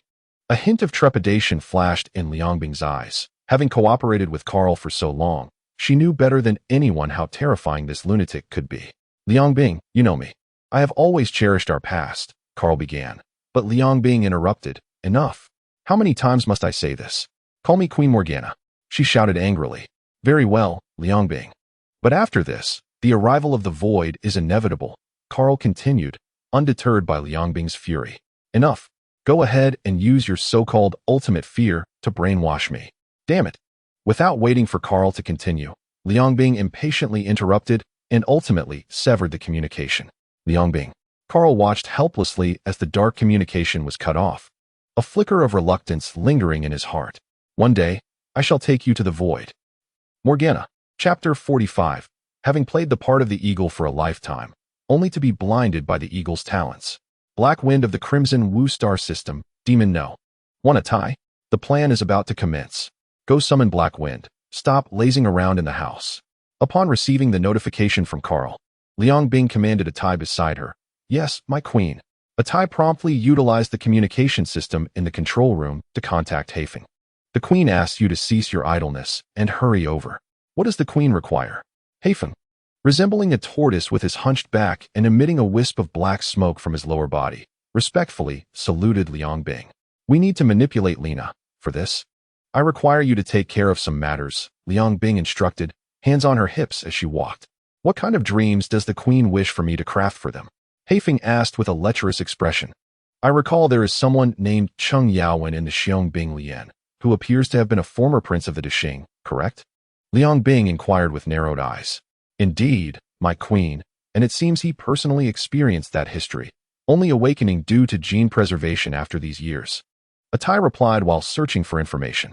Ah, then this material is quite fortuitous, Liangbing remarked coldly, turning to Haifeng. What? Do you still need my guidance? Hee. My queen, I understand now. Haifeng chuckled hoarsely, his laughter tinged with insidiousness. Leave the rest to me, but I hope to receive the enhancement of Demon No. 1 to evade the search of Dino number 3. Not an issue. Let us proceed. I wish to admire your masterpiece. Liangbing waved her hand, approving Haifeng's request. Yes. In Haifeng's room, upon entering, Liangbing was immediately overwhelmed by the stench, exclaiming, Ugh, can you not clean up a bit? It reeks. She retched at the foul odor. My queen, this is my private space, Haifeng protested, looking quite aggrieved. Fine. For this time, I shall let it go, but clean your room before summoning me next time. Liangbing retorted, rolling her eyes, then proceeded to tidy the entire room with a wave of her hand. Let us begin. Yes. On the Juxia ship. In the male dormitory, Cheng Yaowen was soundly asleep after a long day of training. Recently, the Xiangbing Lian had formed a new team, and Lina had nominated him as the captain, which had left him quite exhausted. As usual, he soon slipped into a dream, yet this time, it was different. The familiar yet strange land brought forth long-buried shadows within him, the sun god in the sky evoking dread, fear, and despair among countless people. On the ground, panicked individuals fled towards the prepared spaceship, desperate for escape. Scenes of his deepest fears unfolded, plunging him into unprecedented despair. Xianyi. Xianyi. Shaoluan. Shaoluan. Chuangzi. Shaoluan. Xianyi. How could this be? Cheng Yaowen gazed around in horror at the familiar surroundings, as endless fear coaxed forth his hidden shadows. Yaowen. A voice filled with authority and love resonated from behind him. Father? In an instant, Cheng Yaowen turned with excitement towards the familiar, regal figure. Yaowen, you are the Prince of Dexing. Stand with me to build the final defense for our people. The figure took Cheng Yaowen's hand, an astonishing aura emanating from within, accompanied by the sight of an endless, majestic great wall on the horizon, mountains blocking the sun above. Cheng Yaowen, filled with fervor, yearned to control his body and face this reality alongside his father. His past cowardice had disappointed everyone. This time, he wished to aid the people of Dexing. Yet, he was horrified to realize he could not control himself. Father, I cannot do it. I cannot. His timid voice struck at his nearly breaking spirit. No, I must help father. I will not go. Cheng Yaowen's heart cried out in desperation. Very well. The figure tenderly stroked young Yaowen's head, sighing as he spoke to those behind him. Take him away. No, do not take me away. Father. Rage and sorrow surged within Cheng Yaowen, his eyes reddening with pent-up hatred. An overwhelming grief made him feel as though he had awakened from a nightmare. Upon waking, Cheng Yaowen grabbed a bucket of water and poured it down his throat, the hatred within him igniting a frenzy. Yaowen, that familiar voice rang out once more. Is that father? Cheng Yaowen turned in surprise towards the familiar figure, his joy mingled with confusion. Father, you are not. Indeed, I have perished. The figure appeared somewhat forlorn. Yet soon his expression turned stern as he questioned Cheng Yaowen. Yaowen, have you forgotten the hatred of Dexing? Have you forgotten the souls of billions of Dashing people? I have not. Father, I have not. Then why do you associate with that disaster? Have you forgotten those who prayed for mercy in their final moments only to perish in despair? No, Lena is not involved. It was her grandfather's doing. Cheng Yaowen hurriedly explained. Does it matter? Can changing the heir to a beautiful woman alter the nature of the disaster? No, Lena is not that kind of person. My comrades, even Xiao Mo, trust her. Father, what has happened to you? What has happened to me?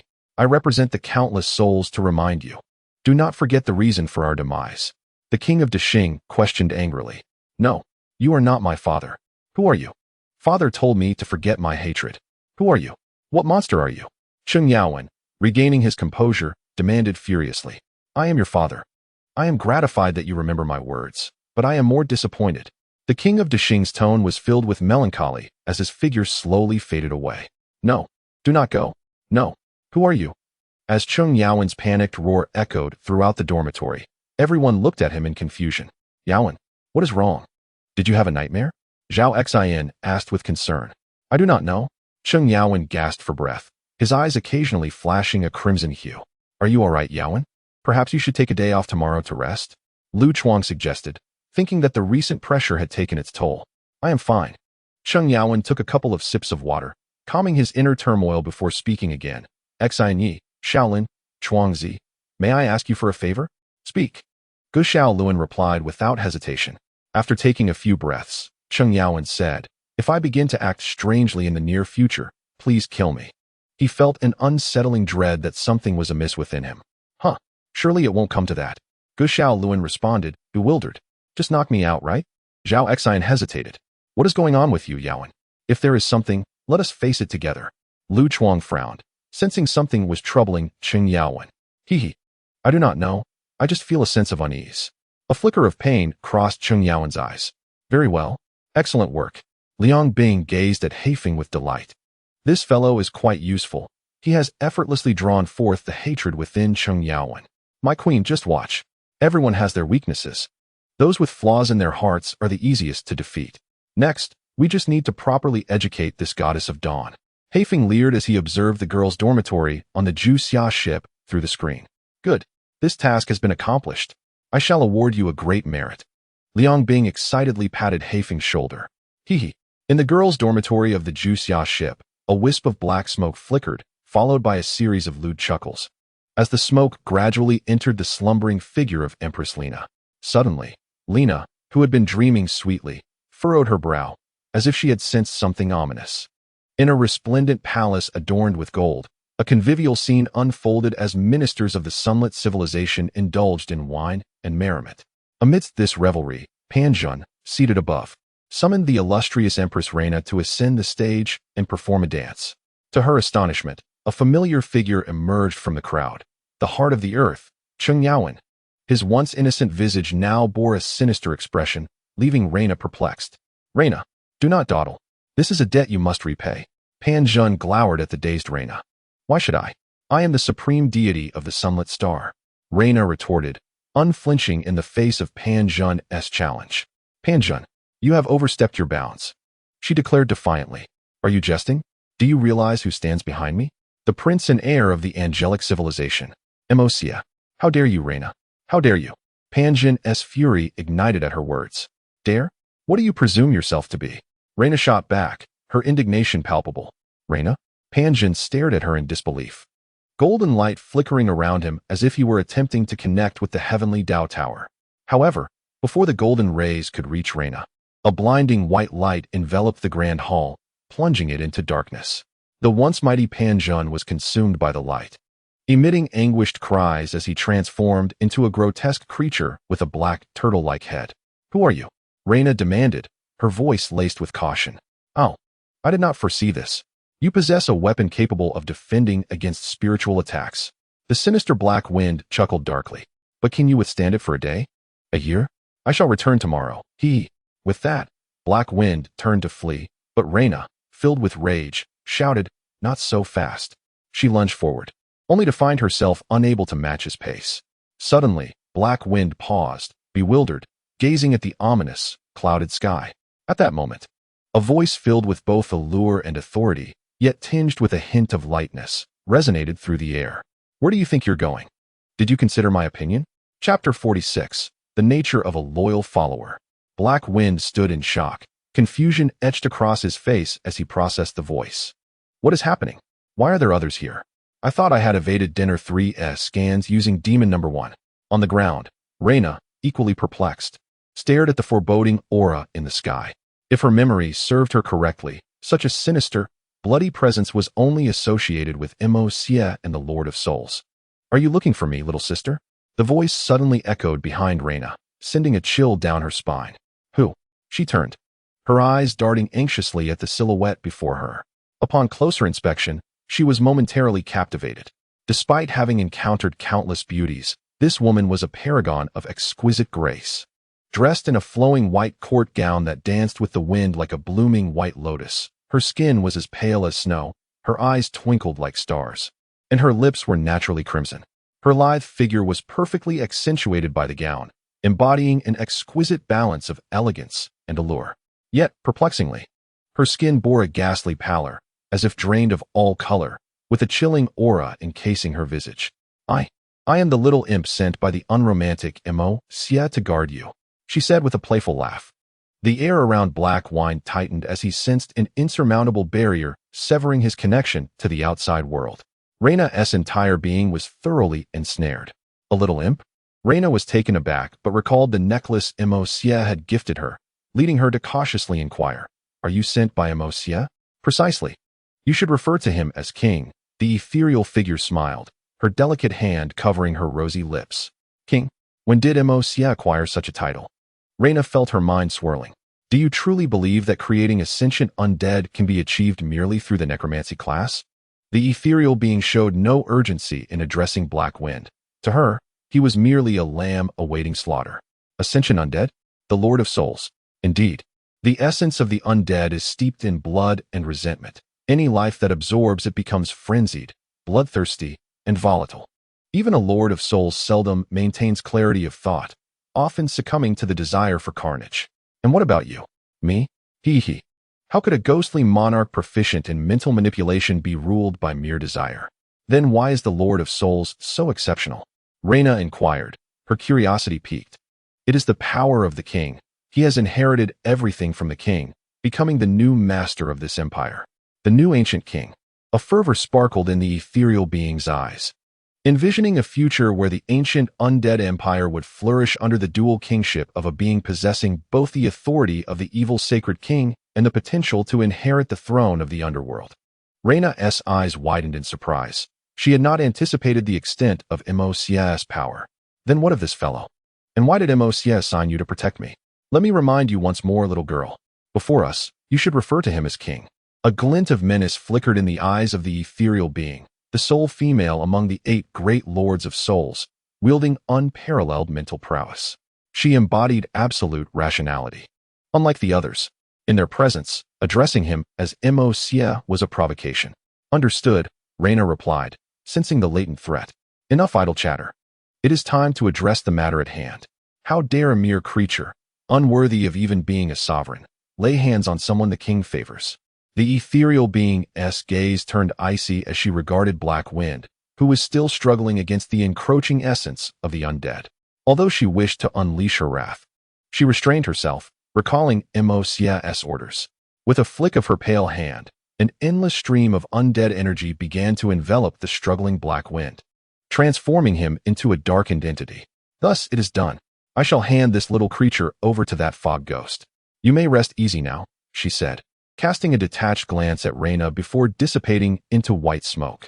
Despite Juxia's affection for Reyna, she understood that the latter must first recognize her place, especially since she was not yet the king's consort. Reyna gazed in astonishment as she witnessed the effortless suppression of the third-generation super warrior, Black Wind, by Juxia. A flicker of shock coursed through her mind. With this addition, Juxia's forces must now possess at least 3 third-generation deities. And with another of equal caliber lurking outside, that would make 4. By this calculation, Juxia's capabilities, both in elite and foundational strength, were on par with the Radiant Sun civilization. Outsider, Mist Ghost, the task assigned by the king has been fulfilled. You may present this to the monarch, Juxia said. somewhat displeased as she handed over the pouch containing Black Wind's soul to the formless commander of Mist Ghost, who stood silently nearby. Were it not for Reyna, she would never have entrusted the mission of returning to the king to another. We are the undead. While my king reigns as the lord of the undead, he is ultimately human, the commander of Mist Ghost reminded her with a faint smile.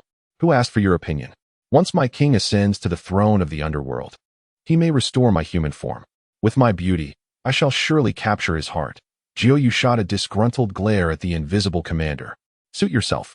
With that, the cacophony of voices gradually faded, and the surrounding specters dissipated into the ether. Meanwhile, aboard Demon Ship 1, Liang Bing stared blankly at the screen, observing Reyna, who had shifted from a state of agitation to serene slumber.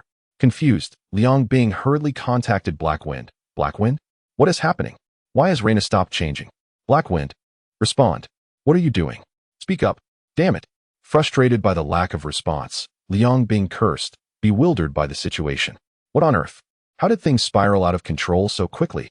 Irritated, Liang Bing kicked the motionless body of Black Wind, causing it to collapse instantly. The surrounding demons looked on in disbelief. Such arrogance was short-lived. Just moments ago, they praised his abilities for defeating Chung Yaowen in mere minutes. And now he had been incapacitated in moments. Your Majesty, what shall we do next?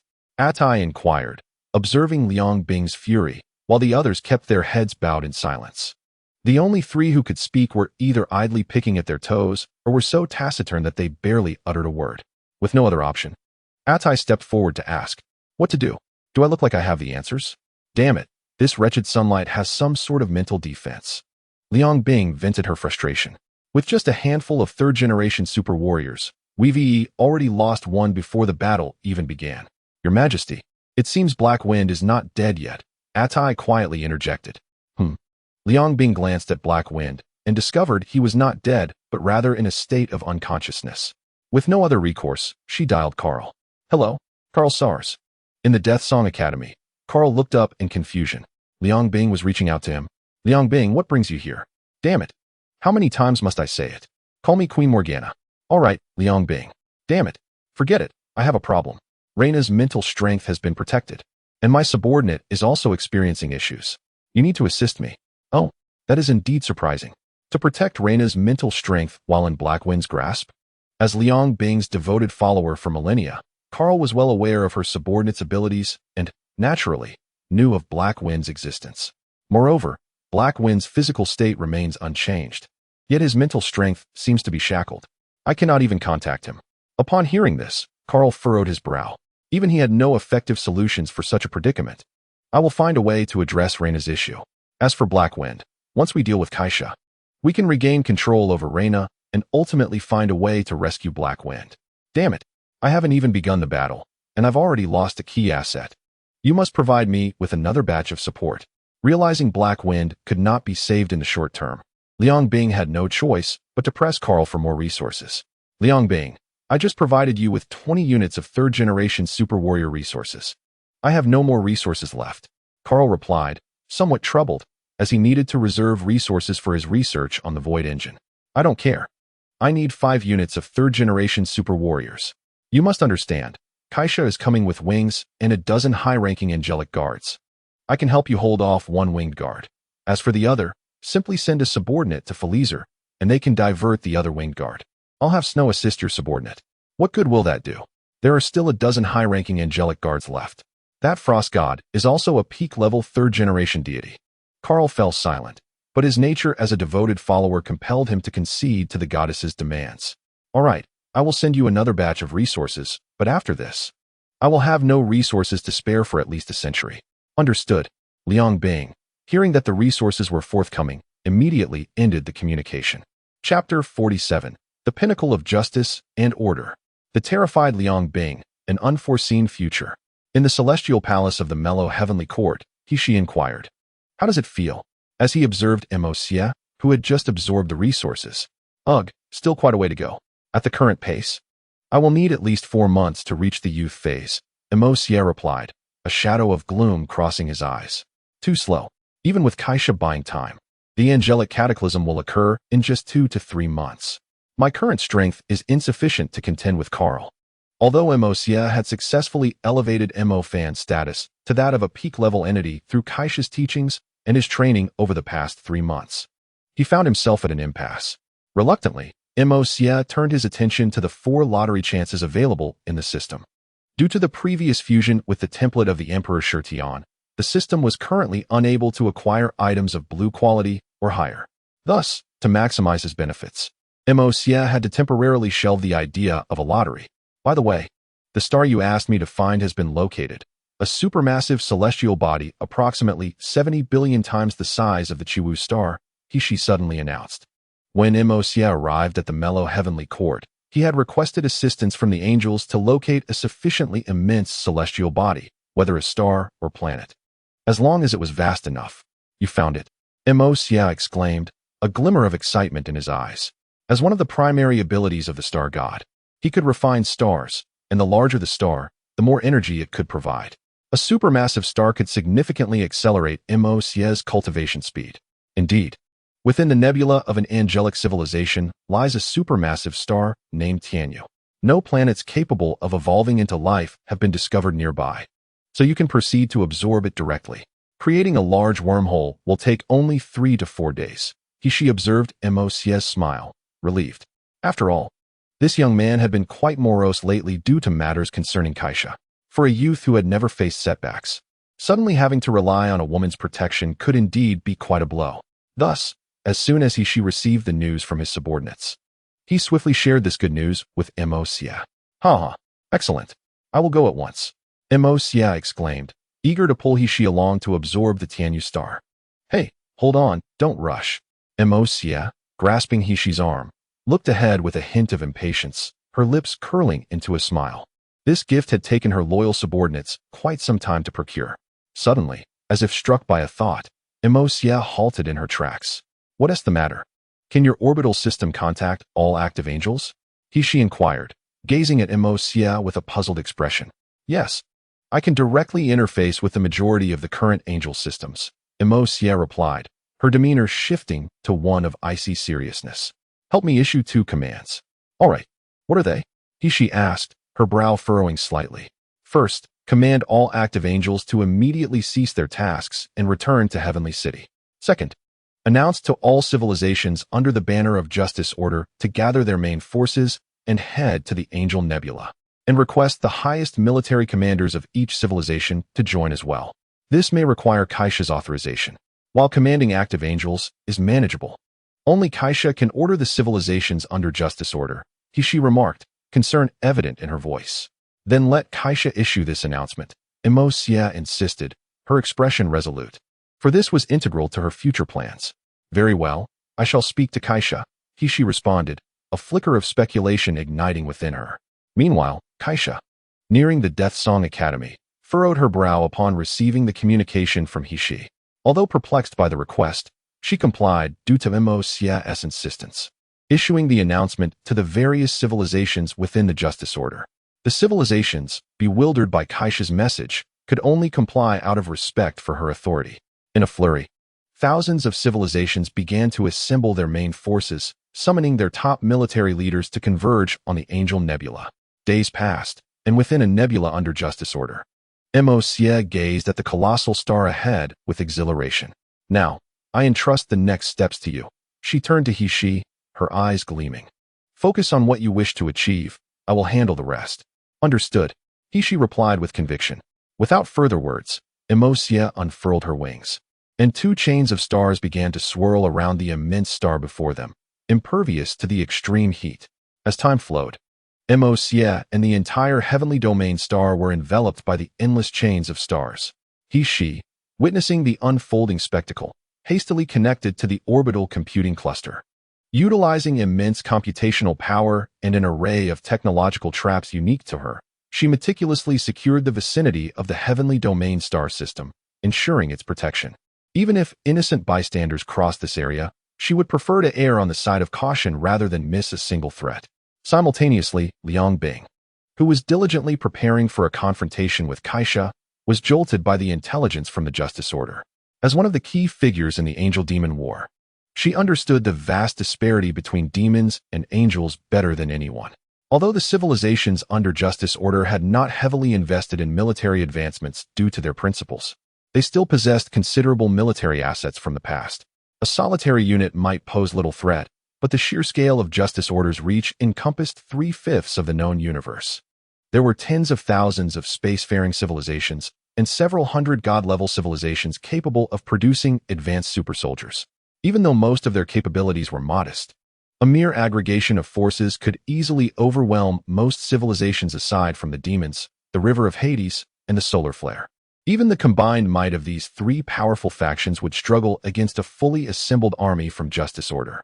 On Demon Ship 1, the intelligence officer A-Tai felt an icy dread as he reviewed the gathered intelligence. It's terrifying. It's inconceivable how formidable the angelic civilization was at its peak.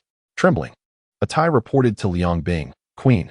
The data we've collected indicates that just yesterday, over 10 third-generation gods led more than 70 third-generation super soldiers, alongside thousands of first- and second-generation super soldiers and millions of warships, towards the Angel Nebula. This does not include the information we have yet to uncover. It's estimated that at least 1/5 of the civilizations under Justice Order remain unaccounted for. This power, aside from divine-level entities, is enough to obliterate the entire demon civilization. Who knows the extent of the accumulation Justice Order has amassed over millennia? While angels have forbidden the development of destructive weapons, they have not prohibited the advancement of their technology and defensive measures. These civilizations, aside from catastrophic weapons akin to the divine punishment bombs of Demon Ship 1, are not significantly weaker than their peers. Even if they cannot win, their sheer numbers are overwhelming. How can one resist against 10 when they are outnumbered? Is Kaisha insane? Does she intend to incite chaos across the universe? Liang Bing felt a chill run down her spine as she absorbed A-Tai's report. For years, the demon civilization had stood fearless against all but angels, and now the civilizations under Justice Order quaked at their mere mention. Who could have anticipated that this assembly of cowards would wield such formidable power? Over a dozen third-generation gods, nearly 100 third-generation super soldiers, and thousands of first- and second-generation super soldiers. This force had effectively doubled the might of the angelic civilization, excluding their elite capabilities. Madness. This blatant insanity. Does she no longer desire peace? Even disregarding Earth, does she not care for the galactic powers? Liang Bing's heart raced as she beheld the fleet of warships. Reminiscent of a beehive. At the Death Song Academy, Carl contemplated the relentless stream of information pouring in from the Grand Clock. He could scarcely fathom Kaisha's sudden and unprecedented gathering of the entire military might of Justice Order. The Grand Clock's immense computational capacity provided him with intricate details, yet it simultaneously weighed heavily on his heart. The visual display revealed billions of warships, 17 third-generation gods, 95 third-generation super soldiers, and over 8,000 first- and second-generation super soldiers, more terrifying than Liang Bing had predicted. What could be the reason behind this? Why had the Grand Clock suddenly lost its ability to predict outcomes? The trajectories of the future had become chaotic. Carl's expression darkened as he observed the flickering data. As the most powerful celestial computing machine in the known universe, the Grand Clock could foresee over 90% of events. Even the knowledge repository required extensive protective systems in conjunction with the orbital system to isolate the Grand Clock from external influences. Yet now, despite Kaisha's absence, her sudden commands had rendered the Grand Clock incapable of seeing through the veil. Who was orchestrating this from behind the scenes? What was the source of the mysterious energy fluctuations in a distant nebula within Justice Order? Chapter 48. Carl's ultimate purpose and the essence of humanity 5 days later. Within the heavenly domain star system, as endless starlight shimmered, the colossal star chain that had enveloped the heavenly domain star began to constrict. The unique brilliance of the star within fading away.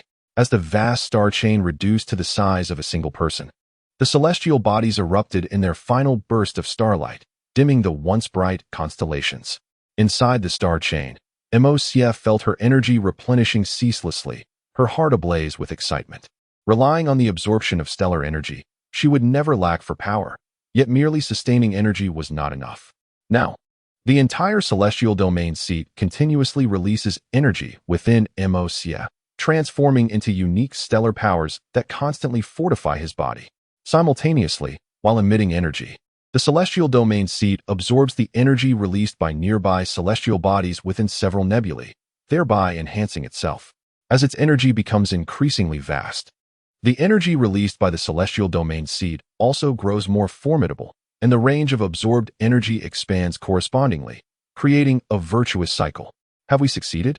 She asked joyfully, gazing at Juxia, whose body sparkled with countless stars. Indeed, with this power, in no more than 2 months, I shall ascend to the youth phase. Coupled with various resources and your elixirs, I might even shorten that time by another month.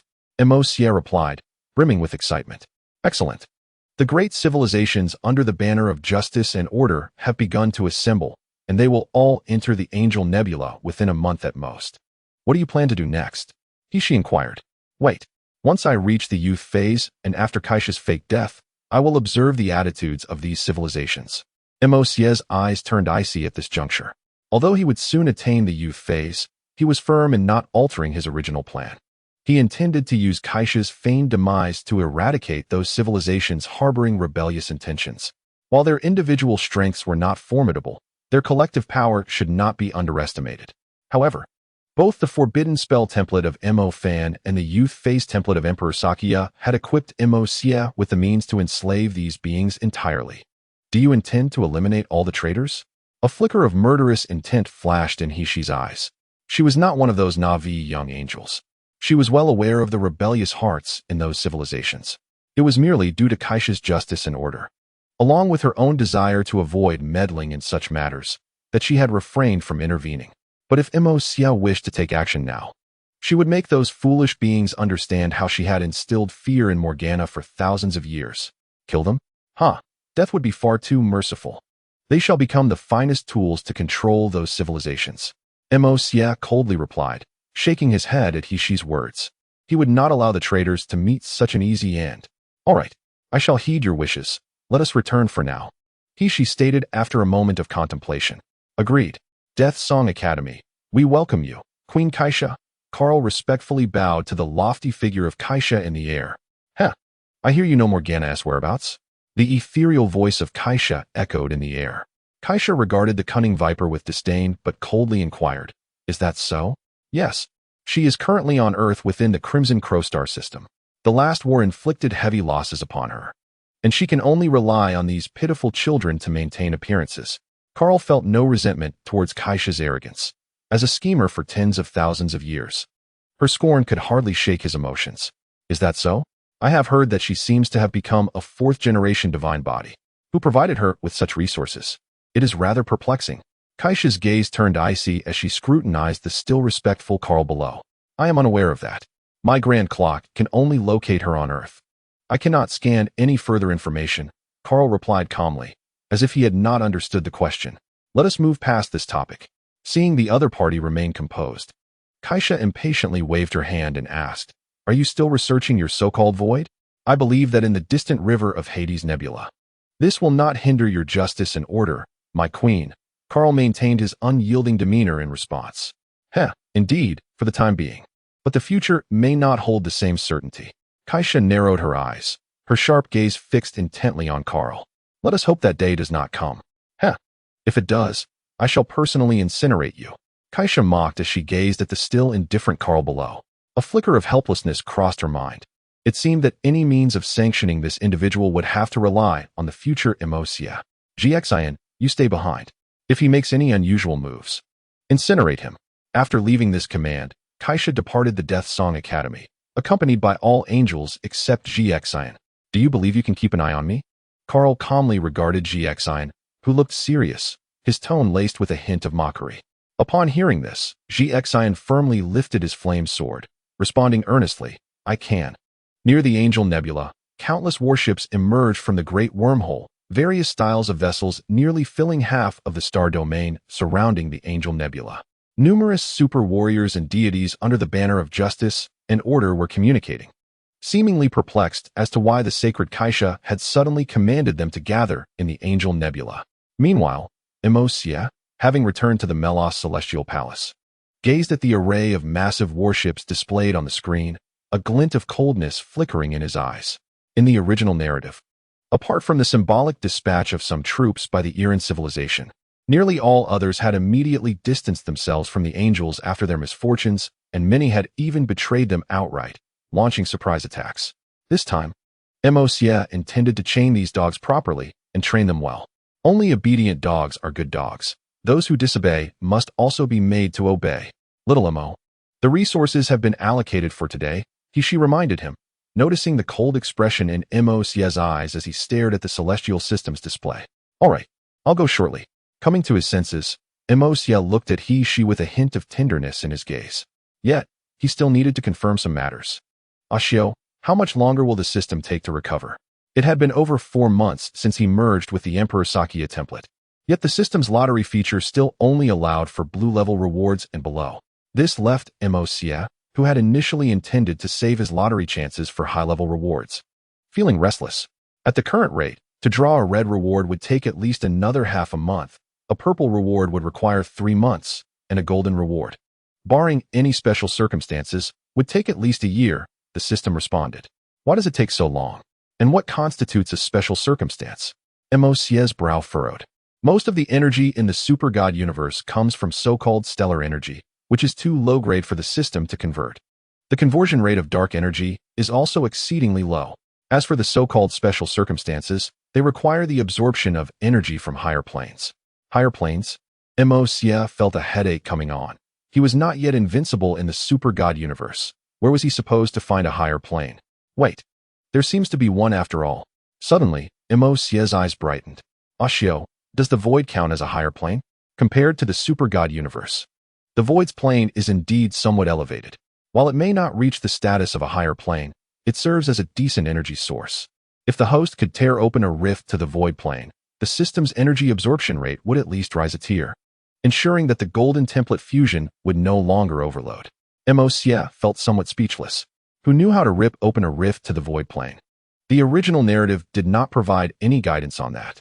Dear host, the so-called void engine is the key. Ashio proposed a solution, sensing Juxia's thoughts. Void engine. Juxia pondered, somewhat confused as to how this related to the void engine. Surely, you do not believe that a medium plane like the super god civilization can somehow overturn the law of energy conservation?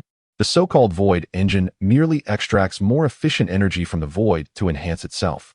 What Juxia referred to as overturning the law of energy conservation was merely his ability to briefly open a rift in the void, and then extract energy without losing control, subsequently using that energy to create what he needed. Juxia furrowed his brow. So, Juxia's Qiankuan was, to some extent, leeching off the void plane. If there were more such entities, could they not directly extract vast amounts of energy from the void plane? Would the host merely watch as someone steals sips from their cup through a straw? What do you mean? There exists a formidable barrier between dimensions. Yet this barrier lacks self-awareness. It absorbs energy from the universe to enhance itself while repelling other energies beyond its own universe. However, the void engine does not fully digest all the energy drawn from the void dimension. The residual energy dissipates within the cosmos. Where does the host believe this energy ultimately flows? What transformations will occur in the entities that absorb this energy? A hint of mockery laced Ashu's tone. Upon hearing Ashu's words, Juxia finally comprehended Carl's intentions. The universe was in turmoil. Why did he insist on promoting Huayi? He had many capable subordinates at his disposal, and the power of the black hole engine was sufficient to make them the strongest forces in the universe in an instant. What was the purpose of all this? Merely a trivial experiment? Why select Huayi among so many subjects? Because he is ancient enough. Because he is sufficiently outdated. An antiquated being can ascend to the pinnacle of the universe relying solely on an engine. What consequences will ensue? The essence of humanity is greed. Chapter 49. Let the clouds roll. Queen Kaisa has arrived. When an entity, once scorned by all, suddenly rises to unparalleled heights, everyone will seek the reason behind their newfound strength. At that moment, the void engine will come into the limelight. Countless witnesses will pursue this power. Once the number of void engines reaches a critical mass, there will be no need for Carl to intervene. The gates of the void will naturally open in the super-god dimension. With this thought, a flicker of joy coursed through Juxia's heart. It seemed that with Kaisa offline, not only could he not halt the chaos of the known universe, but he must also subtly facilitate it. Most importantly, he needed to ensure that Carl disseminated the black hole engine and the void engine. Only in this way would the arrival of the void accelerate, thereby increasing MOC's chances of receiving higher-tier rewards in the future. Let you live a little longer, when the void engine is sought after by all. That will be your demise. MOC coldly mused, then turned to seek Hishi to absorb the day's potions and resources. Earth, you mean you also had nightmares? Reina looked at Cheng Yaowen, whose demeanor was somewhat haggard. After all, he had tossed and turned all night, unable to sleep, with images of his father's inquiries and numerous clan members' accusations haunting him. It was not until this morning that Juxia and others reported last night's events to Reina, which led to her summoning him. Had it not been for the queen of the underworld last night, she might have found herself in the same state as Cheng Yaowen today. Thus, she arrived early in the control room to explain the situation to Juxia and the others.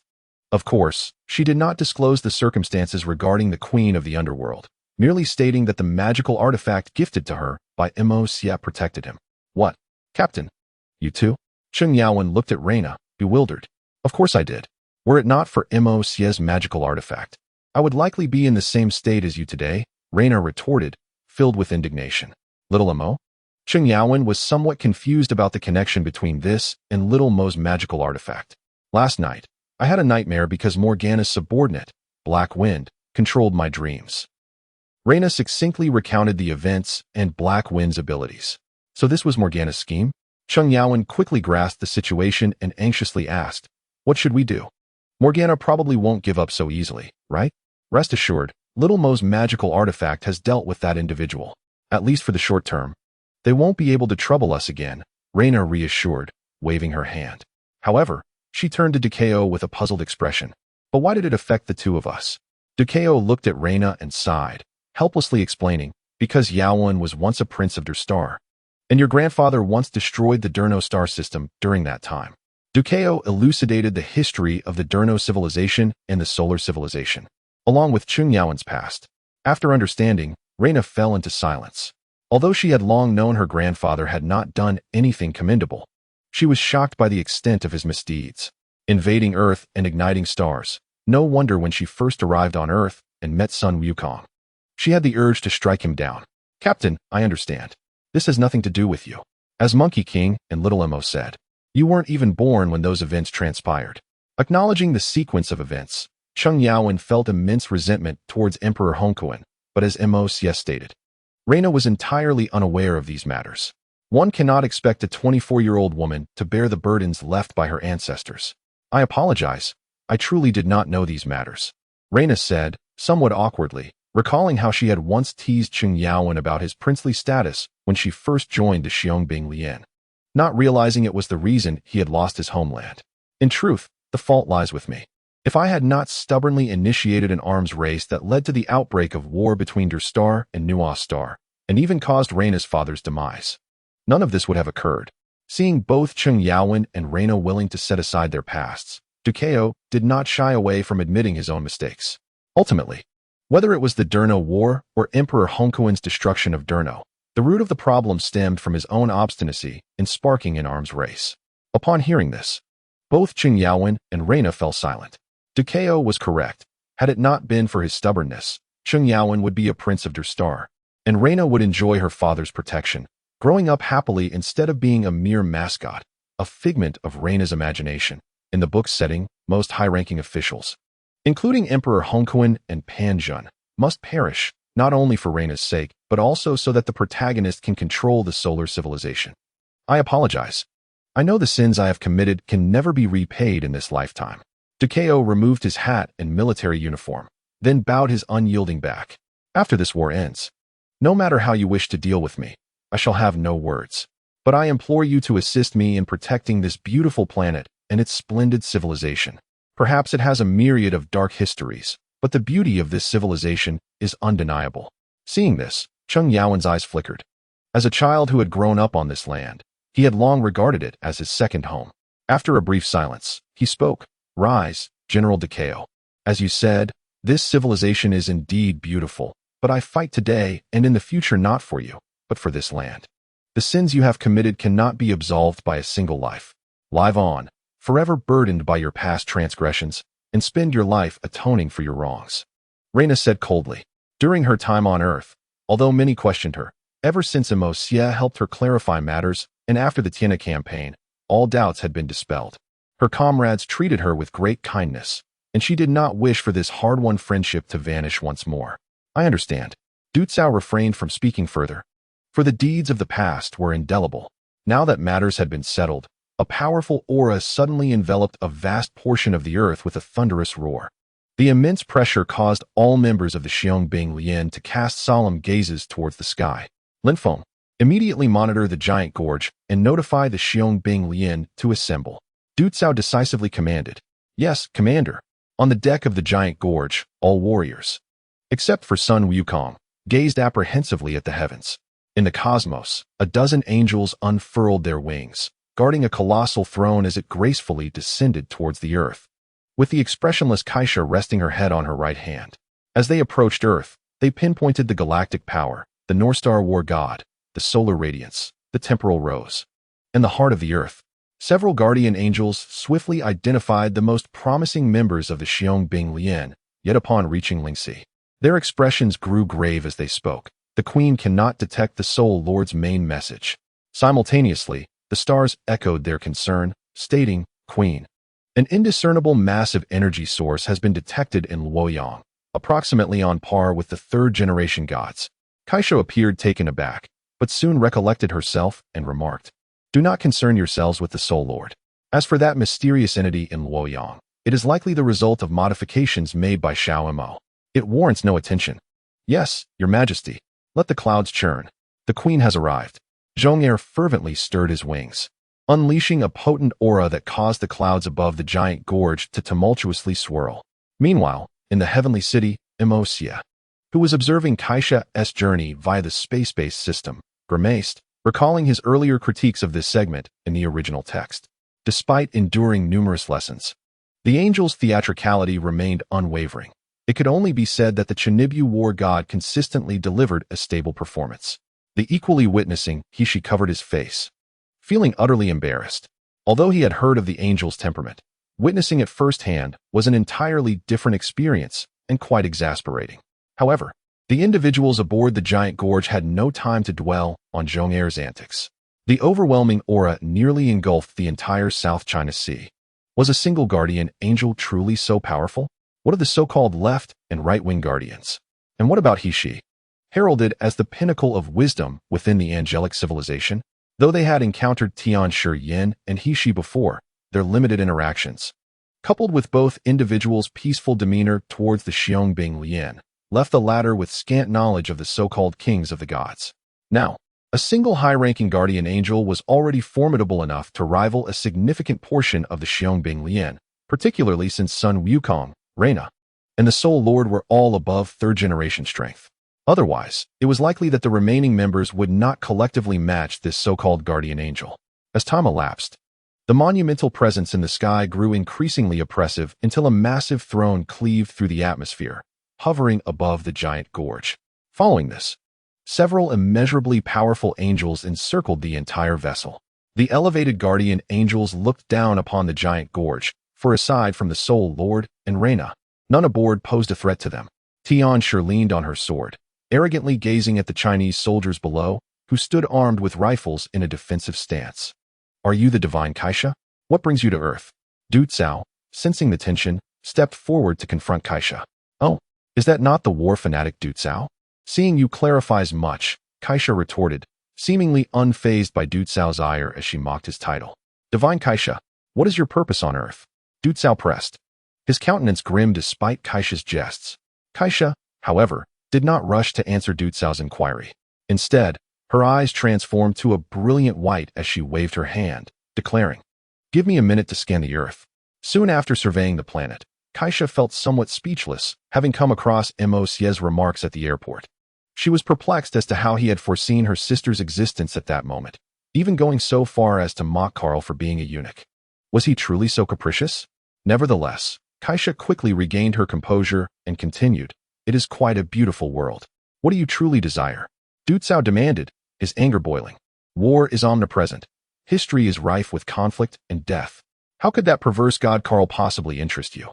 Having conversed with Juxia for a while, Kaisha had grown accustomed to referring to Carl as the perverse one, finding some truth in Osia's words. Are you not here solely for war? For war? Juxia scoffed. You overestimate yourselves. We have no need to engage in warfare to engage with you. Just as Juxia prepared to shout as he did in the original text, the Soul Lord interjected, Where is Osia? Why has he not returned? Despite her suspicions, the Soul Lord still harbored a glimmer of hope. After all, Osia's strength was unparalleled on Earth. Osia is still absorbing resources to prepare for a breakthrough into his youth phase, but do not harbor false hopes. He has been confirmed as the heir to the angelic throne. Juxia responded to the Soul Lord with a tone lacking impatience, merely providing an answer to her query. Is that so? That makes sense. Given that Osia's contributions to Earth have been substantial, the Soul Lord remarked, shaking his head with a wry smile. Meanwhile, the rose behind her appeared somewhat despondent, recognizing that the once reliable boy who would always support the team had ultimately departed. Reina, however, displayed no visible change in demeanor, as she had already been warned by Juxia that Osia's identity was far from simple. She did not believe he would abandon the strongest civilization known in the universe. Report, Your Majesty. We have pinpointed Morgana's exact location, but she appears to have ascended to a fourth-generation divine form. However, if we execute a full-power Heavenly Blade judgment now, there is still a significant chance of obliterating the entire demon civilization, albeit at the risk of harming Earth's inhabitants, Yin reported. The choice should be left to the Earthlings themselves, Juxia stated calmly, entrusting the decision to Earth's people. Observing this, Yin soared into space, beginning to channel the Heavenly Blade judgment. Stop! Halt immediately! Juxia exclaimed, his pupils constricting as he frantically waved his hands to intervene.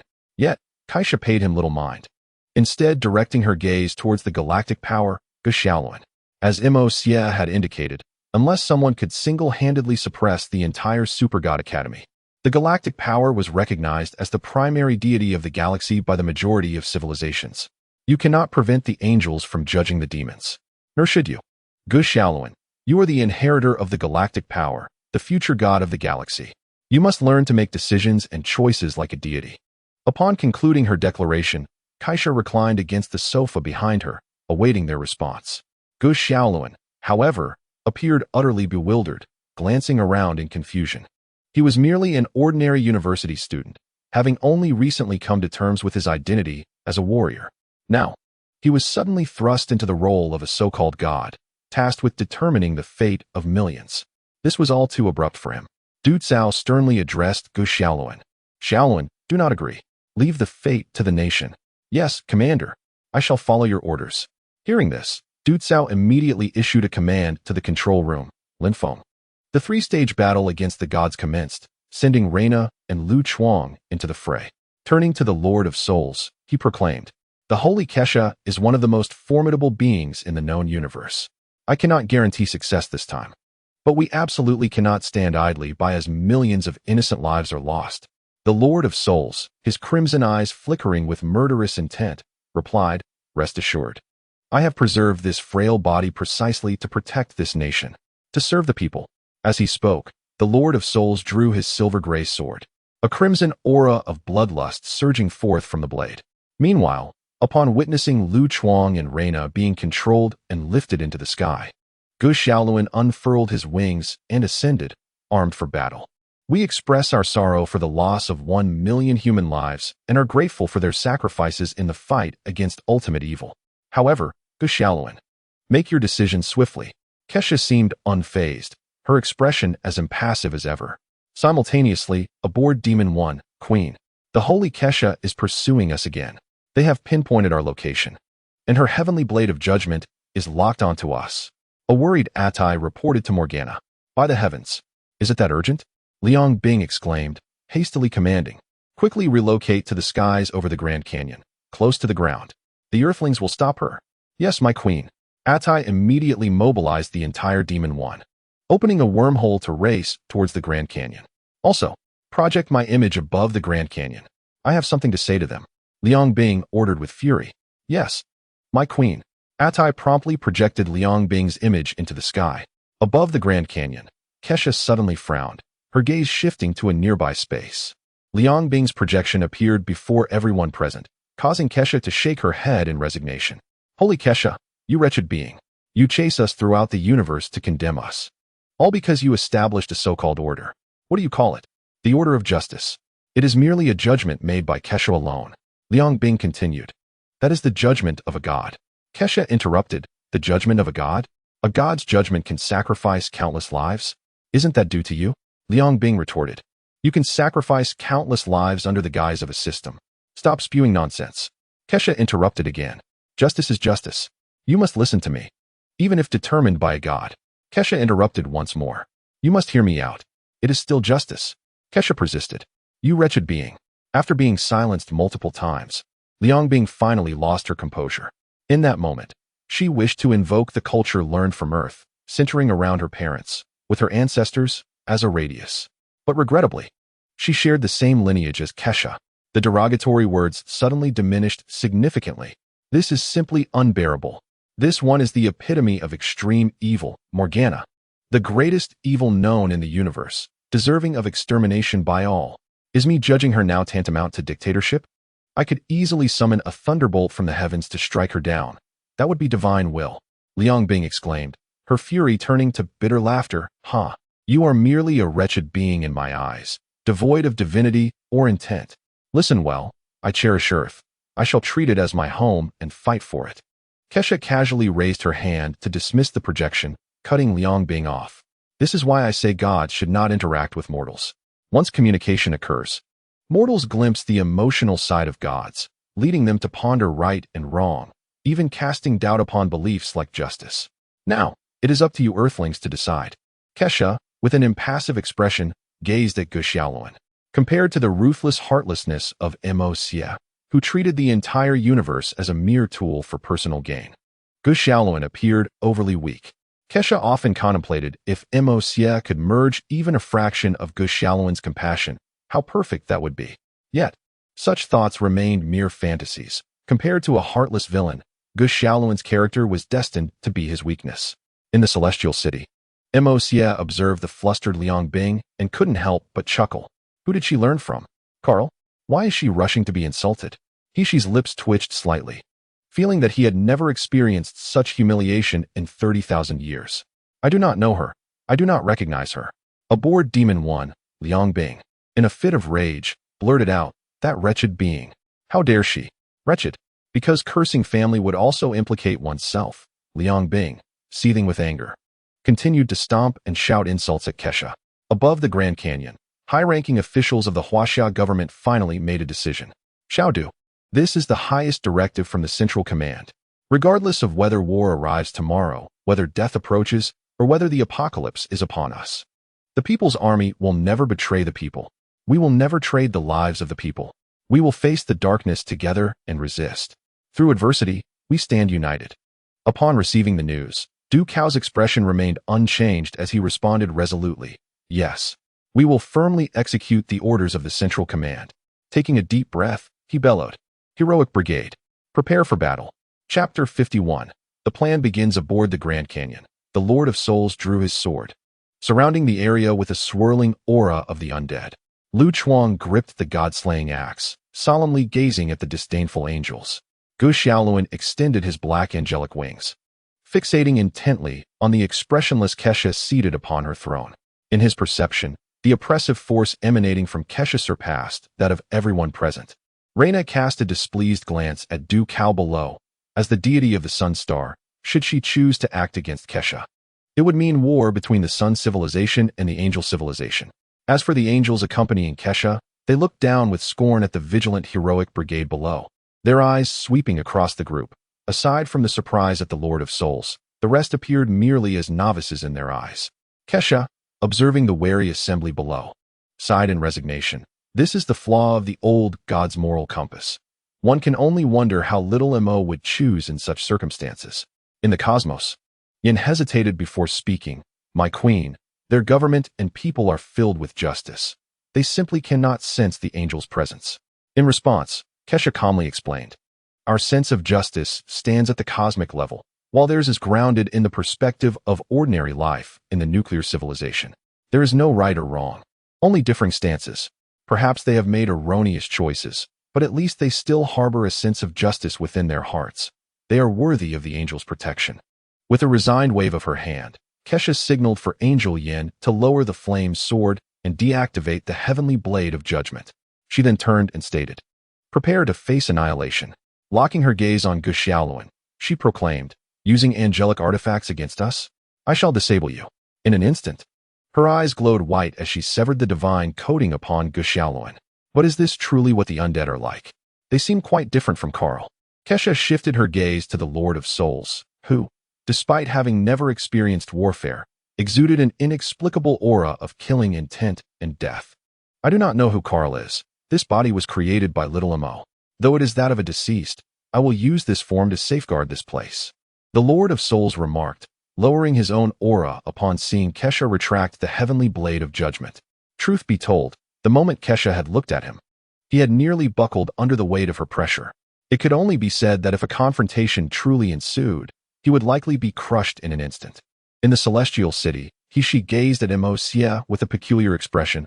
"Are all earthlings this brave?" Emosia, unfazed, replied, "If Kesha continues her relentless judgment, this nation will be utterly doomed. So what about you? What would you choose? Sacrifice, I suppose, since it's not my life at stake. The deaths of millions are preferable to the demise of billions. As long as I and those who support me are not sacrificed, why should I concern myself with the fates of others?" Upon hearing this, she couldn't help but twitch his mouth, genuinely curious how such a civilization could give rise to someone like you. A gentleman born in a small nation is not at fault for his upbringing. Similarly, a rogue born in a great nation is not the fault of that nation. Besides, I owe them nothing. Why should I risk my life for their sake? Yet, has Kesha's temperament improved? She remains unperturbed by such provocations. Why is she so irritable when it comes to me? She gazed at Mo Yi in disbelief, questioning his lack of self-awareness. If only he were a bit more discreet, wouldn't he find himself beaten half to death every day? Above the giant gorge, Kesha surveyed her surroundings with a cold gaze before departing with her legion of angels. The individuals aboard the giant gorge breathed a sigh of relief, despite their small number. Each was terrifyingly formidable. On demon number 1, Liang Bing smashed her wine glass onto the floor in fury. "Damn it. I'm grateful I managed to extract quite a bit from Carl. But don't you worry. Soon you shall be nothing but cosmic dust, never to be seen again." With a grim expression, Liang Bing dialed Carl's communication. "Carl Sarthis, how are things progressing with Lena? My forces have assembled in the Death Song Academy." Carl answered Liang Bing calmly. "Rest assured, Liang Bing, everything is prepared. Just keep Kesha occupied and prevent her from turning back. I will handle the rest." He then turned his gaze toward the direction of the sun star, seemingly catching a distant glimpse of the shadow lurking within the Tower of Heaven, his eyes narrowing slightly with a glint of coldness. The premise of betting on both sides lies in one's ability to alter the outcome. Those without power, mere fence-sitters, are destined to be swept into the annals of history. The obstacles are not limited to the divine Kesha. Meanwhile, Liang Bing, filled with excitement, replied, "Good. This is your promise, so don't let anything unexpected occur, and ensure you grant me access. I need to blow up the giant gorge." After Carl's indifferent agreement, Liang Bing turned to Atai, commanding, "Atai, draft an assassination plan to eliminate the commander aboard the giant gorge. Once we blow it up, there will be nothing left on Earth to impede us. And do your utmost to avoid harming ordinary people. Give them a moment to let the time-space rose transport them away. Remember, do not harm my time-space rose." "Yes, my queen. I will draft the operational plan at once." Atai responded eagerly, beginning to prepare the battle strategy. "Also, send Xiao He to that so-called kingdom next to Huaxia. Have them eliminate the opposition. Ideally, attract the Soul Master away. That fellow is no easy adversary. We can't afford any missteps. Lastly, isn't there someone named Yuqin in the Xiangbing Corps who can provide long-distance healing? This skill is rare among us demons. Make sure the elite team brings him back. And send Otto to Fraser to stir up some trouble. Although a Nixide may not match Mo Ye's weight, at the very least, she is a potential ally for the future. We cannot directly confront the Holy Ein Kingdom. If Kesha loses her mind, it will be catastrophic. Let us shave her outer defenses bald." "Yes, my queen. I will notify Otto and Xiao He immediately." Atai looked at his queen with admiration. Truly, the queen deserves her title, always so thorough in her planning. Days later, in the stratosphere of Earth's atmosphere, an angel named Yun Yin reported to Kesha, "My queen, the Soul Master has engaged in combat with that demon again." "Oh, Another fight? How many times has it been now? Do you wish for me to eliminate that demon? Cold, with a look of disdain, inquired Kesha. Previously, she had believed the Soul Master to be formidable. Who would have guessed he could not even handle a single demon? Huh, no need. The Soul Master hasn't even exerted his full strength. It's clear he is merely stalling. However, considering that Huaxiao recently fought against that small nation and its allied forces, it's commendable that they can assist in driving them away. But to expect them to be fully committed? Looking at the Soul Master's past data, his restraint from slaughtering that small nation must be due to higher orders, Kesha remarked with discontent. Truly, one's nature shapes their creations. Cold interjected indignantly. Cold, even from this distance, you're still thinking of the Crown Prince? Ajue laughed softly, having heard Cold's ongoing complaints about Mo Yi. Silence. Who cares about that scoundrel? Cold gritted her teeth, especially enraged upon hearing that he had dared to touch her while she was unconscious. Ha ha ha, Cold, if you. Before Ajue could finish, Angel Eileen approached with a serious expression. My queen, we have received news from Fraser. It seems Demon Otto is rampaging in the northern part of the Holy Ein Kingdom. Otto, the top general under Morgana? Kesha frowned, then seemed to understand, turning to Angel Yen with instructions. Yen, take Mo Ye's summoned beast and head to Fraser. Yen herself was nearly as powerful as the third-generation main god, bolstered by Old Wolf's strength, making her more than capable of dealing with Demon Otto. Moreover, Mo Yi had provided her with a life-saving trump card. But, my queen, what will you do? The Holy Wings are not by your side. If Morgana decides to attack. Yen hesitated. Do not worry, there are plenty of guardian angels here. Besides, over the years, Morgana has only improved her ability to flee. Kesha replied dismissively. Rest assured, with all of us sisters here, if Morgana dares to come, she and her demon spawn will descend into hell together. Cold declared, wielding her fiery sword with fervor. Upon hearing this, Yen looked around at her sisters, then nodded resolutely. Yes, my queen. On demon number 1, days later, Liang Bing glared at the screen with an ominous expression. What on earth is this Soul Master? Kesha can see it. I can see it too. That Soul Master is not utilizing his full power. Otherwise, Xiaohei would have been torn apart by mental attacks long ago. Otto, how goes it in Fraser? Kicking aside a mutilated body, Otto respectfully responded upon receiving the communication. My queen, I believe Anixide has already prayed to the angels. Oh, how many have you killed? A nation. Liang Bing paused for a moment before saying, well done, now find a place to hide. Once I take down Kesha, you can deal with that angel Yen. My queen, should I eliminate the ants to the south? Otto asked, surveying the desolation around him. At this juncture, do not create additional complications. Remember your objective. Once that holy Kesha falls, eliminate her heir. Liang Bing commanded. As she finished speaking, my queen, we have detected an angel near Pluto. Atai suddenly reported. Is it possible to identify who it is? Currently unable to determine, but based on the dark energy signature, it's likely either Angel Yen or Angel Cold. Excellent. Liang Bing exclaimed with delight, quickly contacting Carl. Carl, the holy Kesha's wings have been dispatched. Now hand over control of Lena to me. In the Death Song Academy, Carl replied, Liang Bing, just do as you wish when the time comes. I will directly control Lena. Good. The plan commences tomorrow at noon. Liang Bing declared promptly. Chapter 52. I can only hope that Mo Ye's earlier words do not come to fruition. In the heavenly city, gazing at the pouch containing the Black Wind Soul, Mo Ye spoke indifferently to the recently arrived Wraith Commander. Have I informed the 9 Nethers of the matters I tasked you with? It has been conveyed to the king. In the aftermath of the 9 hells, a lingering aura of death had already enveloped Reina's body. Gazing at the increasingly enigmatic Mo Xia, the Wraith Commander respectfully responded, recalling that when Mo Xia first summoned them, his power scarcely surpassed that of a supreme monarch, comparable to the corpse of the mountain peak.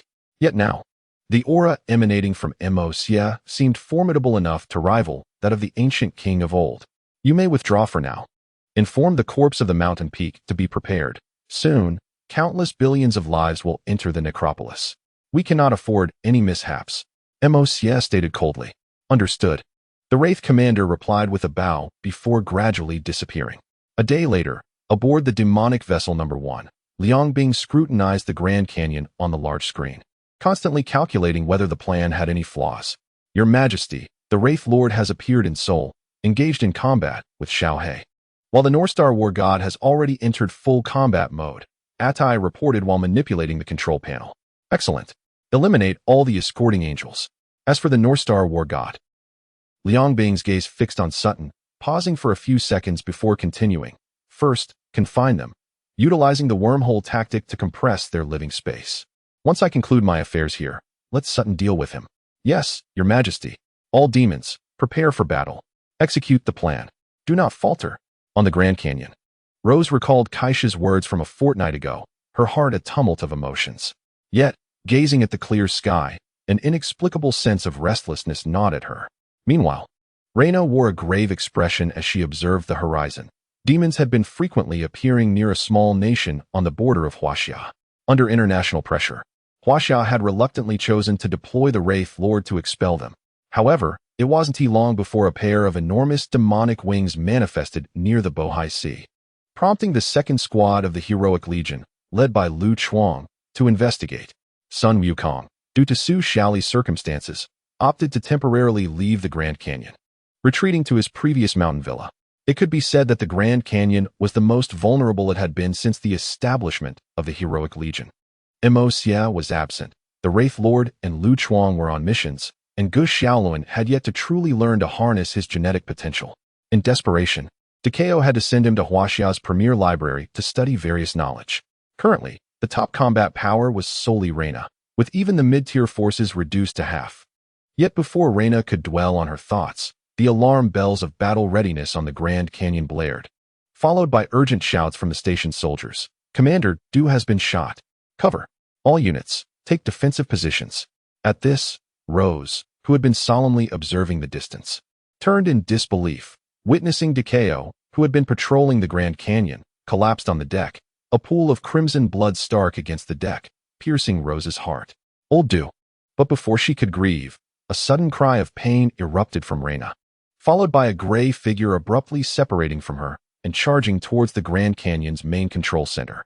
Within the Deathsinger Academy, Carl's face darkened as he gazed at the grand clock.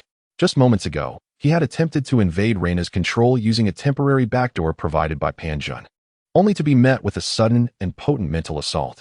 Fortunately, despite the peculiar nature of the attack, he managed to expel the intruder from Reina's body using the grand clock and subsequently transferred control to Liang Bing. What on earth is this? The undead? Could it be related to Mo Xia? No, this individual is far too mysterious. I must find a way to eliminate him. Carl thought grimly as he scrutinized the various data concerning Mo Xia within the grand clock. Meanwhile, aboard the Grand Canyon, Reina, now under control, floated unconscious in the air. Observing this, Rose quickly reacted, casting a worried glance at the control room before activating a wormhole to awaken Reina. However, before she could enter the wormhole, a red beam struck the left side of her forehead instantaneously. The pain from her forehead rendered her unable to stand, and she half-kneeled, watching the unfolding chaos around her. She noticed Cheng Yaowen and Zhao Exine, each surrounded by a wormhole that suddenly rippled. Unable to intervene, Rose desperately shouted, "Yaowen, Brother Exine, watch your backs." But as soon as she finished speaking, dozens of wormholes appeared, and a horde of demons armed with black rods began to incapacitate everyone aboard the Grand Canyon. Injured, Rose struggled to rise and assist, but the wound on her forehead prevented her from focusing enough to retaliate. Witnessing her comrades fall one by one, despair washed over her in that instant. Who could turn the tide? With demonic wings, Liang Bing, leveraging the control bestowed by Carl, stared in shock at the data within Reina's body. Miniature Nova Bombardment. Small Nova Bombardment. Medium Nova Bombardment. Supernova Bombardment. By the heavens, this is nothing short of a walking catastrophe. That vixen Kiran, preaching morality while creating such a monster? Atai, equally astonished, cautioned, "Your Majesty, there are no more defenders aboard the Grand Canyon." Realizing the gravity of the situation, Liang Bing hastily ordered, "Good. Transport Xiao He aboard the Grand Canyon. And bring me Yuqin." "Yes, Your Majesty." In the Grand Canyon's control room, Xiao He, having arrived via wormhole, struck a devastating blow to Ling Feng before advancing towards the terrified Yuqin. But at that moment, a gray shadow suddenly struck him, sending him flying, while enveloping Yuqin, causing her to vanish from sight. What the hell was that? Recovering quickly, Xiao He spread his wings in pursuit, but upon emerging, he could not locate the gray mist and could only report to Liang Bing with resignation. Your Majesty, an unforeseen incident has occurred. Yuqin has been abducted. What happened? Liang Bing inquired, surprised. I don't know what it was. A gray mist suddenly struck me away, then enveloped Yuqin and vanished. Damn, you can't even handle this. Return, and I'll deal with you later. We must retreat. The Nova bombardment is about to commence. Understood, Your Majesty. In the control room, Ling Feng, holding on to the last vestiges of his strength, managed to dial Rose's encrypted communication. Rose, I've sent you the deployment code for the Dinner 3. Evacuate the survivors first. After his message, Ling Feng collapsed, unable to hold on any longer. On the deck, Rose, upon receiving the message, strained her body to connect with the Dinner 3, subsequently teleporting the entire crew of the Grand Canyon to safety. Moments later, a deafening explosion signaled the total destruction of the Grand Canyon. In the Grand Canyon City, Rose, her injured body trembling, gazed tearfully at the blinding light in the sky, the weight of grief and despair finally overwhelming her. She collapsed to her knees. And in that moment, a figure flickered in her mind. Didn't I promise to help Juxia? To attain what you have never possessed. You must undertake what you have never done. Leave it to me. This warship is mine. You only need to deal with the last vessel. She could not act against you, but what about me? Thoughts swirled in her mind, and the image of that figure persisted, defeating Reina, earning Sun Wukong's approval. The sight of that figure in Tianhe City, trampling a 1,000-meter giant wolf, surveying the battlefield, single-handedly eliminating over 60% of the enemy, the heroic legion severely weakened. Facing dire straits with thunder and flames, vanquishing Xuantiangong, sacrificing Xuantiangong, creating one of the heroic legion's greatest powers, the Wraith Lord. Xiaomo, where are you? What should I do? In the stratosphere of Earth's atmosphere, on a floating island, Kaisha reclined comfortably on a sofa, smiling at the chattering little angels below.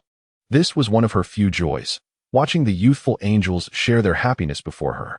Suddenly, Luo Wan, monitoring the entire Earth, entered. Your Majesty. The communications on Earth were just disrupted. Demonic Vessel Number 1 interfered with the dark data, and the latest readings indicate that the enemy seems to be aboard the Grand Canyon. Moreover, a massive energy fluctuation just emerged from that direction. Hearing this, Kaisha's expression remained unchanged. It seems Morgana can hardly wait, doesn't it? Prepare yourselves. That wretched band of fools is coming to meet their demise once more. Indeed, at this, the myriad little angels promptly saluted and took their positions, continuously scanning the surrounding wormholes. In but a moment, Keisha cast a stern gaze towards the sky above the island. She observed the ripples emanating from the wormholes, understanding full well that the demons were soon to arrive. Just as she anticipated, not long after, a figure emerged from one of the wormholes, Liang Bing, accompanied by a tumultuous swarm of demons. Upon seeing Liang Bing's smoky husky attire and the steel wings unfurling behind her, a flicker of resentment and fury ignited in Keisha's eyes. This was her sister, her companion for millennia, who had been embroiled in conflict with her for over 10,000 years, all due to the misdeeds of Kiran and Carl, those scoundrels. Conversely, Liang Bing, witnessing Keisha's unwavering pride, felt equally incensed. Their animosity had persisted for millennia, never ceasing for a single day. The moment I lay eyes upon you, I can already detect the nauseating stench emanating from you, you wretched harlots. In response, Keisha remained unfazed, instead activating her eye of insight. Why? You are fully aware that you are no match for me, yet here you are. Let me see. You wish to control Reina, but it seems you have failed. Then you sought Carl, that eunuch, to assist you in subduing her, preparing to unleash a supernova to obliterate me. Alas, the supernova cannot be initiated within the Chiwu star system. So you contacted Carl again, intending to transport me to the Emerald Star? Unfortunately, I see no evidence of your capability, or perhaps I simply cannot fathom this so-called ultimate terror. Listening to Keisha's taunts, Liang Bing's expression darkened. Fortunately, it appeared that her adversary had not uncovered Carl's scheme. Liang Bing retorted with sarcasm, Harlot, go ahead and read my thoughts. I knew you could not resist mocking me upon our reunion, mocking my ignorance, yet sooner or later, you shall perish in your own pathetic pride. When that time comes, I shall send your beloved, that Imosia, to accompany you. Imosia? Huh. Keisha, rather than being angered by Liang Bing's jibe, responded with a mocking smile.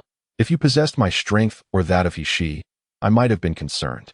However, at present, I simply hope that what Mosia uttered upon awakening does not come to fruition.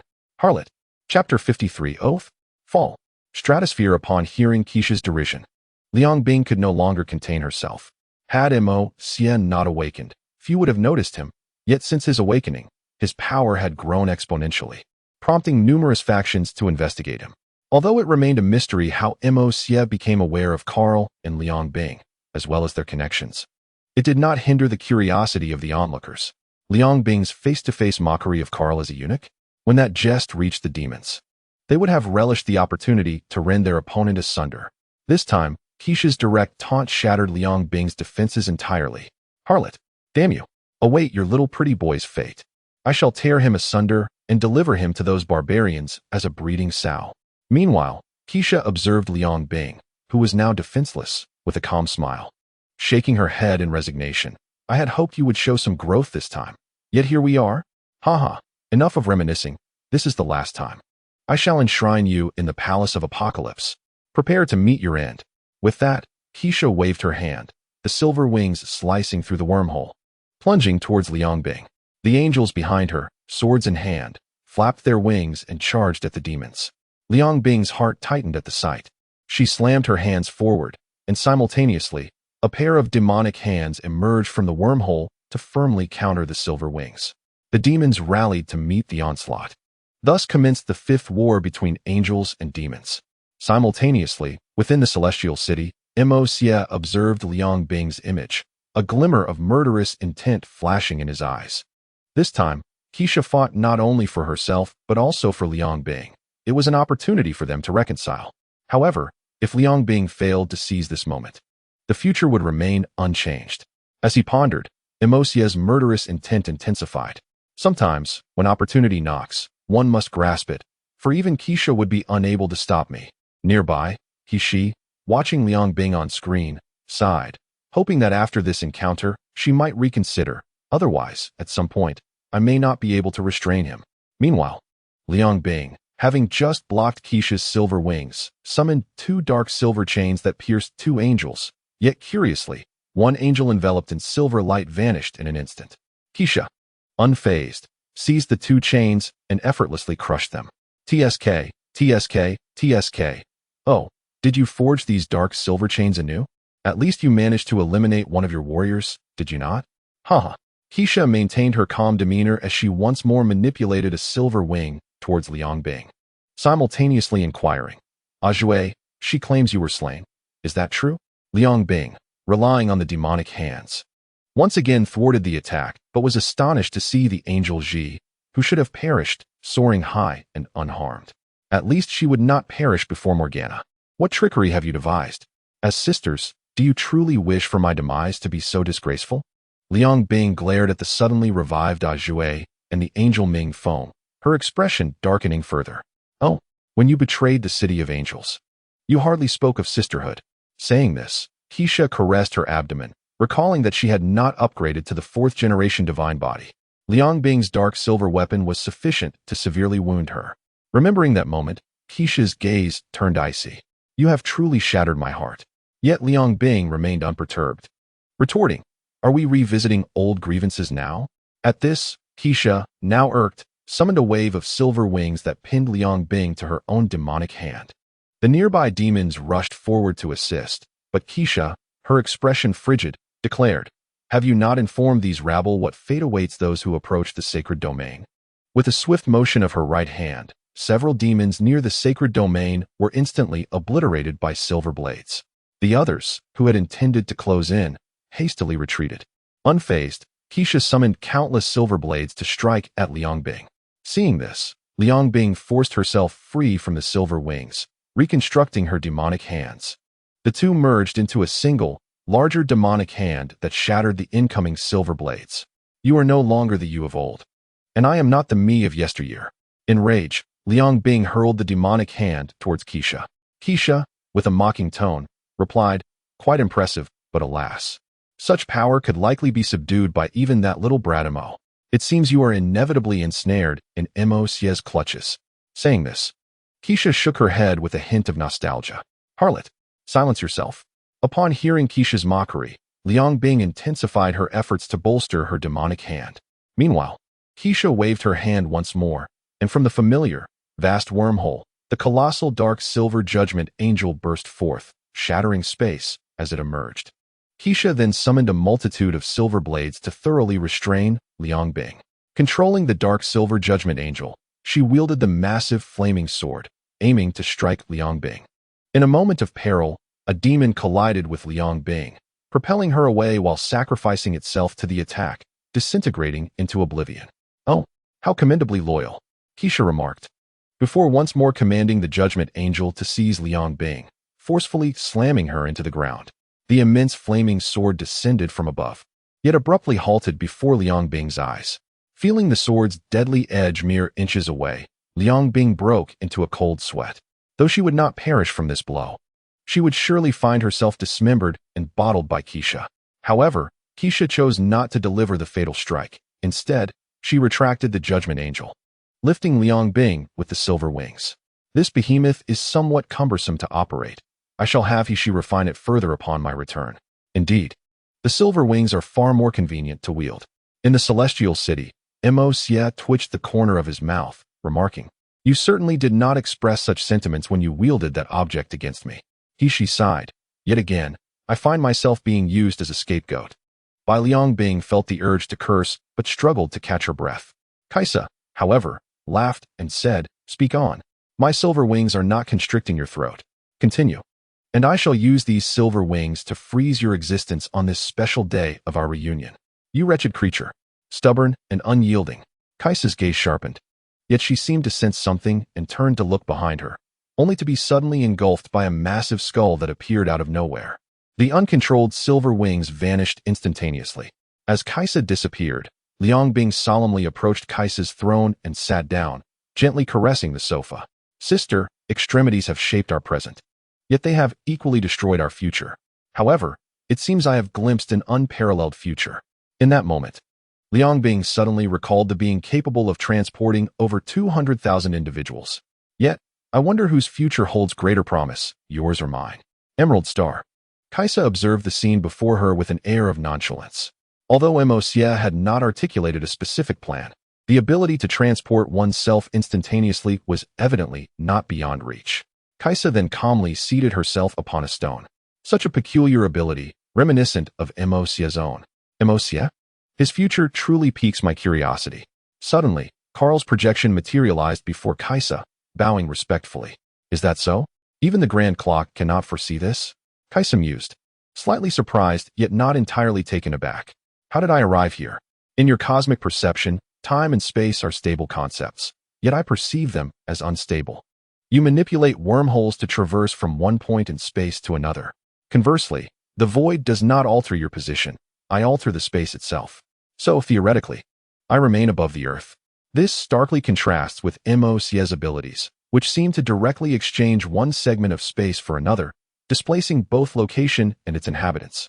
Carl recalled the events of the Heavenly River battle, feeling incensed. "We shall not resort to such means to control others." Juxia looked at Lena and declared, "Thus, mortals respect you, but the divine may not. The supernova would explode in less than a minute. Indeed, the divine do not honor me, but that is now.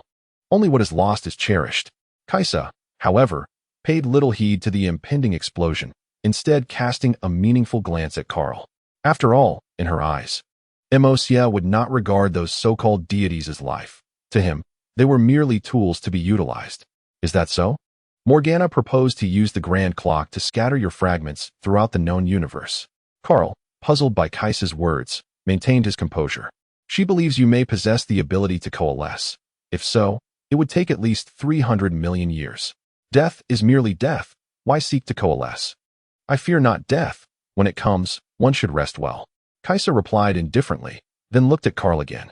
"You may leave now. I hope for your happiness in the future. Only 30 seconds remain. Forgive me, Queen Juxia, but may I inquire why you do not attempt to escape?"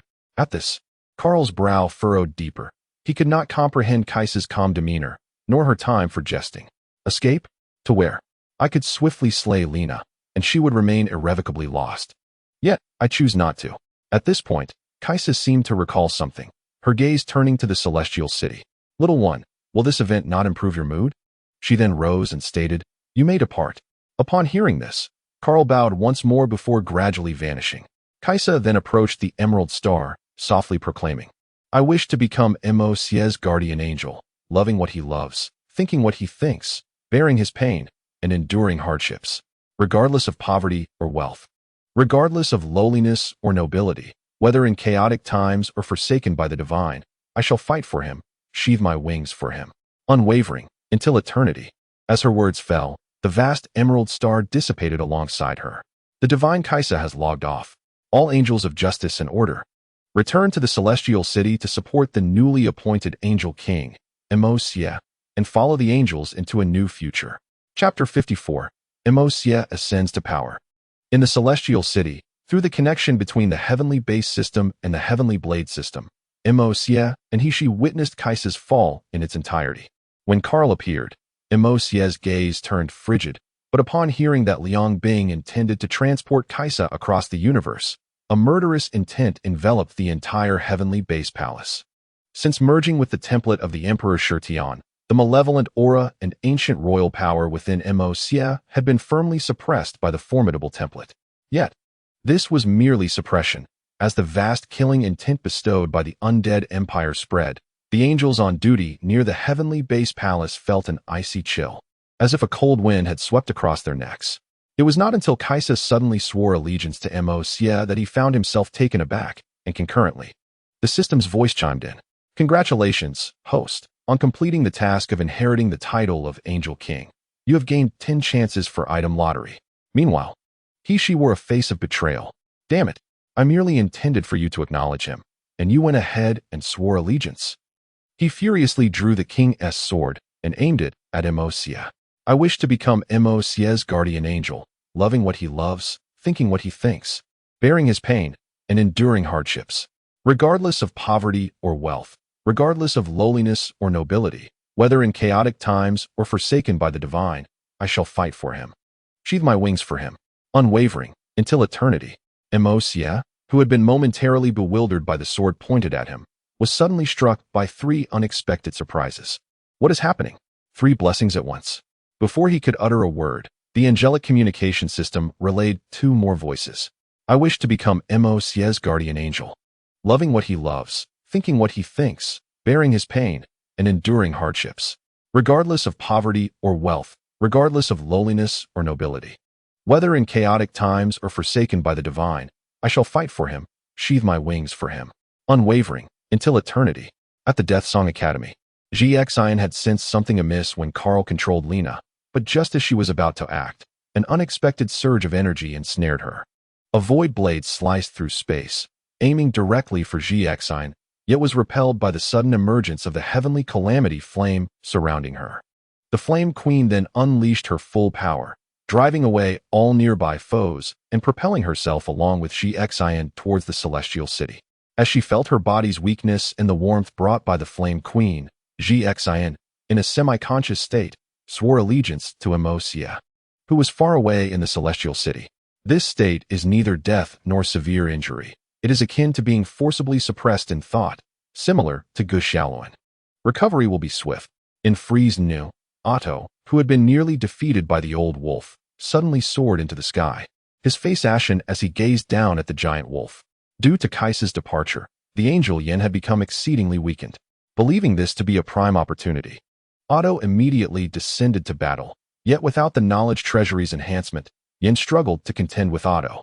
The latter relentlessly pursued Yin, bolstered by the formidable physique of the 3rd-generation divine body, until suddenly, the small black dog that Yin had placed on the ground transformed into a colossal wolf measuring 1,000 meters. Otto, stunned, stared wide-eyed at the giant wolf, feeling a storm of emotions surge within him.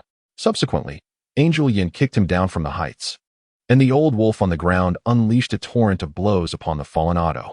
The situation appeared to be exceedingly favorable.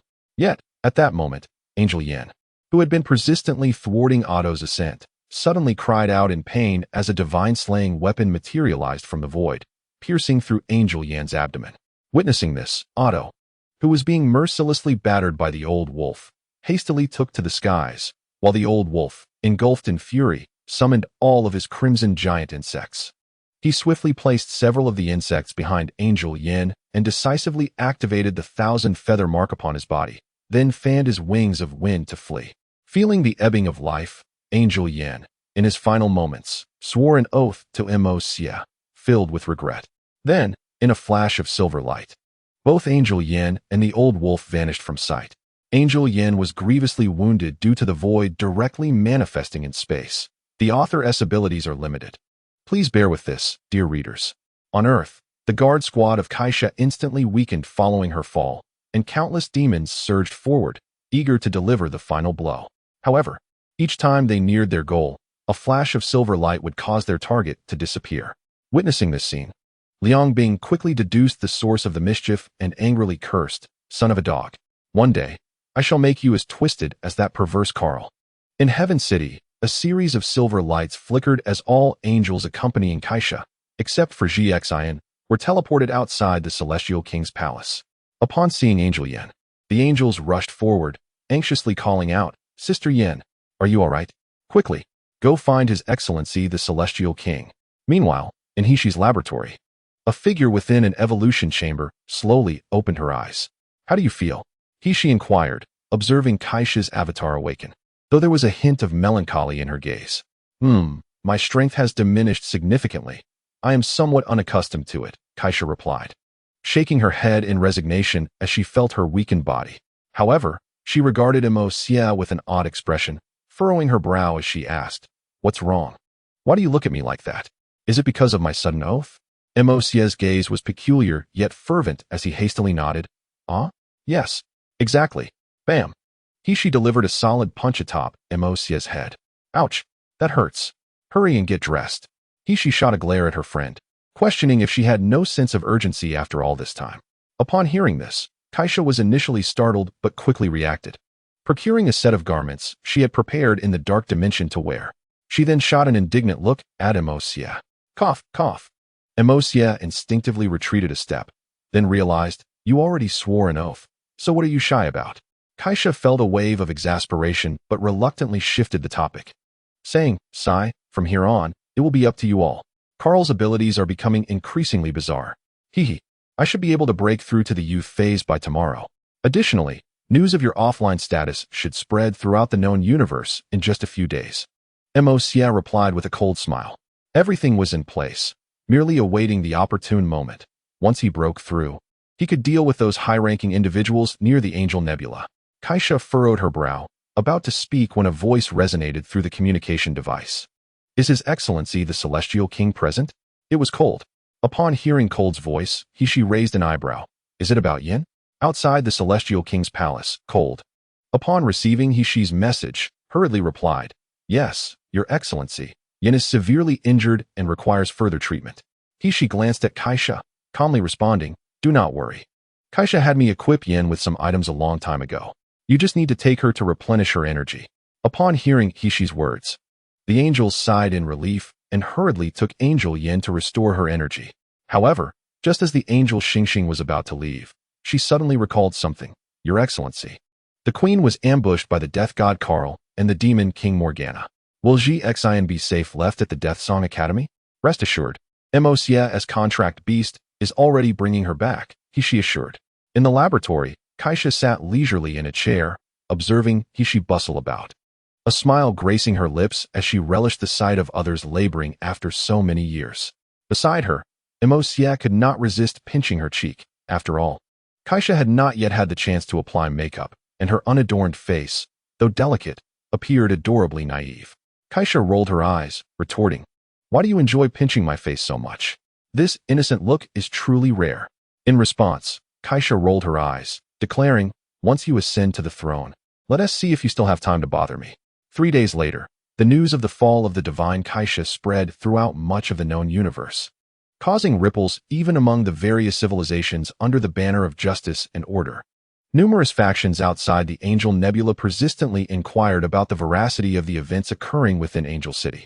Meanwhile, Juxia, who had registered the information after sealing it within Heaven City, now sat upon the throne usually occupied by Kaisha, surveying the younger generation of angels before him.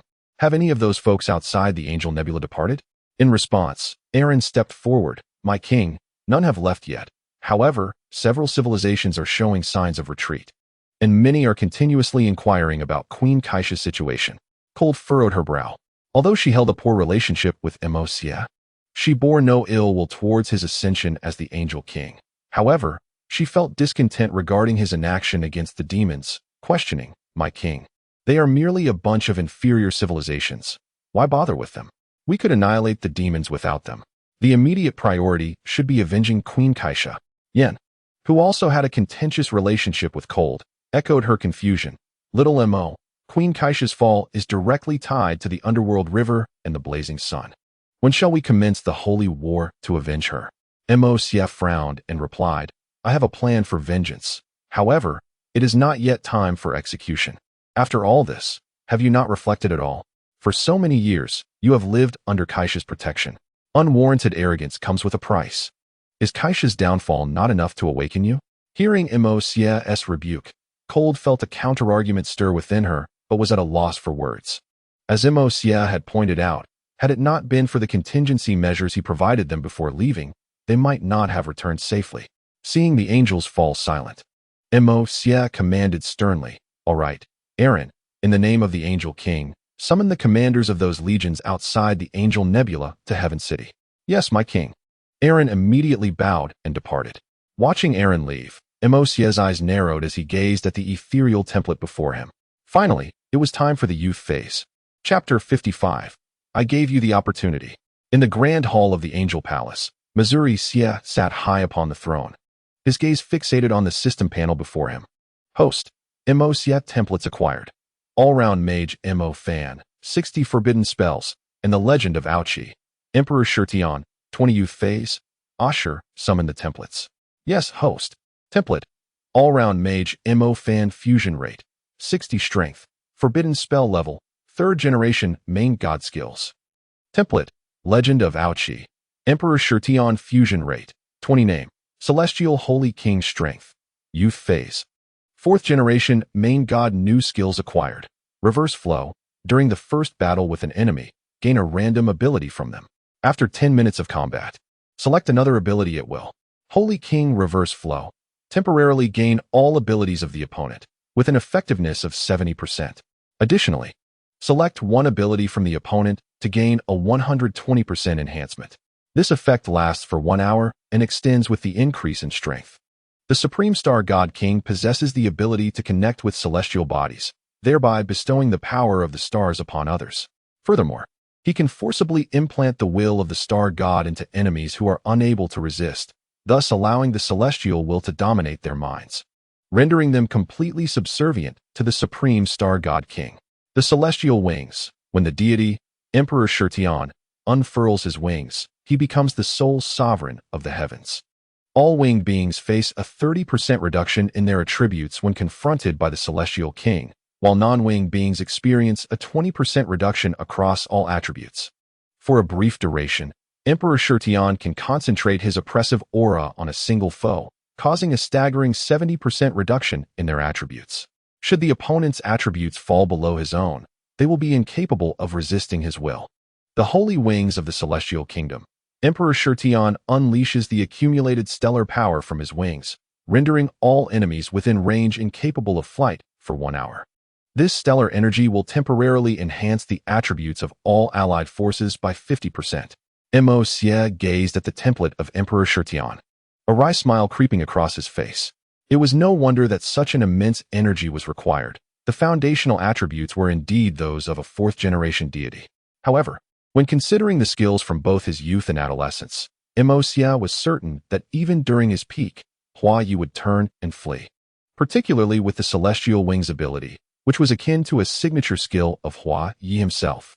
A 70% attribute reduction, this would elevate him to new heights. The skill of the Supreme Star God King seemed tailor-made for those subordinate civilizations. Your Excellency, the representatives from the subordinate civilizations have arrived, Aaron announced upon entering the royal palace. Please allow them in. After a brief interval, representatives from various civilizations entered the royal palace. Although only the representatives had been invited, nearly 100 individuals filled the grand space. Why is there a man seated on the throne? Where is Queen Kaisa? Could it be true that she has fallen as the rumors suggest? It appears so, but who is this individual? Is he the heir announced by the Holy Kaisa? Indeed. But why would the new ruler of the angelic civilization be male? When did angels have males? Surely, it cannot be the infamous Tianjia, who was said to have been expelled by the angels thousands of years ago. Upon realizing that the figure seated on the throne was not Kaisa, the representatives furrowed their brows, whispering amongst themselves through covert communications. Esteemed angelic lord, I am curious. We have followed Queen Kaisa's command to come to the Angel Nebula for a month now. Recently, we heard rumors of her fall in an unknown star region. Are you the new angelic king? A representative, who had reached the power level of a third-generation deity, stepped forward and inquired. Juxia, with a detached expression, responded. The Holy Kaisa has indeed fallen. I, the heir of the angelic civilization, have ascended to become the new angelic king. And what is the purpose of summoning us now? To initiate a new holy war? To seek vengeance for the Holy Kaisa? Another representative stood forth. The Dazzling civilization, also capable of creating third-generation deities, had sought refuge in the righteous order after being defeated in war. In the past millennium, they had gradually regained their former strength, making them one of the most powerful civilizations within the righteous order and one of the few with rebellious inclinations. Vengeance for Kaisa? Do you perceive the angelic holy war merely as a pursuit of vengeance? Of course not. The holy war is to eradicate evil, but now that Queen Kaisa has fallen, can we truly confront those hidden enemies even if we summon the full might of the righteous order? Mu Yunfan hastily waved his hands, but a hint of disdain flickered in his eyes as he pressed further. Zaylan's chief deity, you overstep your bounds. Are you betraying the righteous order? An angelic warrior, unable to contain himself any longer, drew his flame sword, glaring fiercely at Mu Yunfan, who took a few steps back in response. Even in the wake of the Holy Kaisa's fall, the name of the angelic warrior was still not one to be trifled with. Juxia raised a hand to halt the ensuing conflict. Step back, cold. He then turned his narrowed gaze upon Mu Yunfan, a fleeting glimmer of murderous intent flashing in his eyes. These individuals are but tools to facilitate my control over the entire righteous order. Death would be too merciful for them. So you are afraid? Shouldn't I be? As Mu Yunfan observed that Juxia had not permitted Cold to act, his confidence grew. There were over a dozen third-generation deities present, along with scores of third-generation super warriors. Could the angels truly eliminate them all? The representatives behind him exchanged glances, sensing the potential decline of the angels. Yet, some astute individuals began to recognize the underlying issues. Even with the Holy Kaisa's demise, what of the celestial king He-Shi? And why had the left-wing guardian angel Yin not assumed the role of king, allowing a mere youth in his 20s to take the throne? If he had indeed become the new king, did that not imply he had inherited the treasury of knowledge, the weapons of Kaisa, and the authority over the Celestial Blade series? With these thoughts racing through his mind, Yu Shang, who had been the first to step forward, now found himself retreating behind the other representatives. Indeed, you should be afraid. Thus, I offer you an opportunity. Mu Yunfan, noticing Juxia's seemingly easy concession, furrowed his brow. If he failed to recognize the peculiarities now, he was unfit to be the supreme leader of a civilization. Yet, in pursuit of separating from the righteous order and strengthening the Dazzling civilization, he inquired, what opportunity? Now, those who wish to sever ties with the righteous order may stand to the left. From this moment on, you shall be considered mortal enemies of the righteous order and will no longer be granted the possibility of surrender. Those who stand to the right will be permitted to deploy all their main forces into the territories designated by the angelic civilization. Let us begin. Juxia looked down at the assembly of individuals, representing thousands of civilizations within the righteous order. Upon hearing his words, all present exchanged glances, puzzled. What did this mean? To be deemed mortal enemies of the righteous order? Were they preparing to embark on a holy war? Why grant them the autonomy to choose? Could it be that the newly appointed angelic king was truly so accommodating? Yet, Yu Shang, who had originally stood behind the representatives, felt his pupils constrict. Mortal enemies? It could not be that simple. If a new generation of angels had ascended and made such declarations, he would have swiftly turned to leave. As one of the earliest members of the righteous order, he understood the new generation of angelic beings all too well. But if that were the case, why appoint a mere youth in his 20s as the new king? He could not believe that the Holy Kaisa, who had dominated the known universe for millennia, would be foolish. Despite his calculations suggesting that now would be the opportune moment to exit the righteous order, an inexplicable sense of dread surged within him. This was his super gene, which allowed him to sense impending danger to some degree. Relying on this unique gene, the Zhao civilization, despite having only 2 third-generation deities beneath its banner, had remained unharmed. The terror this gene instilled in him was unprecedented. Even more so than when the left-wing guardian angel had invited him to join the righteous order and he had contemplated refusing. Guided by his extensive experience and the instinct of his genes, he suppressed the urge to join the left faction and, without a second thought, moved toward the right side. His previously lowered head now trembled as he anxiously stared at the ground beneath his feet. He could distinctly sense that the moment he stood here, the alertness ingrained in his very genes dissipated. Yet this change only deepened his unease. Who was responsible for such a transformation within his genes? Was it the celestial king He? If so, that would be somewhat reassuring, considering she was a longtime friend of the revered Juxia and likely wouldn't engage in extreme actions. But what if it was the new king seated upon the throne?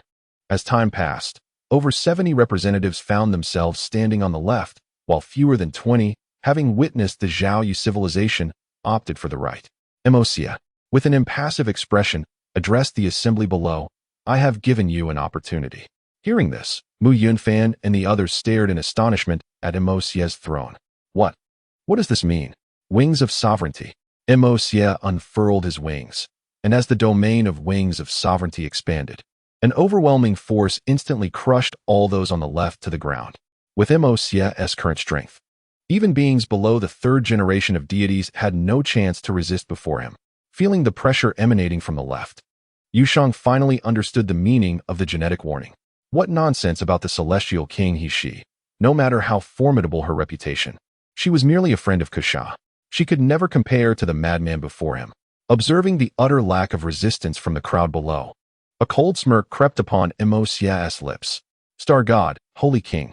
Subsequently, the stars long connected to the star chain erupted in brilliance, casting dozens of beams of starlight over the terrified representatives. As the starlight infused them, many representatives grew increasingly powerful. Yet Yushang and the others displayed no hint of envy.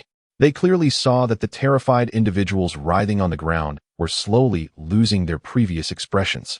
In their place blossomed reverence and fervor. Chapter 56. Mercy is a privilege reserved for the strong. Within the angelic palace, Xia sat high upon his throne, flanked by the new generation of angels led by Yin and Long, their brows furrowed in concern. For Xia's current actions did not align with the principles of justice and order. However, with outsiders present, they could not openly challenge Xia's authority. Below, 2 distinct groups stood on either side. The individuals on the right wore faces of terror as they gazed upon the left, where a group writhed in agony. The left side's members transitioned from suffering to struggle, and ultimately, they knelt before Xia in fervent submission. Xia regarded the individuals now transformed by the power of the stars with a satisfied expression. Among the 70-odd individuals, nearly 15 were 3rd-generation gods. After Xia's enhancement, those 15 had become star god sentinels, their strength elevated from the lowest tier of 3rd-generation deities to the pinnacle of that tier, just a step away from the 3rd-generation master deities. The remaining 50-odd 3rd-generation super warriors had also ascended into the ranks of 3rd-generation gods. Taking into account the knowledge repositories acquired by the angel Yin and the inherent strength of angelic civilization, even without the top-tier powers like Morgana and Karl, the mid-tier strength of angelic civilization was already sufficient to suppress the entirety of the known universe.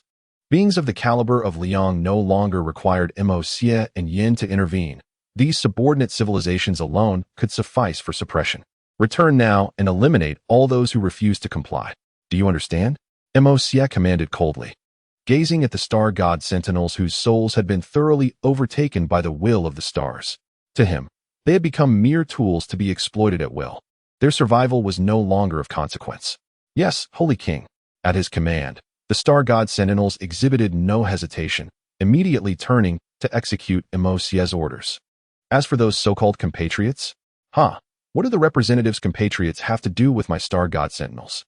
After watching them depart, Xia's gaze fell upon the representatives standing to the right, including the ruler of the Zhao civilization, Yushang. Sensing Mo's scrutiny, the remaining representatives knelt in fear, pleading, "King, great holy king, we wish to stand eternally with the angelic civilization. We beseech the holy king not to strip us of our souls. Rest assured, you have made the correct choice. I shall not take your souls and wills from you." Upon hearing this, the crowd below finally exhaled in relief. Yet before they could express their gratitude, Mo's spoke again. "Though I will not take your will, certain necessary shackles are still required. Do you comprehend?" Upon hearing Mo's words, the previously relaxed crowd's expressions turned grim once more. Being shackled, while preferable to having one's will stripped away, felt akin to being tethered by a leash like a dog. Observing the hesitance in their eyes, Mo's tone grew ominous. "What? Are you unwilling? Huh? Have those living too comfortably forgotten the primal laws of this world?" At this statement, Yu Shang and the others felt their pupils constrict once more, and Yu Shang, without hesitation, bowed his head and declared, "Holy King, the Zhao civilization has followed the principles of justice for millennia, and we harbor no thoughts of rebellion." With a steely resolve, he added, "I am willing to become the Holy King's servant, offering all my loyalty, merely seeking the Holy King's mercy for the Zhao civilization." The remaining 10 or so individuals behind him looked on in shock at Yu Shang, who had knelt in supplication. "Wait, brother, you knelt that quickly? Couldn't you have fought a little longer?" Mo's observed Yu Shang with keen interest. He had to admit, this individual was undoubtedly astute. He instantly recognized that Mo's had no intention of granting freedom to anyone, nor had he ever placed his trust in them. Compared to Kusha's mercy, Mo's was an unequivocal tyrant. Rather than incurring Mo's wrath, it was wiser to submit and pledge loyalty, perhaps ensuring the survival of their civilization. Behind Yu Shang, the other third-generation deity, the sole one who had not chosen to abandon the principles of justice, also knelt without a second thought upon witnessing Yu Shang's actions. As the ruler of the neighboring Sartre civilization, entirely knew Yu Shang all too well. Thousands of years ago, this cunning fellow had ambushed him unawares, seized resources, and then surrendered to the angelic civilization, offering no resistance when entirely retaliated, retreating home instead. Subsequently, the elder generation of angels had thoroughly punished the Sartre civilization and returned the resources they had just recovered to the Zhao civilization. Ever since then, entirely had simply followed Yu Shang's lead, doing whatever he did, driven by the notion that as long as he remained alive, Yu Shang could not escape either. "Great Holy King, I, entirely, wish to become your servant, offering all my loyalty." Hearing this, Yu Shang's lips twitched. This scoundrel had been following him for thousands of years, and now he was mimicking his choices, while the technology of his civilization had developed little else. They had advanced in reconnaissance and combat systems, solely focused on spying on him and ensuring they wouldn't be attacked, lacking any original thought. Suddenly, Mo's burst into laughter. "Ha! You two are quite remarkable. Very clever." At Mo's words, cold sweat trickled down Yu Shang and entirely's backs. If Kasha had praised them like this, they would have been elated beyond measure. Yet the individual before them was the absolute antithesis of Kusha. "Enough. You need not fear. I will infuse you with the power of the stars, providing you with a certain energy supply while refraining from interfering with your thoughts. Of course, this is contingent upon your loyalty." The oppressive air surrounding Mo's intensified. Though he had not activated wings of sovereignty, his very presence was enough to instill profound terror in them. "We vow to serve the Holy King unto death." Upon hearing this, Mo's no longer hesitated. 2 star chains pierced through Yu Shang and entirely's bodies. The power of the stars continuously flowed into them, and their original divine forms began to absorb the star energy, forming a connection with the celestial bodies in the sky. As their connection deepened, the two individuals remarkably ascended to the level of the third-generation deities. Their gazes remained unchanged, untainted by the loss of consciousness. Meanwhile, the hesitant onlookers realized that, despite their breakthrough, Mo's had yet to grant them an upgrade, which suddenly incited a wave of panic among them. "Your Majesty, I too am willing to pledge my loyalty." A third-generation super warrior nervously stepped forward. However, Mo's had grown weary of this group. The wing of the world once again enveloped them, rendering them mere puppets, just as the representative on the left before. Beside them, Yu Shang and Entai Li, who had just completed their upgrades, discreetly wiped non-existent cold sweat from their foreheads. Entirely was so frightened that his legs nearly buckled. Thankfully, Yushang was reliable. Otherwise, he would have been utterly doomed in this situation. Now, everyone return. Just like before, clear out the refuse from your homes. Do not waste my time. Mosia commanded coldly. Yes, my king, responded all the representatives as they departed. Cold could no longer suppress himself and questioned, Mosia, do you realize that everything you are doing now violates the order of justice? In response, Mosia furrowed his brows, replying icily, Justice? Cold, justice is merciful. Yet in this world, only the powerful can bestow mercy. But enough. Before Cold could utter another word, Mosia suddenly stood up, glaring fiercely at her, a glint of murderous intent flashing in his eyes. Mosia, do not be so agitated. Cold merely needs time to adjust. Yin quickly stepped forward to intervene upon witnessing Mosia's fury. Angel Cold, remember your place. First, you are an angel. Only then are you a serving angel of justice. Mosia's furious gaze bore into Cold. Kaisha's mercy has misguided these fools into believing they can converse on equal footing. They have grown arrogant and insolent since her fall. But I am not Kaisha. I am Mosia, the dual king of the dark world, the sovereign of the power of wisdom. If they possess any intelligence, they will obediently follow orders. If not, I shall remind them how they survived in the primal era. Weakness invites contempt, while even a hint of mercy from the strong is treasured by the weak. I do not care what they were like before. Kaisha has fallen. Justice is thus humiliated. The darkness of fallen freedom and extreme death believes it can look down upon angels from on high. I shall make them long for the days of Kaisha. Mosia's enraged voice compelled all the angels below to bow their heads. From this moment forth, the order of justice began to transform. The law of the dark jungle slowly re-emerged in this universe. The gods had loomed above for far too long. I shall trample them underfoot, using them as stepping stones to look down upon all beings. In a village somewhere on Earth, the used-up Reina was cast into a forest by Liangbing, surrounded by eerie silence. Until suddenly, it seems our king is truly about to unleash his wrath. A gray mist began to materialize, dressed in palace attire. Jiuyu gracefully approached Reina and gently lifted her. Then, she transformed once more into a cloud of gray mist and vanished. On the blazing sun star, General, the signal from the goddess Reina has vanished. According to the last coordinates, she has departed from the Chu star system. Hu Sha, the guardian of Yuanli, rushed into the regent's palace to report to Pan Zhen. Departed from the Chu star system? Pan Zhen's brow furrowed. According to their agreement with Karl, after using Reina to destroy the sacred Kaisha, she would be returned to the blazing sun star. Yet Karl had unilaterally transferred control of Reina to the demon King Morgana, leading to Reina being discarded back to Earth after being used.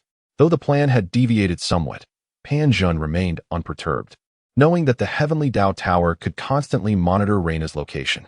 However, he was taken aback when Reina's dark signal was suddenly blocked, and she had left the Chu star system. Yuanli, take Xian Kuan and Lei Yin to search near the Chu star system. I must make a trip to the Nether River Nebula. After much contemplation, Pan Zhen issued his command. Yes, General, Yuanli responded, taking his leave. In the Death Song Academy, indeed, the sacred Kaisha has fallen. The universe now requires your order to reign, Karl stated with an indifferent expression. Of course, I shall enhance your configurations anew. It is said that the angelic civilization has supported a new angel king, seemingly a male. I, the god Karl, welcome Pan Zhen. After Karl ended the communication, Snow entered from outside. Let him in. Yes. Before long, Pan Zhen, clad in armor and devoid of expression, sat before Karl. I recall our agreement stipulated that you would safely return my goddess Reina to the blazing sun. I have already arranged this with Liangbing, but you know, demons do not keep their promises. Karl maintained a lifeless expression, showing no sign of change. Pan Zhen's demeanor turned cold as he raised his hand, unleashing stellar energy that incinerated Karl's lower half into nothingness. Yet, in an instant, Karl restored himself to his original state. Impudence. Snow, witnessing this, immediately drew his weapon, ready to strike, but Karl raised his hand to halt Snow's movement, his gaze icy as he stared at Pan Zhen. May I interpret General Pan's action as a provocation? Heh, I must ensure that the individual I converse with is worthy of standing on equal ground with me. Pan Zhen replied with a sardonic smile. Hearing this, Karl's eyes grew even colder. I have stated, the disappearance of Reina has nothing to do with me.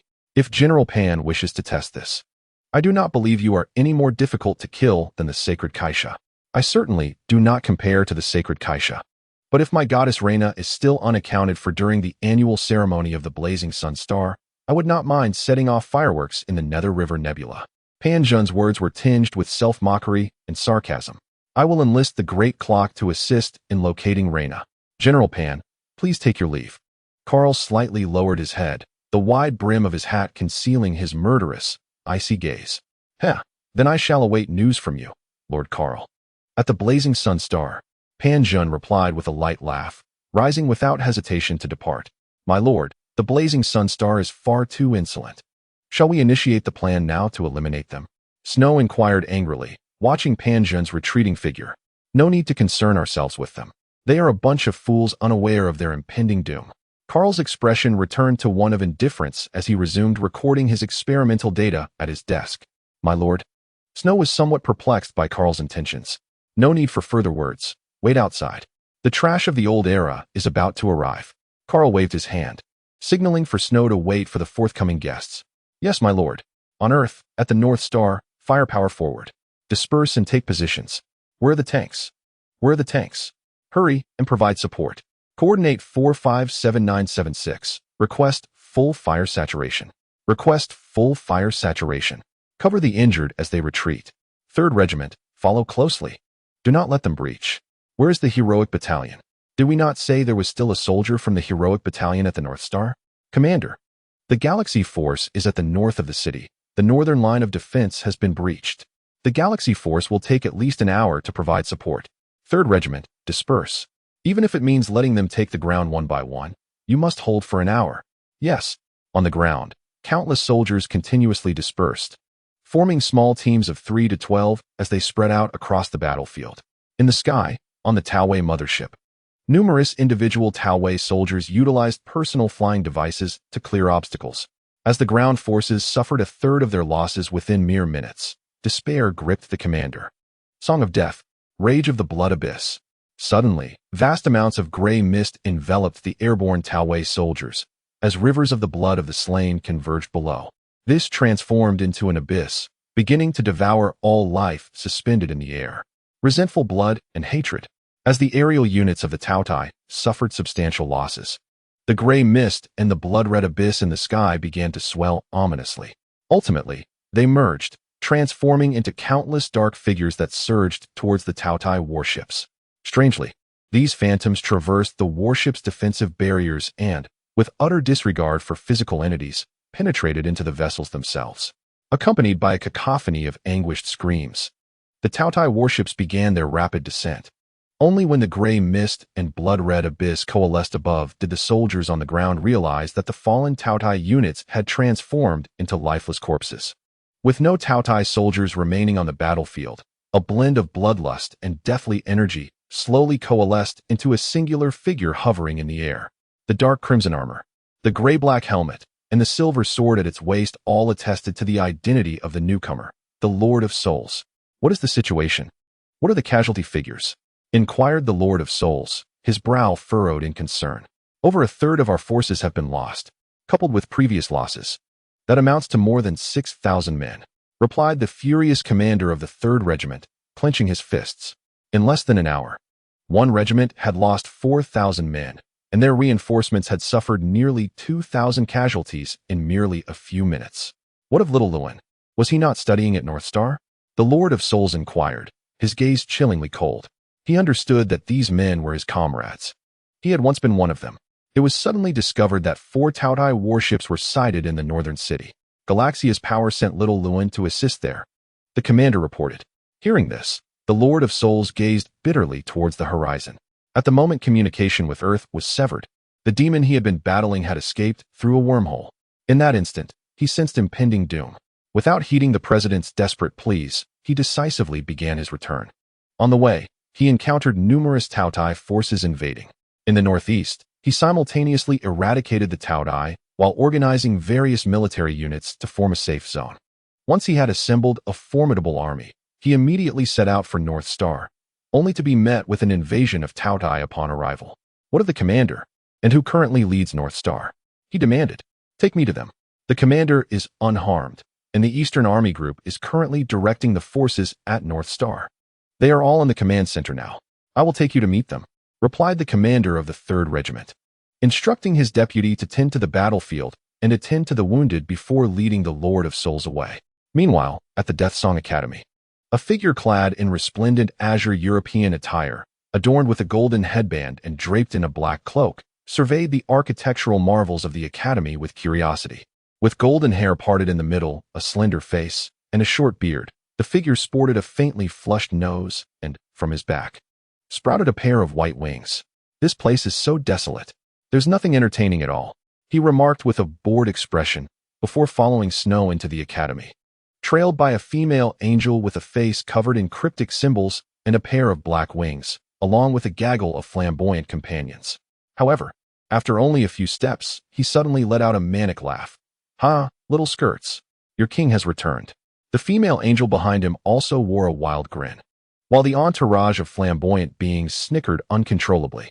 "Indeed, King Huaya will show those little skirts what a real man is like. Ha ha, come. Let that unfortunate Carl witness the return of a king from the bygone era," Huaya declared, strutting forward with an air of arrogance, while his male angelic companions showered him with flattery. But only the female angel's lips twitched in disdain. A king from the past? At this pitiful state, it would be a miracle if he isn't utterly humiliated. She seethed, wishing to eradicate the foolishness surrounding her. Noticing Runing's troubled expression, Huaya wrapped an arm around her and said with a smirk, "Fear not, Running. That unfortunate Carl has already agreed to assist me. Moreover, I've heard the new Angel King is merely a young lad in his 20s, and a male at that. Those little skirts must have longed for real men like us." Ha ha. As he spoke, Huaya could not help but indulge in lascivious gestures. "Do not be careless. Our King Kesha would not choose a mere fool to become the new Angel King. We must prepare thoroughly before we act," Running cautioned gravely. After all, as the former left-wing guardian of the angels, she was acutely aware that the angels' future had once been tied to the powers of Galaxia and Onyxide, and even they required millennia of learning to ascend. The so-called Emosia, who usurped both of them to become the new Angel King, was undoubtedly formidable. "Ha ha ha, my dear, do not fret. He is just a young lad. No matter how promising he may be, he must still prove himself. Those little skirts are simply desperate for male attention."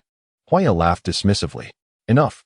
First, let us retrieve your celestial vessel. Even without King Kesha, the angels are still thousands of years ahead of us." "All right, I understand. But you have Running with you, right? Surely, you will assist me in restoring the celestial order?" In that moment, Running felt an overwhelming urge to strike Huaya down. But she maintained her composure and replied, "Once Carl upgrades you, we should pay a visit to that Earth star. It is where King Kesha fell, and many malevolent deities reside there. We should also assess Liangbing's stance." Upon hearing this, Huaya shrugged resignedly as he entered the Death Song Academy. Inside the academy, Carl remained seated at his desk, engrossed in his work, while Huaya entered with an air of entitlement, surveying the surroundings until his gaze fell upon the sole portrait in the hall.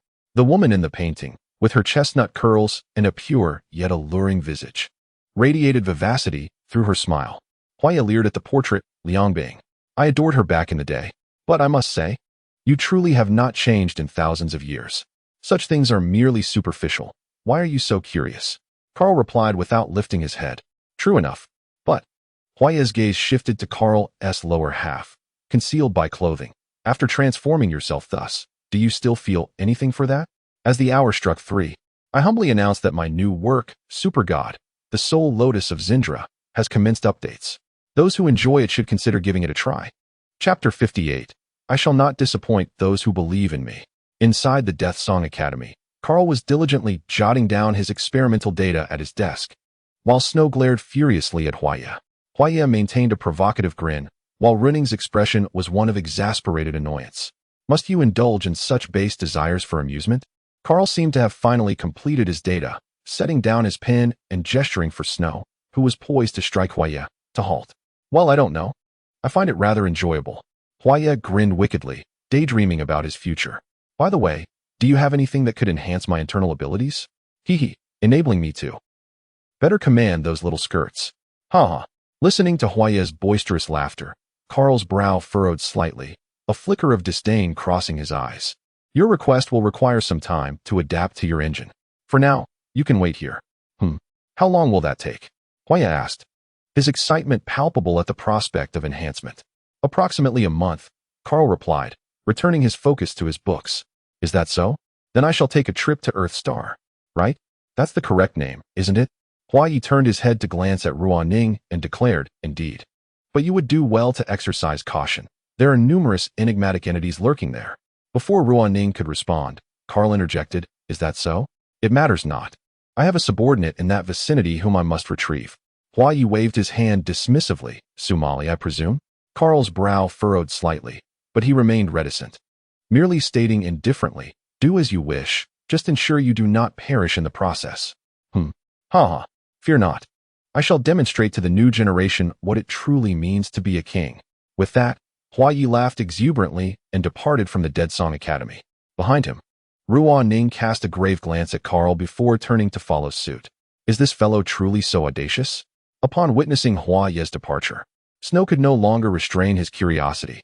Yet Carl's expression remained unchanged as he replied coolly, he is nothing more than a mere experimental subject. There is no need to dwell on him. Our most pressing threat lies with that so-called Juxia. As he spoke, Carl's gaze turned serious as he fixated on the direction of the Angel Nebula, an unsettling feeling gnawing at him, as if he were ensnared in a web of intrigue. In the Meluo Celestial Palace, Missouri Xia observed the visibly anxious Yuqin, perplexed. I am not a villain. Why are you so apprehensive? Why have you brought me here? What do you require of me? Yuqin's tension was palpable, especially given the rumors of his affection for 4 individuals. Not to mention the inclusion of Reina from the heroic squad. I desire your aid. Eh? Yuqin looked at Xia in astonishment.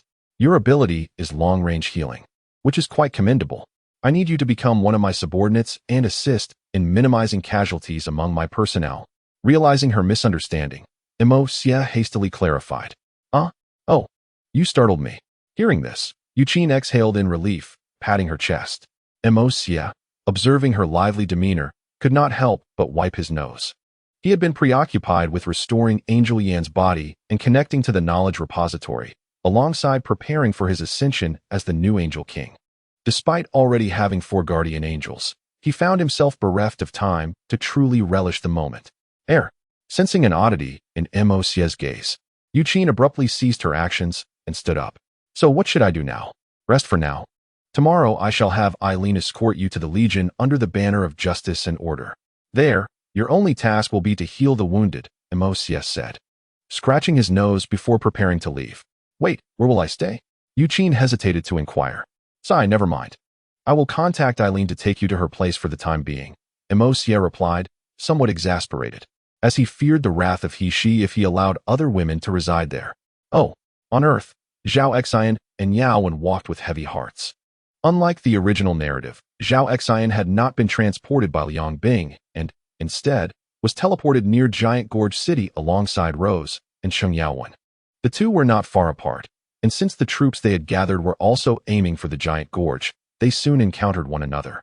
However, the recent turmoil aboard the Giant Gorge had cast a pall over their spirits. Master Xian, you need not remain so despondent. A soldier from the tank squad approached, attempting to offer comfort. You do not understand. I was powerless. General Du Cao was attacked right before my eyes. I accomplished nothing. I am just a burden. Zhao Xian cried out in anguish, collapsing to his knees, overwhelmed with sorrow. Just moments before, Du Cao had been close, greeting him, only for a bullet to pierce his temple in an instant, staining his uniform with blood. Master Xian Cheng Yao Wen's expression mirrored Zhao Xian's agony. Although he resented the arms race instigated by Du Cao that led to the destruction of the Dinner civilization, he could not deny that it was Du Cao who had brought him and many Dinner immigrants to Earth, subsequently finding him a family to adopt him. Undeniably, everything he had on Earth paled in comparison to what he had on Dinner, yet the love from his adoptive parents was abundant. The fury within him caused Cheng Yao Wen to clench his fists tightly, blood seeping through the cracks between his fingers. Devils. In a certain cave, Lu Chuang, Rui Mingming, and Wei sat exhausted before a fire. Over the past few days, they had endured relentless assaults from demons and gluttonous soldiers. Had it not been for Lu Chuang's successful mastery of the god-slaying power at a critical moment, they would have surely met their doom. Lu Chuang, you should leave. Wei suddenly spoke coldly. Sister Wei, what do you mean by that? Lu Chuang glared at Wei in anger, with Rui Mengmeng equally bewildered. You are different from us. You are stronger. If it were just you, you could have escaped long ago. Wei clearly understood that had Lu Chuang not been concerned for her and Rui Mengmeng, he would have already broken through the encirclement. There had been several instances where Lu Chuang had dispatched enemies only to return and rescue them when he discovered they were still fighting. Upon hearing this, Rui Mengmeng trembled, a flicker of fear crossing her eyes. Yet she gritted her teeth and declared, Brother Chuang, Sister Wei is correct. If it were not for us, you could have escaped long ago. You must leave at dawn. Sister Wei and I will hold them off. You're talking nonsense. Lu Chuang shouted in anger, but was interrupted by Wei. Lu Chuang, do you not understand? Your chances of escaping with us are nearly zero. The homeland needs you. Our strength pales in comparison to yours. You are our only hope. You must carry our faith and leave this place for the sake of our homeland. As soon as Wei finished speaking, Lu Chuang opened his mouth to respond, but a voice interrupted them. War God Lu Chuang. Who's there? Lu Chuang jumped to his feet, gripping his battle axe and scanning the surroundings fiercely. Behind him, Wei and Rui Mengmeng positioned themselves as a shield. I am Morgana, the god of fallen and dreams of freedom, the terminator of justice and order. Aboard Demon Number 1, Liang Bing watched Lu Chuang below, who appeared fierce and unyielding. In less than 10 days, the trio had eliminated over 30 of her subordinates, including 4 third-generation super soldiers. Most absurdly, Lu Chuang had already mastered the god-slaying power. For anyone in the entire demon civilization, facing him directly would result in devastating losses, even if they emerged victorious. The terminator of justice and order? Speak. What do you desire? Lu Chuang, seeing that the other party had not revealed themselves, casually sat on a nearby rock, gripping his axe. You are different from them. You are a war god, endowed with eternal life. A mundane nation lasts but 1,000 years, while the realm of gods is eternal. As a war god, would you not prefer to embrace this eternity with me? Liang Bing's seductive voice echoed within the cave, while Wei and Mengmeng exchanged bewildered glances at Lu Chuang, who remained motionless. Lu Chuang chuckled softly, reminiscing about his early days with the heroic squad when Xiaoluan had recklessly drawn his gun on Reina, while his comrades stood unwaveringly in opposition to her. He recalled the Battle of Liangshan, where Juxia had stepped forward and pledged his honor to Monkey King, vowing to become a true warrior. His comrades still stood resolutely behind him. He remembered the oath he had sworn to the heavens, vowing never to betray his country. His comrades, or the gratified expression of Monkey King in the end. I was once a rogue. Does that mean I must be a traitor now? That is not what I mean. That is precisely what you mean. I was once a scoundrel. I made countless vows to change. Yet in the end, no one believed me anymore. Until I joined the heroic squad. Xiaoluan's brave act of standing up for me. Sister Na has never looked down on me. Xiao Mo is willing to guarantee his integrity to Monkey Brother. Everyone trusts me. They believe I will become a true warrior, a competent soldier. I am oblivious to your so-called divine nonsense. Yet I know precisely what I, Lu Chuang, ought to do and what I ought not. Since you claim I am a god, should not a deity possess some form of honorable belief? What was that small fellow's name again? The power of the galaxy, right? Then I shall be known as Great Wall One. I once vowed to Monkey Brother, I will never betray my country. I will never betray my comrades. I will never forsake the righteous path. And that is my creed. I shall not disappoint those who place their faith in me any longer. Alas, you may depart.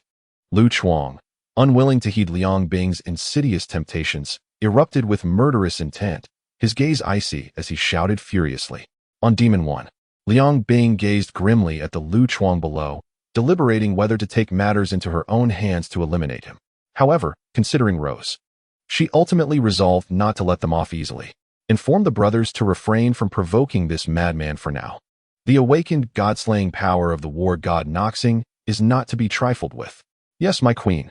Atai promptly relayed the order to the other demons. Chapter 59. The thousand-layered fairy tower inside the Celestial Palace. Missouri Xia gazed at the system's 10-item lottery opportunities with great excitement. Asu, give me a 10-fold draw. Understood. As the item roulette began to spin, all red-tier items vanished, yet the remaining items still tantalized the senses. Among them were Noah's pocket watch, Ares Life Core, the thunder staff of Star Grid, and the scales shed by the golden holy dragon. Naturally, there were also some disappointing items. such as the experience fruit that contributed a mere 0.01 fusion rate. As the roulette spun, a brilliant white light suddenly emerged. Congratulations, host. You have obtained 10 white reward Oki Legend experience fruits. Congratulations, host. You have obtained 10 white reward Oki Legend experience fruits. Congratulations, host. You have obtained 10 white reward Oki Legend experience fruits. Congratulations, host. You have obtained 10 white reward Oki Legend experience fruits. Congratulations, host. You have obtained 10 white reward Oki Legend experience fruits. Receiving 5 consecutive notifications of 10 experience fruits left Juxia momentarily dumbfounded. Asu, let me tell you. Don't think that just because you are the system, you are free from lineage. Host, the system does not control the lottery segment. This truly has nothing to do with me. Before Juxia's elegant words could conclude, a flash of green light appeared. Congratulations, host. You have obtained the green reward Oki Legend Star God, devouring mountains and rivers. Congratulations, host. You have obtained the green reward Oki Legend Star God, divine body dominance. Congratulations, host. You have obtained the green reward Oki Legend Star God, eternal legend. Seeing this, Juxia fell silent once more, only to erupt in rage instantaneously. What the hell? And you still dare to say you have no control? Damn you. Where is my Noah's pocket watch? Where is my star grid staff? This truly has nothing to do with me, dear host. As Asu's words fell, a red flash appeared once more. Congratulations, host. You have obtained the red reward. Oki Legend Star God Roulette. What? Is it finally happening? Before Juxia could finish his sentence, a blue light flickered again. Congratulations, host. You have obtained the blue reward. The dimensional heart of the full-time mage. By the heavens, dear host, are you the child of destiny? How can you even obtain red rewards? And this is a great red. Stop the nonsense. Asu, quickly, check the reward details. Juxia urged Asu excitedly to examine the rewards. Yes, dear host. Oki Legend Experience Fruit grants 0.01 fusion rate. Get lost. Who cares about this thing? Bring out my Star God Roulette and the Star God introductions. Understood. Oki Legend Star God, devouring mountains and rivers grade, green function. For 2 hours, the user is unaffected by any personal skills and may freely use all their abilities. No side effects. No energy consumption. Each person may equip 5 Star Gods. The Emperor Shurtion may be equipped without restrictions, but the same type of Star God cannot be loaded multiple times. Oki Legend Star God, divine body dominance grade, green function. For 2 hours. The user will not be controlled by any external factors, immune to all negative effects. Oki Legend Star God, eternal legend, grade, green function, passive, at any time. It can store energy emitted by nearby stars. During battle, it can activate. For 3 hours, all damage taken is instantly restored, and the user will not sustain any injuries. Juxia gazed at the descriptions, struggling to utter a single phrase. Incredible. It became evident in that moment why the Emperor Shurtion template had caused the system to falter for such an extended duration. To put it bluntly, these 3 green rewards could render an ordinary being nearly invincible for 2 hours. The red reward of the MO fan template only matched the power of a 5th-generation deity at its peak. Let us continue and see what the Star God Roulette entails. Understood. Oki Legend Star God Roulette grade. Red effect 1. Absorb the power of nearby stars to enhance energy concentration in the vicinity. Effect 2. Bestow the power of stars to nearby units within a certain range. Units receiving the blessing will gain a 30 enhancement to all attributes. Effect 3. Can draw 1 golden star god, 1 purple star god, and 1 blue star god for each unit. As the sovereign of the star god realm, may draw 1 red star god specifically for Emperor Shurtion. Juxia was ecstatic. Not only does this provide a chance for himself to obtain a red star god, but the ability for each unit to gain a star god is truly remarkable. To put it bluntly, after this, Juxia's subordinates will practically all be at their peak level, with angels like Long, who originally struggled against the likes of Pan Jun, likely able to crush him effortlessly after acquiring a star god. This does not even account for Juxia's numerous subordinate civilizations, as well as top-tier entities like Hishi, Kaisha, and Yin. Although Yin may not have effectively utilized combat methods like the Knowledge Repository, they are certainly not weaklings beneath the 5th-generation deity threshold. It can be said that this single reward has significantly elevated the overall strength of Juxia's entire faction. Let us proceed. Examine the dimensional heart of the full-time mage. Mosia did not hasten to draw a red star god. For while the dimensional heart of the full-time mage may not be as impressive as the red star god roulette, it is still a blue reward. It cannot be that inferior, can it? Dimensional heart of the full-time mage, grade, blue effect 1, can awaken certain summoning abilities for units, dimensional summoning. Effect 2, can be placed in any location, allowing for the random summoning of a battle general of monarch level or below each week. The master of the dimensional heart can freely arrange this summoned beast. Effect 3, open a dimensional gate, providing summoned beasts to units that have awakened dimensional summoning. The summoned beasts will be of the same level as the summoner. Effect 4, contract a king-level summoned beast for the master of the dimensional heart, elevating the summoned beast's realm by one significant level. Excellent. The single combat template has been granted, and now I am being bestowed with a group assault ability, right? Mosia regarded the newly acquired top-tier items with a strange expression. This round of enhancements is indeed solely aimed at bolstering the strength of his subordinates. With these 2 rounds of rewards, one could assert that if Mosia did not mind casualties, he could declare war on the entire universe at this very moment. Without hesitation, Mosia placed the dimensional heart on the plaza of the Meluo Celestial Court. A radiant flash illuminated the scene as a colossal structure, reminiscent of the dimensional gate summoned by Mosia, materialized at the center of Angel Plaza. Countless bizarre representations of exotic beasts were intricately carved upon the archway, which stretched several hundred meters high, with a peculiar barrier perpetually rotating at its core.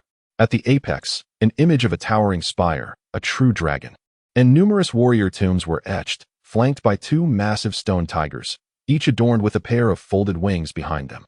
The commotion inevitably captured the attention of countless little angels.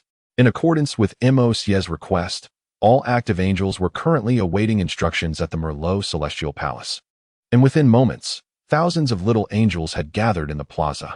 How shall I describe it? Mosia remarked that the overwhelming holy light rendered him unable to open his eyes. Little Mo, what is this? Angel, Yen inquired curiously as she approached to examine the grand archway. Why not try it and see? Mosia replied cryptically, gently nudging Yen beneath the arch. Once the arch recognized her presence, the spire of the 1,000-layer elven tower suddenly illuminated, casting a beam of light that enveloped Yen. The gathering angels watched in astonishment, though they were not overly concerned due to Mosia's reputation. After all, who would harm their beloved spouse? Soon, the radiance of the 1,000-layer elven tower fully merged with Yen's being. She looked around in amazement, having discovered a new special ability akin to the summoning prowess of the colossal wolf Mosia had conjured. However, she realized that, for the time being, she could not utilize it as she had yet to form a contract. Mosia, does this archway grant us the ability to summon dimensional beasts like you? Yen queried with intrigue. Absolutely.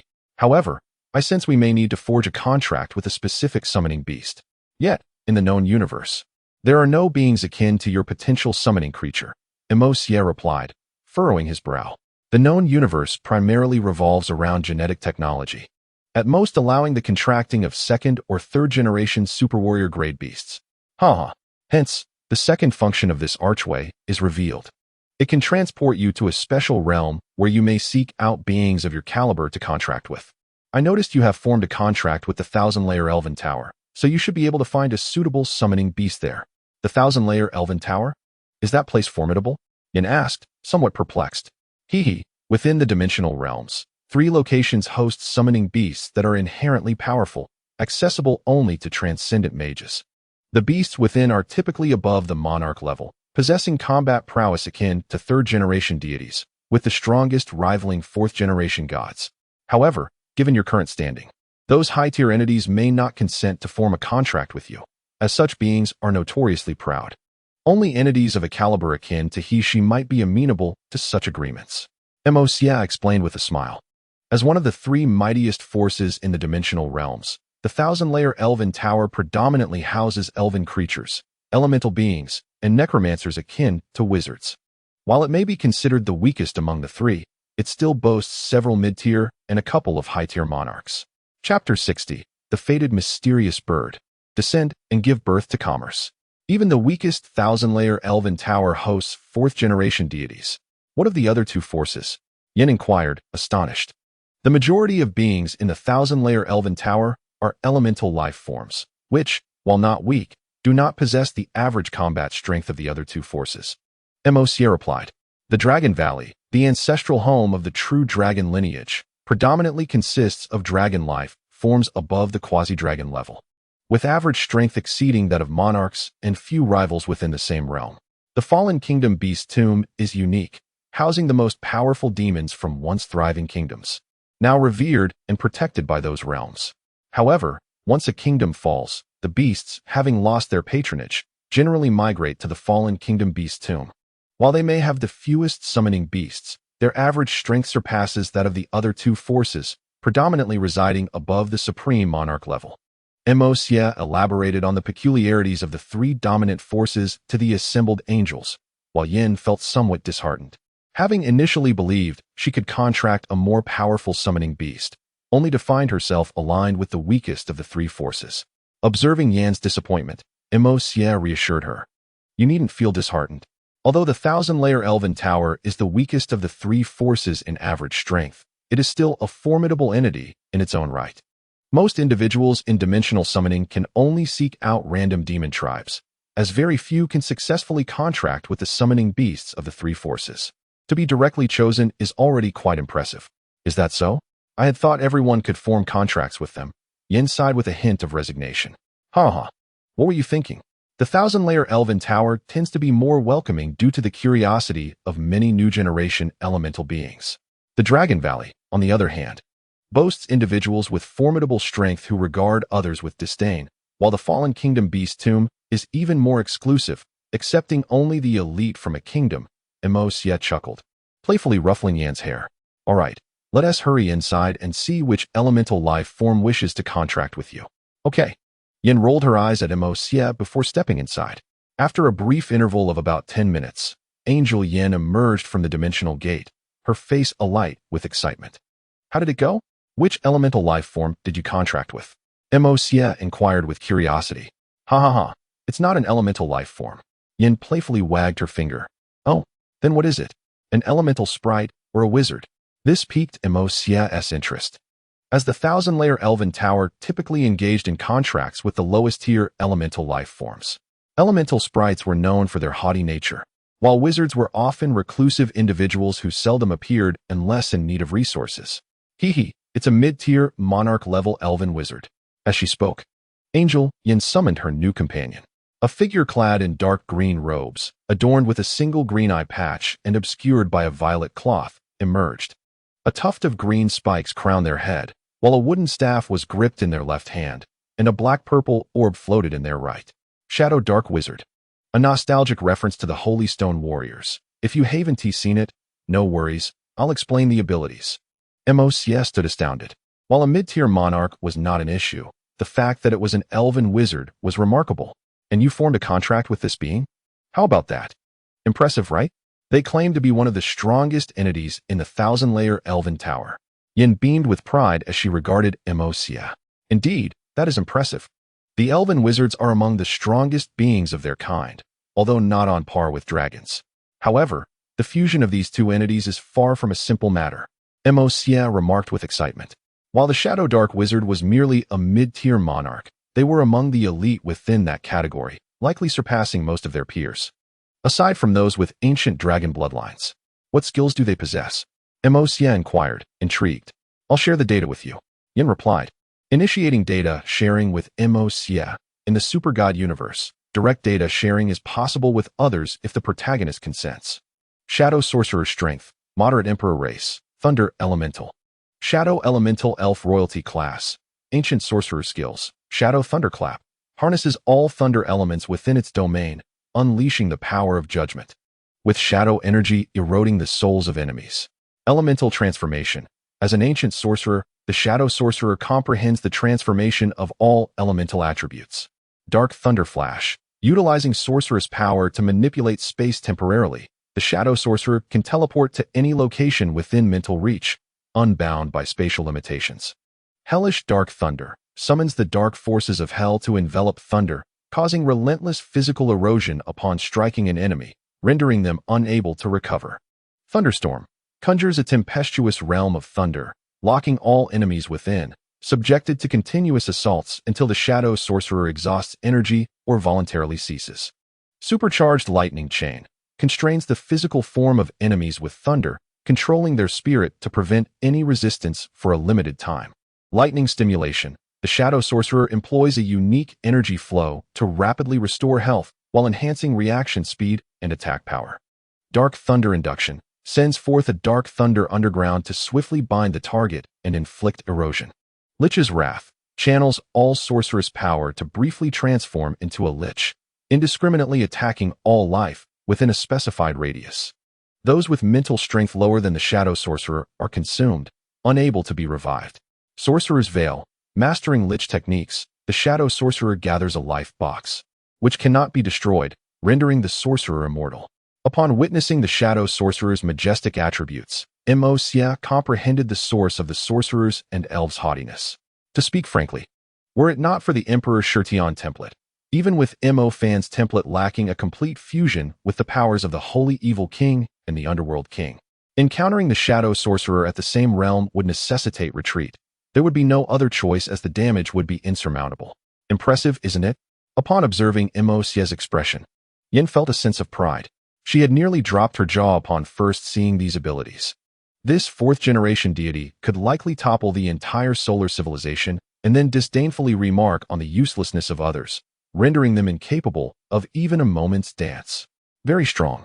The strength of the shadow sorcerer combined with yours would compel even Morgana to flee. Juxia extolled. This is no exaggeration. Not to mention that Angel Yen herself is a fourth-generation supreme deity, albeit less adept than Liang Bing in utilizing various abilities. Just considering the Shadow Sorcerer's panel alone, the ability to evade spatial locking with Dark Thunder Flash could easily breach Liang Bing's defenses. Can you believe that? Alright, I must venture in as well. Juxia, excited at Yan's completion of the contract, gazed eagerly at the dimensional portal. Do not forget, I have an opportunity for an Emperor-level contract and a significant elevation for Old Wolf. Originally a great monarch, this enhancement might elevate him directly to a minor Emperor level. This will once again amplify the combat prowess under my command. Wait, don't you already have a summoned beast? Yin inquired, surprised. Ha ha ha. The heart of the dimensional space grants me an additional summoning contract while enabling Old Wolf to further ascend. Juxia replied with a smile before turning to enter the portal. As the white light flashed, Juxia was taken aback by the scene before him. Amidst a vast expanse of ruins, countless shattered weapons were embedded in the ground, and broken armor was haphazardly piled, saturating the air with an aura of death. Juxia momentarily questioned whether he had arrived in a dark dimension. Little ghost. A deep, ancient voice suddenly resonated. Juxia jolted, turning to face the source. A colossal figure, stretching thousands of meters, bore eyes that exuded an endless void of silence. Encased in a pair of black wings, its sharp beak contrasted against the dark plumage that shimmered with hints of iridescence.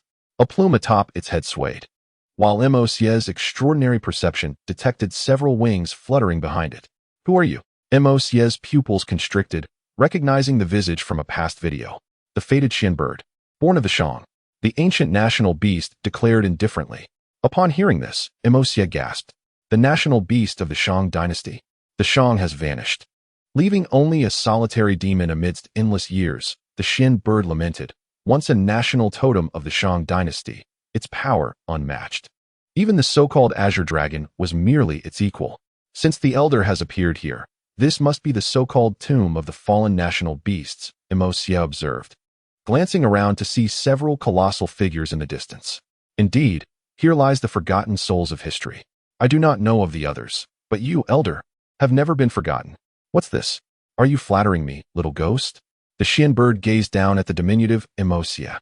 Despite his small stature, the Xian bird's instincts sensed Juxia's formidable strength, rivaling even the great sovereigns of ancient times. I do not flatter, Elder. Throughout the millennia of Chinese history, countless dynasties have faded into oblivion. Yet, the ancient three dynasties, Xia, Shang, and Zhou, remain immortal. Among them, the Shang's national beast, the Xian bird, has been revered by many. Ha ha, little ghost, I have lived for thousands of years. Let us dispense with the circumlocution. Speak, what is it you desire? Ha ha ha. Elder, once a national beast. I am now a sovereign of civilization. Would you consider becoming my summoned beast? Emosia extended a hand, directly proposing. Ha ha ha. You wish for me to be your summoned beast? Very well, but you must demonstrate sufficient strength. Chapter 61. The Xian bird re-emerges. The new sovereign. Within the tomb of the fallen national beasts, a massive black Xian bird suddenly rose, its vast form enveloping the surrounding area within a radius of thousands of meters. Little ghost, it has been thousands of years. Many have sought to make me their summoned beast. Even a once-in-a-generation genius has tried. Yet, none have been able to evoke the majesty of the ancient human emperor. I hope you do not disappoint today. The Xian bird's immense form surged forth, an overwhelming aura engulfing the entire tomb. Nearby national beasts, sensing this power, fled in terror. In a corner of the tomb, a giant vertical pupil suddenly opened, an ancient voice tinged with curiosity. Oh, which stunning little ghost has come here? To provoke such a response from that Xian bird is intriguing. It seems another descendant capable of shaking the world has emerged. Deep underground, an equally ancient presence stirred with curiosity. Unlike other beings, he had enjoyed a peaceful existence. Hidden for millennia, seldom disturbed. Yet, in these thousands of years, only one entity had evoked such a response from the Xian bird, a historical figure unifying the kingdoms. In a volcanic region, a vividly feathered phoenix gazed gravely towards the Xian bird, fully aware of its formidable power as a close relative. Though an advanced emperor, the Xian bird's might rivaled that of the so-called pinnacle emperors. Among the four great sacred totems, only the strongest azure dragon could hold its own against the Xian bird, while the other three totems might not stand a chance. Confronted with the majestic Xian bird, Emosia gazed at the creature with uncontainable excitement. Moments ago, the Xian bird had appeared forlorn, lying low to the ground, leaving Emosia unable to discern its true form. However, now, with its vast wingspan soaring thousands of meters into the sky, casting a shadow that obscured the sun, the bird's feathers gleamed in a spectrum of colors, and its sharp beak, along with the elegant crest atop its head, accentuated its regal demeanor. The long tail feathers further complemented its slender physique. How magnificent! It was no wonder so many revered the Xian bird. The mere sight of this creature ignited a thrill within Emosia. Even more astonishing was the overwhelming aura emanating from the Xian bird, rivaling that of the divine Kaisa from times past. It was hard to believe this was merely a high-ranking sovereign. Little imp, do not perish here. With a sweep of its wings, the Xian bird summoned a tempest that swept across the battlefield. Such was the power of its casual might, capable of inciting a storm that could obliterate any beneath the emperor level. Ha ha, Senior Xian bird, while I might have reservations facing other entities, no winged race can dare to act arrogantly before me. Emosia laughed heartily. With a flourish, he unfurled his own wings, cloaked in starlight, exuding an aura of terrifying might. In an instant, the Xian bird's demeanor shifted dramatically. It could feel its own attributes diminish by 30% in mere moments. Do you see? This is the power of the Emperor Shirtian. All winged beings must bow before me. Humph. Crest. The Xian bird scoffed, unleashing a brilliant burst of colors from its wings. In an instant, all areas engulfed by the light vanished without a trace. Emosia's expression changed rapidly. What? Not a high-ranking sovereign? How can it be so formidable? Yet excitement surged within him. After reaching maturity, apart from a single duel for the divine form against He had not engaged in a genuine battle. Skyward windbreak. Emosia extended his wings, unleashing a violent gale that engulfed the battlefield. Yet, in mere moments, the radiant light rendered all his winds futile. Little imp, the so-called sovereign from before exerted all its strength and could not withstand even a moment beneath the crest. If you cannot endure, it would be wise to concede early. Though we are not in the era of the Shang dynasty, I shall grant you mercy as a descendant of those ancient humans. High above, the Xian bird radiated even more dazzling colors. Heh, I truly underestimated you. A glimmer of excitement flickered in Emosia's eyes. Only such a formidable beast deserved to be his summoned companion. This was the epitome of a perfect summon. Heavenly Lock. Sealing Array. After several months, Emosia once again invoked this skill that had previously left Kaisa in a state of helplessness. An endless chain of stars enveloped the Xian bird, rendering it powerless to counteract. The Xian bird's face paled. It was the first time one of its most potent abilities had been breached so easily. Even Qinglong had to retreat in the face of this power, biding its time.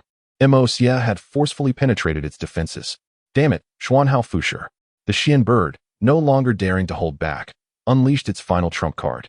In just moments of battle, Moxia had compelled the Xian bird to reveal its last means of survival. In midair, a colossal palace materialized, with the Xian bird proudly unfurling its wings atop, while a sovereign gazed down upon the world. As the palace emerged, even the star chains, which had withstood the assault of the dark silver weapon, began to falter. Moxia, startled, erupted with renewed vigor. The domain of his wings constricted, channeling its essence to the utmost limit. Under the pressure of the Xian bird's might, the immense palace dissipated in an instant. How can this be? Feeling the weakness overtaking him, the Xian bird's previously indifferent gaze narrowed sharply. Moxia summoned his strength once more, conjuring a brilliant blue longbow in his hands, crafted from the memory of the fate bow wielded by the Emperor Shirtian. Though its power was but a fraction of the original, it could momentarily coalesce his energy into a single arrow. The bow of the celestial stars. Infused with the essence of countless stars, the longbow released a radiant arrow that shot past the Xian bird, consuming the space behind it in an instant. The Xian bird felt a cold sweat break out. For the first time, it sensed an unprecedented aura of death approaching. In that moment, despair washed over it. Even the once mighty Qinglong had only managed to defeat it by exhausting its strength, yet Moxia had subdued it in less than half an hour. Had this been a true battle, that final arrow would have surely pierced its being. You have won. The Xian bird bowed its proud head, signaling for Moxia to ascend. Without hesitation, Moxia soared atop the creature, surveying the surroundings with a commanding gaze. As he stood upon the Xian bird, it spread its wings. I am the Xian bird, having waited 3,000 years. From this day forth, I pledge my loyalty to the new sovereign, Moxia. As the proclamation echoed throughout the dimensional realm, countless powerful beings were left astounded, gazing toward the site of the fallen kingdom. The undying phoenix of the Tang kingdom stared in disbelief at the Xian bird. How could it be that in less than half an hour, the Xian bird had been subdued? In a distant corner, the owner of a vertical eye straightened his posture, a colossal figure stretching thousands of meters, quaking the earth. From a high vantage, one would see this being was a black true dragon, exuding the aura of a high-ranking sovereign. How can this be? As a true dragon once tamed by the ancient emperor, he was acutely aware that the Xian bird had initially been the first choice of that ancient being. It was only after realizing it was no match that the emperor retreated, subsequently encountering the still immature version of himself. Although he had since ascended to a high-ranking sovereign. Upon arriving at the site of the fallen kingdom, the black dragon had considered confronting the Xian bird to assert his might. Yet, he had been swiftly defeated. The power of the Xian bird's divine abilities rendering him powerless. Even one of his kin, Qinglong, had to resort to evasion, waiting for the Xian bird's skills to wane before attempting to engage. Yet he distinctly remembered that the duration of the crest was a full hour. Back then, Qinglong had fought the Xian bird for 4 days, exhausting its energy to barely bring himself back to safety. Now, within just half an hour, the Xian bird had been captured. While the subjugation of the Xian bird might have startled the black dragon, it would not have evoked such astonishment. After all, despite the Xian bird's formidable power, even the pinnacle sovereigns could contend with it. There were rare entities capable of suppressing it, such as Qinglong and the Dark King. However, to defeat the Xian bird in merely half an hour was something the black dragon had never witnessed in its millennia of existence. In the depths of the Thousand Dragons Valley, a pair of dragon eyes opened, astonished as they turned toward the site of the fallen kingdom. The Xian bird had once been the offspring of his enemies, undoubtedly the most gifted among their descendants, and even he had been in awe of its prowess.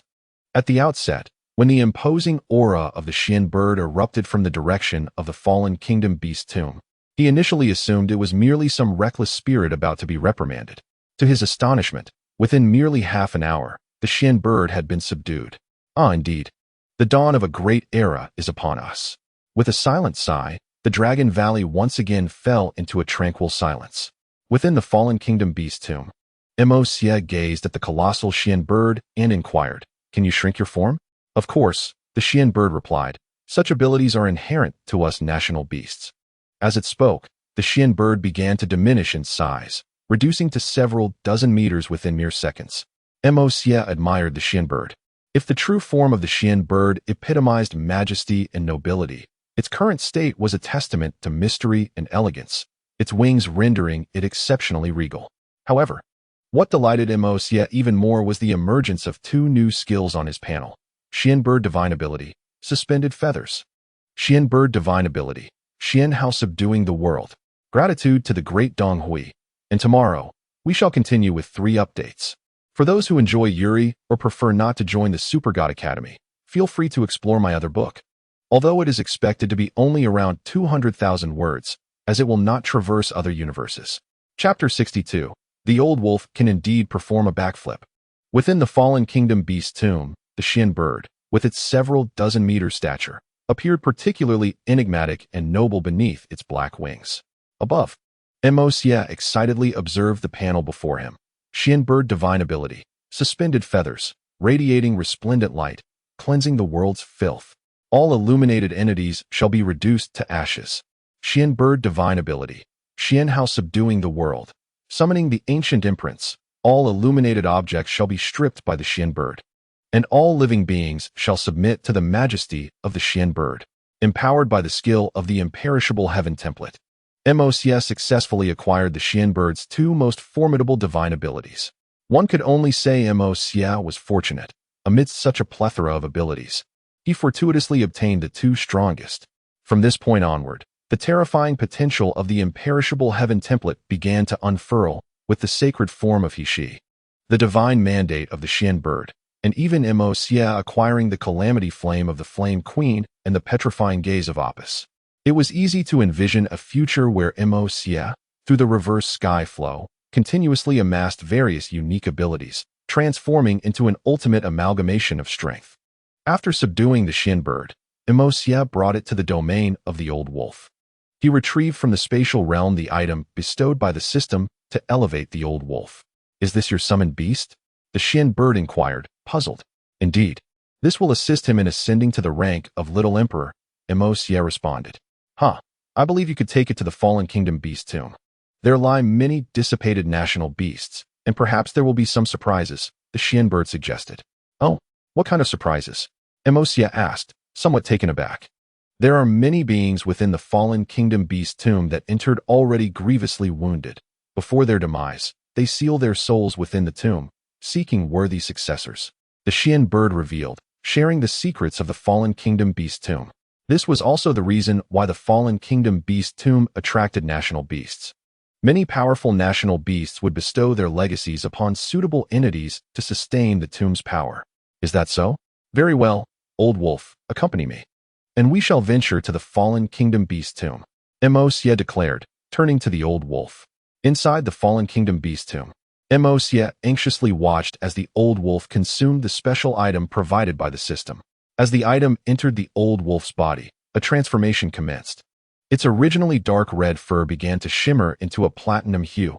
Its 1,000-meter form surged dramatically. The colossal insects that had once covered its body slowly vanished. A pair of wings sprouted from its back, their edges resembling sword feathers as they folded and unfolded. Its aura surged toward that of an emperor, but at that moment, it seemed to sense a powerful presence. A pair of enormous vertical pupils suddenly ignited in the air. For an instant, the Fallen Kingdom Beast tomb appeared to possess 2 moons. Then, these pupils vanished, converting into a streak of light that entered the Old Wolf's body. The Old Wolf, which had been comfortably undergoing the system's evolution, suddenly roared in agony. "Old Wolf, what is happening?" Juxia asked, alarmed, as he looked at the Old Wolf. This little fellow is quite fortunate. Although merely a national beast from a dynasty that lasted a few decades, its vast territory and power make it a legitimate high-ranking emperor. While it may belong to the lower tier of high-ranking emperors, it is still a top-tier existence," the Xian bird remarked, observing the Old Wolf with interest rather than concern. "Is this the legacy of that kingdom?" Juxia queried, puzzled. How many fit those criteria in history?" The Xian bird responded with a smile. "Are you suggesting you want?" Juxia exclaimed in surprise as he recalled the history. Indeed, a dynasty that existed for a mere century, yet through overwhelming strength. It plundered countless resources. It forcibly elevated an ordinary commander-level demon wolf to that of a high-ranking emperor. This is why so many demons yearn to become national beasts. and why so many powerful beings within the fallen kingdom beast tomb remained unwilling to depart. As the Xian bird's words resonated, the old wolf's platinum fur transformed into a brilliant white, its wings took on a golden hue, and each shoulder sprouted a wing akin to shoulder guards. A totem-like mark gradually appeared between its eyes. The previously folded wings merged into a singular, magnificent appendage. Its foreclaws morphed into a dark red hue, and the once blood-red eyes of the wolf shifted to a deep golden shade. The aura that had once signified a little emperor surged to that of a mid-tier emperor, teetering on the brink of advancement. The wings behind it shimmered again, merging with the illuminated moons in the sky, unleashing vast energy into the old wolf. With a resounding roar, the old wolf's power stabilized, ultimately settling at that of a high-ranking emperor. Feeling the surging strength within, the old wolf stood tall, its form casting a shadow that obscured the sky. Its wings, now fully unfurled, gleamed with radiance. "Ha ha ha, old wolf, you've truly soared with this upgrade," Moxia exclaimed, playfully patting the old wolf's toe. The old wolf, hearing Moxia's voice, lowered its head excitedly, eyes filled with reverence. "Master, I have succeeded. It is the legacy of the heavenly wolf, the national beast of the Yuan dynasty." "Oh, you can speak now?" Moxia paused for a moment before realizing, right. It seems that beings of emperor rank can articulate human speech. "Ha ha ha. Because I, like the heavenly wolf, have ascended from a lower demon. That is why it chose me. Master, I will no longer be your burden." The old wolf's eyes sparkled with fervor. "We are partners. You will never be a burden," Moxia reassured the old wolf, raising a hand to pat its massive head, though it felt somewhat oversized. Seeing this, the old wolf promptly shrank in size, transforming into a several-meter-long white wolf with wings. It excitedly licked Moxia. All right. No more licking. We still need to bathe when we get back." Moxia chuckled, affectionately patting the old wolf's head. "Now that our affairs here have concluded, I shall take my leave. Return to your domain, and remember to recruit some followers. I wish to make an impression. Do you understand? Rest assured, master. As long as you have sufficient magical energy next time, I will bring thousands of wolf-kin to clear all obstacles for you." The old wolf's eyes gleamed with determination as it replied steadfastly. "Excellent. Next time, you shall be my main force on the battlefield," Moxia praised, affectionately ruffling the old wolf's head. In the heavenly city, observing that Moxia had been inside for over an hour without emerging, Yin felt a flicker of concern. However, soon enough, the dimensional gate illuminated, and Moxia stepped through. "Moxia." Upon seeing him, Yin dashed forward. "Why did you take so long? I was nearly worried to death." "Ha ha ha. I just upgraded the old wolf.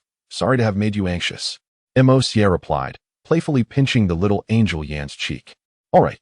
Let us awaken all the angels and allow them to form contracts with their summoned beasts." Moxia addressed the surrounding angels, then casually placed the star god compass beside the dimensional gate. As the starlight descended, a large compass several meters wide settled next to the gate, and with its appearance, stars fell from the sky, connecting to the compass. In an instant, the compass was illuminated with a dazzling display of starlight that lasted for several minutes before calming down. Then, it began to extract his exclusive Red Star God. Congratulations to the host for acquiring the Red Star God, Ruthless Slaughter. Star God, Ruthless Slaughter Grade, Red Star God Function, a growth-type star god. Once equipped, each time an enemy is killed, the host gains 1% of their total attributes, with no upper limit. In that moment, Moxia felt utterly astonished. 1% of total attributes, no limit? System, are you attempting to create another subsystem? Perhaps a slaughter system? Is this truly the Red Star God you speak of? Moxia almost missed the red reward. As Moxia summoned another compass, Yin felt completely unable to fathom the man before her. The Star God compass could assist in extracting star gods to equip oneself, offering various special effects. Each individual could acquire 1 golden star god, 1 purple star god, and 1 blue star god, with a maximum of 5 star gods equipped at a time. Recovering from his shock, Moxia replied, "Star gods? Are they really that impressive?" Yin inquired curiously. "At the very least, they will elevate your strength to a new echelon." "You mean to say that the foundational combat power of the angel civilization will now be akin to that of third-generation super warriors?" Upon hearing this, Yin was utterly stunned, her mouth forming a perfect circle as she gazed incredulously at Moxia. Seeing her adorable expression, Moxia couldn't help but kiss her cheek. Why do you keep kissing me in front of so many people?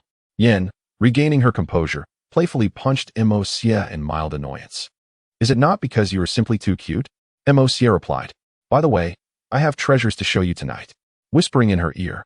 The warmth of his breath made Yen blush, prompting her to quickly step back. Why didn't you mention that your pet can do backflips?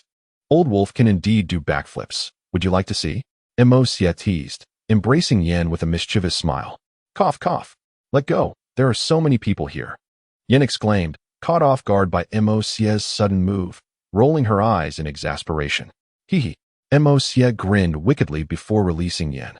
You all continue. I have some matters to discuss with Hishi. I shall take my leave. Then, leaning close to Yan's ear, he added, remember to come find me tonight, or else it may not be good if I come looking for you. With that, silver stars shimmered, and Juxia vanished without a trace, leaving the angels to tease Yen endlessly. Chapter 63. Disaster of the Blazing Sun Celestial Palace. As Hishi listened to Juxia's account, a flicker of surprise crossed her eyes upon observing the star god in his hand. Such small entities could render an ordinary person invincible for 2 hours against anyone? Do not underestimate these star gods. They are among the most precious resources in the star god realm. Each star god embodies the ultimate will of a star. Juxia explained, observing Hishi's expression. Does this mean that a single star god represents the core of an entire planet? Hishi asked, frowning. Of course not. The core is merely a remnant of a star's power after much of it has been expended. A star god is the power condensing at the peak of a star's glory. Indeed, the world is filled with wonders. Who could have imagined that the most common planets in the universe could evolve such formidable powers? Hishi mused. No wonder Juxia insisted on opening up all backward technologies for exchanges with other civilizations. It only illustrates how she and Kaisha were too close to the situation to see clearly.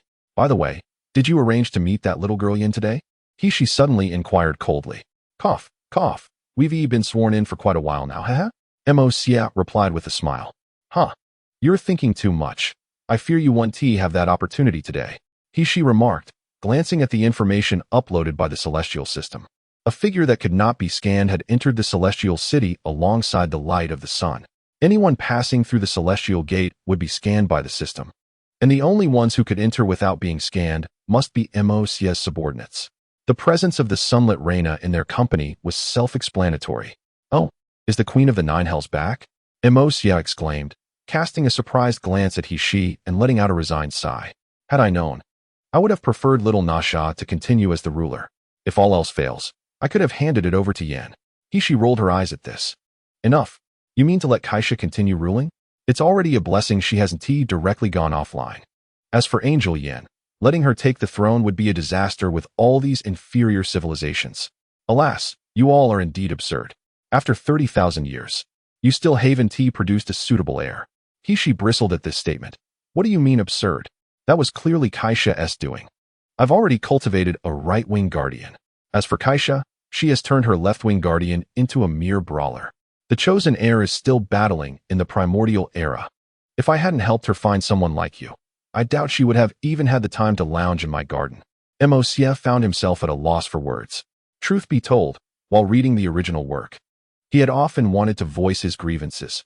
Two angelic kings who had traversed the cosmos for thousands of years, yet their heirs were all inept. One simply followed the commands of their queen without question, which was understandable given the nature of angels. However, to hand over sacred codes to outsiders was indeed outrageous. As for the other, it was even worse. In the original tale, they followed the commands of their queen and pursued the future, nearly leading to the extinction of the new generation of angels. Suddenly, a knock echoed at the laboratory door. Come in. Hishi casually opened the door. In walked the Queen of the Nine Hells, accompanied by the awakened Reina. Your Majesty, my task is complete. The Queen of the Nine Hells said with a light laugh. Moving closer to Juxia, her eyes sparkling with allure. Juxia felt a twitch at the corner of his mouth. Ever since he awakened the 8 great kings of the dead, the other kings held him in great esteem. Yet, this particular Queen of the Nine Hells would often tease him, though she was indeed beautiful and lacked the usual decay and stench of the undead. Exuding a unique fragrance that stirred the imagination, the coldness he sensed from her body always reminded him of a certain necromancer. While he admired her courage and strength, the thought of becoming a necromancer himself was daunting. After all, if he accidentally froze his younger brother, there would be nowhere to complain. If he could revive her, Juxia would undoubtedly have this enchanting woman assist him in his cultivation.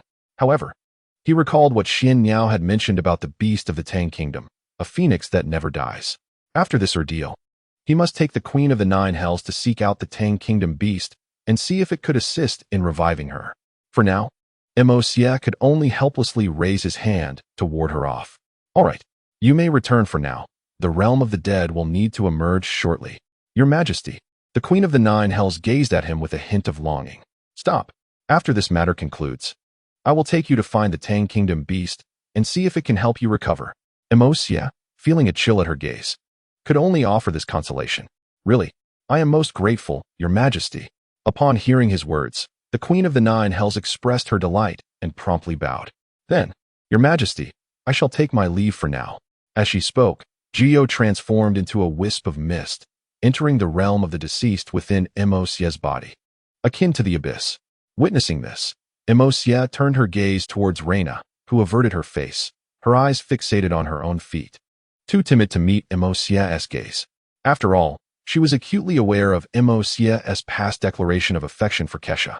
This realization, coupled with the memory of her genetic betrayal that had led to her subjugation, enveloped Reina in a profound despair of alienation. How is it, Sister Na? After such a long absence, do you not miss me?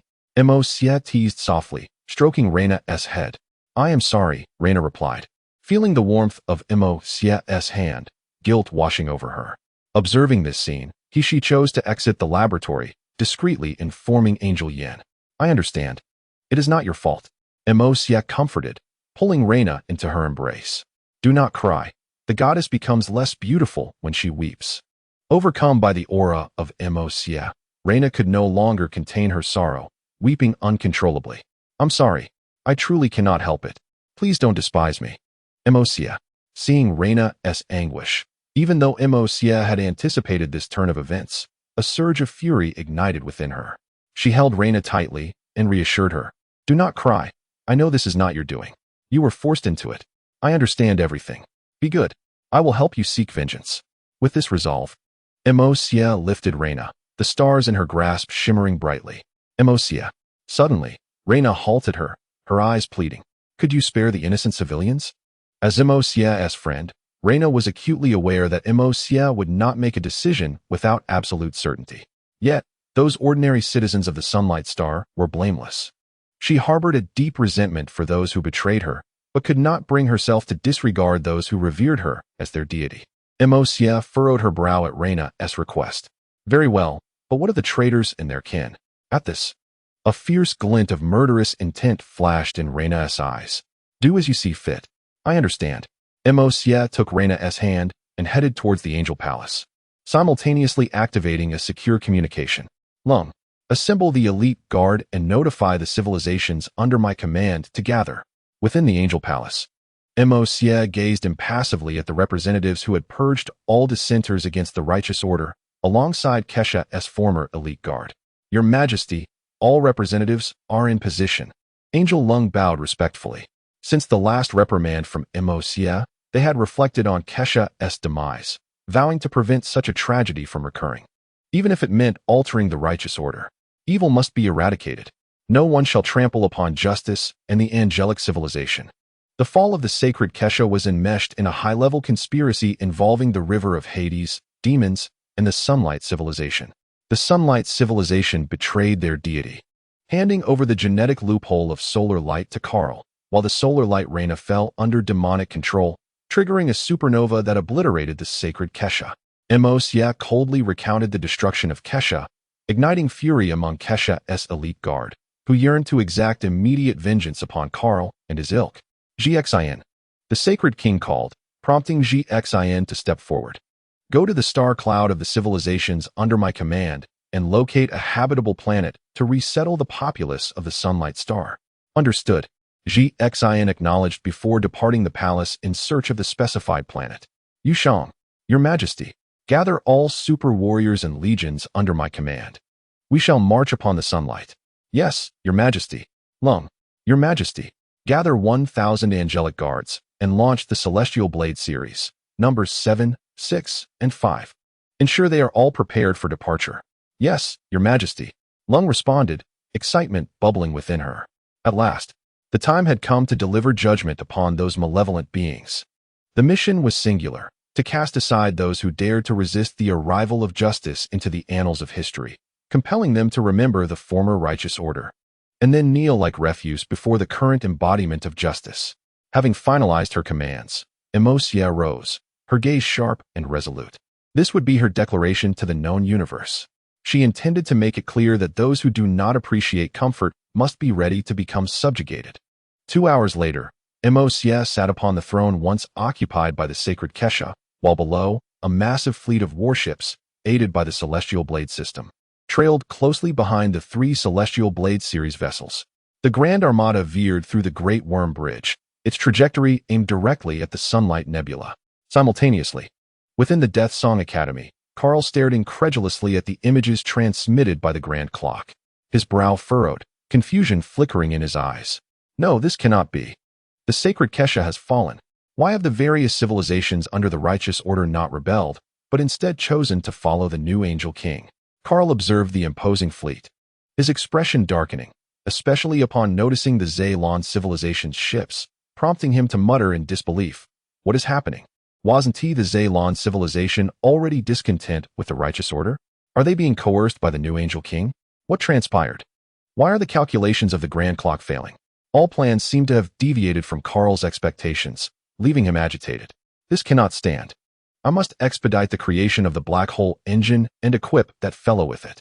Only then can I divert the attention of the angelic civilization. With that, Carl hastened back to his laboratory, accelerating the development of the black hole engine. Chapter 64. In my Master's name. The Evil King's Fury. On Earth, Liang Bing, having successfully ingratiated herself with the slumbering Time Rose, reveled in the embrace of her beloved. Seizing the opportunity while Rose slept, Liang Bing's hands wandered restlessly over her form, all the while cursing internally, damn Juxia. Useless Black Wind. If it weren't for Black Wind being captured by Juxia, I would have had him conjure sweet dreams for Rose and whisk her away by now. Sensing an unusual sensation, Rose furrowed her brow, turning over to continue her slumber. Just as Liang Bing prepared to take further action, a voice suddenly interrupted through the dark communication. Your Majesty, what the hell? Are you trying to scare me to death? Did I not say not to disturb me? Liang Bing exclaimed, startled by the abrupt voice, followed by a soft curse.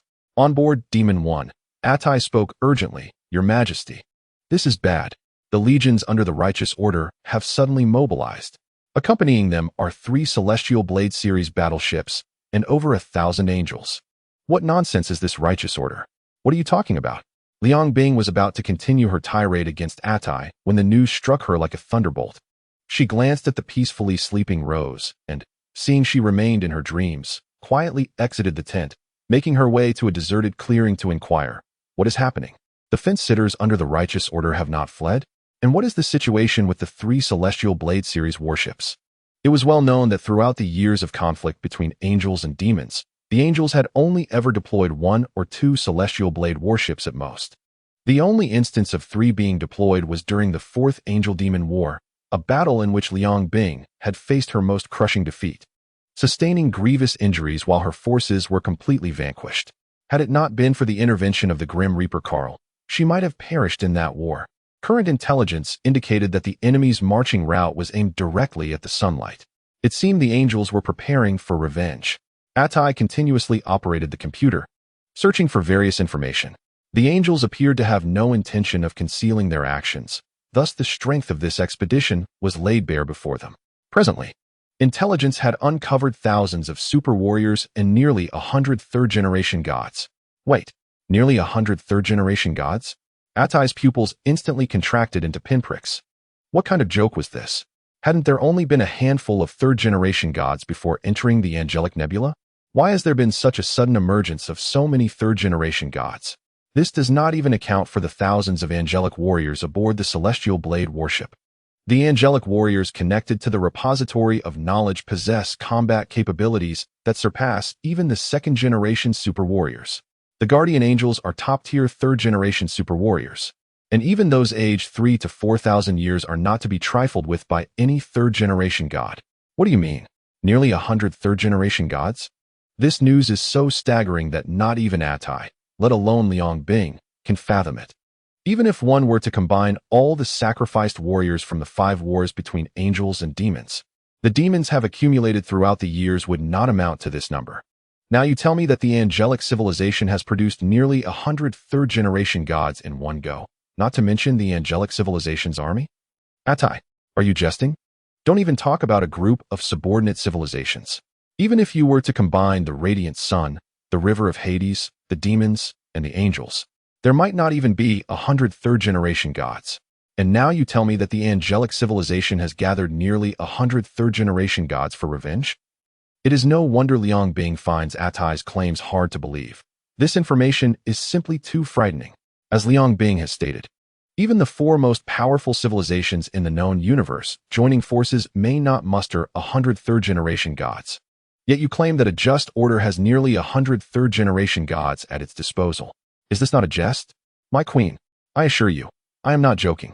Atai anxiously transmitted the video retrieved from Demon Number 1 to Liang Bing. The video depicted a colossal fleet, numbering in the millions, empowered by the Celestial Blade system, sailing into a massive wormhole aimed directly at the Radiant Sun Nebula. Surrounding the fleet, nearly 100 third-generation gods flitted between various legions. Above the numerous fleets, 3 immense Celestial Blade warships towered over all others, while hundreds of angels looked down from their high vantage point at the warships entering the wormhole. Witnessing this scene, Liang Bing was rendered speechless. How is this possible? My queen, what should we do? Atai, noticing Liang Bing's dazed expression, urgently inquired. What should we do? I know what to do. Flustered by Atai's incessant questioning, Liang Bing snapped. Enough. I will contact that wretched Carl. This matter concerns all 3 of our civilizations. No one can shirk responsibility. With that, Liang Bing ended the communication and prepared to call Carl. However, at that moment, she spotted a fireball hurtling towards the vicinity of Rose's camp. Sensing the ominous energy within, Liang Bing hurriedly opened a wormhole to return to the camp, then entered Rose's tent. Upon her arrival, she found Rose already donning black armor in response to the malevolent presence in the air. Seeing Liang Bing enter, she furrowed her brow and asked, "Where have you been?" Liang Bing, aware that this was not the time for such inquiries, quickly replied, "Now is not the time for that. An evil god is coming. I sense a powerful malevolence. We must evacuate your people immediately." Just as she finished speaking, a tremendous explosion shook the ground as the fireball landed near Rose's tent, sending dust soaring. The vigilant soldiers immediately trained their weapons on the swirling dust. Rose urgently commanded, "Everyone, retreat immediately." "What's happening, Rose?" the responsible officer inquired upon hearing her orders. "This is a powerful evil god. You cannot contend with it. You must retreat quickly." The officer, reluctant, asked, "Is there any way we can assist?" "I am uncertain, but the opponent's strength is formidable. To minimize casualties, everyone must evacuate immediately." Rose's expression was grave as she gazed into the dust. Hearing this, the officer promptly ordered, "Everyone, retreat at once. Do not distract time-space, Rose." "Yes." The soldiers, while keeping a wary eye on the spreading dust, began to withdraw. At that moment, Liang Bing emerged as well. "Huh, an evil god? That name carries a rather unpleasant connotation." A mocking voice emerged from the dust. As the haze dissipated, a figure stepped forth, none other than Hua Yi. "It's you." Liang Bing's pupils constricted upon seeing Hua Yi. "Liang Bing, you have destroyed the one I cherish most. You must compensate me."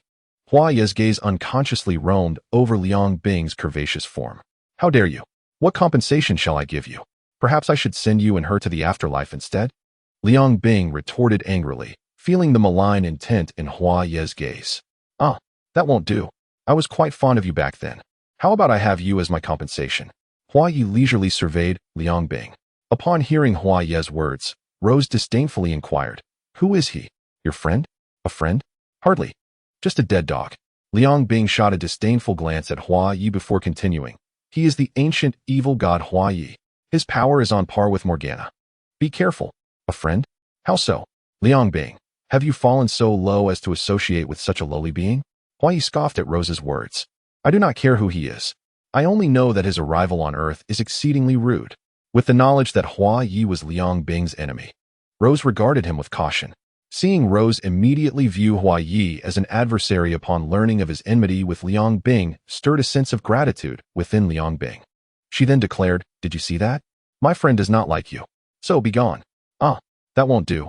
I still have people to find. Although your friend dislikes me, I have taken a liking to you.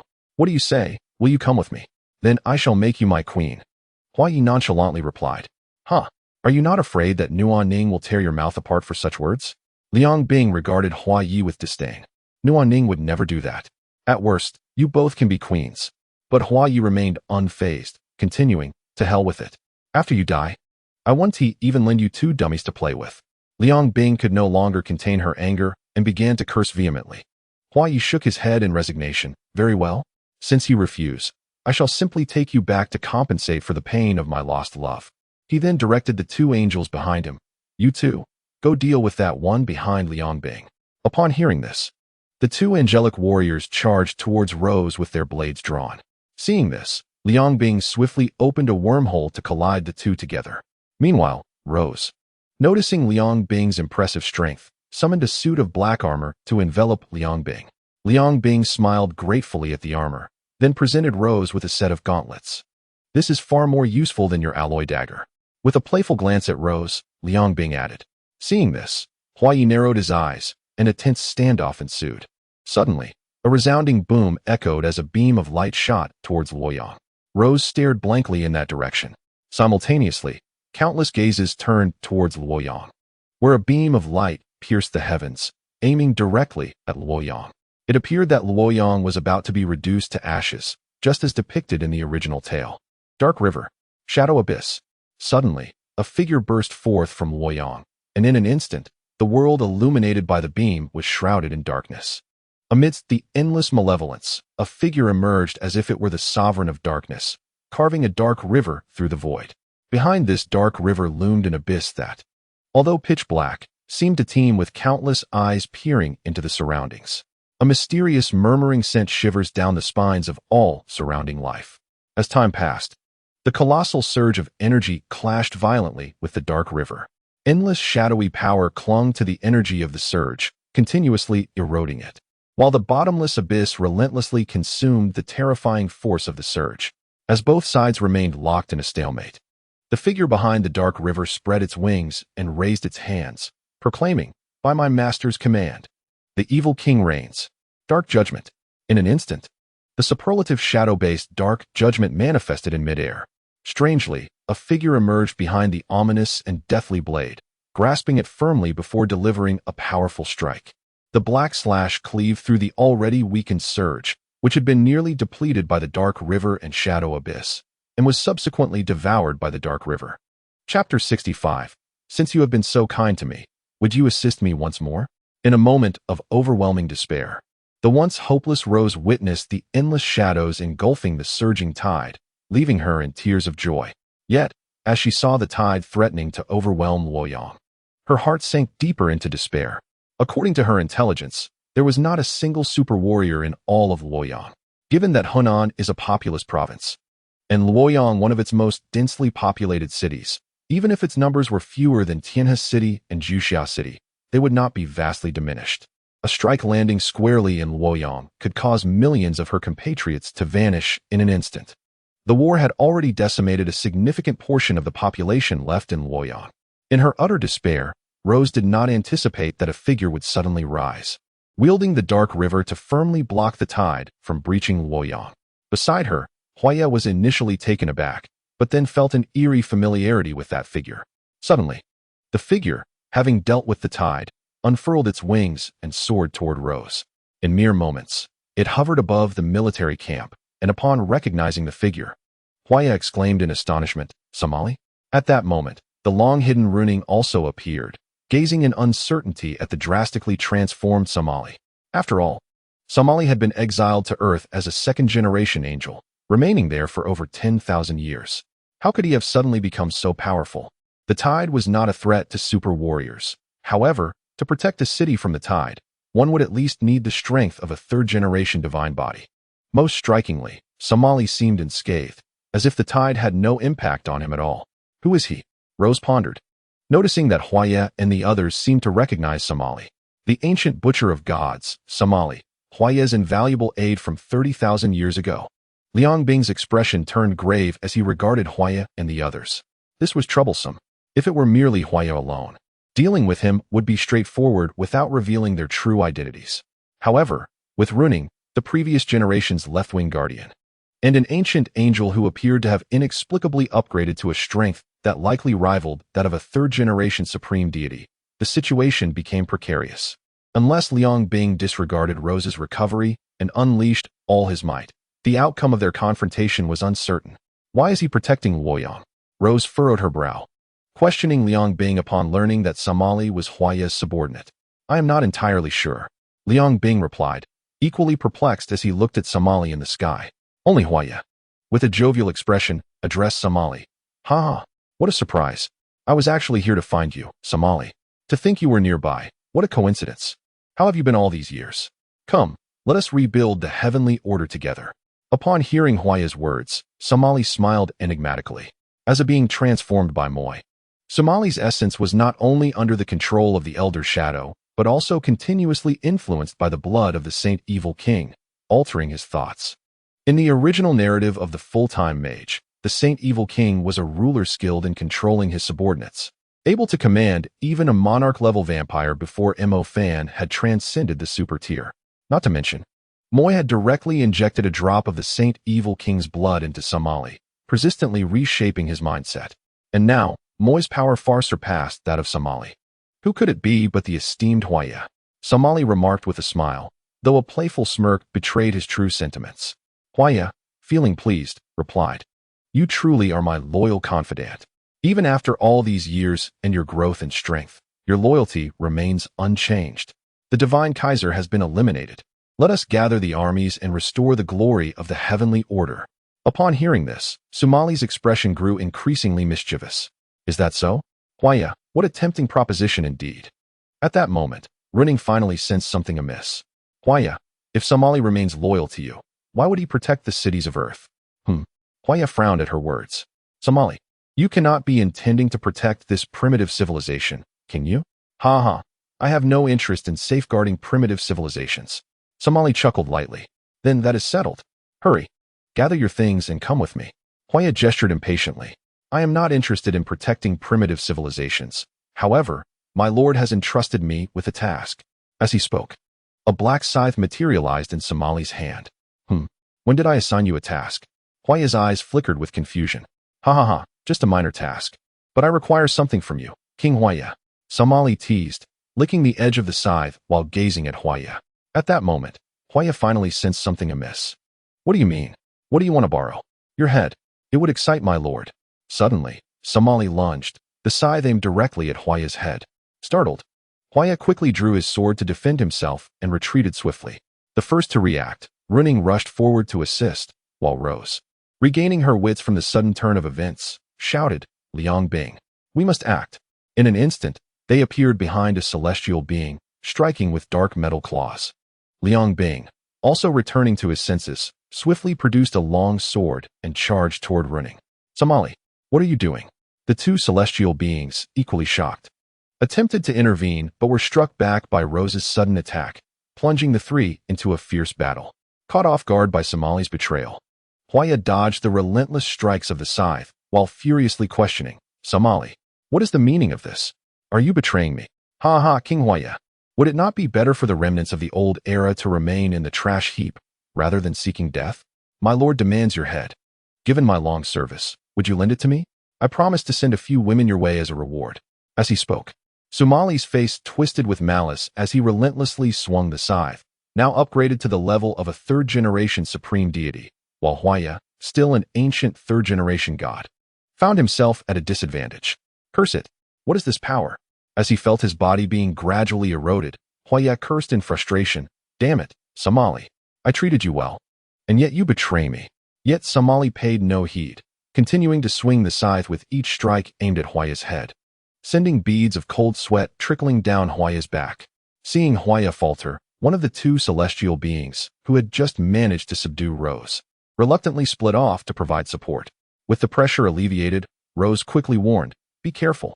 One of the celestial beings is coming your way. noticing the approaching celestial being. Sumali's eyes narrowed as a flicker of black energy surged in his hand. Shadow Servant. As Sumali's shadow writhed, a figure resembling a demonic spirit emerged, its lower half tapering to a narrow point, while the upper half was grotesquely muscular, a dark embodiment of the Elder Shadow. Huaya's complexion shifted dramatically, sensing a presence comparable to his own emanating from this figure. As he had suspected, the Elder Shadow soared into the air, scythe aimed at the approaching celestial being. Seeing this scene, the celestial being disregarded its support mission, hastily flapping its wings to evade. Suddenly, four more celestial beings appeared in the sky, summoned by Huaya when he first realized he was outmatched by Sumali. As one of them descended to assist Huaya, the Elder Shadow swiftly appeared behind one of the celestial beings. In mere moments, the celestial being's body shriveled, as if its very essence was being siphoned away, leaving behind a lifeless husk that plummeted to the ground. Upon witnessing this scene, the remaining four celestial scourges nervously glanced at the Elder of Shadows, their eyes betraying a flicker of fear. What in the world is this creature? How could I possibly know? We must not allow this monster to come near. What about King Huaya? With my own life hanging by a thread, why should I care about others? Meanwhile, Huaya, already battered and bruised by Sumali, cried out in terror. Someone come help me. Hearing his voice, Runing, who was entangled with Liang Bing in the air, turned and saw that Huaya bore a grievous wound on his shoulder, nearly cleaved in two. Realizing the urgency of the situation, Runing immediately unleashed a temporal cage to restrain Liang Bing before rushing to assist Huaya. On the other hand, of the four celestial scourges desperately evading the Elder of Shadows, 3 had already perished, leaving only one who flapped his wings with all his might, yearning for escape. At that moment, he wished he had sprouted 10 pairs of wings to flee for his life. A chilling laughter erupted from the Elder of Shadows, who looked down at the terrified celestial scourges. In the blink of an eye, he vanished, reappearing behind the last remaining celestial scourge. Feeling a cold shiver down his spine, the scourge turned in horror. No! With a piercing scream, the final celestial scourge crumpled to the ground, a lifeless husk. Within the temporal cage, Liang Bing cast a wary glance at the Elder of Shadows hovering above, then focused intently on breaking free from her confinement. Cursing under her breath, she muttered, "Damn you, Emosia. Even after leaving Earth, you left me with this mess." Having once felt Emosia's power, Liang Bing could easily discern that Sumali's current strength emanated from the same source. Contemplating the future and the madman she would have to face to take Rose away, Liang Bing's heart sank. As the Elder of Shadows dispatched the last celestial scourge, Runing arrived just in time to save Huaya from being pierced through the temple by Sumali's scythe. Breathless, Huaya collapsed to the ground, gazing at Sumali in terror. "Sumali, you were once Huaya's most trusted ally. He treated you so well, and yet you betray him. Ahaha, since you cared for me so much, allow me to have one last favor." Sumali, indifferent to Runing's words, swung the scythe once more, aiming straight for the already gravely injured Huaya. Runing's expression changed immediately. She grasped Huaya's arm and activated a wormhole to evade the attack. Meanwhile, after eliminating the celestial scourge on his side, the Elder of Shadows turned to the one entangled with Rose, swiftly transforming him into a cadaver. His gaze then flickered with greed as he watched Huaya, who was being led away by Runing. The decree from the Holy Evil King was clear. Whoever could claim Huaya's head would become the new candidate for the Shadow King. Remembering Emosia's words, the Elder of Shadows erupted once more, setting his sights on Huaya. As for the current Shadow King, weaklings are destined to become mere corpses in the sewers. Seeing this, Rose immediately rushed to Liang Bing's side, aiding her in breaking free. "Damn it! With all our allies dead, that monstrous being is charging at me." Runing's face flashed with panic as she shouted at Huaya, "Stop playing dead. Hurry and contact Carl to save us. Otherwise, I'll throw you to them. Please, dear. You can't abandon me," Huaya exclaimed, hastily opening a dark communication line to reach Carl. As Runing faced relentless attacks from the Elder of Shadows and Sumali, a blood-curdling scream echoed through the air. Sumali's scythe descended upon Runing's wings, severing them in one fell swoop. My king has become the master of angels. You have betrayed the angels, and I shall eliminate you on behalf of my king. This world shall bear no trace of your existence." Sumali cackled wickedly, relishing Runing's agony as he prepared to strike again. Yet, An oddly shaped weapon suddenly intercepted Somali's scythe just before it reached Running's face. With fear glinting in her eyes at the sight of the blade so close, Running thought, "Is that Snuo from the river of the underworld civilization? I've heard my king speak of you." Somali's expression shifted to one of solemnity as he regarded Snuo. "Your king? That wretched Mosia?" Snuo replied disdainfully, "You seek death." As Snuo's demeanor hardened, Somali brought his scythe down with tremendous force. With a resounding crash, both combatants staggered back, Snuo's eyes filled with uncertainty as he scrutinized Somali. Had he not urgently connected to the great clock to gain some level of authority, he might have been cleaved in two. Truly, the master of calamity is formidable. Somali sneered, "But no matter who you are, you shall not impede me." Night's dominion. Enshrouding black mist. As the realm of night unfolded, Somali's power surged by 30%, and he began to channel the energy within himself, unleashing the spell of eternal abyss. The shadow magic exploded forth, and in this enhanced shadow domain, Somali gathered all his might. "This is bad." Snuo's expression shifted in alarm. He quickly maximized his computational power, requesting support from Carl. Observing the unfolding scene, Carl's eyes flickered. Given the current circumstances, if he rescued Snuo, he would have to abandon Juxia and Running. Yet, this was a crucial step in his plan. If they perished, all would be in vain. As for Snuo, his super genes were backed up. He could simply rely on resurrection technology akin to Liang Bing's to restore him. With this thought in mind, Carl steeled himself, commanding the skeletal head to swallow Juxia and Running. As he attempted to rescue Snuo, the Elder of Shadows transformed into a shadow, swiftly beginning to consume Snuo's flesh. With no choice, Carl relinquished Snuo, taking Juxia and Running away instead. Seeing Juxia and Running being taken, a glimmer of murderous intent flickered in Somali's eyes as he glared at the Elder of Shadows. Incompetent, the Elder of Shadows returned the gaze, equally filled with malice. He was sent by Mosia to modify and control Somali, and theoretically, he held no subordinate relationship to him. However, as Somali met the Elder of Shadows' gaze, he forced down his anger, spreading his wings and soaring towards Luoyang, unleashing a torrent of Tathagata warships. Within just 2 hours, more than a dozen of these warships were utterly annihilated, a means to vent the fury that consumed Somali's heart. Dead Song Academy. Carl regarded the two half-dead figures, a shadow crossing his eyes. He had not anticipated that a single Somali could bring both of them to such a state. Moreover, he had even lost one of his subordinates in the process. Subsequently, Carl cast Juxia and Running into an evolution chamber, analyzing their genetic data while administering treatment. Once this was accomplished, he turned and utilized the Great Clock to begin gathering Snuo's dark realm for revival. Observing the 3 individuals within the evolution chamber, including Snuo, a flicker of irritation crossed Carl's mind. Yet, as he recalled the intelligence regarding the order of justice transmitted by the Great Clock, an even deeper gloom settled in his eyes. The Radiant civilization had already sensed the anomaly and began to mobilize all its combat forces. A day prior, on the outskirts of the Radiant Nebula, a warship traversed the Great Wormhole and began to assemble. The vigilant soldiers of the Radiant civilization approached to inquire, only to be met with a colossal eagle, hundreds of meters in size, which swiftly dismembered them before swallowing them whole. Upon witnessing this grim spectacle, the distant observers among the other soldiers immediately attempted to report the situation to the Celestial Tower. In but a fleeting moment, shadows surged forth, swiftly eliminating several individuals, only to casually toss their remains to the colossal eagle outside as a macabre treat. As time progressed, the Blazing Sun civilization, detecting anomalies through the Celestial Tower's scans, uncovered the movements of the Legion under the banner of justice and order. They urgently commenced scanning the vicinity of the Celestial Nebula, only to witness an unforgettable spectacle. Countless massive warships loomed, with tens of thousands of super warriors traversing their decks. High above, 3 enormous celestial blade warships dominated the skies. Beside these vessels, over 1,000 formidable beasts exuded an aura rivaling that of 2nd and 3rd generation super warriors. At the heart of this vast legion, nearly 100 third-generation deities gazed fervently at a throne suspended in the air. Following their gaze, one could see a figure seated indifferently upon the throne, surveying the scene below, flanked by more than 20 angelic guards. Damn it, what is the matter with those fools of justice and order?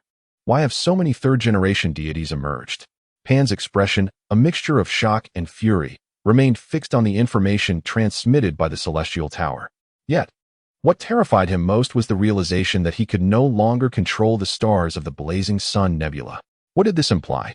The Blazing Sun civilization had thrived upon its mastery of stellar propulsion technology, and now their most prized capability lay dormant.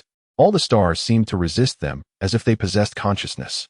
General, the Lingxiao Celestial Palace has launched the docking platform. All reserve troops are on standby. Please give your orders, reported the Guardian UND, entering with urgency. To either side, the high-ranking officials of the Blazing Sun civilization gathered, their faces pale with dread as they beheld the images transmitted by the celestial tower. I warned against disturbing the divine Juxia. What do we do now? Nearly 100 third-generation deities. Our stellar propulsion technology is rendered useless. What now? Even if we summon the demon and the underworld civilizations, we might not muster 100 third-generation combatants. An elder fumed. Well said. You were the most pleased when the divine Juxia fell. Why did you not voice your objections when the plan was set into motion? What good is your complaint now? Another elder countered. You speak nonsense. I was informed of the plan only after you had already handed the back door of Reina to Carl. What could I possibly rebut? If not for your obstinacy, we would not be facing such a dire situation. Enough with your blustering. I had already directed reports to you. You were the one who neglected Reina's affairs. And now you dare to shout here. Then think of a solution. The plan was yours.